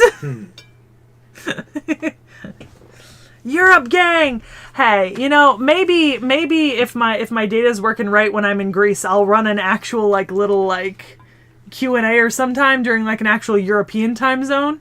Be in the evening or the morning when I'm there, and it'll be ass o'clock today. Yeah. Just be on YouTube. 3 in the morning. Why are we live? Yeah. Nick Nack just be like, what? Live notification. It's 2:45 a.m. Catch turns it on, the sun just blasts you from fucking Greece. Yeah, Callie's still bright out. Yeah. Mm-hmm. Nick Nack needs to teach you about the dinosaurs. I did not notice that AUO is a pun. Why is it a pun? Huh. Yeah, I don't know how it's a pun. Oh, Liz in FGO still has PTSD from Gil doing that. That's adorable. Also, hello Finland. Damn. Yeah. That's hella fucking cool. Man. I already had Nobu, so Okita's fair game. But if Okita, that means all the other Shinsengumi members will have a feature too, and that would be a big video. Yeah, that would be a really big video. Holy fucking shit. To be honest, we do actually have a couple... I mean, it doesn't really hurt to, say which servants get grouped up into videos. Yeah. I know that when we do the Knights of Charlemagne, we're doing them all together. Yeah, the Paladins of Charlemagne. And Charlemagne. Charlemagne himself, Charlie in there, Astolfo. Yeah. Bradamante. Let's see. The Shinsengumi are all going to be done together. Round Table is going to cover the Fey Nights, all of the Round Table nights. It's going to be our biggest mega video of all time, probably. Yeah, and associated stuff. We've got another the Minamoto no Raiko. Was that the other combo video with a bunch of stuff? Oh, the Heavenly Kings in the Oni of Mount Oe. Yeah, the 4 Heavenly Kings and the Oni of Mount Oe will be coupled together. AUO, King of Heroes. King of Heroes cast off. I didn't get that. I am an idiot. Yeah, so I know all of those will be combined videos. When we eventually do Siegfried and Brunhild later, we'll also, or Siegfried and Kriemhild will also probably include Aslaug, maybe? Aslaug might be her own video, just because we know for a fact she's a Fate protagonist servant, so she's going to have a lot more on her. Oh, okay. That one, y'all don't be expecting to see that one anytime soon. Okay. Because that one I am going to hold until a while. Yeah, you know what, guys? Let me just take a look and see. You guys won't be able to see it, but I can pull up. I can pull up our kind of schedule and see what's up. Let's see. All right, group videos up and coming. Yeah, these. Let's see. Yeah. So the round table will be the only one left this year. Really, that'll be the only big group video. Yeah. That we haven't filmed. Wait, are you going to do groups for the Gorgons? We already. The Gorgons went up Thorn. earlier this week. Thorn. Our schedule. Let's see. Yeah, okay, Siegfried and Kriemhild are getting paired with Fafnir. That's who it was. I knew there was another person. There's the 4 Heavenly Kings, Demons of Mount Oe. We do have some servants that we just paired together because I think they needed to go together. Like, certain servants will appear in the same, the same thing. Oh, that's what I was going to say. I thought Aslaug and Ragnar Lothbrok might go together. Yeah, but I'm not sure. They're both coming at the same time in that Lost Einjar series. So. Yeah, yes, Pedro, definitely. Morgan definitely has to be included in the round table. In fact, we'll probably end up having to go over a little bit of Arthur again too. Yeah, just to cover it, like for sure. I was already telling Seki this. When we do the round table, we're probably going to end up going through Arthur's relationship chart or Artoria's relationship charts, just because we kind of have to. Would Sieg be a part of Siegfried Kriemhild? Well, we did. Sieg would be with Siegfried Kriemhild, Yeah. but you don't know what they're talking about there. I don't. I really don't. Let's see. Actually, we don't have. We've really only got like 2 or 3 more mega videos planned at the moment. A lot of servants, like I said, a couple servants are getting paired up in sets of like 2 or 3 just because like they need to go together.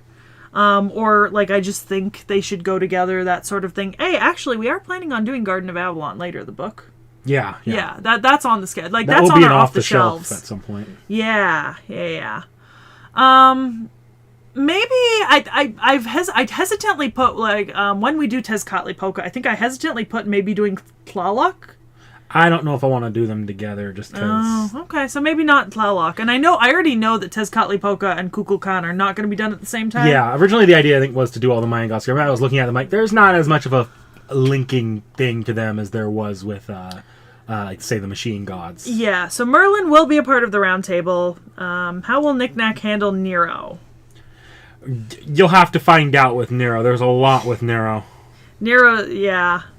No more Seki Reacts today, actually. We're just going to hang out for, maybe max, like another half hour or so, and then we'll probably end the stream. Mm-hmm. So, y'all can ask your questions. At this point, if y'all ask about, like, specific servants, I can tell you if they're in the schedule. I'm just not going to tell you where. Because you got to have some keep in mind the of... schedule goes out to the end of 2024. Yeah, the schedule does go out to the end of 2024 currently. Is Dick Wizard in the roundtable video? Dick Wizard's Merlin. Oh, then yes. I don't believe we're doing Solomon. No, Solomon's not on the schedule. Not on the that's schedule just at because all. he's so integral to the D&D campaign that You can't really cover him. Yeah. Yeah. I kept asking if we had a Guinevere, and he said no every single time, and I'm really, really sad that they haven't so far.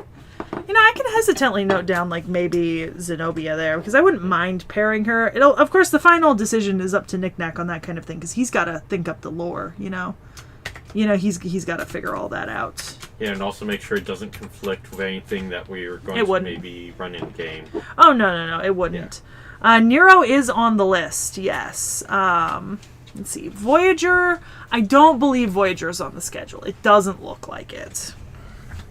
When they mean Voyager, wait, what do they exactly The Voyager space shuttle. Oh, yeah. okay. My future condolences for how big the roundtable video is going to be. I think my list of servants is 2 pages long.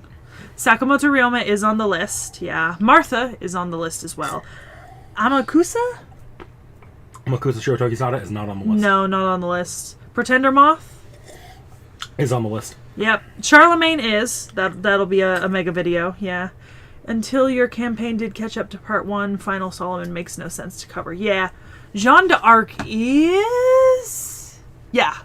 Oh, Amakusa Shiro is on the list. Oh, yeah, he is. You're right. Yeah. Jeanne d'Arc, St. Martha, and Amakusa Shiro are all on.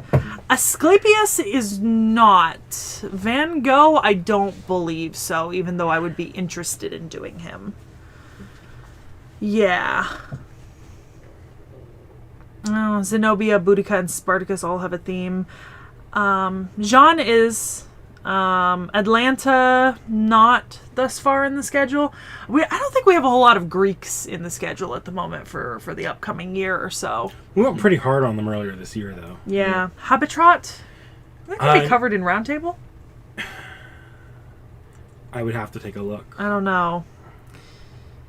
I don't know about Habitrot. Knick-Knack would have to look at the list for that. I don't think Ryoma and Okada would be in the same video. They're kind of different. Fate connects them a lot, and they do have history together, but... Yeah, I don't think we'll be doing it in the same video. I simp for Chadlemaine? Chadlemaine. Ashia Domon.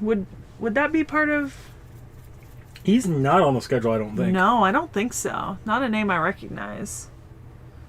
I don't know. You'll just have to see when those videos come out. No, Mole is not.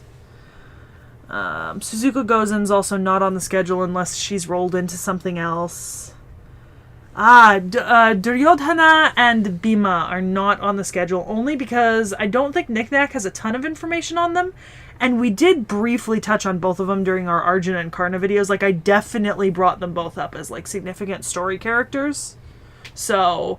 I think we want to wait until Knick-Knack's got more on them to return to them. Same thing with Kali and Durga. Yeah. Yeah. Li Shuen. He might be on the schedule. Does he go by another name? No, it would be Li Shuen, but I don't know. I don't think so.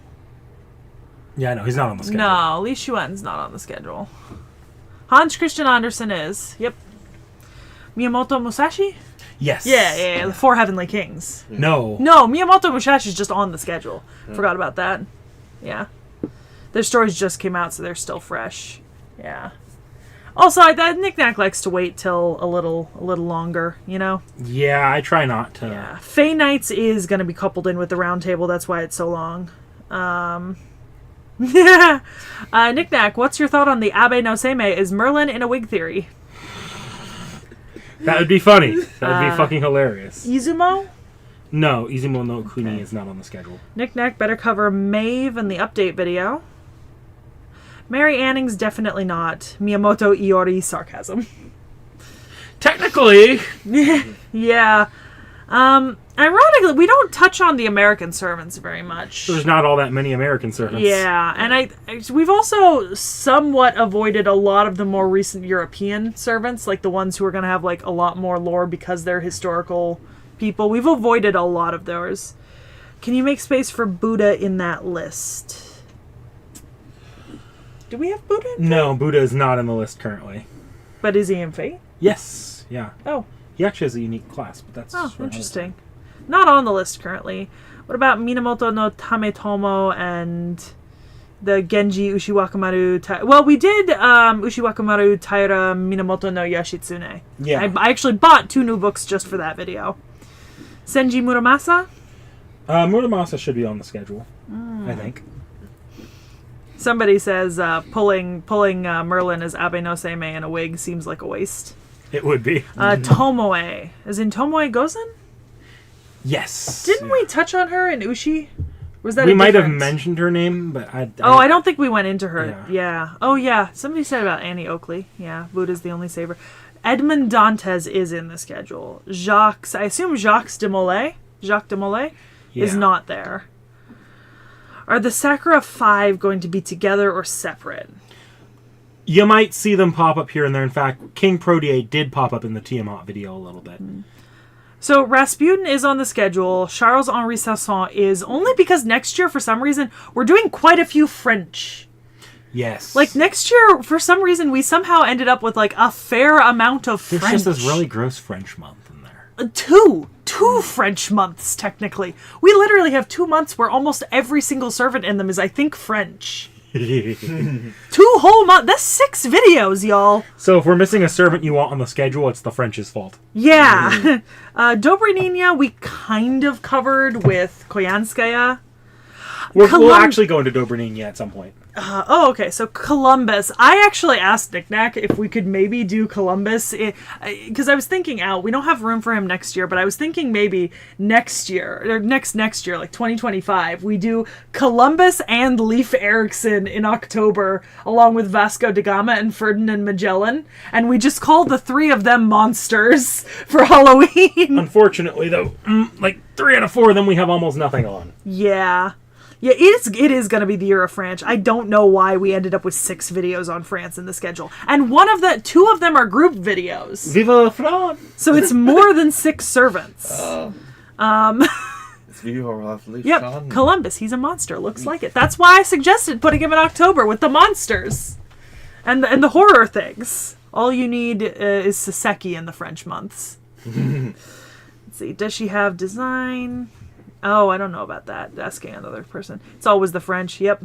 I forget if you covered her, but Drake is in the schedule, which I specifically asked for Drake to be put in the schedule because I have her in campaign and I want to use her.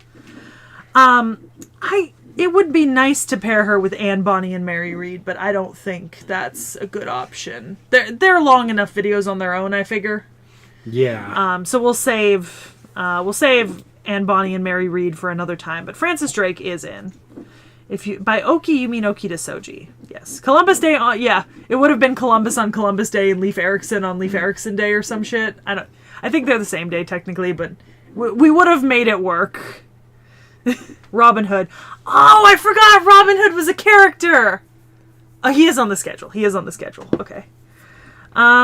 So far, I think the list is just FGO servants. I don't think we have non-FGO servants. There's some non-FGOs in there. Oh, okay. Never mind. There's very minimal, like ones that Seki really wanted, but we do have a few in there.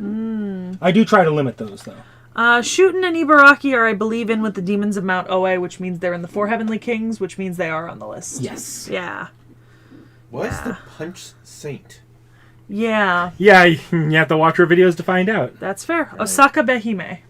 Definitely I'm not on the schedule. Not yet. Semiramis. Semiramis?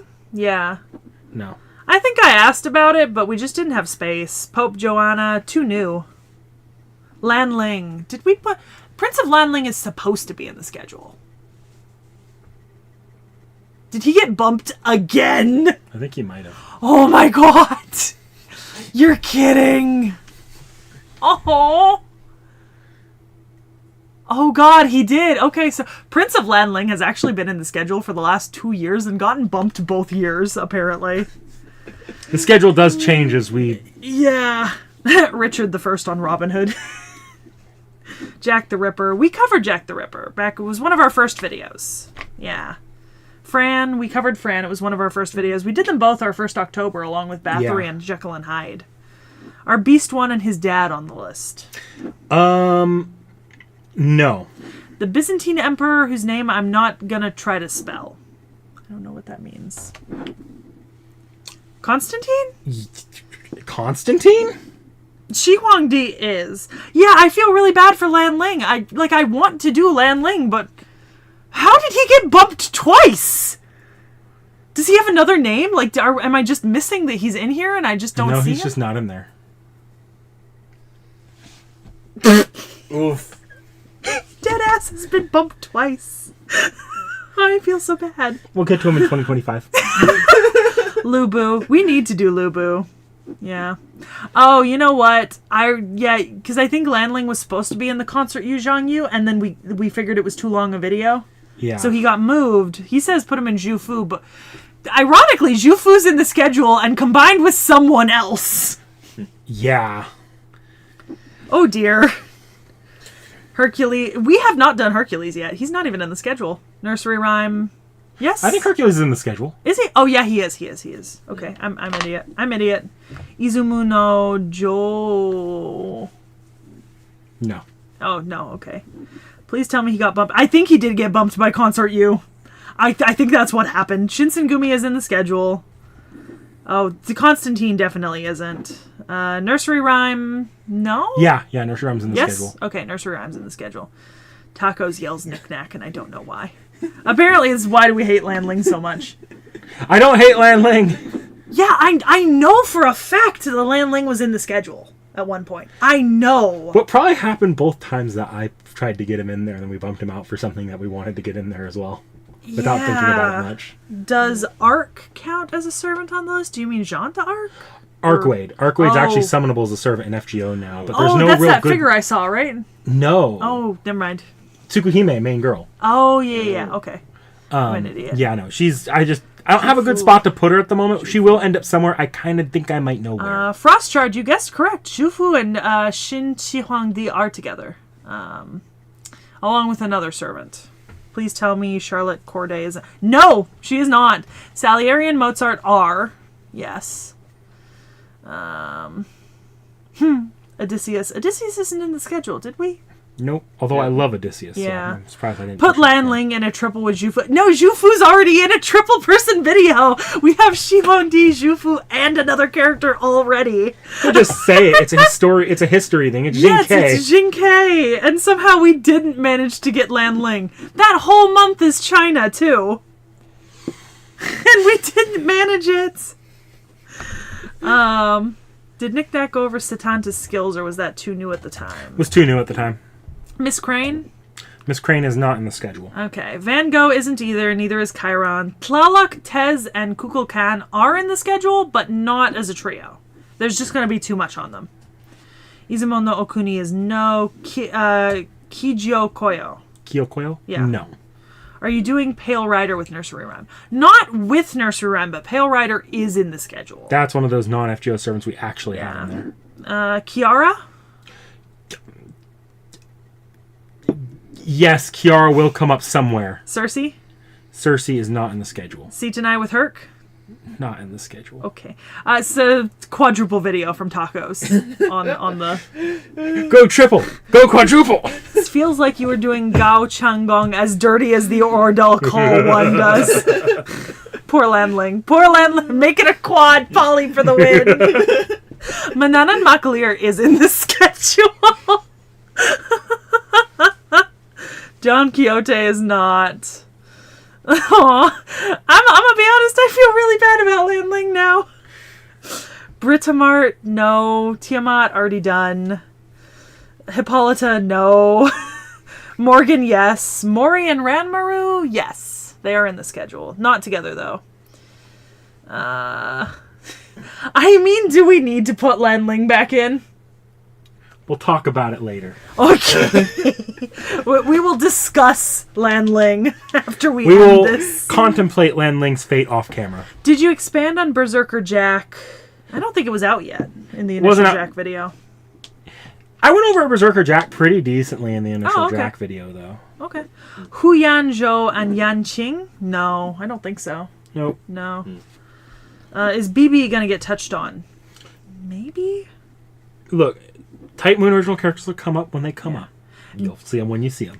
Billy the Kid is a character in the schedule. Captain Nemo isn't, but I did fight for him, I think, this year. We were supposed to have, like, an all kind of Seafarers month that got moved around. The problem was Seki really wants her month of Seafarers, but most of the Seafarers she keeps giving me are the ones that were included in Requiem as throwaway lines with no design, no abilities, just the name and the fact that they're in Fate. Well, I said I wanted, like, Nemo, I wanted the Flying Dutchman guy, I wanted Anne Bonny and Mary Read, and I wanted Drake at least, and it just wasn't working out. out. Rasputin is definitely in the schedule. Isn't Ranmaru this year's Guda Guda? I don't know. Yes. Frozen Lion. What is the point of being live if I'm not burning myself out actively as a college student? I'm taking 2 summer classes, even. Trung sisters are not in the schedule, but I know about them. Yeah, we know about the Tiamat being summonable, so it'll go in the update video.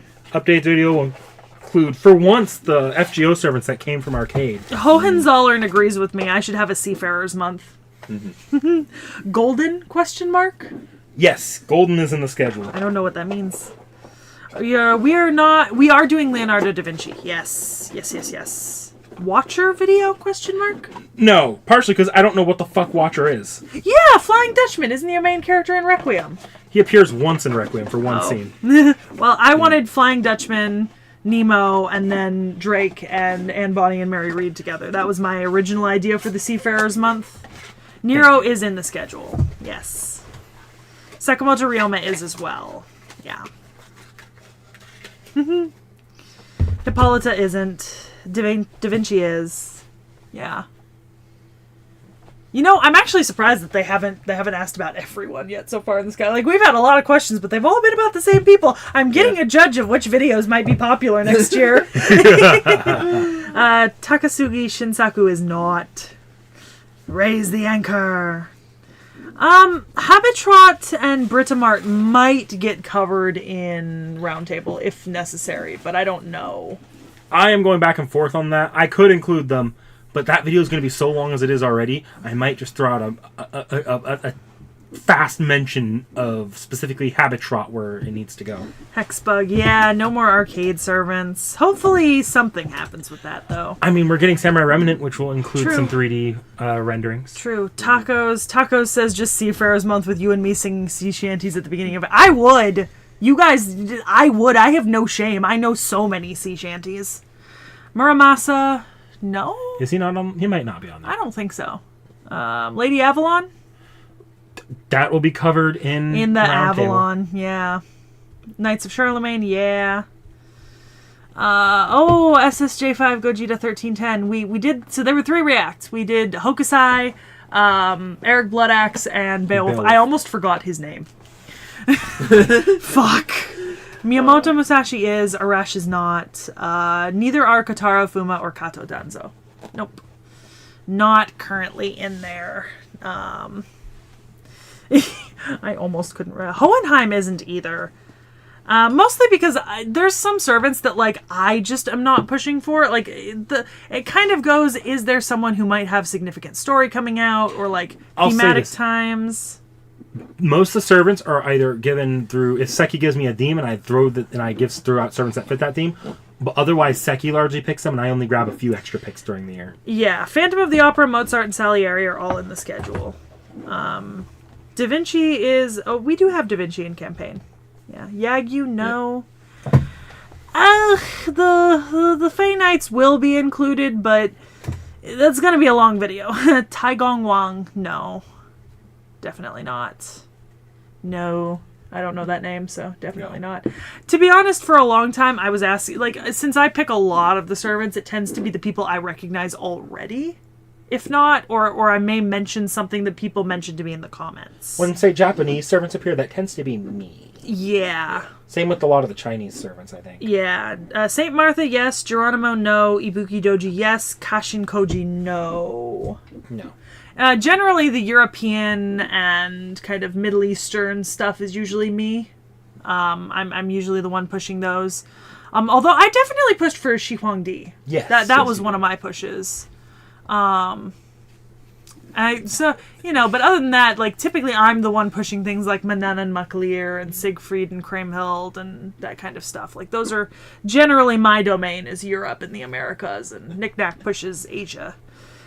Look, the rule on Roundtable is I am willing to go as long as, what's his face on the iCarly videos and stuff. What's the longest video on his channel?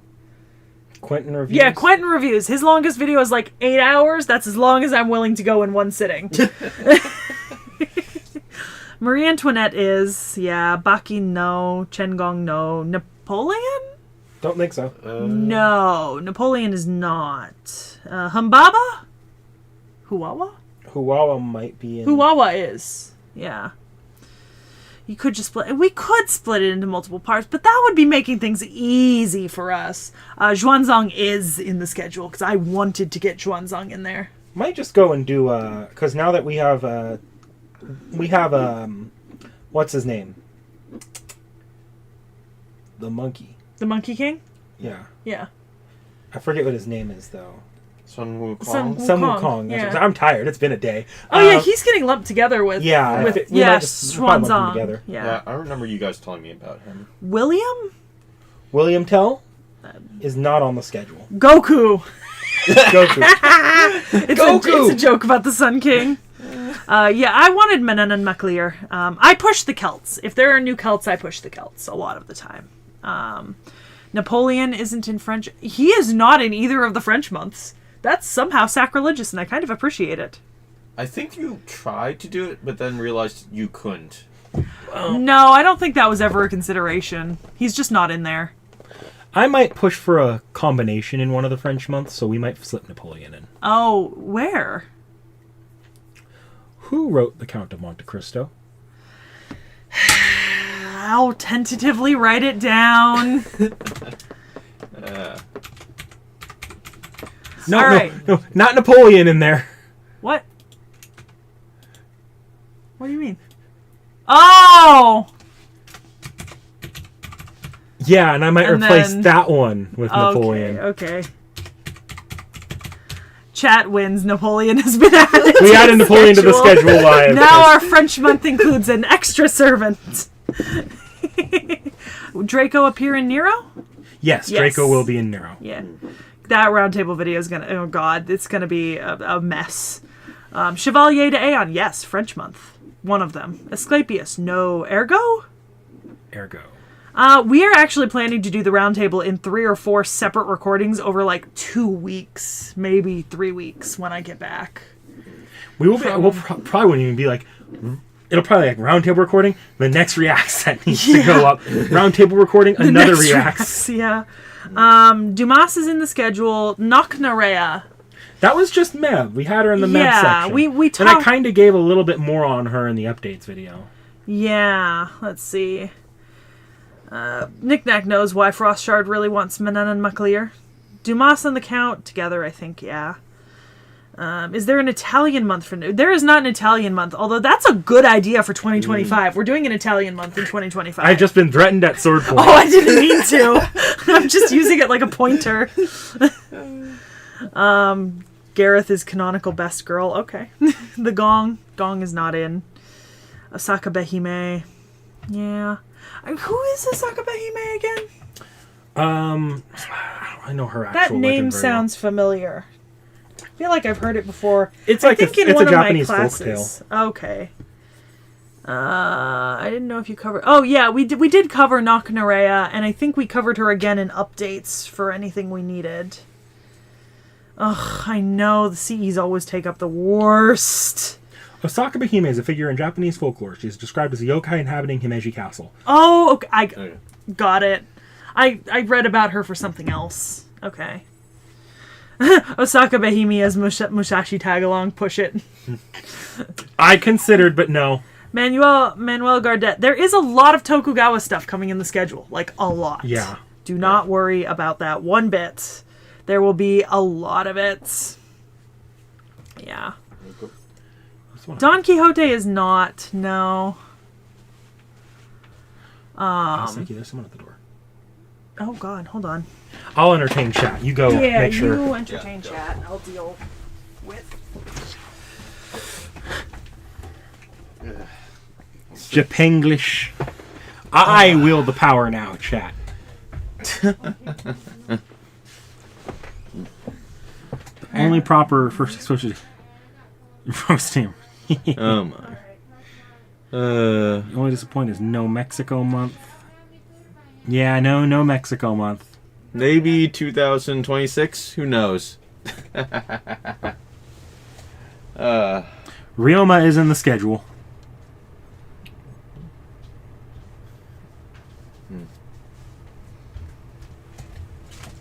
Be gone. Okay. Knick knack with the nick knife. Knick-knack with the knife. Yup. Oh god. Okay. Just moving these. Oh. I'm back. The only disappointment you have is no Mexico. Oh yeah. There need to be more servants in some areas of the world, I personally believe. Any characters in NPC hell? I try to get the NPC hell servants in there when if they're relevant. Otherwise, I just wait till they leave NPC hell. Jiang and Nikitich. We covered Nikitich a little bit. Kinda. We will get another full video for Nikitich. No on Jax Demolay. Sen no Rikyu, no? No. Oberon would be part of Fey Knights, right? There is a reason, but yes, Oberon will be covered with Yeah. with the Knights of the Round Table. Sorry to say, Knick-Knack, but somehow you look less threatening with the knife than Seki does.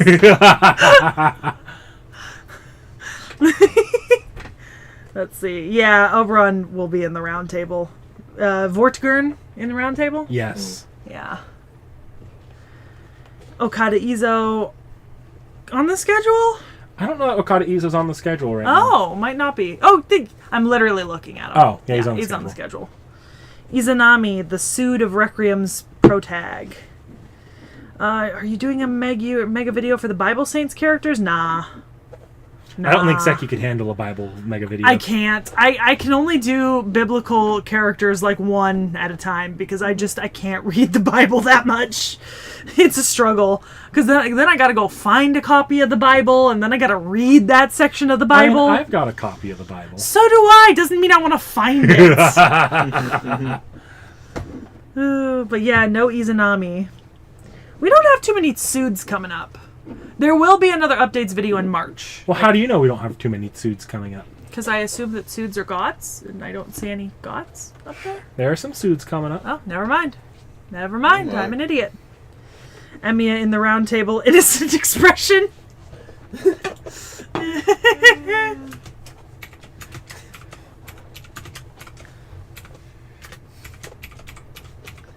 Just put it in there to remember. Emiya will not be in the round table, I don't believe. No.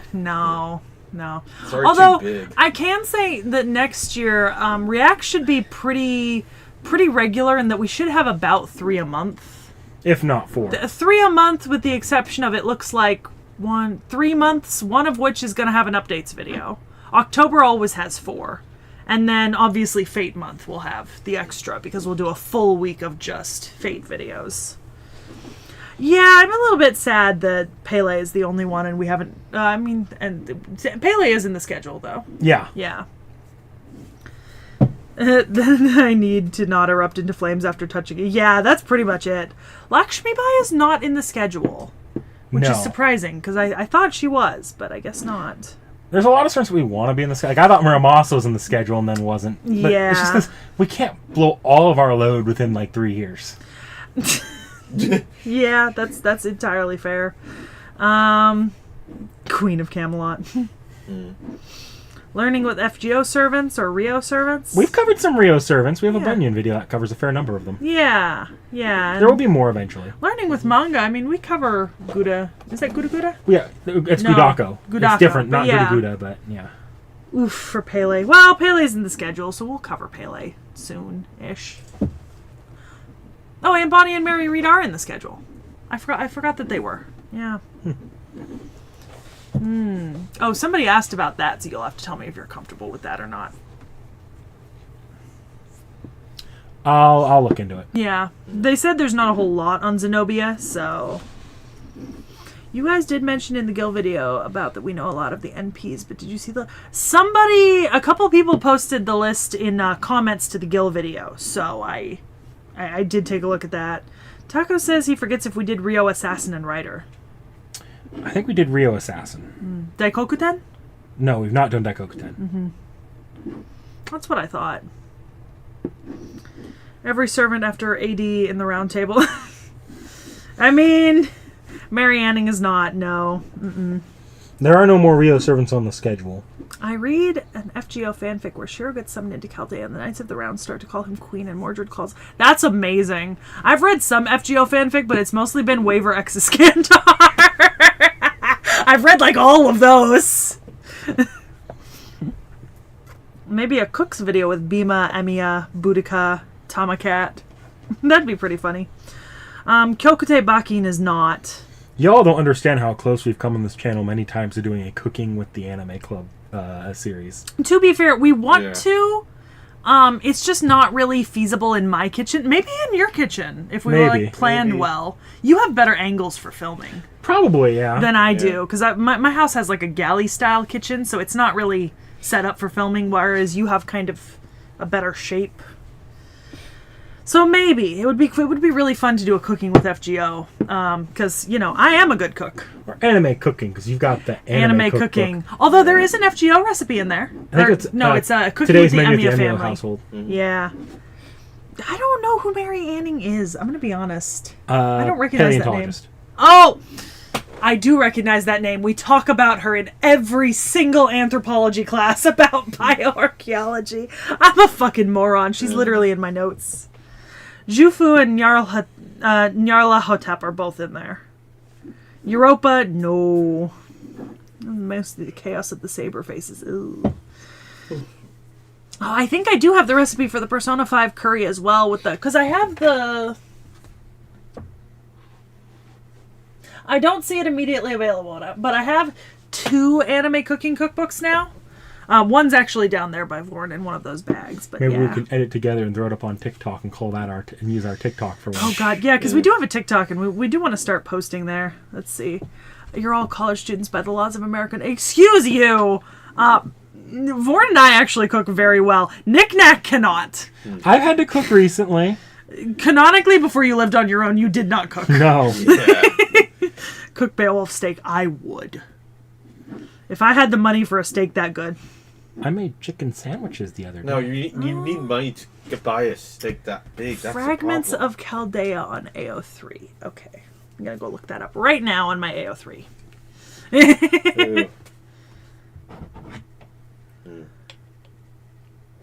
I am the only one of us that reads fanfic a ton. I read it a fair bit. I'm just a lot more private about it. Which means you are afraid. You are afraid to let people see. Yep. Okay, found it. All right. Okay. Another good idea would be making a Roman mega video. We've covered a couple of the Romans already, though. Yeah. So there wouldn't be like a shit ton left. Bluebeard, red hair. Frozen Line just called you out, Mac. Red hair will be covered in the Lubu video. Okay, which is not on the schedule yet. Yeah. Bima, that'd be not yet. Let's see. Will Nero's Poisoner be included with her? I believe so. Yeah. Did you mean Mushroom? Kanoko Gaming? If you want to see plenty of her, come to my streams.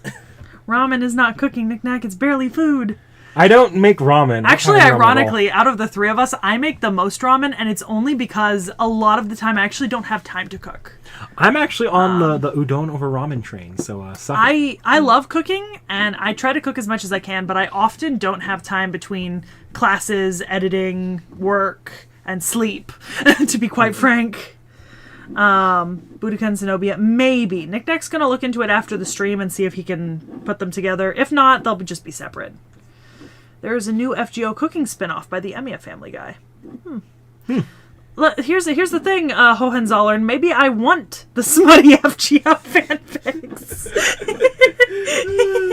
Do not start posting sauce in the comments. I think you should start posting sauce in the comments. Frozen Lion says using pre-made ingredients for sandwiches does not count, Knick-Knack. I don't make I actually had to grill the steaks. Or not the steaks. I did make steak sandwiches too recently. I actually had to grill steaks and chicken. No, Knick-Knack's been learning to cook quite successfully on his own. Archimedes and the Absolute Moth. I guessed what the device was gonna be in the fucking Indiana Jones movie when the name was announced before they even said... Don't spoil the brand new Indiana Jones movie. Yeah. Even I haven't seen it yet. I'm not seeing it till Wednesday. Archimedes is not in the schedule. Will Nero's mom be a part of the Nero video? I don't know. Ooh, Frozen Lion. I too have a ton of fanfic ideas I will never write and posted one on fanfiction a decade ago. It's there. It's there. I just, prizes to anyone who ever finds it. Ugh. Nick Nack commented on it on fanfiction.net. It was awful. I've been, the only reason I'm not taking it down is because I believe in leaving things up for posterity. And it wasn't smutty. If it was smutty, it would have come down. There's a fake cooking video game. Yes, there is actually. They have a Cooking with the Emmy Household video game. It's like a cooking game. And we haven't had me play this. Why? I'm so disappointed. Because you didn't care for Shiro Emmy at all until even slightly recently. Oh, that's fair. That's very fair. But yeah, no, cooking's fun. I like cooking a lot. They actually have a DLC coup optional playable character in that game. I want to play it. Well, guys, I think it's about time for us to head off. We've been here for a long time. We have some post-stream stuff to make sure that we actually have the videos saved as VODs on our end. Yeah. Can we get a hint of the series you wrote about? Oh, it's a crossover between a lot of different things, but it's probably labeled as a Soul Eater or Naruto. Those might be the two things it's labeled as, but it's definitely a crossover somewhere in there, and it only has one chapter out. All right, guys. Well, I think that about does it for us today. Mm-hmm. So let us know if the stream's closed in the community tab, I guess. But let us know if you enjoyed this, and we will see you... Well, I guess... It's absolutely gay, even if it's clay. We can guarantee all the videos for next week have been posted, so Monday, Wednesday, Friday. Yep, and it'll all be Fate-related stuff, specifically. And I might stream Tuesday or Thursday. We'll see. Yeah. Yep. So, yeah. We will see you next time, guys. Honestly, I might. Frozen Lion, make a fanfic discussion stream. Oh my. Actually, deadass, that's something I could do. Okay. Yeah, maybe. Maybe. We're going to go before Seki gets any more horrible ideas. Bye. Bye.